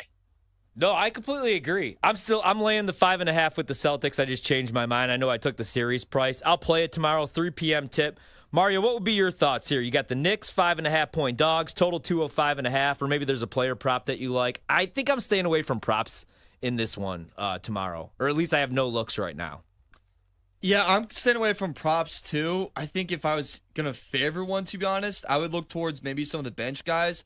Derek White over 16.5 points kind of entices me a little bit, just because he does have these kind of famous hot starts like he had last game where he can get over that or get closer around 13, and then after that you just kind of have to hope you get a bucket or 2 in the second half. The other angle I've been kind of down and back and forth on is the total, because it's at 205.5, which is really low. But you look at last game, which was extremely low scoring, but I feel like it's going to be a little bit more high tempo. I think the Celtics are really going to come out on fire. At some point, Rob and Ryan, they have to get their three-point shooting back. Like, they are a really good three-point shooting team, and it's what won them the NBA Finals. At some point, that's going to come back, and when it does, I think that total is going to fly over at 205.5. So that's an angle I'm kind of looking at in that one. Yeah, I like that. I might actually end up taking Tatum points, man. Like, please, for the love of God, show up, score 30 points in this game. I almost feel like they need him to go off, him or Jaylen Brown, and I think it's got to be Tatum, man. But we'll see that one tomorrow. Also tomorrow, we get Timberwolves, we get Warriors, we got Minnesota laying 5. I actually plan on betting that game live and betting Golden State. I think Golden State might. Nobody's made the case for them. I think they might steal this one. Here, let me ask you guys this, though. Mario, Rob, I'll start with you, and then Mario, I want to get your take on this, though. If you like Golden State plus 5 tomorrow, Don't you guys almost feel you should just take Jimmy Butler points over, or maybe even some ladders? I feel like it's going to take an epic performance from Jimmy Butler. Or maybe it is the Buddy Hield game again. I can't see Draymond going off for 18 to 20 points. I know he went back-to-back 16 and 18, but then last night he had 9. And granted, he didn't play a whole lot in the second half because it was a blowout. But I feel like if you like Golden State, maybe you just play Jimmy Butler points. What do you think about that? No, I think that's exactly right. The only chance that Golden State has to steal 1, force a 6, get Steph back, and have to win 2 in 6 and 7 to win this series is if Jimmy buckets is playoff Jimmy. So, like, I'd be playing a bunch of Fallout Boy over the speakers in the PA to try to get emo Jimmy to come out and give myself a shot. But at the same time, like, I think you can go back to the last game, Horvey, and say part of what has made Jimmy buckets in the playoffs has been that even in Miami and certainly at Golden State, he's been paired up with somebody that's a threat to the outside that you can't just collapse on Jimmy Butler. And I think you collapse on Jimmy Butler. If I know that this game is won or lost by Jimmy Butler getting to 35 for Golden State, then I'm just going to keep it. If Jimmy Butler gets the ball inside the three-point line, I'm putting 2 on him every time. He still may get there because he's a hell of a basketball player, but I just think the effectiveness of Jimmy Butler decreases if he doesn't have that guy on the outside. I've heard you have the take many times that Jimmy Butler's never going to be the best player on a championship team. Yep. And if that is the case, then this isn't a championship team, Ryan Horvath, so I'm not going to bet on him at this point. His points, let me pull these up really quick. Oh, they're right in front of me. 22.5. Ants points, 20. Oh, actually, screw scoring.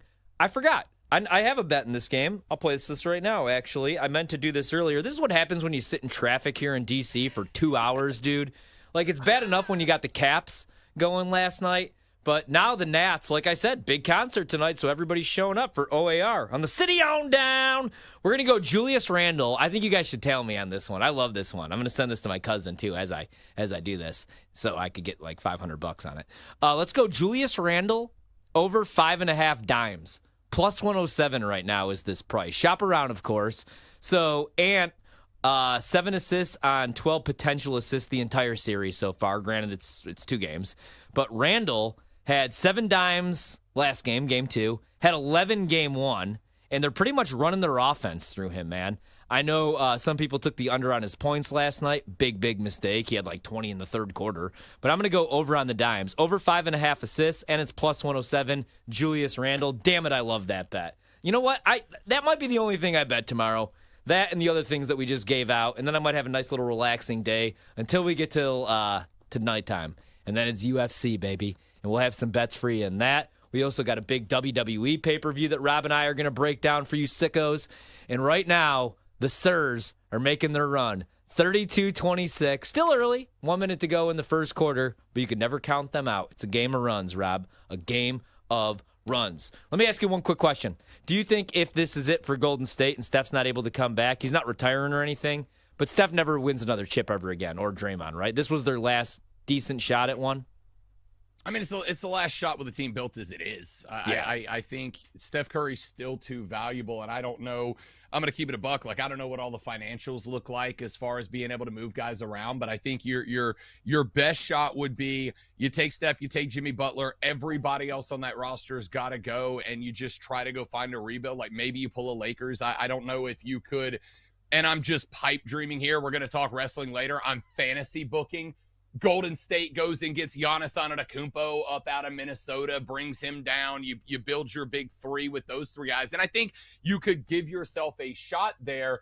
I mean, is Quentin Post the future? Because I think if there's one thing I would take out of this postseason, Ryan, it's that, like, you're not winning a chip without a 7-footer anymore, right? Like, it just feels to me, and I will go so far as to say my theory is built on Boston right now. It's what Titus said earlier.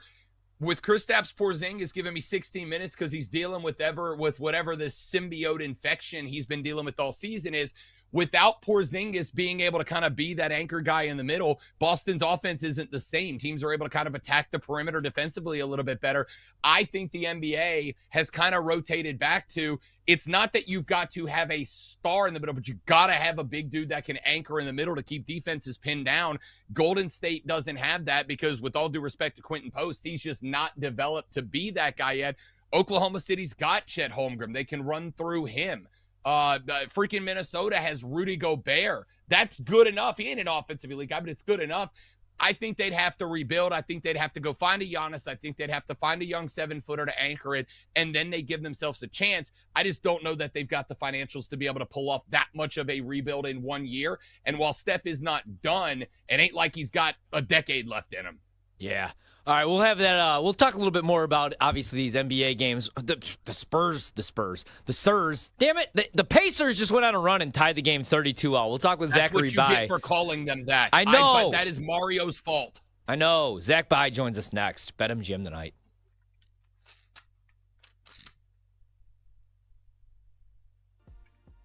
Don't go anywhere. You're listening to BetMGM tonight on the BetMGM Network.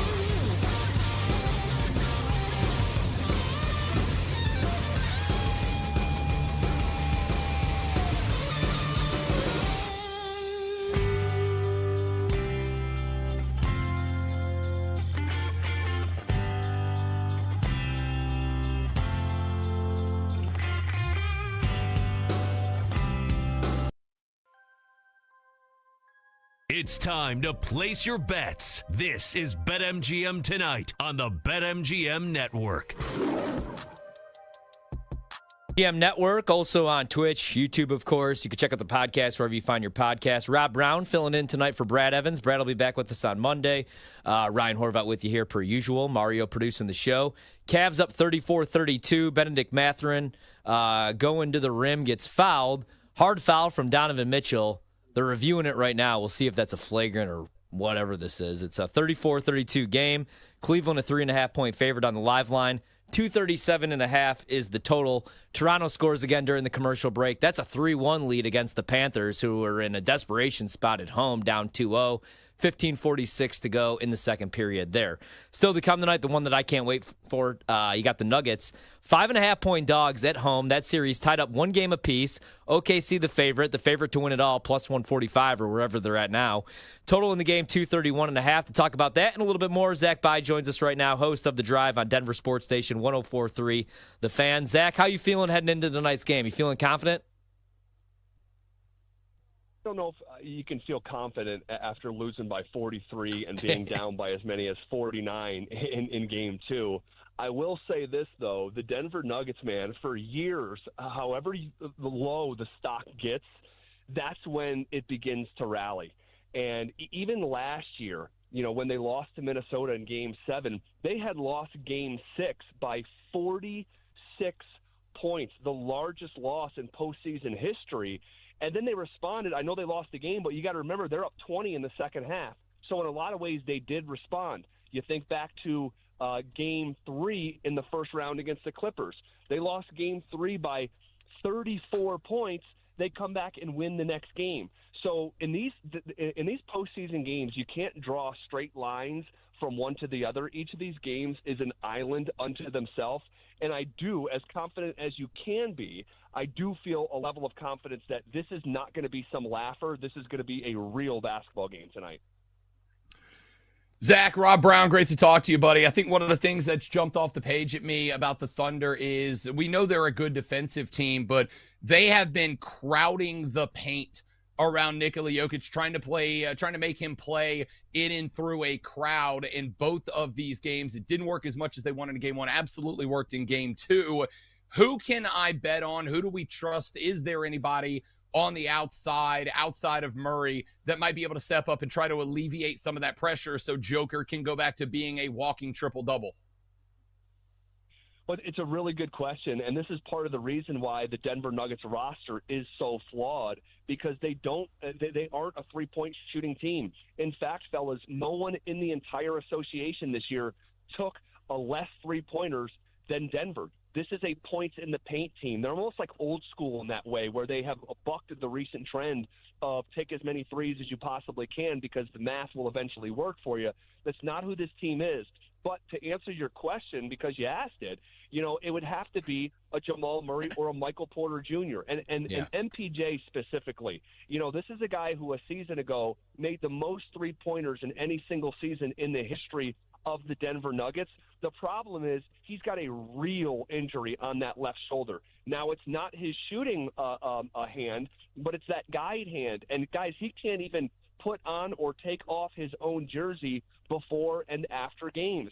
He took a shot, a Toradol shot in Game 7 because he said the season was on the line. But he said traditionally he doesn't like to do that because it just gets so sore after the fact. Well, the problem is that he has scored 2 points and I think it's 6 or 8 points in Games 1 and Game 2. He's a complete non-factor. He's actually been benched. So this Nuggets team already lacks shooting, is already an incredibly thin team where they play guys, about 6.5 guys, all right? That's it. The Thunder play 10. So as disheartening as it is, they need Michael Porter Jr., a guy who has struggled mightily here in these playoffs, struggled mightily here through 2 games in this series, and is hurt. They actually need him to play well. And if Michael Porter Jr. can't to play well and make shots, this series is not going to be a very long one because Denver just does not have the firepower that they've had in years past. Yeah, I completely agree with you, man. SGA, his point prop tonight is 32.5. And that was kind of my concern with OKC as young team. Last year, everybody loved them. They got eliminated in the second round, and they're the overwhelming favorites to win it all. But I was just like, who's that other guy? I like Jalen Williams, but in the playoffs, can Chet be that other guy? Who concerns you the most right now on this team other than SGA, who obviously could go off for 33 any night?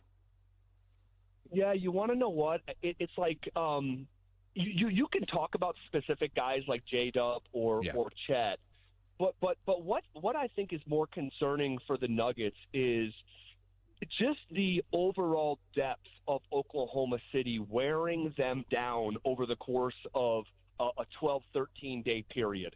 And guys, check this out. This is Denver's 6th game in 11 nights. This thing is going to tip off closer to 10:30 here, East Coast time, okay? And then they're going to turn around and play at 11:30 in the morning East Coast time on Sunday. So it's the quickest turnaround you can have in the playoffs, all right? A late start on a Friday, then an early start on a Sunday. They're already playing 6 games in 11 nights tonight, all right? That'll change to 7 and 13 on Sunday for a team that, like I said, plays 6 guys. So it's actually not one guy in particular, despite any of those guys that we mentioned being able to go for 15, 20 points, Chet, J-Dub, etc. It's more the collection of guys that Oklahoma City plays and the dynamic that Denver is up against. They simply do not have guys that they trust to put in there in the postseason, and Oklahoma City is going to roll out 10 of them. So I think it's actually, as opposed to one player, it's just going to be the war of attrition over the course of a 7-game series. I'm glad you said that, Zach, and that was kind of the direction that I wanted to go next. The adage across the NBA is that role players are going to play better at the house than they are on the road, and I think Oklahoma City kind of showed that because they did roll a lot of guys out, but they did not. The backups, the reserves did not shoot the ball well in their series against Memphis. So I think Denver's got to take advantage. I grew up on the beach. I grew up literally at sea level. I've heard 1,000 times that Denver's obviously got the unique home court advantage at altitude, et cetera, et cetera. So if Denver is going to win this series, it does kind of feel to me like holding home court. I think it kind of almost needs to be take both of these at the crib, and it's going to fall on somebody being able to step up off the bench and get there. So with what you just said, is there anybody that you're looking at, that you're leaning on, that maybe from the gambling side, maybe there's some bench players we can look at a points total on, or just from a basketball sense that you go, this is the guy most likely to step up in the reserve role to make sure that Oklahoma City's bench does not end up 10-12 in the plus minus, or else we're going to end up in a spot here? Yeah, I think the guy that I would look at, and it makes me uncomfortable even saying it because I'm not a huge fan of his volatility, but Russell Westbrook has been fantastic in these playoffs in a way, quite frankly, that I had not seen coming, to the point where for the last 6 months, because he played really well in the regular season too in a way that I didn't see coming, and I would caution my audience here in Denver repeatedly for the last 6 months, guys, you will not be able to judge the Russell Westbrook experience until the postseason comes, because that guy has been unplayable this time of year for like 4 consecutive years. And I didn't think at 36 years old he would be the best version of himself. But guess what? Here we are. And he has been great. He's actually been reliable from 3, which is insane because he's the worst volume three-point shooter in NBA history. And somehow this year, from the corners specifically, he's shooting 42% from the corners from 3. He's held that number as well here in the NBA playoffs. So, again, the volatility scares me. But to answer your question, I would actually say former Oklahoma City Thunder MVP Russell Westbrook would be my answer. And here's the other uncomfortable part of it from a Nuggets standpoint. There's not really another candidate.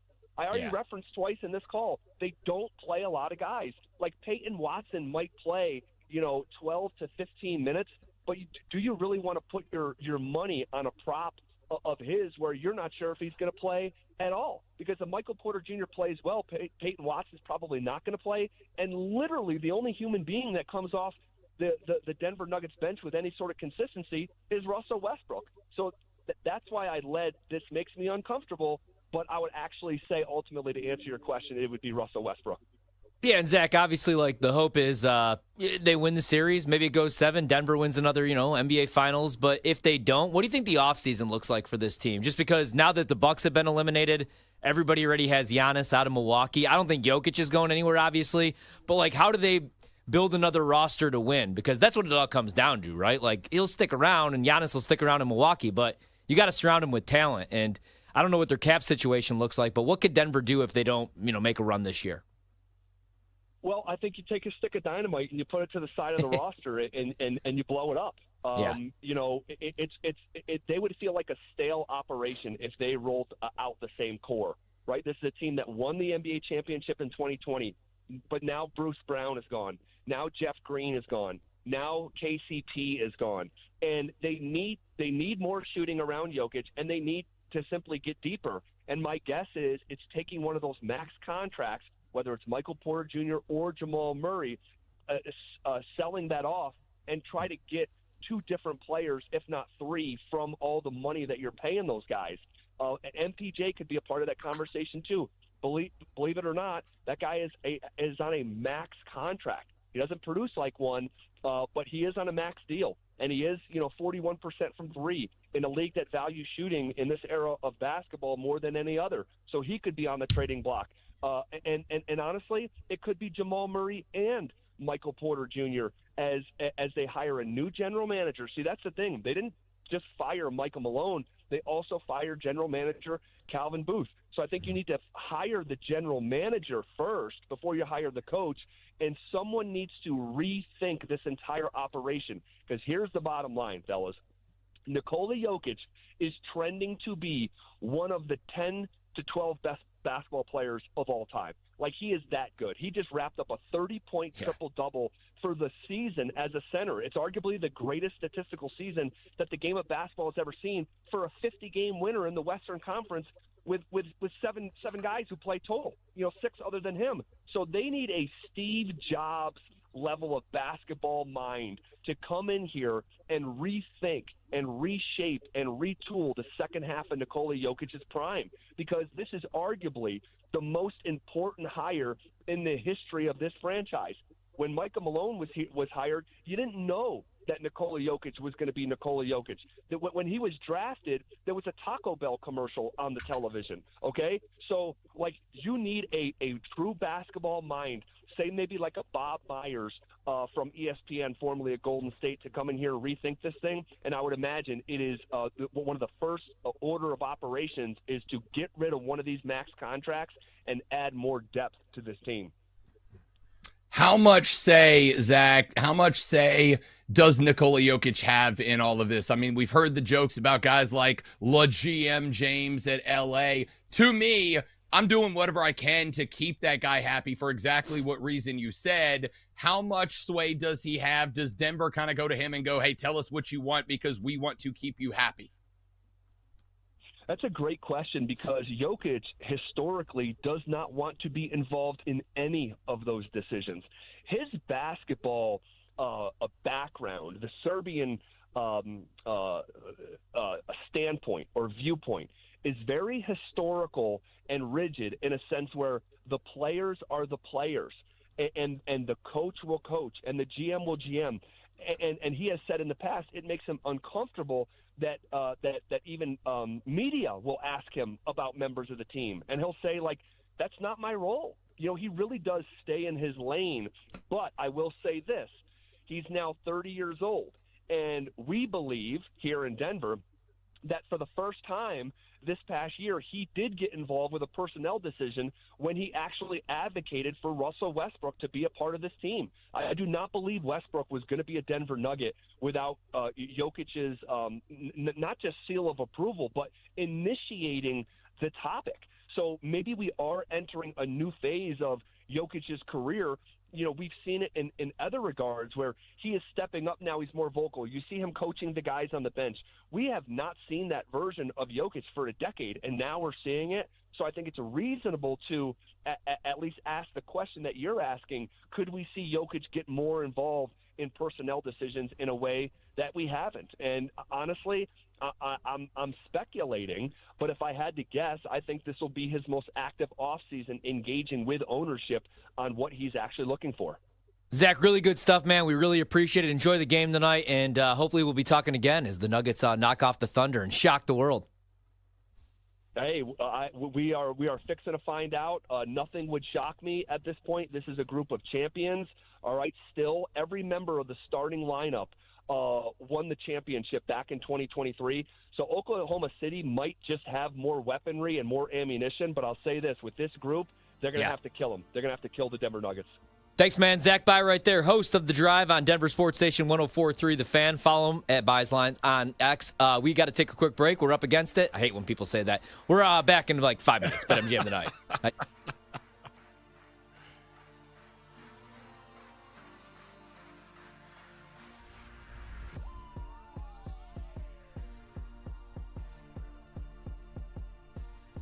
Don't go anywhere. You're listening to BetMGM tonight on the BetMGM Network.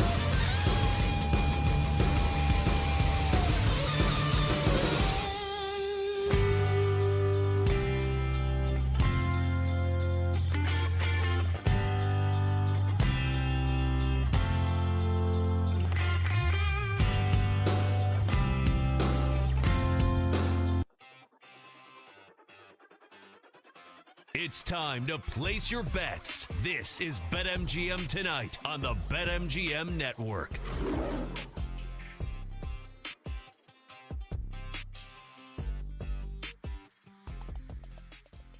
MGM Network. It's brand new to me, at least, damn it. Rob Brown filling in for Brad Evans. I'm Ryan Horvat. We got Mario here producing the show.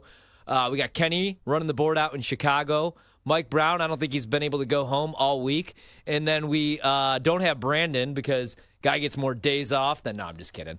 He gets a well-deserved day off. He works the weekends, damn it. And he's got 2 jobs. 3-3, Rob. That's what happened when we were talking to Zach Bye. The Florida Panthers are back. We got 7:28 to go in the second period. There is, 38 hits for Toronto, 18 for the Panthers. You said it. These guys are beating the living hell. Well, the Panthers beating the living hell out of the Maple Leafs right now. We just needed to translate to the scoreboard because I bet Florida live, and it's a 3-3 game, and I'm feeling pretty good about Florida. I told you, Toronto only lose in heartbreaking fashion, though. They had a 2-goal lead. Now we're tied up.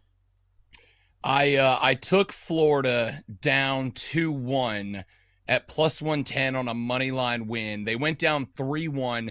That number jumped to plus 230, and I almost put a money line down on that one too. And I'm kind of kicking myself a little bit for. I'm not saying it's going to happen because Florida right now has got, I believe, 3 shots that have hit the iron, and they've had 2 more scrums at the net where the puck has been just kind of hovering around. This game could honestly be 5-2 Florida right now, 5-3 Florida right now. So it's kind of one of those things where am I gonna take the bet that the puck is gonna start sliding the Panthers' way? But I mean, I locked it in at the plus 115, and I'm probably comfortable just letting this one ride.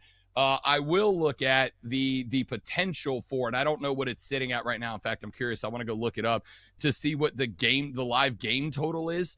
It is right now at 8.5, and I'm gonna tell you, Horvey, I might take an over 8.5 bet on that, but it's at minus 225. So yeah, I may let a few more minutes tick off the clock and let that number come down a little bit. But if we're sitting with, say, 2-3 minutes left in the second period with 6 goals up, I could see a 3-goal third period the way that Florida's playing on the forecheck right now. So I might let that number come down a little bit. It just bounced from minus 225 to minus 215. I may give it another 2 or 3 minutes of gameplay, see if I can get it down to like minus 185 or so, and I might take an over bet too, because I think you're going to see a flurry at the end of this, as hard as these boys are hitting and as fast as they're skating. You're going to see some tired legs late in this game, and that might lead to a couple of BS goals inside the last 2 minutes. Yeah, I was going to say, get a couple empty netters there late. I like that look a lot. Also, right now we have, I have Aaron Naismith. He's got 3 rebounds right now. I need 4.5. Wasn't feeling very good because he only had played 6 minutes midway through the second quarter, and he had 1 rebound. But all of a sudden, I looked down at my little tracker, and he pulled down 2 more boards. So hopefully he gets to 5. I have way too much money on that prop, by the way. Probably the only person in the world sweating out that rebound prop. It's 53-40 Cavs. Not feeling so great about my Pacers, $500 money line bet, but hey, it's just money. Mario, let's do a little Boulder Smart. I like these little tidbits that you threw in the rundown, especially number 1, so I definitely want to get to it. All right, let's do it. We'll start with the first one on Boulder Smart. Joe Burrow to win MVP 7-1. Ryan Horvat, is this Boulder or is this smart? I think it's a smart bet, right? Like maybe you want a better price than 7-1, but here's the thing. Cincinnati historically gets off to these slow starts. Okay, so maybe it's bold because the Bengals every year are 1-2, 1-3. Last year they played great football the final month of the season. The problem was, they're already out of the playoff picture pretty much, and they had to win and then have a whole lot of things go right for them. They were not in control of their own destiny. This year, especially after spending all that money on the offensive side of the ball, now the problem is the offense wasn't the problem, right? So, yes, Joe Burrow could throw another 40 touchdown passes. You bring back T. Higgins and Jamar Chase. Chase Brown, probably going to have a big year if he stays healthy. You fix up the offensive line. My issue with the Bengals is that defense. And you're probably wondering, what does that matter for Joe Burrow winning the MVP? He probably would have been the MVP last year. Although, I don't know, Lamar balled out and Josh Allen balled out, obviously. But Joe Burrow's numbers were excellent. The problem was they weren't even a 10-11 win team because of that defense.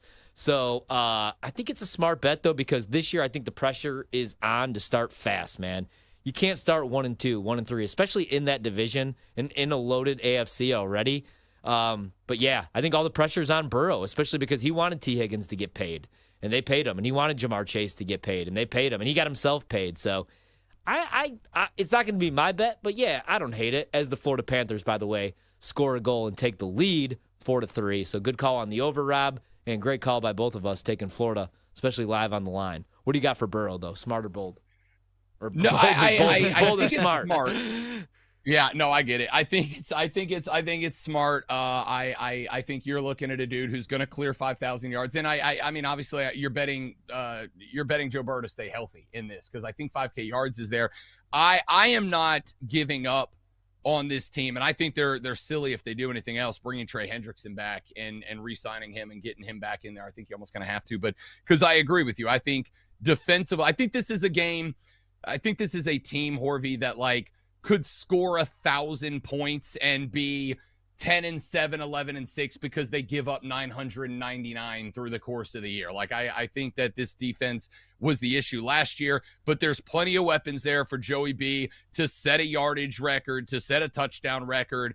And after what happened last year, unless there is another Lamar Jackson has a historic year somewhere out there, maybe Josh Allen has a historic year, a career year, and they put together a deeper record or a better record than Cincinnati, I think statistically, Joe Burrow will again be the best quarterback in the NFL. It's just a matter of, does he end up on a team that wins 13 games or a team that wins 8 and is a wild card on the road? I don't know, but I don't hate at 7-1. I think it's worth the flyer.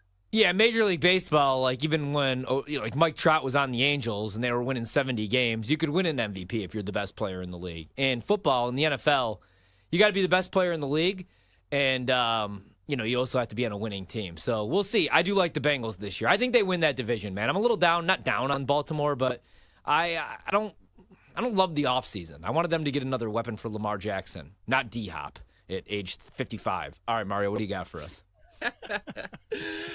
That's a good when football season comes around to like remind. Yeah. As D-Hop's a Raven. Yeah, and we remember what he looked like in that Super Bowl, too. Did go over 1.5 reception and score a touchdown at 5-1, though, for us, so shout out to D-Hop. Yeah, you know? don't forget. Yeah. Don't forget. That's why you listen to BetMGM tonight. Subscribe to the podcast. Here it is.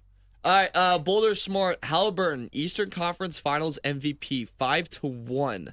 What do you think, Corv?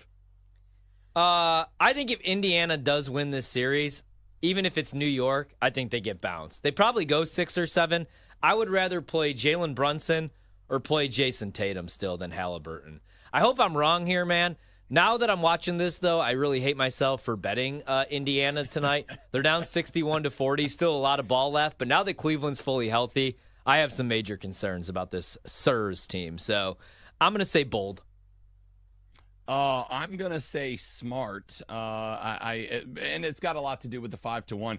I'm also gonna say, Horvey, not even to comment on that, but to talk about what we just talked about. Like, Cleveland's healthy in that the guys are wearing uniforms and on the floor. I don't think that they are necessarily 100%. I'm not super worried about this because what I'm watching out of the Pacers right now, this is not the up-tempo basketball we've seen out of Indiana so far. And Mario, correct me if I'm wrong. I know you guys are watching it too. Like, Indiana right now is kind of settling for shots. They're playing outside in. They're not really like playing the aggressive basketball. I'm watching them put up a bunch of contested threes.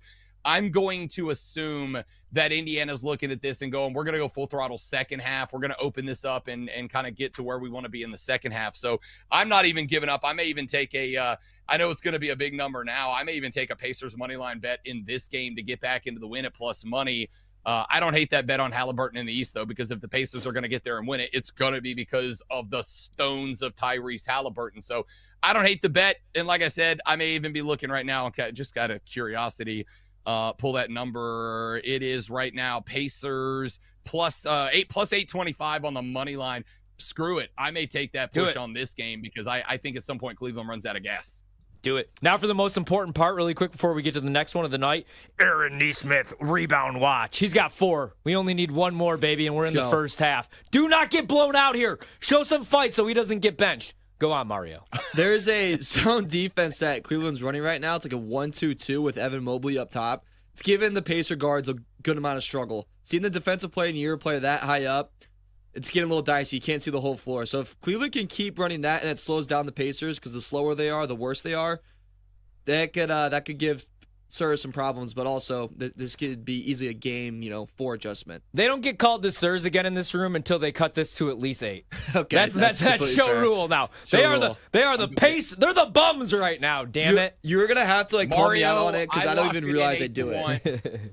If they come back and win this game, I will end this show with the loudest "Go Sirs" I can pull off with my wife asleep in the next room. If they figure out a way to come back and win this game, Cleveland's playing. I don't know if you're watching this the way I am.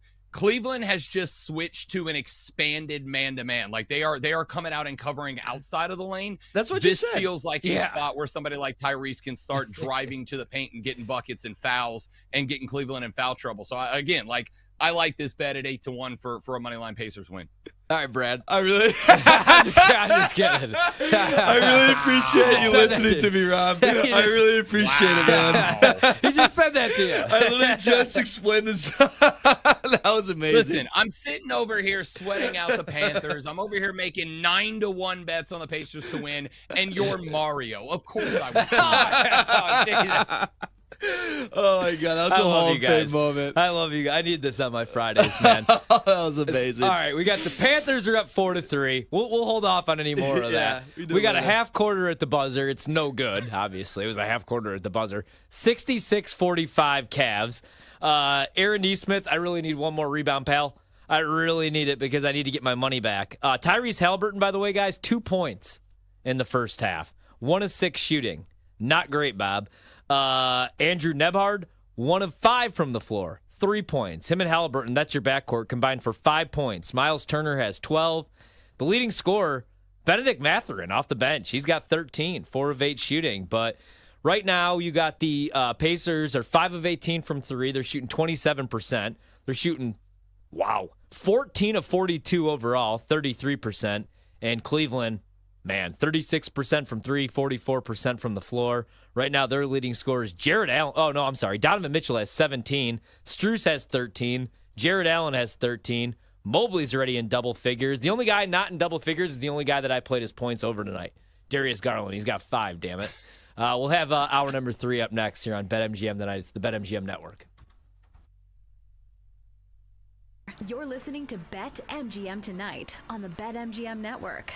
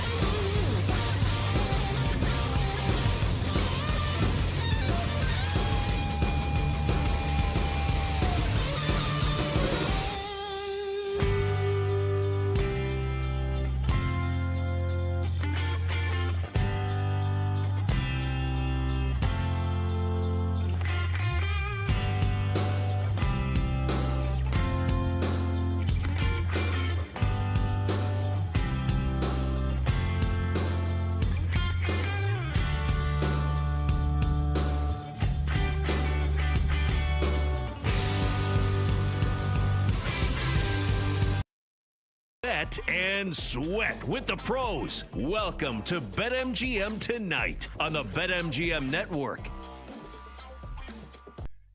BetMGM Tonight, live on the BetMGM Network. Rob Brown in for Brad Evans. Ryan Horvat is here as well. A cast and crew in the background of Absolute All-Stars, making us look and sound even sexier than we do in real life. And that is a tough task, but the boys are pulling it off. We got a bunch going on around the world of sports right now. Over in the NBA, 66-45, Cavs up on the Pacers.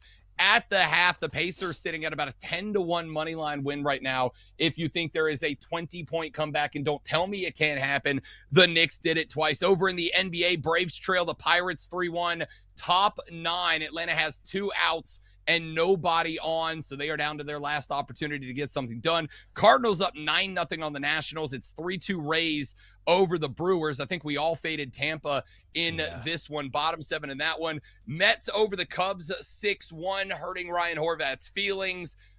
Phillies trail the Guardians 4-0. Red Sox and Royals knotted at 0-0, bottom 6. Marlins, White Sox, Chicago up 2-1 on Florida in the top of the 6. Reds and the Astros, bottom 3. Houston on top of the Reds 1-0. The Twins lead the Giants 1-0. The Padres 1-0 on top of the Rockies. The over-under that game set at freaking 11.5, which is bananas to me. And over in the NHL, Florida trailed 3-1 to the Maple Leafs. They are now on top 4-3 at the end of, or coming up on the end of the second. Grab that one on the live line when Florida was down a goal at plus 115. We'll see if that one sticks. And more important than all of that, Ryan Horvat, Nikola Jokic just rolled up to the arena in a 3-piece suit with a vest and a chain hanging out of the pocket. Give me the Nuggets by 1,000,000 tonight. Yeah, sometimes you just know by the entrance, man. Yeah, I don't hate it. I mean, I thought... Are you a fit guy? Do you follow, like, the fit checks of players when they... Like, I don't ever care about it unless I see Jokic rolling up in a 3-piece from the 1920s, and then I'm like, all right, Nikola Jokic triple-double bet is a lock. Yeah, like, sometimes I watch, like, what these guys walk in wearing in the NBA, and I'm like, Jesus, I'm old, man. Like the Met Gala or whatever's going on, my wife keeps posting this stuff for whatever reason on Instagram. And I'm like, what is this? Like, what are these people wearing these days? So, no, I don't really. But, like, if somebody comes in, man, and something extra swaggy, usually you got to follow that bet. That's why I was worried a couple of years ago when I bet the Rams. Remember Joe Burrow came in, he had, like, that top hat on. The only thing is, I always feel like if you're going to wear something like that, you have to bring a change of clothes. Because remember, Burrow and the Bengals lost in the Super Bowl, and then he still wore that outfit out of the stadium. Yep. I feel like you kind of need like a backup option. Although you got to be confident too. You need an L outfit. Like, it's important to roll up looking good. I am a big look good, feel good, play good, win good believer. Like, I am a big believer that if you roll up feeling good about the fit, you're gonna be a better, more confident player. I'm also a believer that you bring a bug out bag with like an old Nirvana t-shirt from Target just in case you take that 30-point L, because nobody wants to be sitting up there looking like a video game character after getting absolutely smoked. Yeah, dope look if you win the Super Bowl. If you don't, like you said, you got to have like a Nirvana tee, maybe some ripped jeans. Go out looking like Cobain. Yep. Not literally, though. All right, early Heisman look. Let's get to this because I was so jacked because it was Friday, and I was like, oh, Rob will talk about this with me and not make fun of me if I want to tie up my money for multiple months, almost a year on a Heisman market. All right, Arch Manning is the favorite, dude, at 6-1. Garrett Nussmeier, plus 850. Jeremiah Smith, 10-1. Cade Klubnik, 11-1. Drew Aller, 14-1. Lenoris Big Game Sellers, 18-1. Dante Moore, 18-1. Julian Sayin, 18-1, the quarterback from Ohio State. And then DJ Lagway from Florida, 18-1. If I gave you $100 of Jamie Foxx's money, where would you go with it in this market?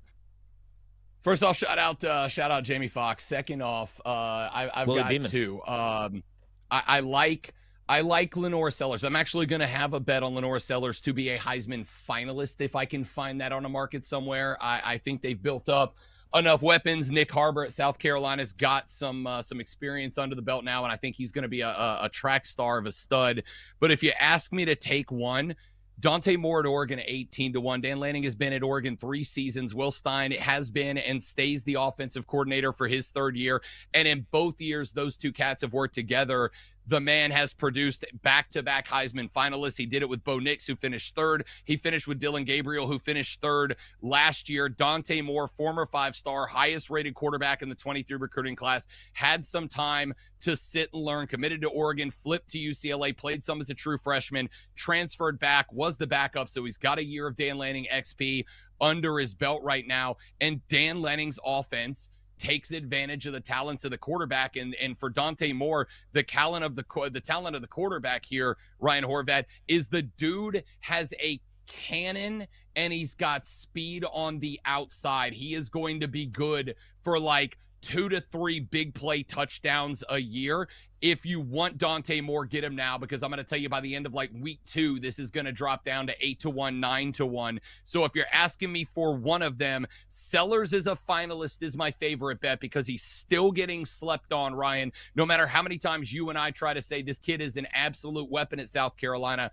But if you're making me bet on Jamie Foxx's dime, so I got to look good, because the last thing I want is Jamie Foxx thinking I'm a clown wasting his dinero here. Yeah. Dante Moore at Oregon, 18-1 is a layup easy Jamie Foxx bet for me.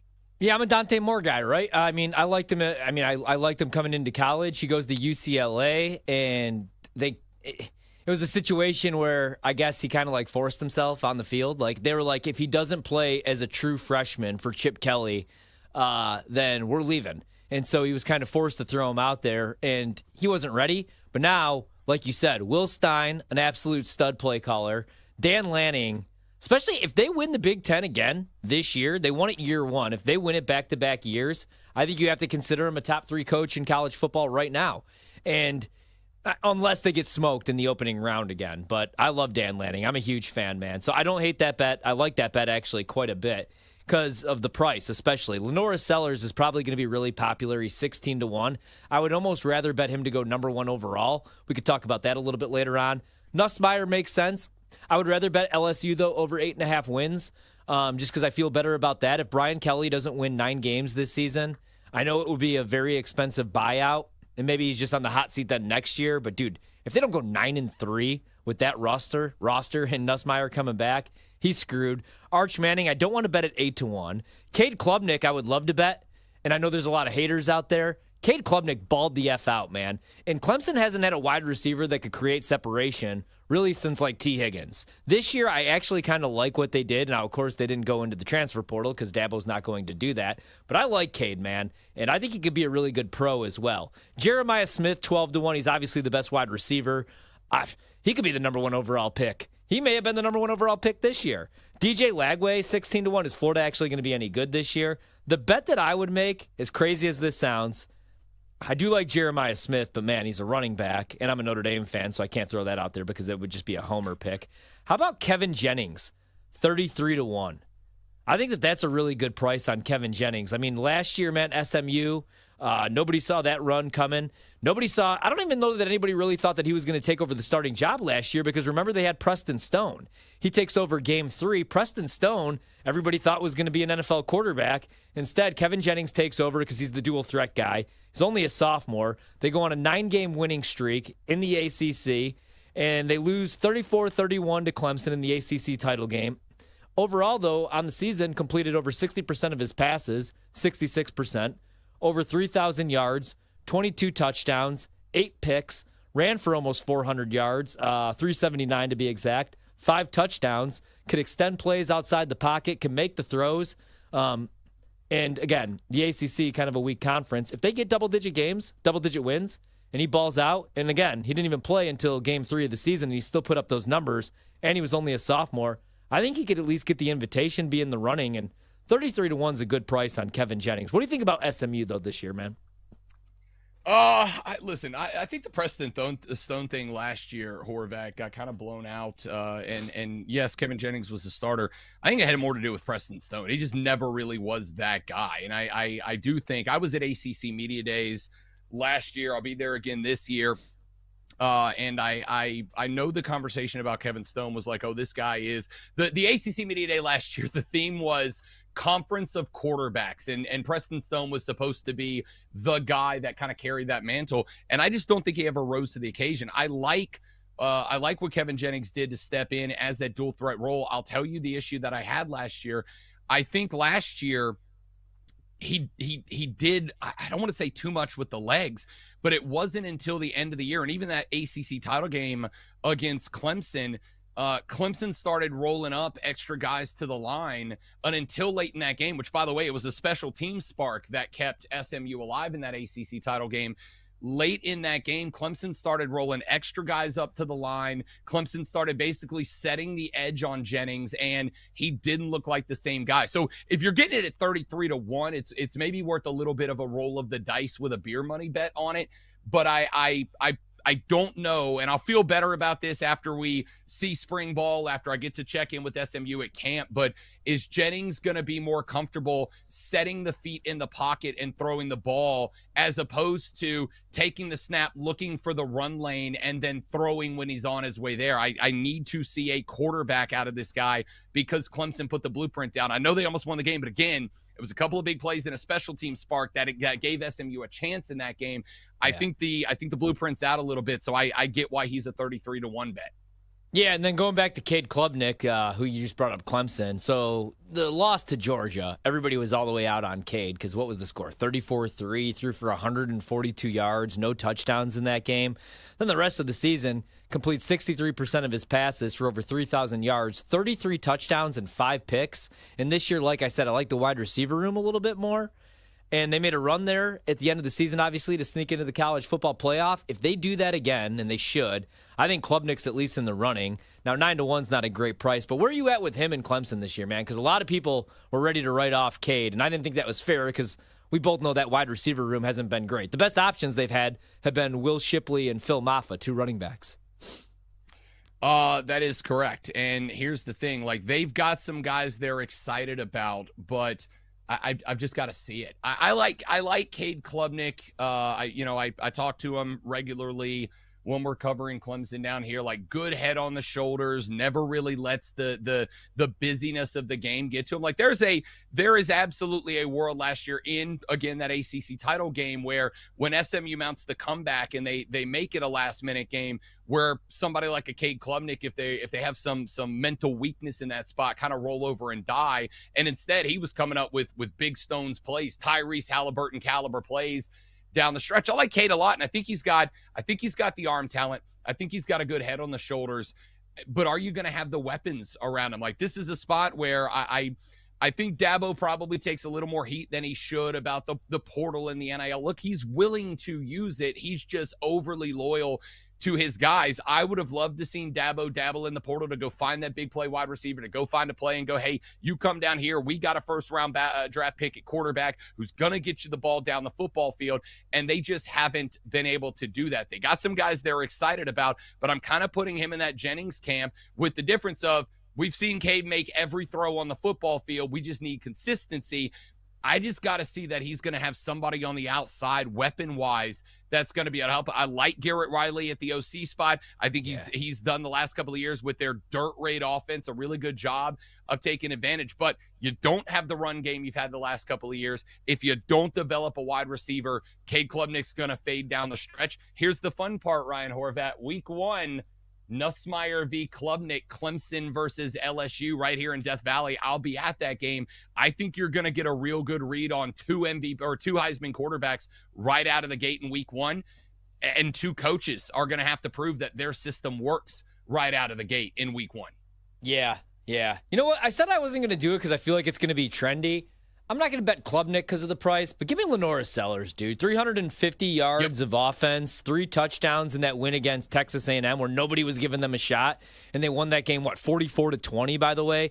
He was like Superman this season, man. Over 2,000 yards passing, 17 tutties, runs for 655 and 7 touchdowns. And I don't think a lot of people had South Carolina this year, or last year, I should say, at 9-3. They close out on a 6-game winning streak. That would be my question, though, man. You follow the program close anybody, do you think South Carolina could win 9 to 10 games? Because I think that's what it'll take for him to obviously to be in the conversation. They have to at least be competitive. Yeah, I mean, I think they do, and I think he is going to be a large part of the reason why. It's a tough schedule for South Carolina this year, and anybody who says anything to the contrary is different. But again, like, they found the Nick Harbors. There's another name I want you to keep an eye on this year, Horvat, and I'll give you a little input. Kid by the name of Mazio Bennett. He played his high school ball right here in Greenville, and he is going to be that underneath wide receiver that allows Nick Harbor. You're going to stack, though. You're going to see those guys stacked a lot. Harbor, the deep threat, a 6'6" tall track star with 40-yard dash speed. Mazio Bennett, a hands wide receiver underneath. Look, they can beat Virginia Tech. They'll beat Vandy. They'll beat Mizzou. I think they're better than Kentucky. You've got the LSU game. That 9 win is going to depend on if LSU is them or not. They got Oklahoma. They got to go to Alabama for homecoming. That one's an interesting one. Ole Miss loses Jackson Dart. They can win that game. They've done well against A&M. They can win that game. They've got Coastal, and they're coming off a win against Clemson. Not only do I think that South Carolina can win 9, Horvat, I would not be shocked to see South. I mean this, and people are hating on me. I think this team could legitimately be 10-2 and a playoff team this year behind Lenora Sellers. Not a joke. Wow. 73-51 Cavs. We'll take a quick break, then we'll be right back. BetMGM tonight. Where you're listening to BetMGM tonight on the BetMGM Network.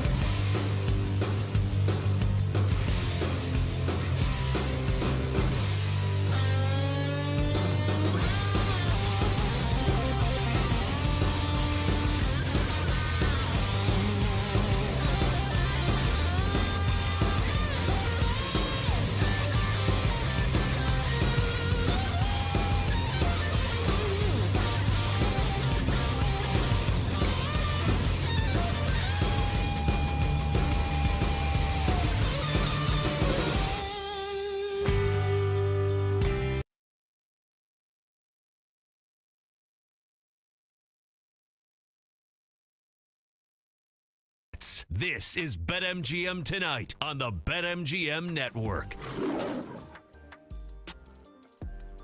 BetMGM Network. Ryan Horvat with you here. Rob Brown with you here. We got Kenny running the show out in Chicago. We got Mario here with me in his dump DC. All we care about, though, at least all I cared about tonight was Aaron Nesmith, over 4.5 rebounds. He comes home. He's got 6 boards with 6 minutes and 2 seconds to go. So we get some of our Sirs money back because the Pacers are not winning this game. Talked myself into it. 80-58 is the score right now. 5:58 to go in the third quarter. Luckily, though, we bet the Panthers on the live line. They're up 4-3. Still plenty of hockey to go, though. 17:40 to go in the third period. Brewers come back and tie things up. Top of the 8th. That's a 3-3 game. Cubs getting demolished right now, 6-1. And, wow, the Twins up 3-0 right now on San Francisco. Rob, how are your Braves looking? The Atlanta Braves have lost the game. They were down 3-0 in the top of the 8th. I took an 18-1 bet for a money line win. They plated one. Drake Baldwin came to the dish with one on. Had the walk-off last night in the 11th against the Reds to take 3 out of 4. And I'm like, okay, a little bit of magic here. He ends up having one with an excellent defensive play, gets thrown out at first, but he moves the second run to third, and up comes Ozzie Albies. And my question for you, Horvat, is if I was to go to Atlanta and jump Ozzie Albies in the parking lot, would I get fired from the network? Because Ozzie Albies has just completely apparently forgotten how to not swing at pitches that are 2 inches below, above, left, or right of the zone and just watch heaters get piped right down the cork. The Braves gave themselves a chance, but for about the 9th time this year, Ozzie Albies can't come up with anything at the dish. So I was one RBI single away from an 18-1 comeback victory cashing and couldn't get it. I think you got a pretty long leash, dude, especially on Friday nights, because I've already said you're the only person other than Mario that I'll work with. Like, I've already been through the Boulevard of Broken Dreams. Unless Cody's coming on with us so we could talk him out of doing – we know he's working out. He's either working out at the apartment right now, hashtag apartment lift, or he's at the gym, or he's at – that guy lives the life, man.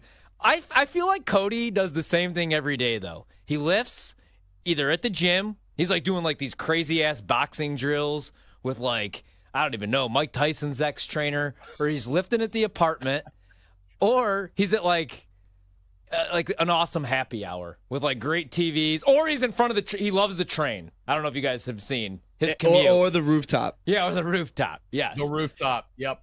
Guys living the dream. I am actually Horvat, and this impacts you quite a bit. Deck and I, after our show last Saturday, Bet for the Cycle, which airs every Saturday from noon to 4 here on the BetMGM Network, almost the old network. BetMGM Network, shameless self-promotion never stops. Deck and I were having the conversation about the weekend that we are coming up there to raid your studio during your show in order to apply a little artwork to the rear end of One Hating Ass Mario. Yeah. So we're gonna bring you down to New York City. So the 3, and if Mario still likes us after that, 4 of us can have us a big city weekend because Deck knows the damn spots for sure. Yeah, I'm in. I'm definitely in. I'm gonna be in New York a lot this summer. New York and New Jersey. I'm a big New Jersey guy and Philly guy. I love both cities and they love me, so I'm all in on that. And, I also have to apologize live on the air, and I should probably do this through text message too. Double D actually hit me up. I think it was like I was on vacation. I was off, and he asked me to come on the show, and I never even got back to him. And I felt so terrible. Usually I'll at least say, hey, man, I'm on vacation. I'm not going to lie, Double D. You hit me up, dude, and I was already 7 deep. And you're going to say, well, Ryan, it was like noon. I was already 7 deep. Me and my mother went to Harris Casino. Free plug for them. Actually, never mind. No, we didn't. We were at BetMGM, of course. There is no BetMGM in Joliet, Illinois, or we would have been there. It's a dump, guys. It's Joliet, Illinois. We have Joe's Hot Dogs, Marichka's, and Mike Allstop. That's what we got. And Ellie Quigley. And me in Joliet, Illinois. And a test out Portillo's for breakfast. I did. So I did the donut. I didn't want to do anything else. It was funny. I said to my son, I was like, we're going to go to Portillo's has breakfast, buddy. And he goes, they still have hot dogs, right? And I said, yeah, why? He's like, breakfast sounds gross. So we were there at like 10:30 a.m. and he was just chowing down on a hot dog. Gets mustard on it, though, or gets ketchup on it, though. Not a true Chicagoan, I tell him. But then again, he's not really a Chicagoan. He's been everywhere. He's like he was in Iowa He was here in D.C., Bethesda, Maryland. Nobody cares. Nobody cares at all. Hey, we were having this conversation off the air. Let's bring it to the air. The number 1 overall pick. We talked Heisman. Arch Manning is 2-1. Make it make sense. Now, if Arch throws 60 touchdowns and 1 interception and wins the Heisman, and Texas wins the national title, and Sark has the ball first and goal on the 1, doesn't call a pitch, still just I'll never forgive him, dude. I love Sark, but I can't believe that freaking play call that cost me so much money. But dude, Arch isn't coming out. We had Mike Detillier on last night, and he even said he talks to everybody in that family. And they're like, I don't know why everybody thinks Arch is coming out. What Manning has ever came out early? I think Arch goes back to school, but he's 2-1. Drew Aller's plus 225. We could have that convo. Nussmeier plus 450. Lenora Sellers 16-1. Cade 18-1. Let's just cut it there. If you had to place a bet, who would you go with? And do you think that there is a chance maybe Arch does come out? And you're a Saints fan, so I know you hope that he does, and I know you almost kind of hope that you guys win 2 games if he does. Look, if you want the optimistic, floating on cloud 9, Rob Brown is going to be the most obnoxious person on this network for a solid year possibility here. Yeah, I agree with you. I don't think Arch is coming out, and I certainly don't think Arch is coming out unless everything just shapes up perfectly and there's one team, one coach that he specifically wants to play for. And there's a part of me that's is that Kellen Moore, right? This guy's the quarterback's coach, or at least that's what New Orleans hired him to be. Maybe if the Saints go 2-15, they get racked, but they show some flash, they show some promise. Maybe Spencer Rattler or Tyler Shook comes in and shows that there's some possibility there under Kellen Moore. Then maybe the Manning family they're all in Arch's corner, and they go, well, you could go to New Orleans. You could wear the same helmet that Grandpappy Archie wore. You could go there and win the Super Bowl that Archie was never able to get. The problem is that, and the reason I don't think, as much as a Saints fan, I would love to see it happen, Horvath, the problem is Arch would be coming to a team that has the same issues that prevented Archie Manning, who, as far as I'm concerned, Archie Manning should be mentioned in the breath with names like Marino, etc., as one of the greatest to play the game. The problem is the Saints were such a trash can of a franchise when Archie was there, and I just don't know how much better they can get because Mickey Loomis has kicked the can down the road so far as the GM that we're going to be locked into cap hell until my grandkids have grandkids at this point. So I don't know that Arch could look and go, yeah, it's Kellen Moore, and yeah, I could wear Grandpappy's logo on the helmet, and that's all well and good. But I don't know that this team can be good for the next 5, 6, 7 years. So if you're Arch, would you come out for that, or would you sit one more year, again, unless there's another team he just loves, and wait for somebody else that has a better cap situation, is more willing to say, look, we'll make you the franchise guy, and even as a rook, we're going to give you the opportunity to kind of pick and choose who you want to play with, etc. I don't think it's unworthy of a flyer, but if the odds are sitting at 2-1, 3-1, unless somebody's just got some knowledge, and I know Mike Detillier as well, and I know what you said is accurate.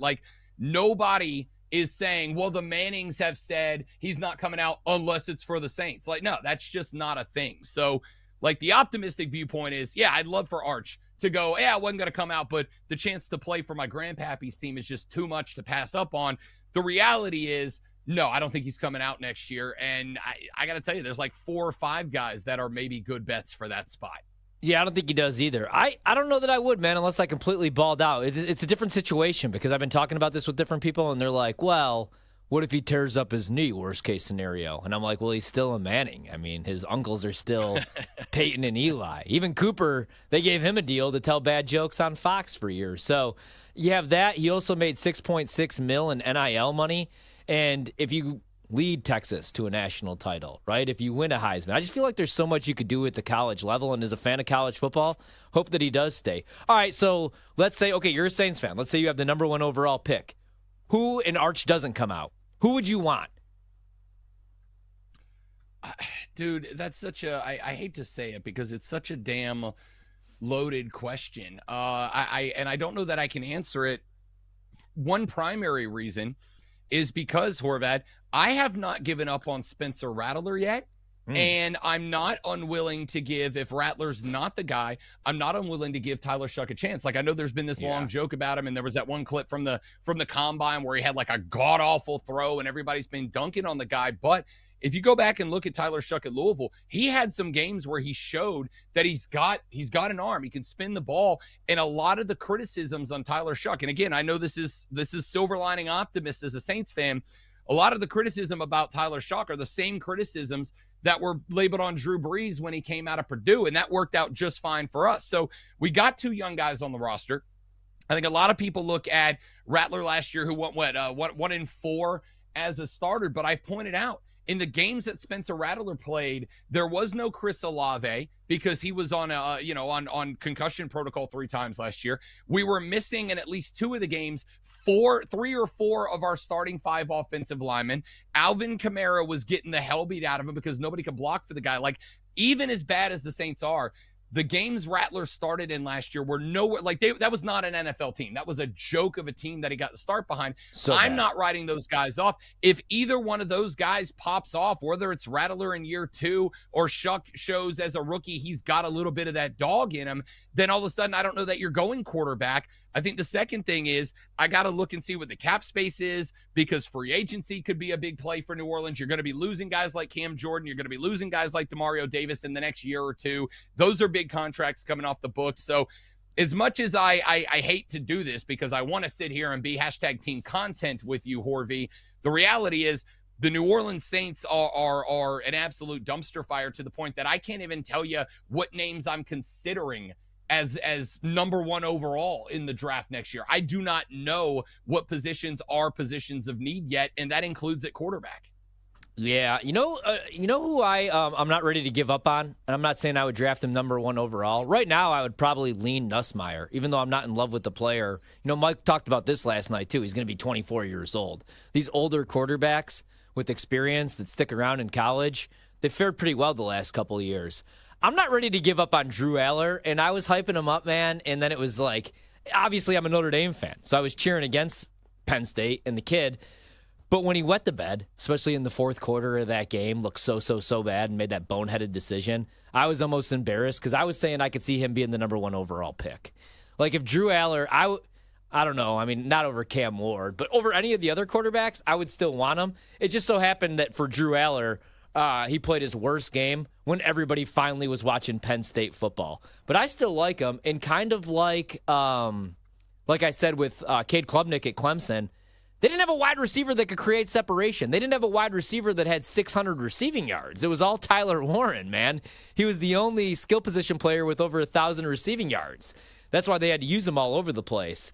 You get him some real NFL talent at the wide receiver position, I'm not ready to give up on him. I still think that he could play some good football. I think he could be an NFL quarterback. If this is 10, 15 years ago, he's probably the number 1 overall pick because he has the size and the stature. But we'll see, man. I could see Lenora Sellers also balling out, him going number 1 overall. There's still so much ball to be played. And also, like, these markets, look how it goes every single year. You never have any idea. Nobody knew Joe Burrow was going to have that season at LSU. Nobody even knew that he was going to be, an NFL quarterback. I think he was projected going into that season to be a 4th or a 5th round pick. He had crazy odds, 250 to 1, bet it, to win the Heisman that year. So sometimes guys just come out of nowhere. Cam Ward, there's another example, man. If he doesn't go to Miami and transfer last year, he's probably not the number 1 overall pick. And that's some of the good that comes out of the transfer portal, in my opinion, though. You know, I know everybody's going to come on the show probably in the next couple months and rag about it when we talk college football. But if there's no transfer portal, and it's not the transfer portal, but guys being able to transfer, because everybody always wants these guys to stick it out, right? If Jalen Hurts just sticks it out, where's he at right now if he just sits behind Tua that last year at Alabama? If Joe Burrow doesn't leave Ohio State and go to LSU, he's never Joe Burrow. So that's like some of the good that I think comes with it, and not sticking it out, because sometimes you just know you're never going to see the field, and why not get yourself into a better situation? Kind of like the Florida Panthers tonight, who are in a great situation. 4-3 over Toronto. We got 10-50 to sweat, and I'm really going to need them because I'm ready to wave the flag on the Sirs. I don't know that they have a comeback in them. Thank God that, we got the rebound prop, because nothing else looking that great in that game. At all. Yeah, At all. this Cleveland's defense in this game, I think, is what deserves the credit. I know Mario, because he's a big stinking genius, definitely mentioned that earlier, and nobody repeated it immediately after he said it. But Cleveland right now not just keeping the Pacers to 30% from three, Ryan, but like they're not even letting them shoot enough threes. They are contesting everything. Cleveland has 23 3-pointers efforted in this game because they are just keeping the outside. The problem is nobody seems to want to be able to go to the cup right now. Like Tyrese isn't getting there. Siakam's not getting there. Nobody seems to want to go inside and play big physical ball right now. And I understand the Pacers want to get up and down the floor. They want to run. They want to make it a fast game. But like, take advantage of what you're being handed, and they're just not doing that. And until they do and make Cleveland collapse back inside, it's going to keep going this way. I'm not over it. We got a full quarter for a 20-minute lead. We've seen happen a couple of times, but like something's got to change here, Pacers. Yeah, get it together, sirs. All right, we'll take a quick break. Bold or smart on the other end. BetMGM tonight. Where you're listening to BetMGM tonight on the BetMGM network.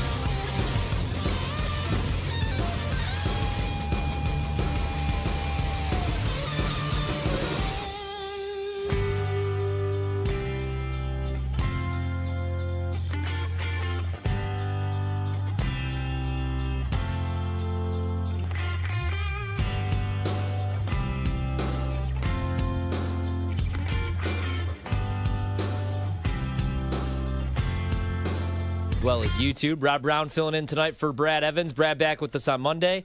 Ryan Horvat with you here. We got Mario in studio. We got Cleveland whooping up on the Sirs, 93-75. Hopefully Indiana could keep this close so a couple props could hit. And then Toronto ties it up, man, with about 9 minutes to go here. 8:18 currently in the third period. It was 4-3 Florida. Now we're all tied up at 4 as, again, Toronto's on the road here looking to take a 3-0 series lead. Rob, let's check the pulse. How we feeling with the Panthers tonight? Sweaty, buddy, sweaty. Yeah. That's a good goal from Toronto. It's the first time down the ice that they've really kind of established the offense, but it was also an absolute sniper shot past Bob to get that in. So I think it's I'm not going to be that guy that goes, oh, lucky goal, but I'm also going to say that's the best Toronto's looked down the ice. I've also seen Florida intensity wise has kind of backed off a little bit. Like they were clobbering Toronto every time they'd cross center ice the last couple of times down. They pulled back from that a little bit. So I would like to see Florida kind of go back to picking up the intensity a little bit here. I don't know that they are going to, but that's what I'd like to see out of Florida. I'm not over it yet. I don't think that this is I don't think that Toronto's suddenly going to be playing on the forecheck consistently here. Because again, like Florida was behind in this almost exact same feel early in the game when they gave up 2 goals in in 6 minutes. But then it was just one big hit from Marchand, and the Florida offense opened right back up, playing out front. So I'm gonna trust them to do the same thing here. And I think we're okay. I think Florida still wins this game, but it's a little sweatier than I like. Yep, completely agree. 7:18 still to play, and then we got the put back dunk. I think they're gonna wipe that off though. Benedict Mathurin has been awesome. Nobody else really for Indiana. 93-77 Cleveland, 33 seconds to go in the third quarter. All right, let's do a little Boulder Smart here on this fabulous Friday, May 9th. Mario, we bring you back. All right, let's do it. Little Boulder Smart. Fantastic Friday. I'll skip to this one. I'll skip this last one right here because I was trying to catch up on all the drama today, but I don't know if I did a good enough job. There a lot of drama today? There was the more drama. Hot in the streets. Johnny Drama? Johnny Drama was called. His Cavs. Still good. Boulder Smart, your girlfriend getting banned and then unbanned from your work facility. Bill Belichick? Yeah. Yeah. Shut Bill. Pretty bold. Pretty bold. And on top of this, having your girlfriend try to get into the commercial that you're currently shooting by wearing a bikini. Yeah, we got to talk about this. What is going on, dude? You know, it's funny. It was like a couple weeks ago. I was on Twitter, which I'm never on the weekend especially, and I was like, I don't give an F about Bill Belichick or his girlfriend. I really don't, because like immediately after that, I was interested in the hire. Like I can't wait to see Bill at the college level recruiting, right? Like I can't wait to see if he could win in the ACC. But everybody was like, oh, they're winning the ACC year one. And I was like, are you guys kidding me? Like, no, they're not. No, please then bet that, because I'll take Clemson then, right? Or SMU even. Can they go over 7.5 wins? Maybe. That's what I said a couple weeks ago. Now, I'm all the way out on North Carolina. This sounds like a disaster. This sounds like Bill has finally lost it. He's got, like, we all know what he's thinking, right? Like the same thing any other unmarried, single, 70-year-old man would be thinking. I think it's weird, personally. I'm not going to lie, man. I see everybody giving him, like, the fist bumps, like, hell yeah, brother. I think it's weird. When I'm 70, I don't want to be dating a 24-year-old. I really don't. I want to be married to my wife at home watching Matlock or watching reruns of, like, Cheers or something years down the road, or Seinfeld. I couldn't keep up with that, and he can't either.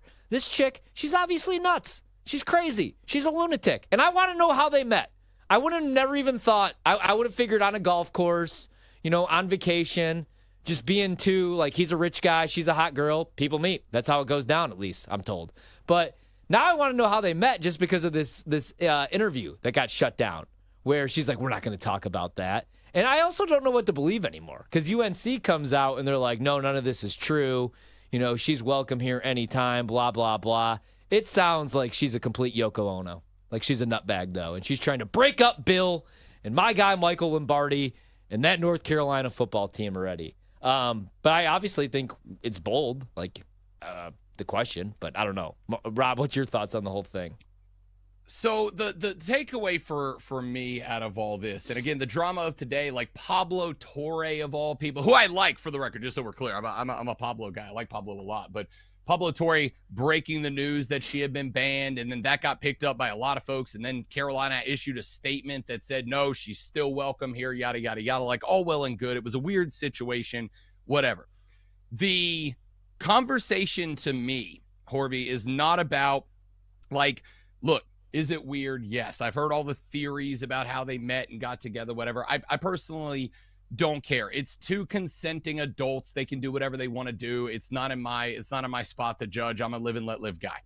What I do think is the issue, and the reason that this is discussed the way it's being discussed, is not so much about Bill Belichick and the girl, Bill Belichick and Jordan, Bill Belichick in that weird ass interview on CBS or any of that.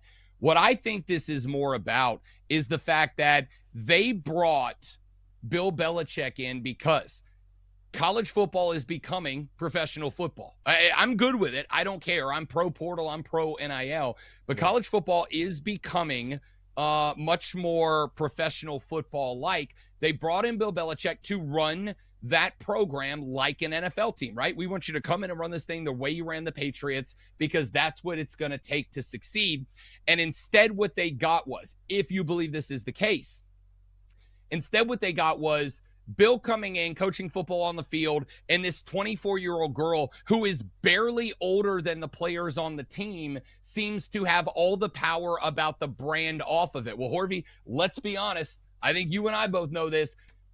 The brand is every bit as important as the players in 2025. You have got to be willing to have people wanting to spend money on your program and give money to your program. And the brand being good is a big part of that. Welcome to the social media age. So to have this 24-year-old woman, barely older than the players on the team, having control of everything with the exception of the plays getting called on the field, can't make North Carolina feel good. And eventually it becomes a big outside distraction.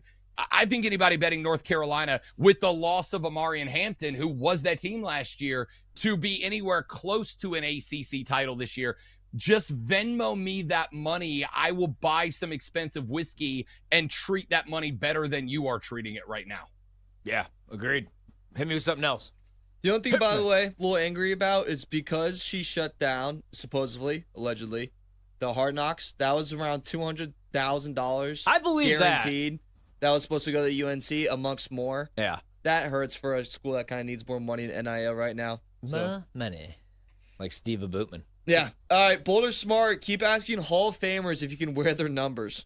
Shout out Stupid. Abdul Carter for this one. Especially when it's, I mean, yeah, just insane, dude. I think it's weird, right? Like, now, I get wanting the number if you wore it your entire life, but there's just certain organizations where if you're drafted, you don't get that number, right? Like, you don't get to go to Green Bay and wear number 4, even if Favre is a jabroni. He put him on the map. But or Bart Starr, you could say. But, you know, like, I think that, like, it's okay if, so Aaron Rodgers, like, you know, if you get the phone call from former player and he says, you know what, I'd be honored if you wore my number.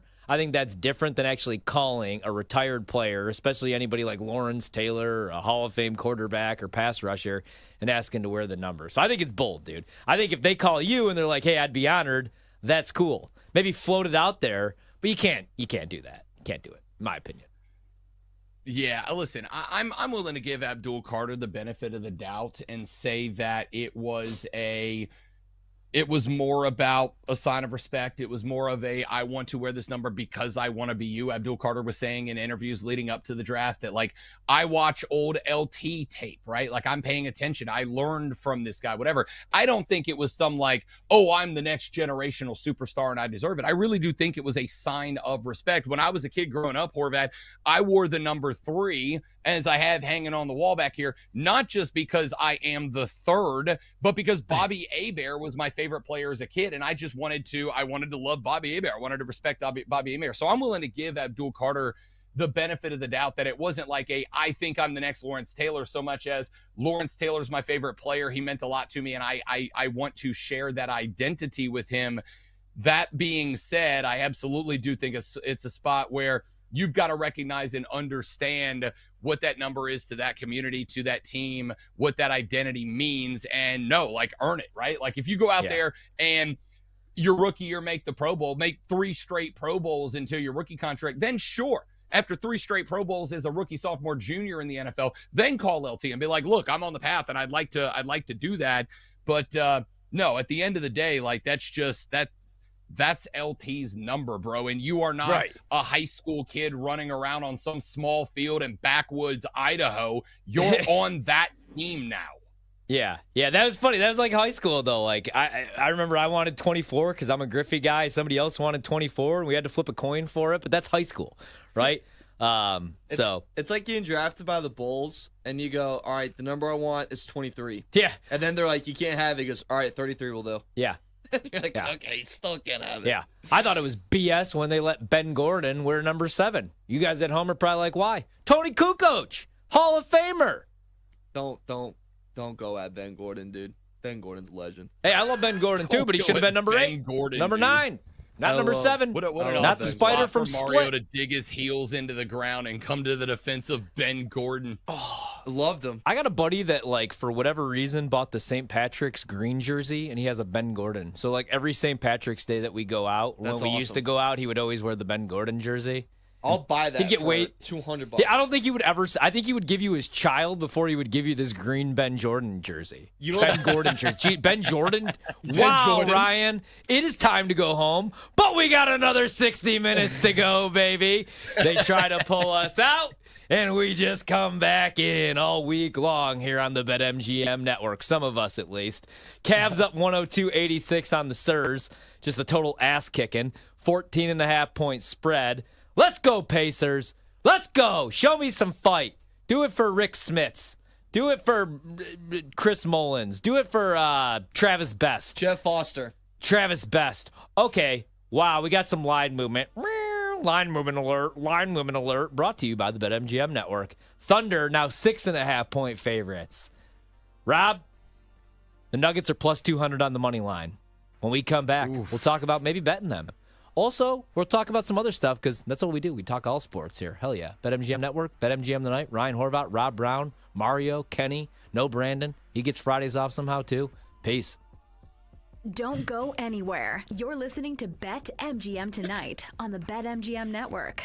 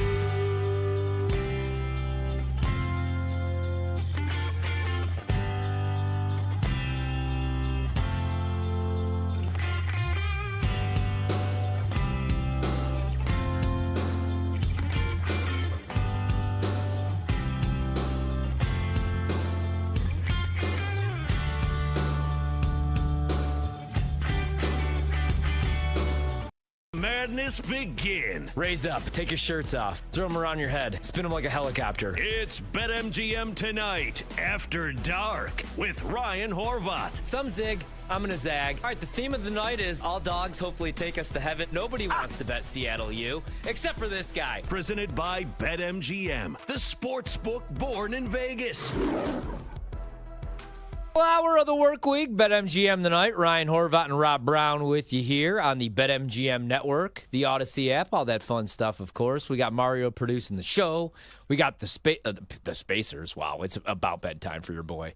The Pacers of Indiana. They just got a bucket. They won't go away. I got spoiler alerts in front of me, though, because of the stupid betting app that's up. So Cleveland's about to hit a 3. There it is. 109.95. Cleveland on the live line, a 13.5-point favorite. Total in the game, 229.5. We got some hockey action, a good one. 4-4 in overtime. Maple Leafs, Panthers. Toronto looking for a 3-0 series lead. Florida at home looking to make it a 2-1 series, and they're minus 150 favorites on the live line. Florida is. Rob and I need Florida, but at a much better price. Jets go up early on the Stars, 1-0. That's in the first period, 14:15 to go. Game just started. And starting up right now, let's get some last-minute bets in. We got the Thunder and the Nuggets. There's been a little bit of line movement. The Thunder go from 5.5 to 6.5, so late money on OKC. Total in the game, 231.5. Thunder on the money line, minus 250. The Nuggets do go, though, plus 200 to plus 190, even though they're still 6.5-point dogs. So that doesn't change. Rob, last minute bets, what would you do here, man, as far as the side or the total? What would be your best bet in this game? Dude, like I want to say I'm going to bet the over here, but there's a couple of things that are kind of holding me back and taking the confidence level down. Oklahoma City at Memphis. We talked a little bit about this with Dan Titus earlier in the show. Like I do not see a Thunder team that, as good as their bench has been at the crib, they have not been good on the road in this postseason. And, I know you're split 1-1. That means Denver has technically got the home court advantage here. I don't know. Again, like I've been to Denver a bunch of times, but I'm not the guy that can say what it means to try to play a basketball game a mile above sea level. I don't know what that has to impact. Like I'm going to keep it a buck, Horvey. Like this game being played at, a Denver home court advantage, but in a regular spot, I might have. I'm scared of this game, pal. Like I want to give you some thoughts here, but I'm honestly, I'm a coward. I'm scared of this game.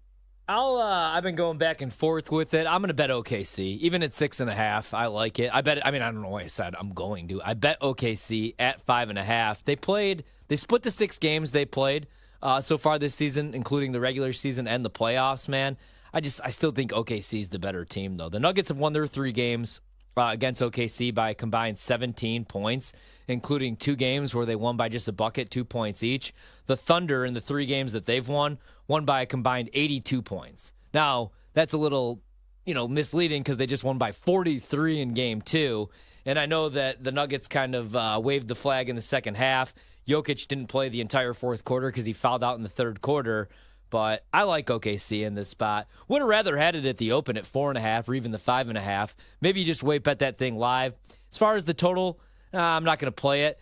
I kind of like Michael Porter Jr. I didn't end up getting it in the games about to tip off. I like Michael Porter Jr. over 11.5 points. I know he could barely raise his arms right now, but I just have a weird feeling that he's going to go off in this game. It's got to be somebody other than Jamal Murray and Jokic. Because it's like, if Jokic doesn't go off tonight, it's got to be a Jamal Murray game. I think it's got to be somebody else, and Aaron Gordon has been so damn good, really, this entire stretch, the entire playoffs. But I think it's going to be a Michael Porter Jr. game. I just got a weird feeling, and I feel like he's going to have at least 12 points going into half. So I kind of like that bet. Let me see if I can still get that at 11.5. I think I just talked myself into Michael Porter Jr. By the way, Winnipeg's up on Dallas right now, 2-0. If you had to make a bet right now, Rob, on anybody to win the NBA Finals, who would be your pick?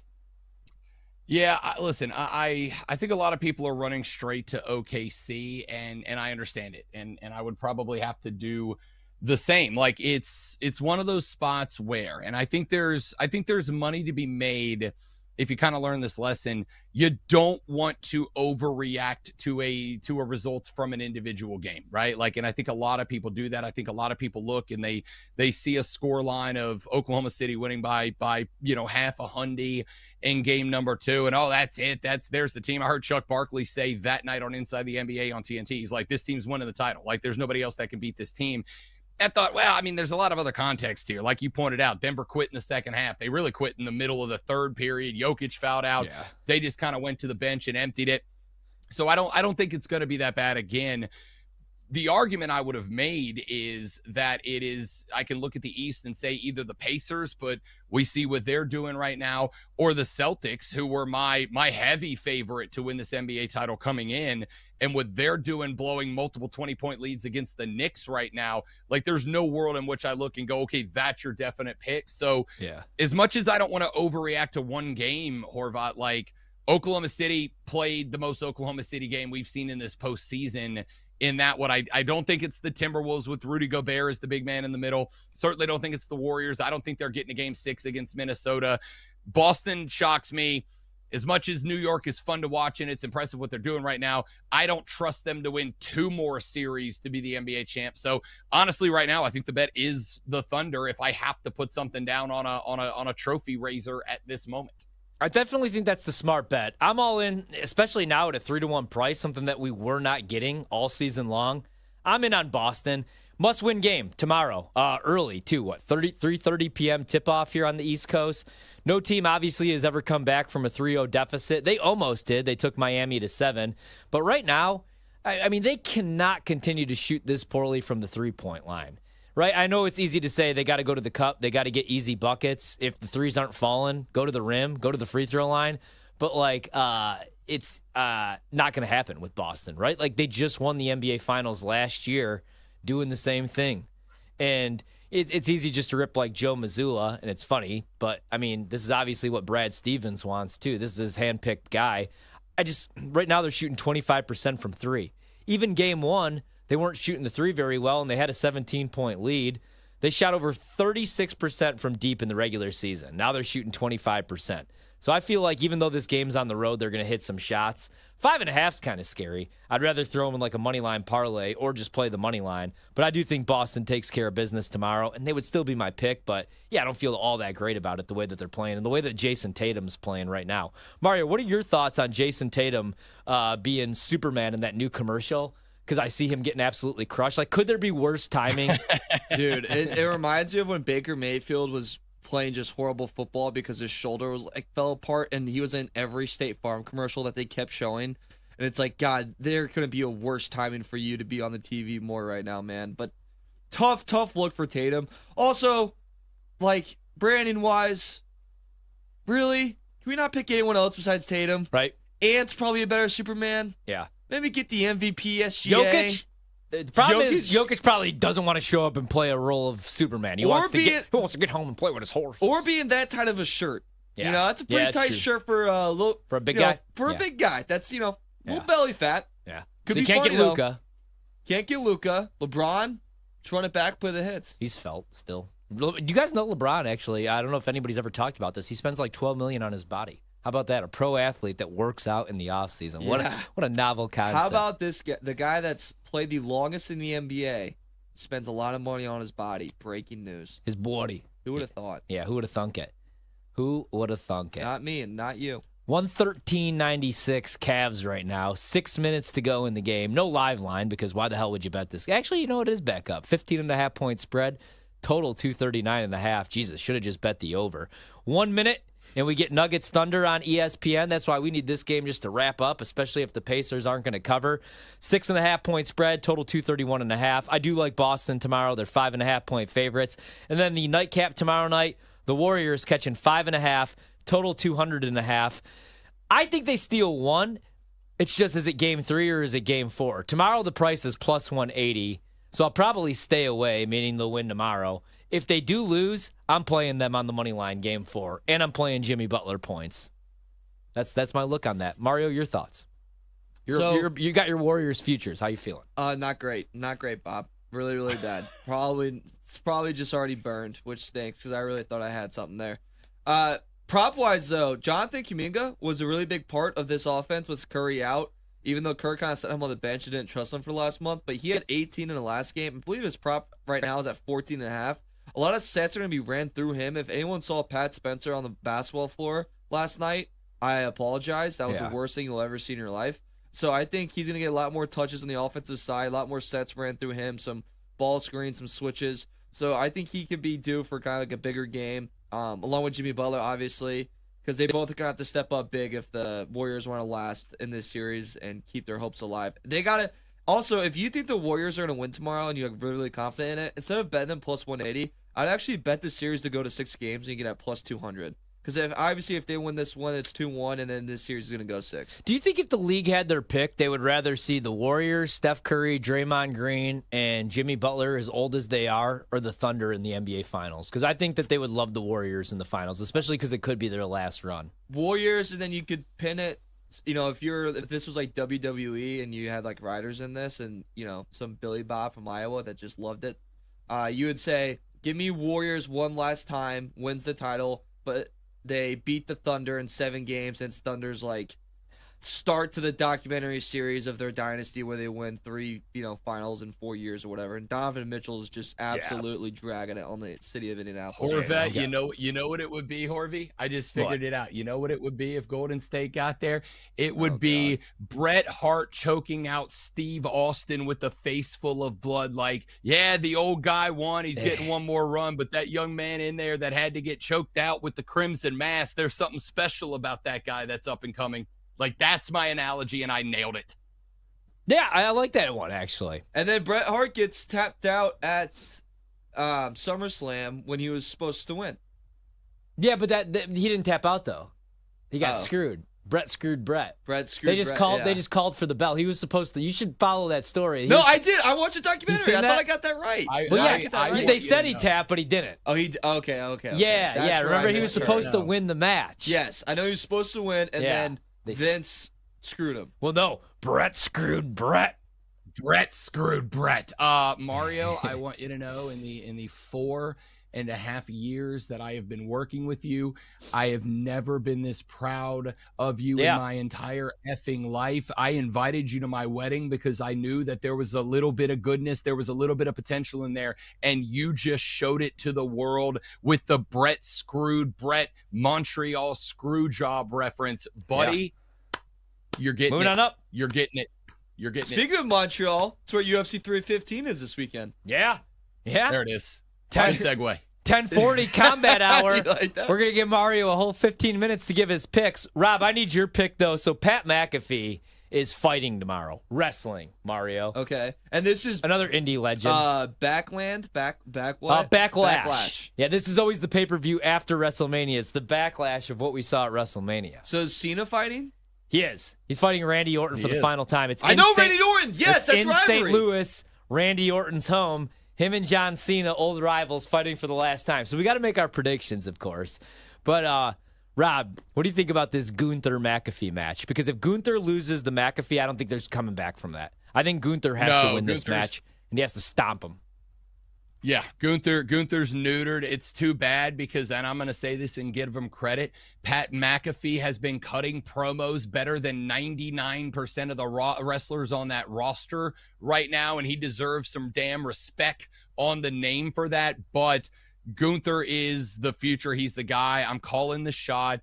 He's going to get a low blow. He's going to be curb stomping Pat McAfee, and somebody's going to come out to save Pat from being eliminated, deleted from existence by buddy of the Rob Brown Show, Gunther. And the unfortunate part, Horvat, as much as it makes me want to throw up into the nearest available trash receptacle, the rumor going around is that Goldberg wants Gunther for his farewell retirement match, and that it is Goldberg that will come out and save McAfee. I hope against hope it doesn't happen, because I'm very done with Bill Goldberg as a wrestler, with all due respect. But no, Gunther has to win this match. It's not an option. Man, that is going to happen. Now that you said it, it's going to be Goldberg tomorrow. My kid's been talking about this. He's all in wrestling right now. He's been talking about this nonstop, and he reads the dirt sheets now. And he's just, because I'm obviously doing the show on Monday nights, He'll be like, "Oh, Daddy," and Friday nights he'll be like, "Oh, Daddy, you're never gonna guess what happened. Alistair Black came back." My grandfather, he gets that from my grandfather. My grandpa used to do this back in the day, where he would recommend a movie for us. He'd be like, "You guys got to see Scream." Now the spoiler is, the boyfriend is the killer, but there's another one too, and it's like, well, why do I need to see the movie now? You just gave me the ending. So my son's taking after his grandfather. Still 4-4 in overtime, 18-18 to play. I hope they play all night, or at least until 11 p.m. We don't got overtime out in Indy because it's 120 to 96, and the Pacers have sat all their starters. So this one's over. Luckily, we do have another game about to tip off, and let's just get this off the TV so we could get out to Denver right now, because I need a little OKC Denver action with the Nuggets as 6.5-point dogs. Jokic against SGA, the two guys battling for the MVP. When we come back, we'll hear from Mike Detillier, and then when we close out the show, we got a little combat sports, MMA, and WWE talk. Nothing better on a Friday night. Don't go anywhere. You're listening to BetMGM tonight on the BetMGM Network.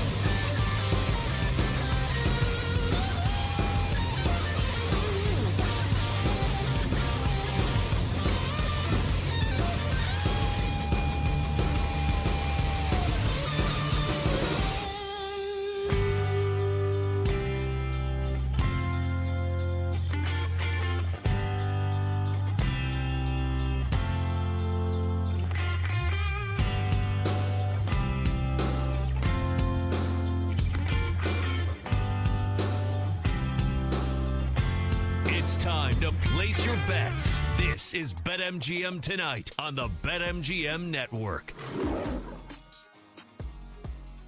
Welcome back to BetMGM Tonight on this hashtag Tequila Thursday. And we're going to continue to be sipping on love juice, and we're going to talk some more NFL action as well. All New Orleans Saints all the time with Mike Detillier here in a second. A friendly reminder, if you want to talk some fantasy football, some NFL futures bets, just the NFL in general, maybe the NBA and the playoffs, the NHL, the Stanley Cup playoffs, Major League Baseball, you absolutely can. A contact-oriented night, all you got to do is pick up the phone and dial us fools at 833-732-3875. 833-732-3875. You can also hit us up on the X or the Twitter at BetMGM Tonight, where we have our pole dancing poll question of the day. And it's asking you this: which New Orleans Saints fantasy option is going to be the biggest fantasy flame according to position ADP in 2025? Your options are Alvin Kamara at RB18, Chris Olave at wide receiver 33, or Rashid Shaheed at wide receiver 55. Over 160 votes cast. Make your voice be heard. Exercise your democratic right.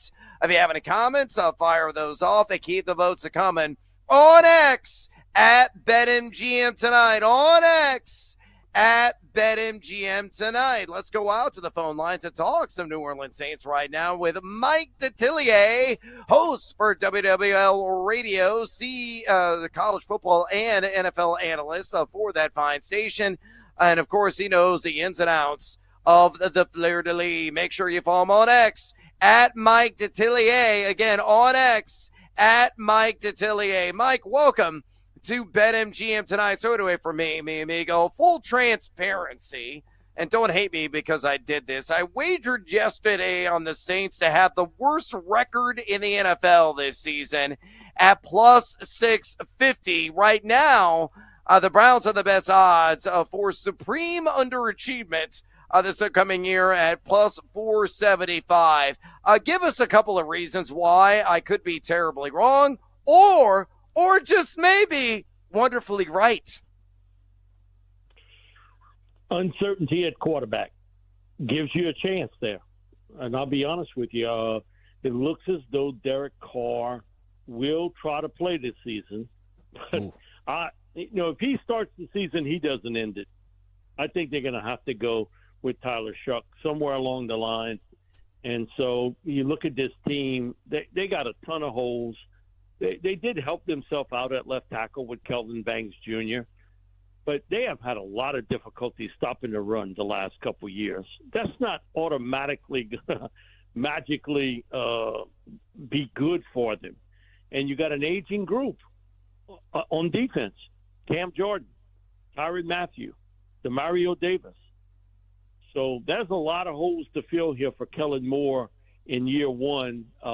Again, you don't have a big receiver, and that is something that's been lacking from this offense ever since, Michael Thomas's heyday with the team. So I can understand people going that route. I don't think it'll be that bad, but again, I think the cock of the walk in the NFC South again for the fifth straight year, Tampa Bay Buccaneers.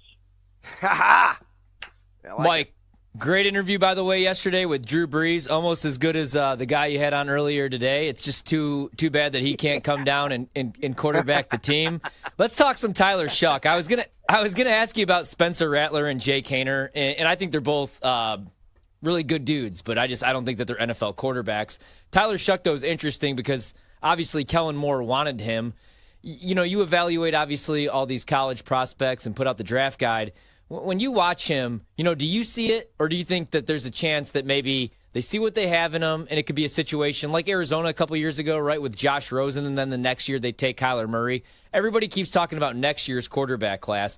Do you think, if you were a betting man, Mike, do you think Tyler Shuck's the starter in 3 to 4 years, or it's somebody else? I think he's got a good shot. I like what I see with him. Him and I laugh because I interviewed him twice at Manning Passing Academy. He was at Texas Tech one year, and he was at Louisville the next. I didn't catch him at Oregon, but I did catch him 2 other years. But, he's got the arm talent, the accuracy skills, kind of some bad luck with injuries, and, it's broken bones. So it's not like a soft tissue injury. And he really came into college football more as a runner than as a pro-style passer. He really evolved well, and I'm a big fan of Jeff Brom. I think he does a really good job with college quarterbacks, developing them, and I like a mature guy. Hey, listen, I was much more mature at 26 than I was at 20 or 21, and I think that's part of the NFL. A lot of times people don't get it. All of a sudden, this fame and fortune and all this spotlight gets turned on you as a 21-year-old. A big reason why Joe Burrow and Jaden Daniels did so well in the NFL quickly, they were a little overaged. I think that does matter in this world. And so I think Tyler's got a shot there to become the starting quarterback. And listen, if that's the case, they hit goal in year 1 to get a starting left tackle and a starting quarterback with their first 2 picks. But this is still a team with a lot of growing pains and one legit big-time player who's getting up in age on offense, and that's Alvin Kamara. Yeah, exactly. Mike, I was going to ask you about Chris Olave, but we all know he's a stud. He's just got to stay healthy, and he needs a quarterback to actually throw him the football, right? Now, you said something that really interests me, right? Because I placed a bet on LSU over 8.5 wins. Even though I'm a Notre Dame guy, my thought process is if Brian Kelly doesn't go 9-3, I know that it's a huge buyout, but man, you guys are not going to be happy there. And then the other bet that I placed was Garrett Nussmeier to be the first quarterback or the first overall pick. You said it right there. He's 23. He might even be 24 going into next season. The Saints are going to need a quarterback. Many teams are going to need a quarterback. Do you think that he has any shot at being the first quarterback? Would he be your favorite? Let's say Arch Manning does go back to college. Okay, put it to you this way. Arch Manning will play 2026 at University of Texas. Totally agree. Name me the last Manning to come out early. I heard this same malarkey when Peyton decided to play one more year. Actually, Eli was a fifth-year guy at Ole Miss. Yeah. Well, we had Archie on with us a couple weeks back. He was like, where are people pulling this out of the sky? That he's going to come out early. He has not started one full season. So my money would be on Nussmeier.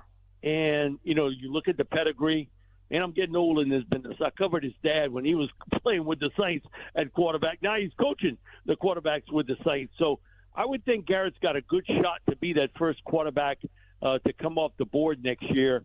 Last year was his first year as a starter. And I look at year 1 with Burrow, and he was a good player at LSU. He became a great player in the second year. I look at Jaden Daniels. He was good in year 1 after transferring from Arizona State. He was something else in the second year. I think Garrett could make that leap. The big question mark I have with LSU is it's been since 1947 that LSU's had 4 offensive linemen picked in a draft, in one draft. They lose 4 starters. That's some rebuilding, but the one thing I give Brian Kelly that he's been really good at, and that is recruit and develop offensive linemen here at LSU.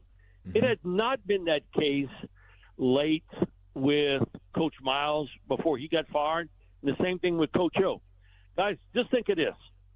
Alan Faneca was the last first-round pick offensive lineman from LSU. That was 1998. Nick Saban wins the national championship. Les Miles wins one. He loses one to Alabama. Coach O wins one. They did not have a first-round pick offensive lineman through that entire time frame. Brian Kelly's done a good job recruiting offensive linemen to LSU. How quickly that comes together in a brutal early schedule, playing Clemson on the road, and then you got Florida and Ole Miss. That's rough to start this season, but I think they got a legit shot. It's the best I've seen in 5 years from a secondary standpoint. And that used to be the strength of LSU. They used to be DBU. No, not anymore. But they brought in the transfer portal and the number 1 ranked high school corner in the country in DJ Pickett. And so I think you got something there. But, man, that early schedule, they can come out of that, win 2 out of 3. I think they got a shot to be in that top 12. Yeah. Yeah, outstanding stuff. We're talking to Mike Detillier, host for WWL Radio, a man that knows the ins and outs and everything college football and the NFL, and, of course, on his New Orleans Saints. And, Mike, let's get back to the fleur-de-lis, shall we? Examining the Saints' backfield, Alvin Kamara, as you already talked about, is once again set to lead the running back room in total touches. Last year, he averaged over 21 touches per game, earning 76% of the team's opportunity share. Do you see that workload continuing this season? And on a related note, how does the offensive line look this year for New Orleans? Yes, I can see that continue. I do think he'll get some relief from the draft choice Devin Neal from University of Kansas. But, Taysom Hill coming off a real serious knee injury. I don't know when Taysom could be back on this football team. So I can see a heavy load again to Alvin Kamara. The offensive line's been a mess. And we were talking about this yesterday with Drew because, he had Teron Armstead and Ryan Ramczyk for so many years. And you didn't have to worry about your tackle position. Today, my thing would be play Kelvin Banks at left tackle, move Fuaga back to his natural right tackle position. You know who's your center, and Eric McCoy, who's a really good player. And Cesar Ruiz will be your right guard. And figure out what you do at left guard. But how quickly that comes together, I have no idea. But I think they have the makings of a really good offensive line down the road for this team. But I do know one thing about offensive line play. It's the last piece of the puzzle to come together for any college or pro team. And right now there is some uncertainty. On the left side, especially if you move Taliase Fuaga over back to the right position where I think that's where he's best. Yeah, no doubt. Great analysis there. Mike, we'll get you out of here on this one. What under-the-radar name should fantasy football fans and prop bettors keep an eye on in training camp on this offense? I think it might be Juwan Johnson. And, he's been on the all-potential team, which means he ain't done it. When you got potential, that means you haven't put it up. He finished the season really strong last year. And I look at him as a guy in this offense with Kellen Moore that they will try to pump him the football. And he's really a beefed-up wide receiver playing tight end, to be honest with you. But I think in this offense, he will have a lot more opportunities to be involved in the passing game and be involved in throwing the football. So I would say if there's a guy that's not Olavi or Rashid Shaheed, it would be Juwan Johnson to me. Yeah, he's always been enticing. And it is an excellent call and a guy you can get in the beer fuzzy hours of your fantasy football drafts, to say the least. Outstanding stuff from Mike Detillier, host for WWL Radio, a man that knows everything inside and out in college football, the NFL, especially on the New Orleans Saints. Give him a follow on X. Mike Detillier, again on X, at Mike Detillier. Mike, it was great hearing your voice. We appreciate the time, and good luck to the Saints this upcoming season, but not too much, because I kind of do want them to be the worst in the NFL. Thanks, Mike. I hear you. Thanks a lot, guys. Y'all take care.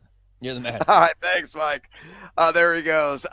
Your thoughts on my bet on the New Orleans Saints to have the worst record in the National Football League at plus 650. You think it's got a fighting chance? Oh, I think it's got a really strong chance, man, right? Like, listen to the teams that we're usually talking about, the New York Giants. They might have the best defense in the league, right? Some of these other teams, Carolina, they've now figured out that Bryce Young could be the guy. But the Saints, they have no idea who the guy is. And I don't know that Tyler Shuck will ever be the guy. That's why I was a little surprised that they went there. I guess you got to take somebody, but I think next year, that's why I had to ask Mike that question. I think next year, especially if they're the worst team in the league, Brad, they're taking a quarterback. And Arch Manning, and I'm glad that Mike said it too, is not coming out. He's making so much money. And I've been going back and forth with everybody on this. They're like, well, what if he blows out his knee? He's a Manning. His dad's Cooper. For whatever reason, they gave him that deal on Fox to make bad jokes. Eli is Eli. Peyton's Peyton. He doesn't need the money, and he's making enough of it at Texas, so he's not coming out.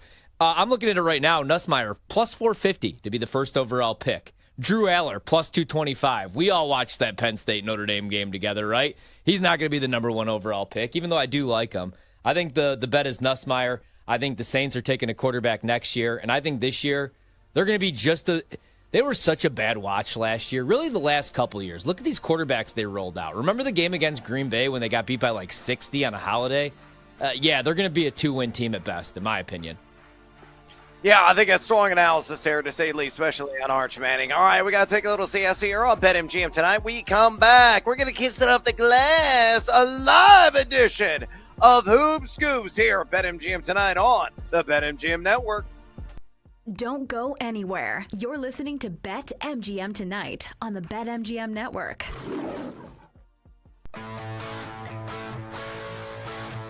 Big win, Rob.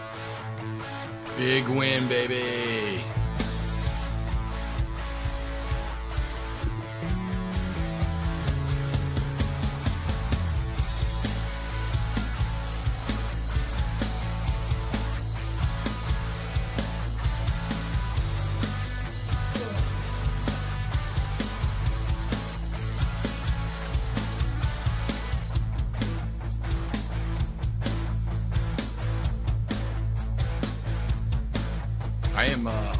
I am killing this hockey postseason with comeback win bets. You and Horp, dude. Hockey bets.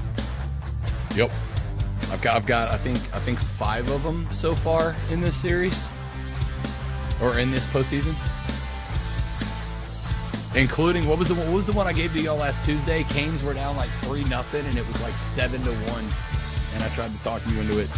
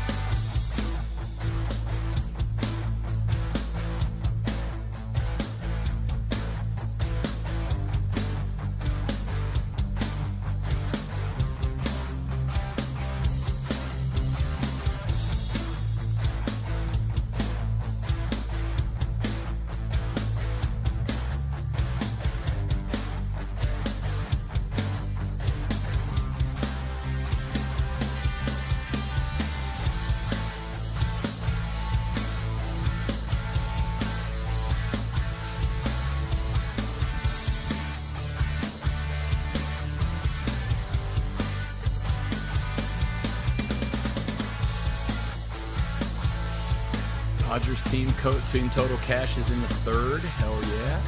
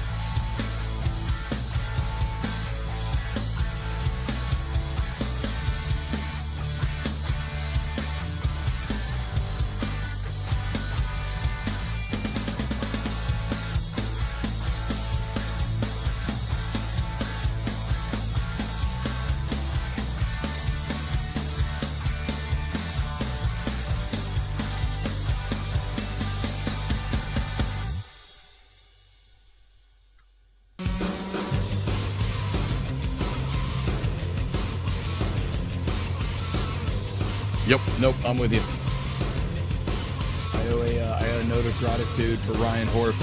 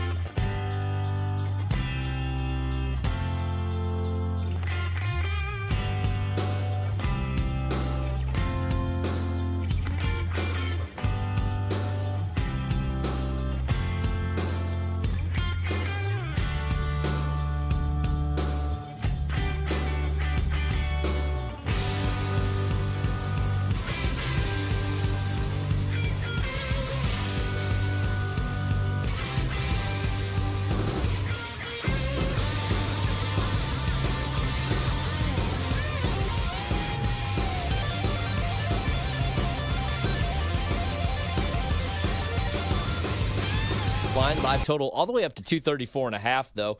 Earlier tonight, Cleveland blows out Indiana. It's now a 2-1 series, and they cover the 5.5, obviously, and then some. Total goes under 232. During the commercial break, the Florida Panthers in overtime beat Toronto finally 5-4, so that live bet comes home for us. And right now, Winnipeg's up 2-0 on Dallas. Major League Baseball action, Toronto up 5-1 on Seattle. 8-3 Dodgers over Arizona. Tied up at 1 out in Kansas City, Boston and the Royals. San Diego beating the living hell out of the Rockies like everybody does, 12-2. Orioles up 3-0, and the Yanks up 2-0 on the A's of Sacramento. Rob, we got a Backlash pay-per-view tomorrow. You're watching a little SmackDown right now. I got the DVR going at home, or whatever we call it these days, so I'll watch that early morning tomorrow with my son to get ready for the pay-per-view. Before we get to our WWE Fantasy Land, though, we got to give out some bets for the people. We talked about this last night. If you missed it, or any content all week, check out the podcast, of course, BetMGM tonight. Mario, what are our winners tomorrow, though, for UFC? I'm ordering the card.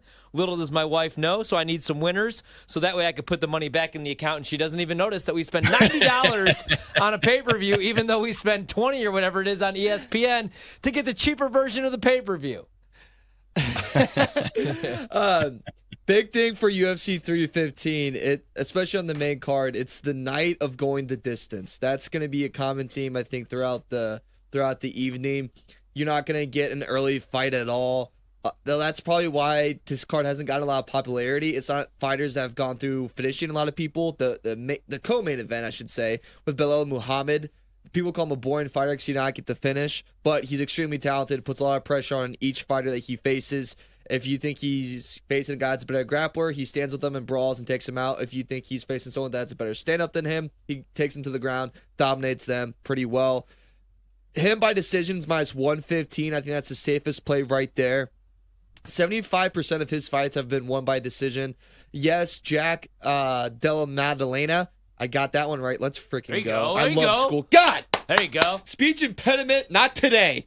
But he's facing Jack, who's on a 16-fight win streak. He was a better striker with 6.74 strikes landed, but Bell's going to shoot on him a lot, take him down. The other one I love a lot, guys, it is Iman Zuhabi. He's facing Jose Aldo, who's a Hall of Famer, 32-9, one of the best fighters we've ever seen. That being said, boy, is he going down tomorrow night. Amen's 12-2. He's on a 5-win streak. He's Canadian in his hometown. He's got all the maple syrup in the world getting him ready for this fight. He's a more lethal striker. As much as he throws, he takes too, with 4.06. But take him at plus money right now because that's going to go to minus money, I think, soon. As well, take Silva over my queen, Alex Grasso. I love her so much. I will do anything for her. If I saw her in public, I'll get down on one knee. That being said, I am going to bet against her because Silva's on a 12-fight win streak. She's probably the best striker right now in the flyweight division. We'll probably get a title shot after she dominates Grasso. That being said, Alex does not get knocked out. She won't get knocked out, and she will not go down. She's one tough son of a gun. So Silva by decision's the bet in that one as well. All right, I like it. All right, we got betting odds for Backlash as well. Everybody is a huge favorite. Gunther is a huge favorite. If I could actually bet this, man, I would bet some McAfee at 6-1 because I like your theory that Goldberg comes out, costs him the match. Jacob Fatu retains, right? He's in that fatal four-way with Drew McIntyre, LA Knight, and Damian Priest. He's got it, right? He's got to retain. Dom's absolutely winning. Yeah. I don't do this very often, but for a match like this or for a card like this where it is, look, I'm always looking for a swerve, Ryan. I'm always looking for that spot where they can pull the rug out from under us. I prefer it when that happens. And even if it's predictable, like Heyman turning his back on Roman and Punk to join Seth, like I call that shot on this show, the 2 nights before, it can still be entertaining, compelling if done the right way. There's just not a spot on this card for that swerve, right? Like Dominic Mysterio right now is, as much as I love Penta, and I think Penta's going to be around for a very long time, you've got too much going in the Judgment Day storyline right now to take the belt off to Dominic. And on top of that, the dude is he's a heel in the ring, but he's a social media babyface right now, and you've got to ride that popularity. I don't think you can take the belt off of Jacob Fatu right now, as much as I'd love to see my guy L.A. Knight, get another run. Fatu and what he's doing right now is just a dog. You're not having Cena drop the belt when you know he's got 12 more Raws ahead of him. Yeah. Becky Lynch losing this match to Lyra Valkyria, who respectfully, like, Lyra Valkyria is just, for all the women you have on this roster, she's got to be one of the most boring out there. I don't think you can have Becky lose. And you neuter Gunther. Like, Gunther right now is the closest you have on this roster to an old school brawling territorial style monster heel. And as much as I've got to give flowers to Pat McAfee, because as I pointed out, I think he's cutting better promos than anybody on the damn roster right now. You cannot have Gunther lose this match unless you're going to do it where, Goldberg DQs McAfee and we have something there, but I doubt it. I've already found the spot, and basically, Horvat, I have parlayed every one of these heavy favorite winners. I'm taking Mysterio, Fatu, Cena, Lynch, and Gunther all together on one parlay, and it still only works out to like minus 350. So it's like, I don't think there's a swerve. Why not put 50 on it and win 20 back? Fine, whatever. If it doesn't happen, cost of admission for a great swerve somewhere. But this is one of those cards that the outcomes are predictable. There's not going to be any shocks. We're not going to be talking about this 5-6 years from now as like, OMG, were you watching Backlash 2025? This is one where I think they need to focus on making the story entertaining, even if it's predictable. We all know Harry Potter's winning at the end, but can you make the fight with Voldemort interesting to keep me entertained? Yeah, I completely agree, man. And I think it will be entertaining, especially because the main event of WrestleMania was terrible. The backlash on social media, I feel like they're going to want a strong show. I'm with you. I don't think we get a swerve. I think we might get like a couple guys come back. Maybe Goldberg, like you said. Maybe Cody Rhodes, even though it's been like 3-4 weeks, comes back. Scraps it up a little bit with Cena to save Orton. I don't know. I am excited for Orton Cena one last time. I feel like that's going to be the end of this Cena run, though, right? Like, he'll fight I was going to say Kevin Owens. That ain't going to happen because he's got a neck injury. But we'll probably get like Cena, AJ Styles, maybe like even a Cena. Probably not The Miz because he's really irrelevant right now. But all of his former rivals down the stretch, I think that's what we get. What do you think, Mario? I see you laughing about something over here. Do you guys think LeAngelo Ball will come out and swerve on him? No, but he's actually been in that ring before. You missed it. Gosh darn it. Because of the song? I got it. I got it. I went for it. I got what you were saying there. It's all right. Your boy, by the way, your boy Tyrese Halliburton has been in the ring multiple times as a full-on chicken bleep heel, by the way, which I respected. Halliburton showed up at a show. Can I say with Jalen Brunson in New York, in Madison Square. Halliburton came out in all Pacers gear as a heel, trolling Knicks fans at MSG. It was one of my favorite athlete interactions.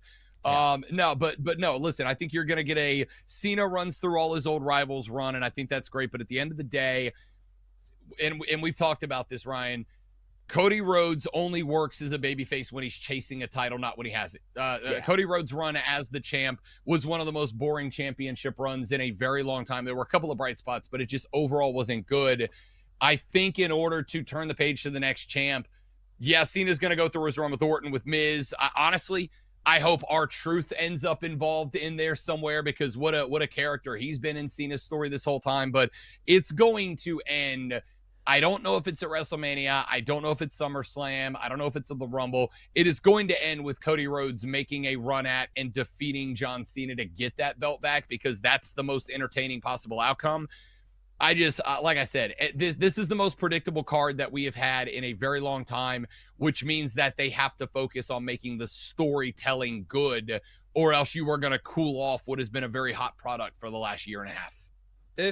I thought Randy Orton's a heel. So no, he's a good guy now.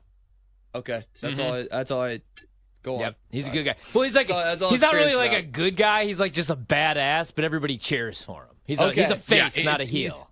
Yeah. Okay. Yeah. I mean, he is what we in the business, Mario, call a tweener, which is he's not really a good guy. He's not really a bad guy. He's just a guy. And the thing is, he is such a charismatic, lovable dude that even when he's acting as a heel, you still have to like him. But you have put him in the ring with John Cena, who is the ultra heel right now. So by default, they're always being use the Force, Luke, a good side to the dark side. He's by default that right now, but you do not have John Cena turn heel at WrestleMania to turn around and give the belt right back at the very next pay-per-view. My only question about Randy Orton, Ryan Horvat, is he's at 15. Do they let him have another championship run or two to get to 16, maybe 17 down the line? Because let's not pretend that Randy Orton's got years left in him either.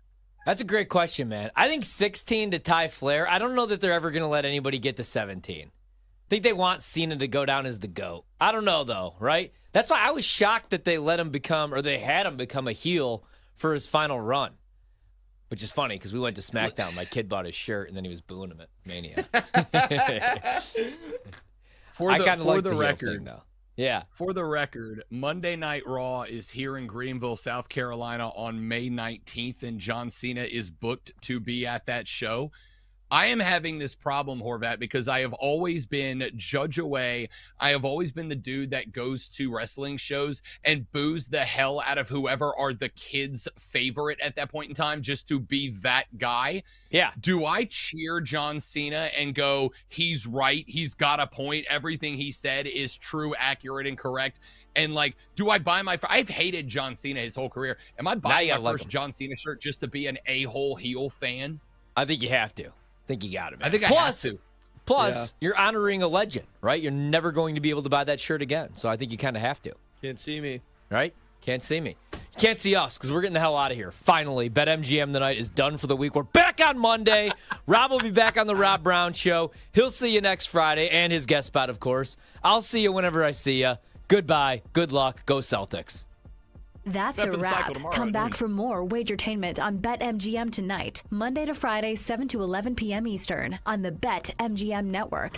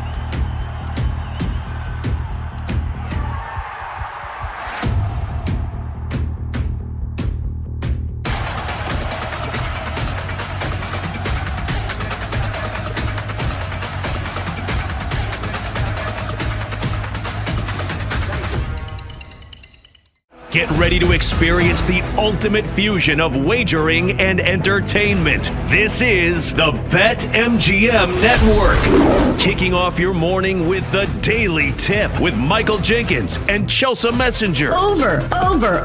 It's a very simple way to look at it. It's the best way to look at it. Followed by the newly branded Bet Sweats with Joe O and Sammy P. When I stop talking, that's when you jump in usually. He said, ring that bell! He said, ring that bell! Then it's You Better You Bet, hosted by Nick Costos and Femi Abebefe. Great teams and great players get a whistle. It's happened forever. It will continue to happen. Capped off every night with the electric Brad Evans and Ryan Horvat on BetMGM tonight. Oh, that's a sexy phrase. Quote Dr. Dre, creep with me and walk with me on this one. Welcome to a new era of Wagertainment. This is the BetMGM Network. Please gamble responsibly.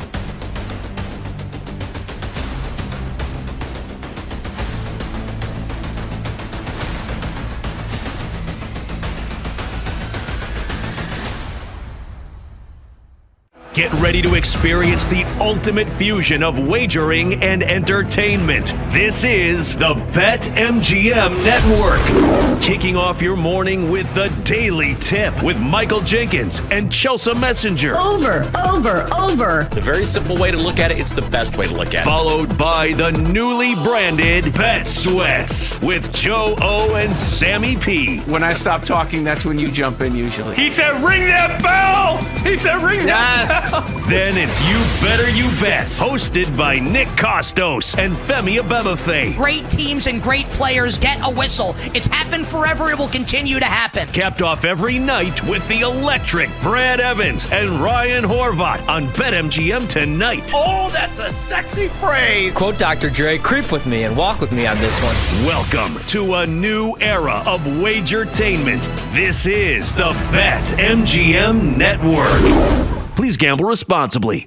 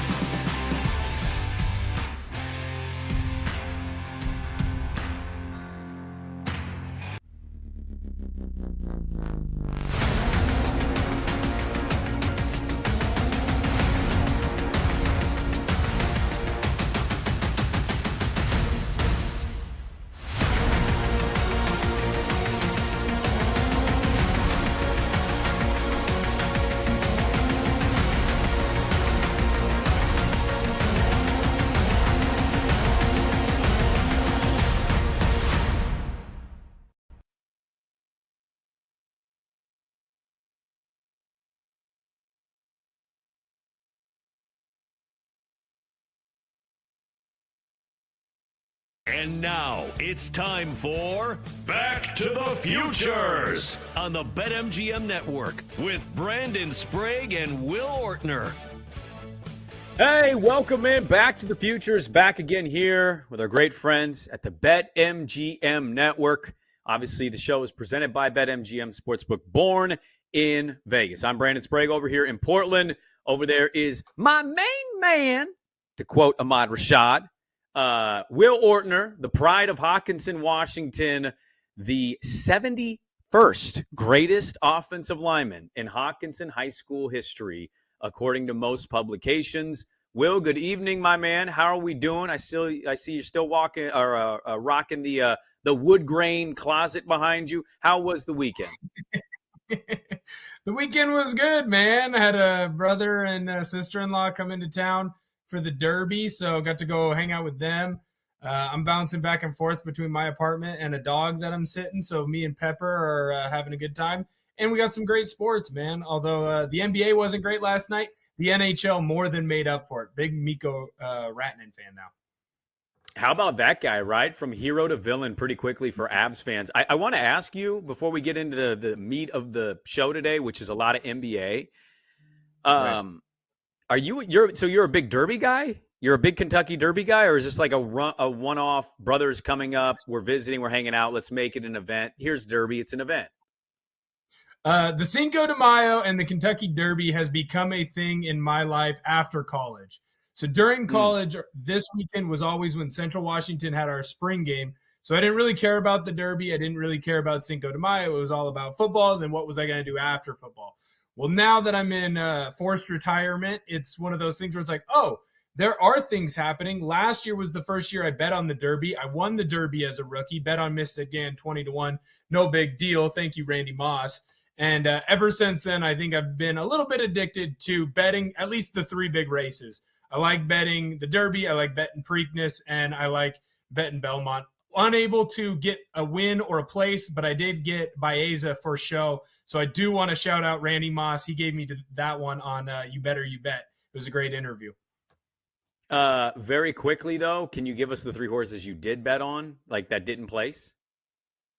Yeah, I mean, of course I had to bet on journalism, but I bet on journalism straight up to win. I didn't bet win, play, show, which is a normal thing for me. I just bet him straight up to win because his odds weren't all that great.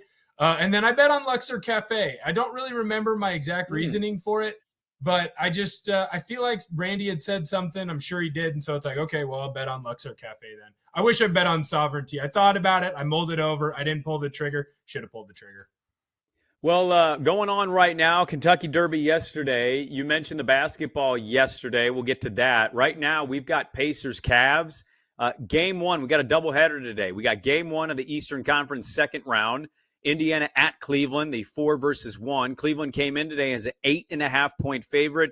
Money line was pretty juicy here. You had Cavs minus 360, so bet $360 to win 100. And then the one I jumped on, and it's not looking great right now, but I did it sheerly out of the odds. Pacers plus 280. The over-under's 229.5. Right now, there is a TV timeout. The Pacers are only down one. They just had a nice block at the rim, and the ball landed on a Cavs. So a nice block and causing the change of possession there. So Indiana's got a chance to go up with the lead here in the fourth quarter. Where were you at on this matchup? When we have one show a week, a lot can happen. And so last time we talked, we didn't have this matchup. Where are you at on Indiana, Cleveland going in? I think Indiana can win this series. I think Indiana can push this to 7. And so I took Indiana money line because it was a juicy money line bet. But where are you at in general in the feel for this series? I think we're kind of in the same spot. Like, I didn't really know what to think about Indiana because I don't really think that highly of Milwaukee, especially after Dame went out with this torn Achilles.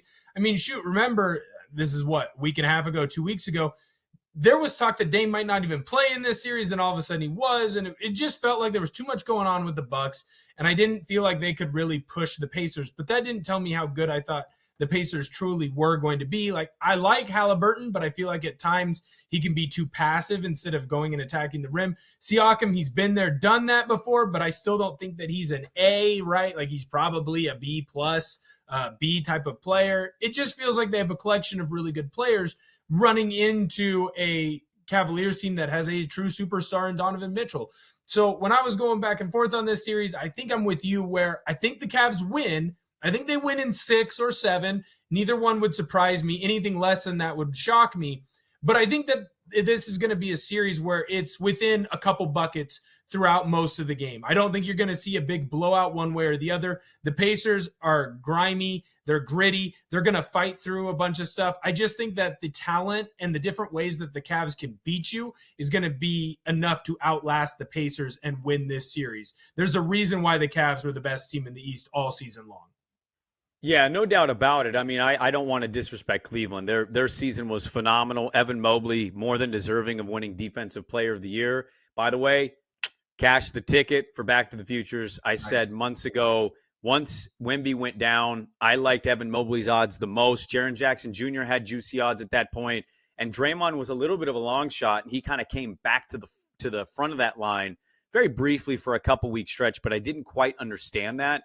That felt like more of a reaction to Jimmy's impact getting traded from Miami to Golden State. And so I liked Evan Mobley all along.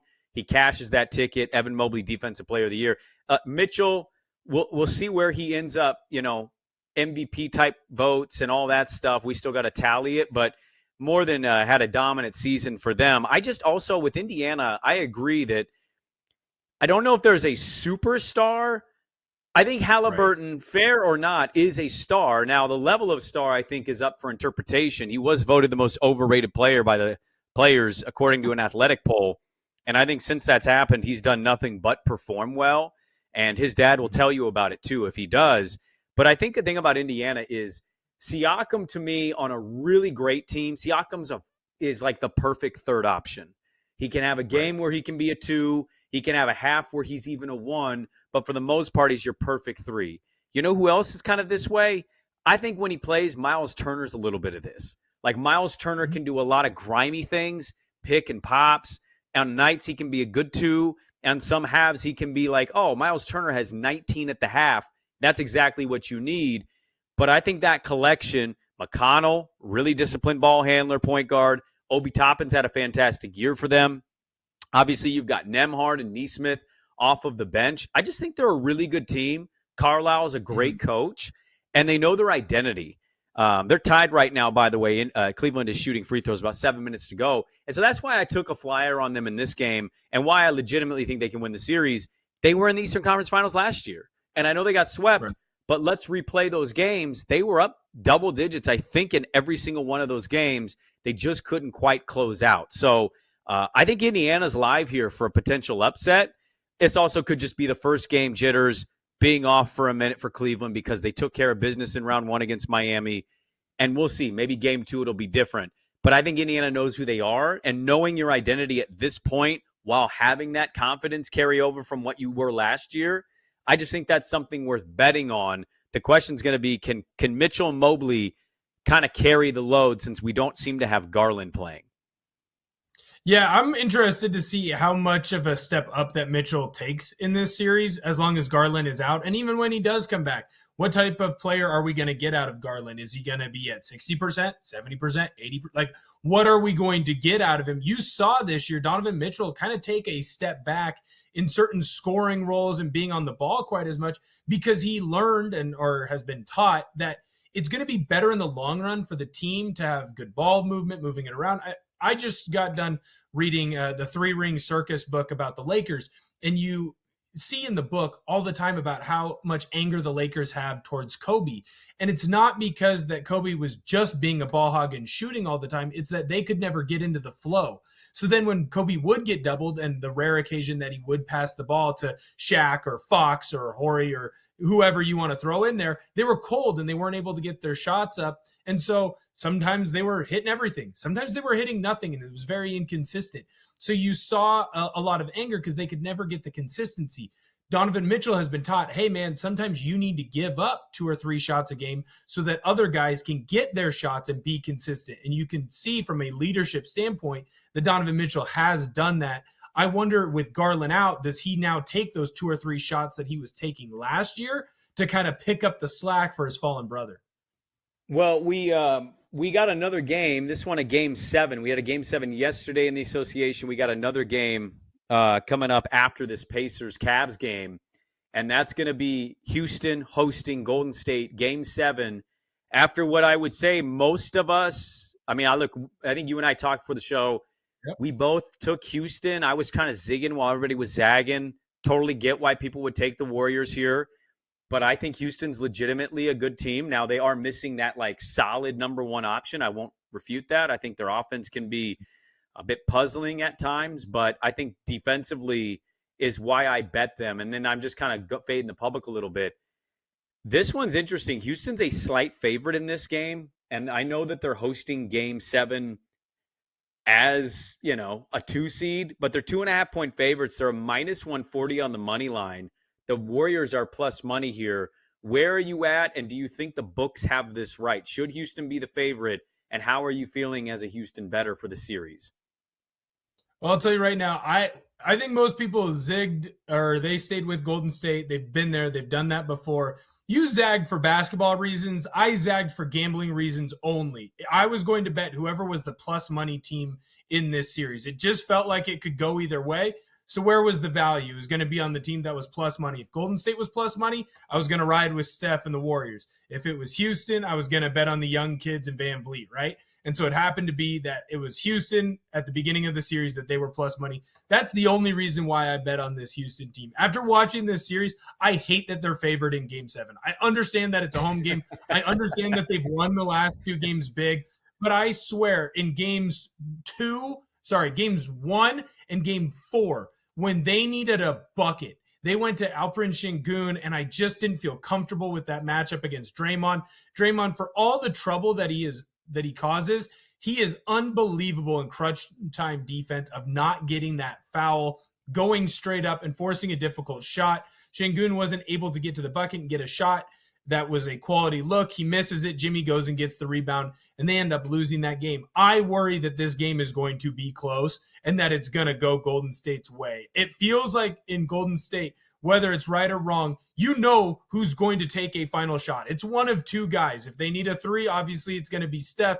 And if it's not Steph, it's going to be him making the smart pass to Jimmy Butler, right? When I look at this Warriors team, I don't trust anyone to go get me a bucket. Van Vliet can have a game where he goes 50, 60% from the three. He can also have a game where he shoots 5% from the three. Amen Thompson, I think the world of that kid. He's unbelievable, really fun to watch. He's going to be a superstar in the league. Well, he's going to be a star, right? Maybe a superstar.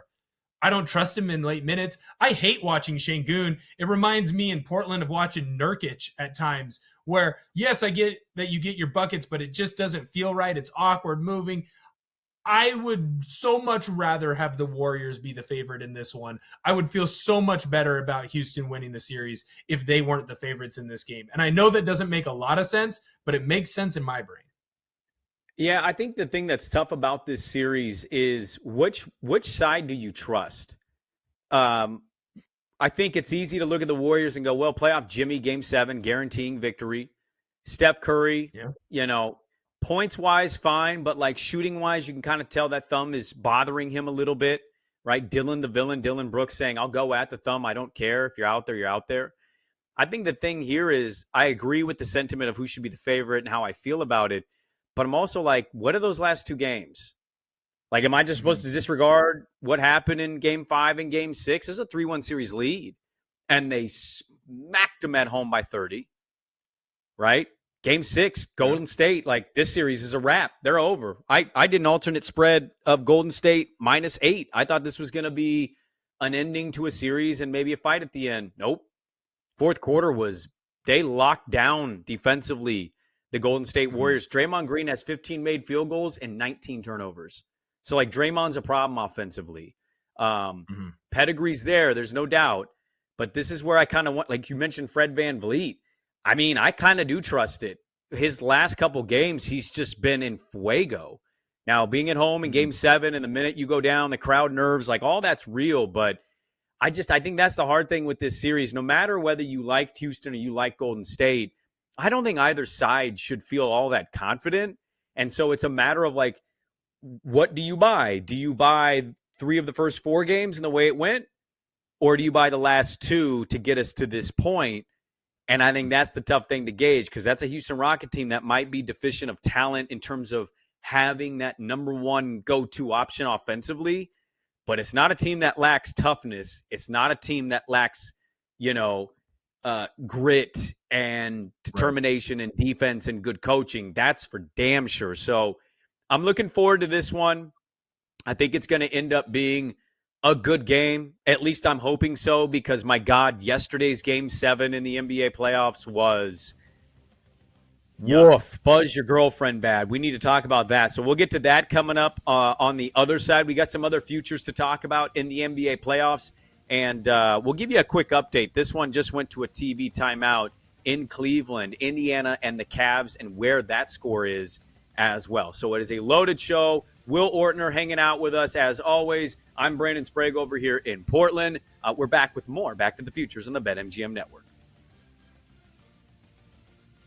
Back to the Futures. We'll be back with Brandon Sprague and Will Ortner on the BetMGM Network. Download the app today. Please gamble responsibly.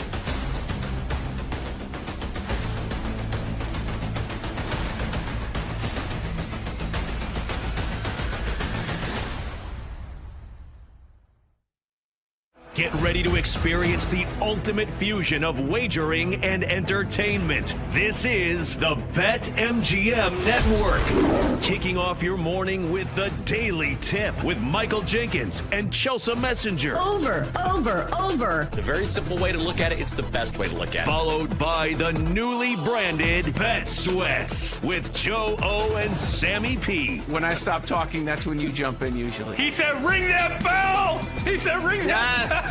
Then it's You Better You Bet, hosted by Nick Costos and Femi Abebefe. Great teams and great players get a whistle. It's happened forever. It will continue to happen. Capped off every night with the electric Brad Evans and Ryan Horvat on BetMGM tonight. Oh, that's a sexy phrase. Quote Dr. Dre, creep with me and walk with me on this one. Welcome to a new era of Wagertainment. This is the BetMGM Network. Please gamble responsibly.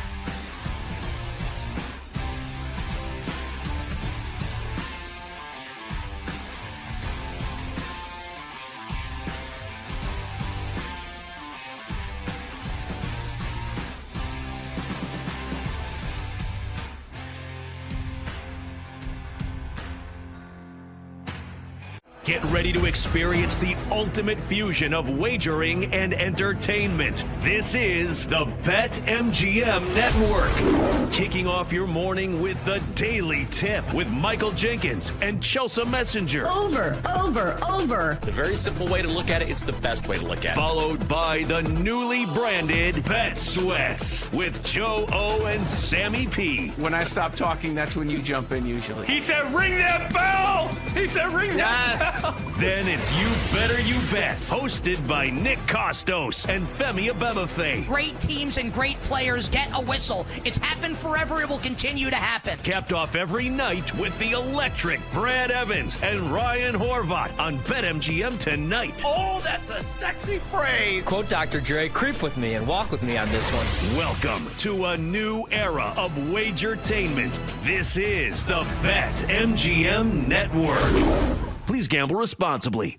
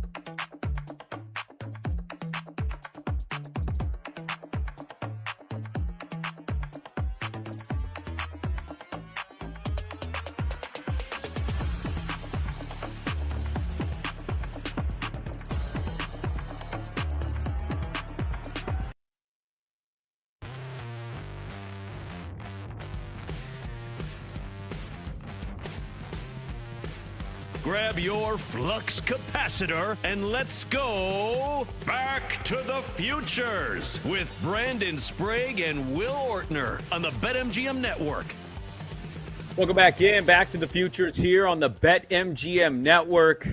I'm Brandon Sprague with Will Ortner, who is the 88th greatest offensive lineman out of the Hockinson High School pipeline. You can look it up. You can find it at every website, www.offensivelinemanranking.com, www.heavyboysbigd.com.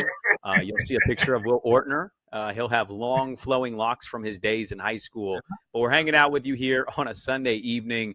We were talking about that game one of Indiana-Cleveland, which is 114-106. Paces are up right now, so my money line bet's feeling okay. But there is still 2:21 remaining in the fourth quarter. Cleveland has the ball. They're taking a side out right now, 14 on the shot clock. So we'll try to keep you updated as much as we possibly can. I think set to start here in about 10 minutes to 13, depending on this game, is going to be that Houston Golden State game, which, look, I love doing this show. I say this all the time. But if I'm able to catch a lot of the action off air, I'm usually pretty excited. So if this game starts closer to 5:45 Pacific, I will be very happy because I won't miss all that much on the program. We have a lot to get to. I want to talk about some futures of some teams, some matchups that we have here in round 2. We only have one more first-round series to dictate, and that is that Golden State-Houston series. Halliburton with an up and under 116-106 now, minute 50 to go. So Indiana might be stealing home court today in this game 1. Let's talk about the game 7 yesterday. My Lord, if there ever was a day where casual / non-diehard basketball fan was like, okay, I'm out, it was that game. Now, that game was close. Clippers were up after the first quarter. Nuggets come back in the second. Third's kind of tight. Boom. Big, massive Nuggets run. Clippers are out, man. James Harden has the worst field goal percentage of any player in Game 7 history. He is, historically the worst Game 7 player in league history, I think, for most people. Scored 7 points. And I don't want him let off the hook because he wasn't as bad as Harden. Kawhi Leonard shot the ball 13 times in a Game 7. I'm sorry. If Harden hasn't not going, I need Kawhi to shoot 20 times. That's just I'm falling away with Kawhi shooting all our shots. Didn't do it. And the Nuggets just absolutely house the LA Clippers. Game 7. They're moving on. Were you surprised by the Clippers' performance in Game 7? I was surprised by their performance. I wasn't surprised by James Harden's performance. I feel like when you get into a crucial game, Game 5 or Game 7, Game 5 when it's tied in the series, Game 7 when it's obviously win or go home, it feels like Harden seems to shrink for whatever reason. That being said, I would have thought that Zubac and Kawhi would have picked up the slack. Honestly, I would have thought Nick Batum, a guy who's been in the NBA for years, would have been able to pick up the slack, and it just felt like once the Nuggets onslaught got going, it was over at that point. I don't want to say that the Nuggets had completely figured out the Clippers after Game 5 because they obviously lost Game 6 and it wasn't all that close. It just felt like once the Nuggets got back to Denver, the Clippers had their chance to win, the 2 games up in Denver at the beginning. They should have won Game 1 in Denver. If Kawhi holds onto the ball one series or if James Harden holds onto the ball in the other one, they win that game. They win that series in 6, right? You go down the list. If Jokic ends up shooting the ball, 2 feet further, they win Game 3 or Game 4 or whatever that was, where Aaron Gordon has his big dunk at the very end of it. So it felt like the Clippers kind of played with their food, and then it got to the point where they couldn't play with their food anymore. It was over. If you're a basketball fan too, the juxtaposition of having that Game 7 go on at the same time as the Stars Avalanche Game 7, I think is rough. Because you hear a lot of that negative talk from non-NBA fans or NBA casuals where they go, oh, it's not the same, it's not the same, it's not the same. Look at the NHL. It just felt like all of the haters of basketball won yesterday because they got to say, hey, that Game 7 wasn't a very good game. And you have the NHL over here where they're fighting and dying and Ratnan's going off and scoring 3 goals in one period against his former team to win the whole thing. I just felt like if you're an NBA purist, that day kind of had to suck for you a little bit. Oh, no doubt. I won't refute that. I also think less people know the significance of the result of that hockey game. They might have caught it, and it certainly was more entertaining than what happened. There was a payback by a former Avs player who's now a Star. I get all of it. All we want is to get to a Game 7 in sports, and sometimes they deliver and sometimes they don't. For every Stars Avs Game 7, I could probably give you a Game 7 from another hockey series that maybe it was 3-1, 3-0, 4-1, whatever it may be. That doesn't have to be the end-all, be-all of negatives. You got to Game 7. Now, I want to ask you this. If I would have told you going into Game 7, Jokic is going to score 16 total points, who wins to you? Oh, it's Clippers. Easy. If Jokic goes in and scores 16, unless he has 20 assists, I would have thought that the Clippers end up getting it done. Kawhi, for whatever reason, he's either on him helping shut him down, or he's shutting down one of the ancillary pieces. He's shutting down Murray, or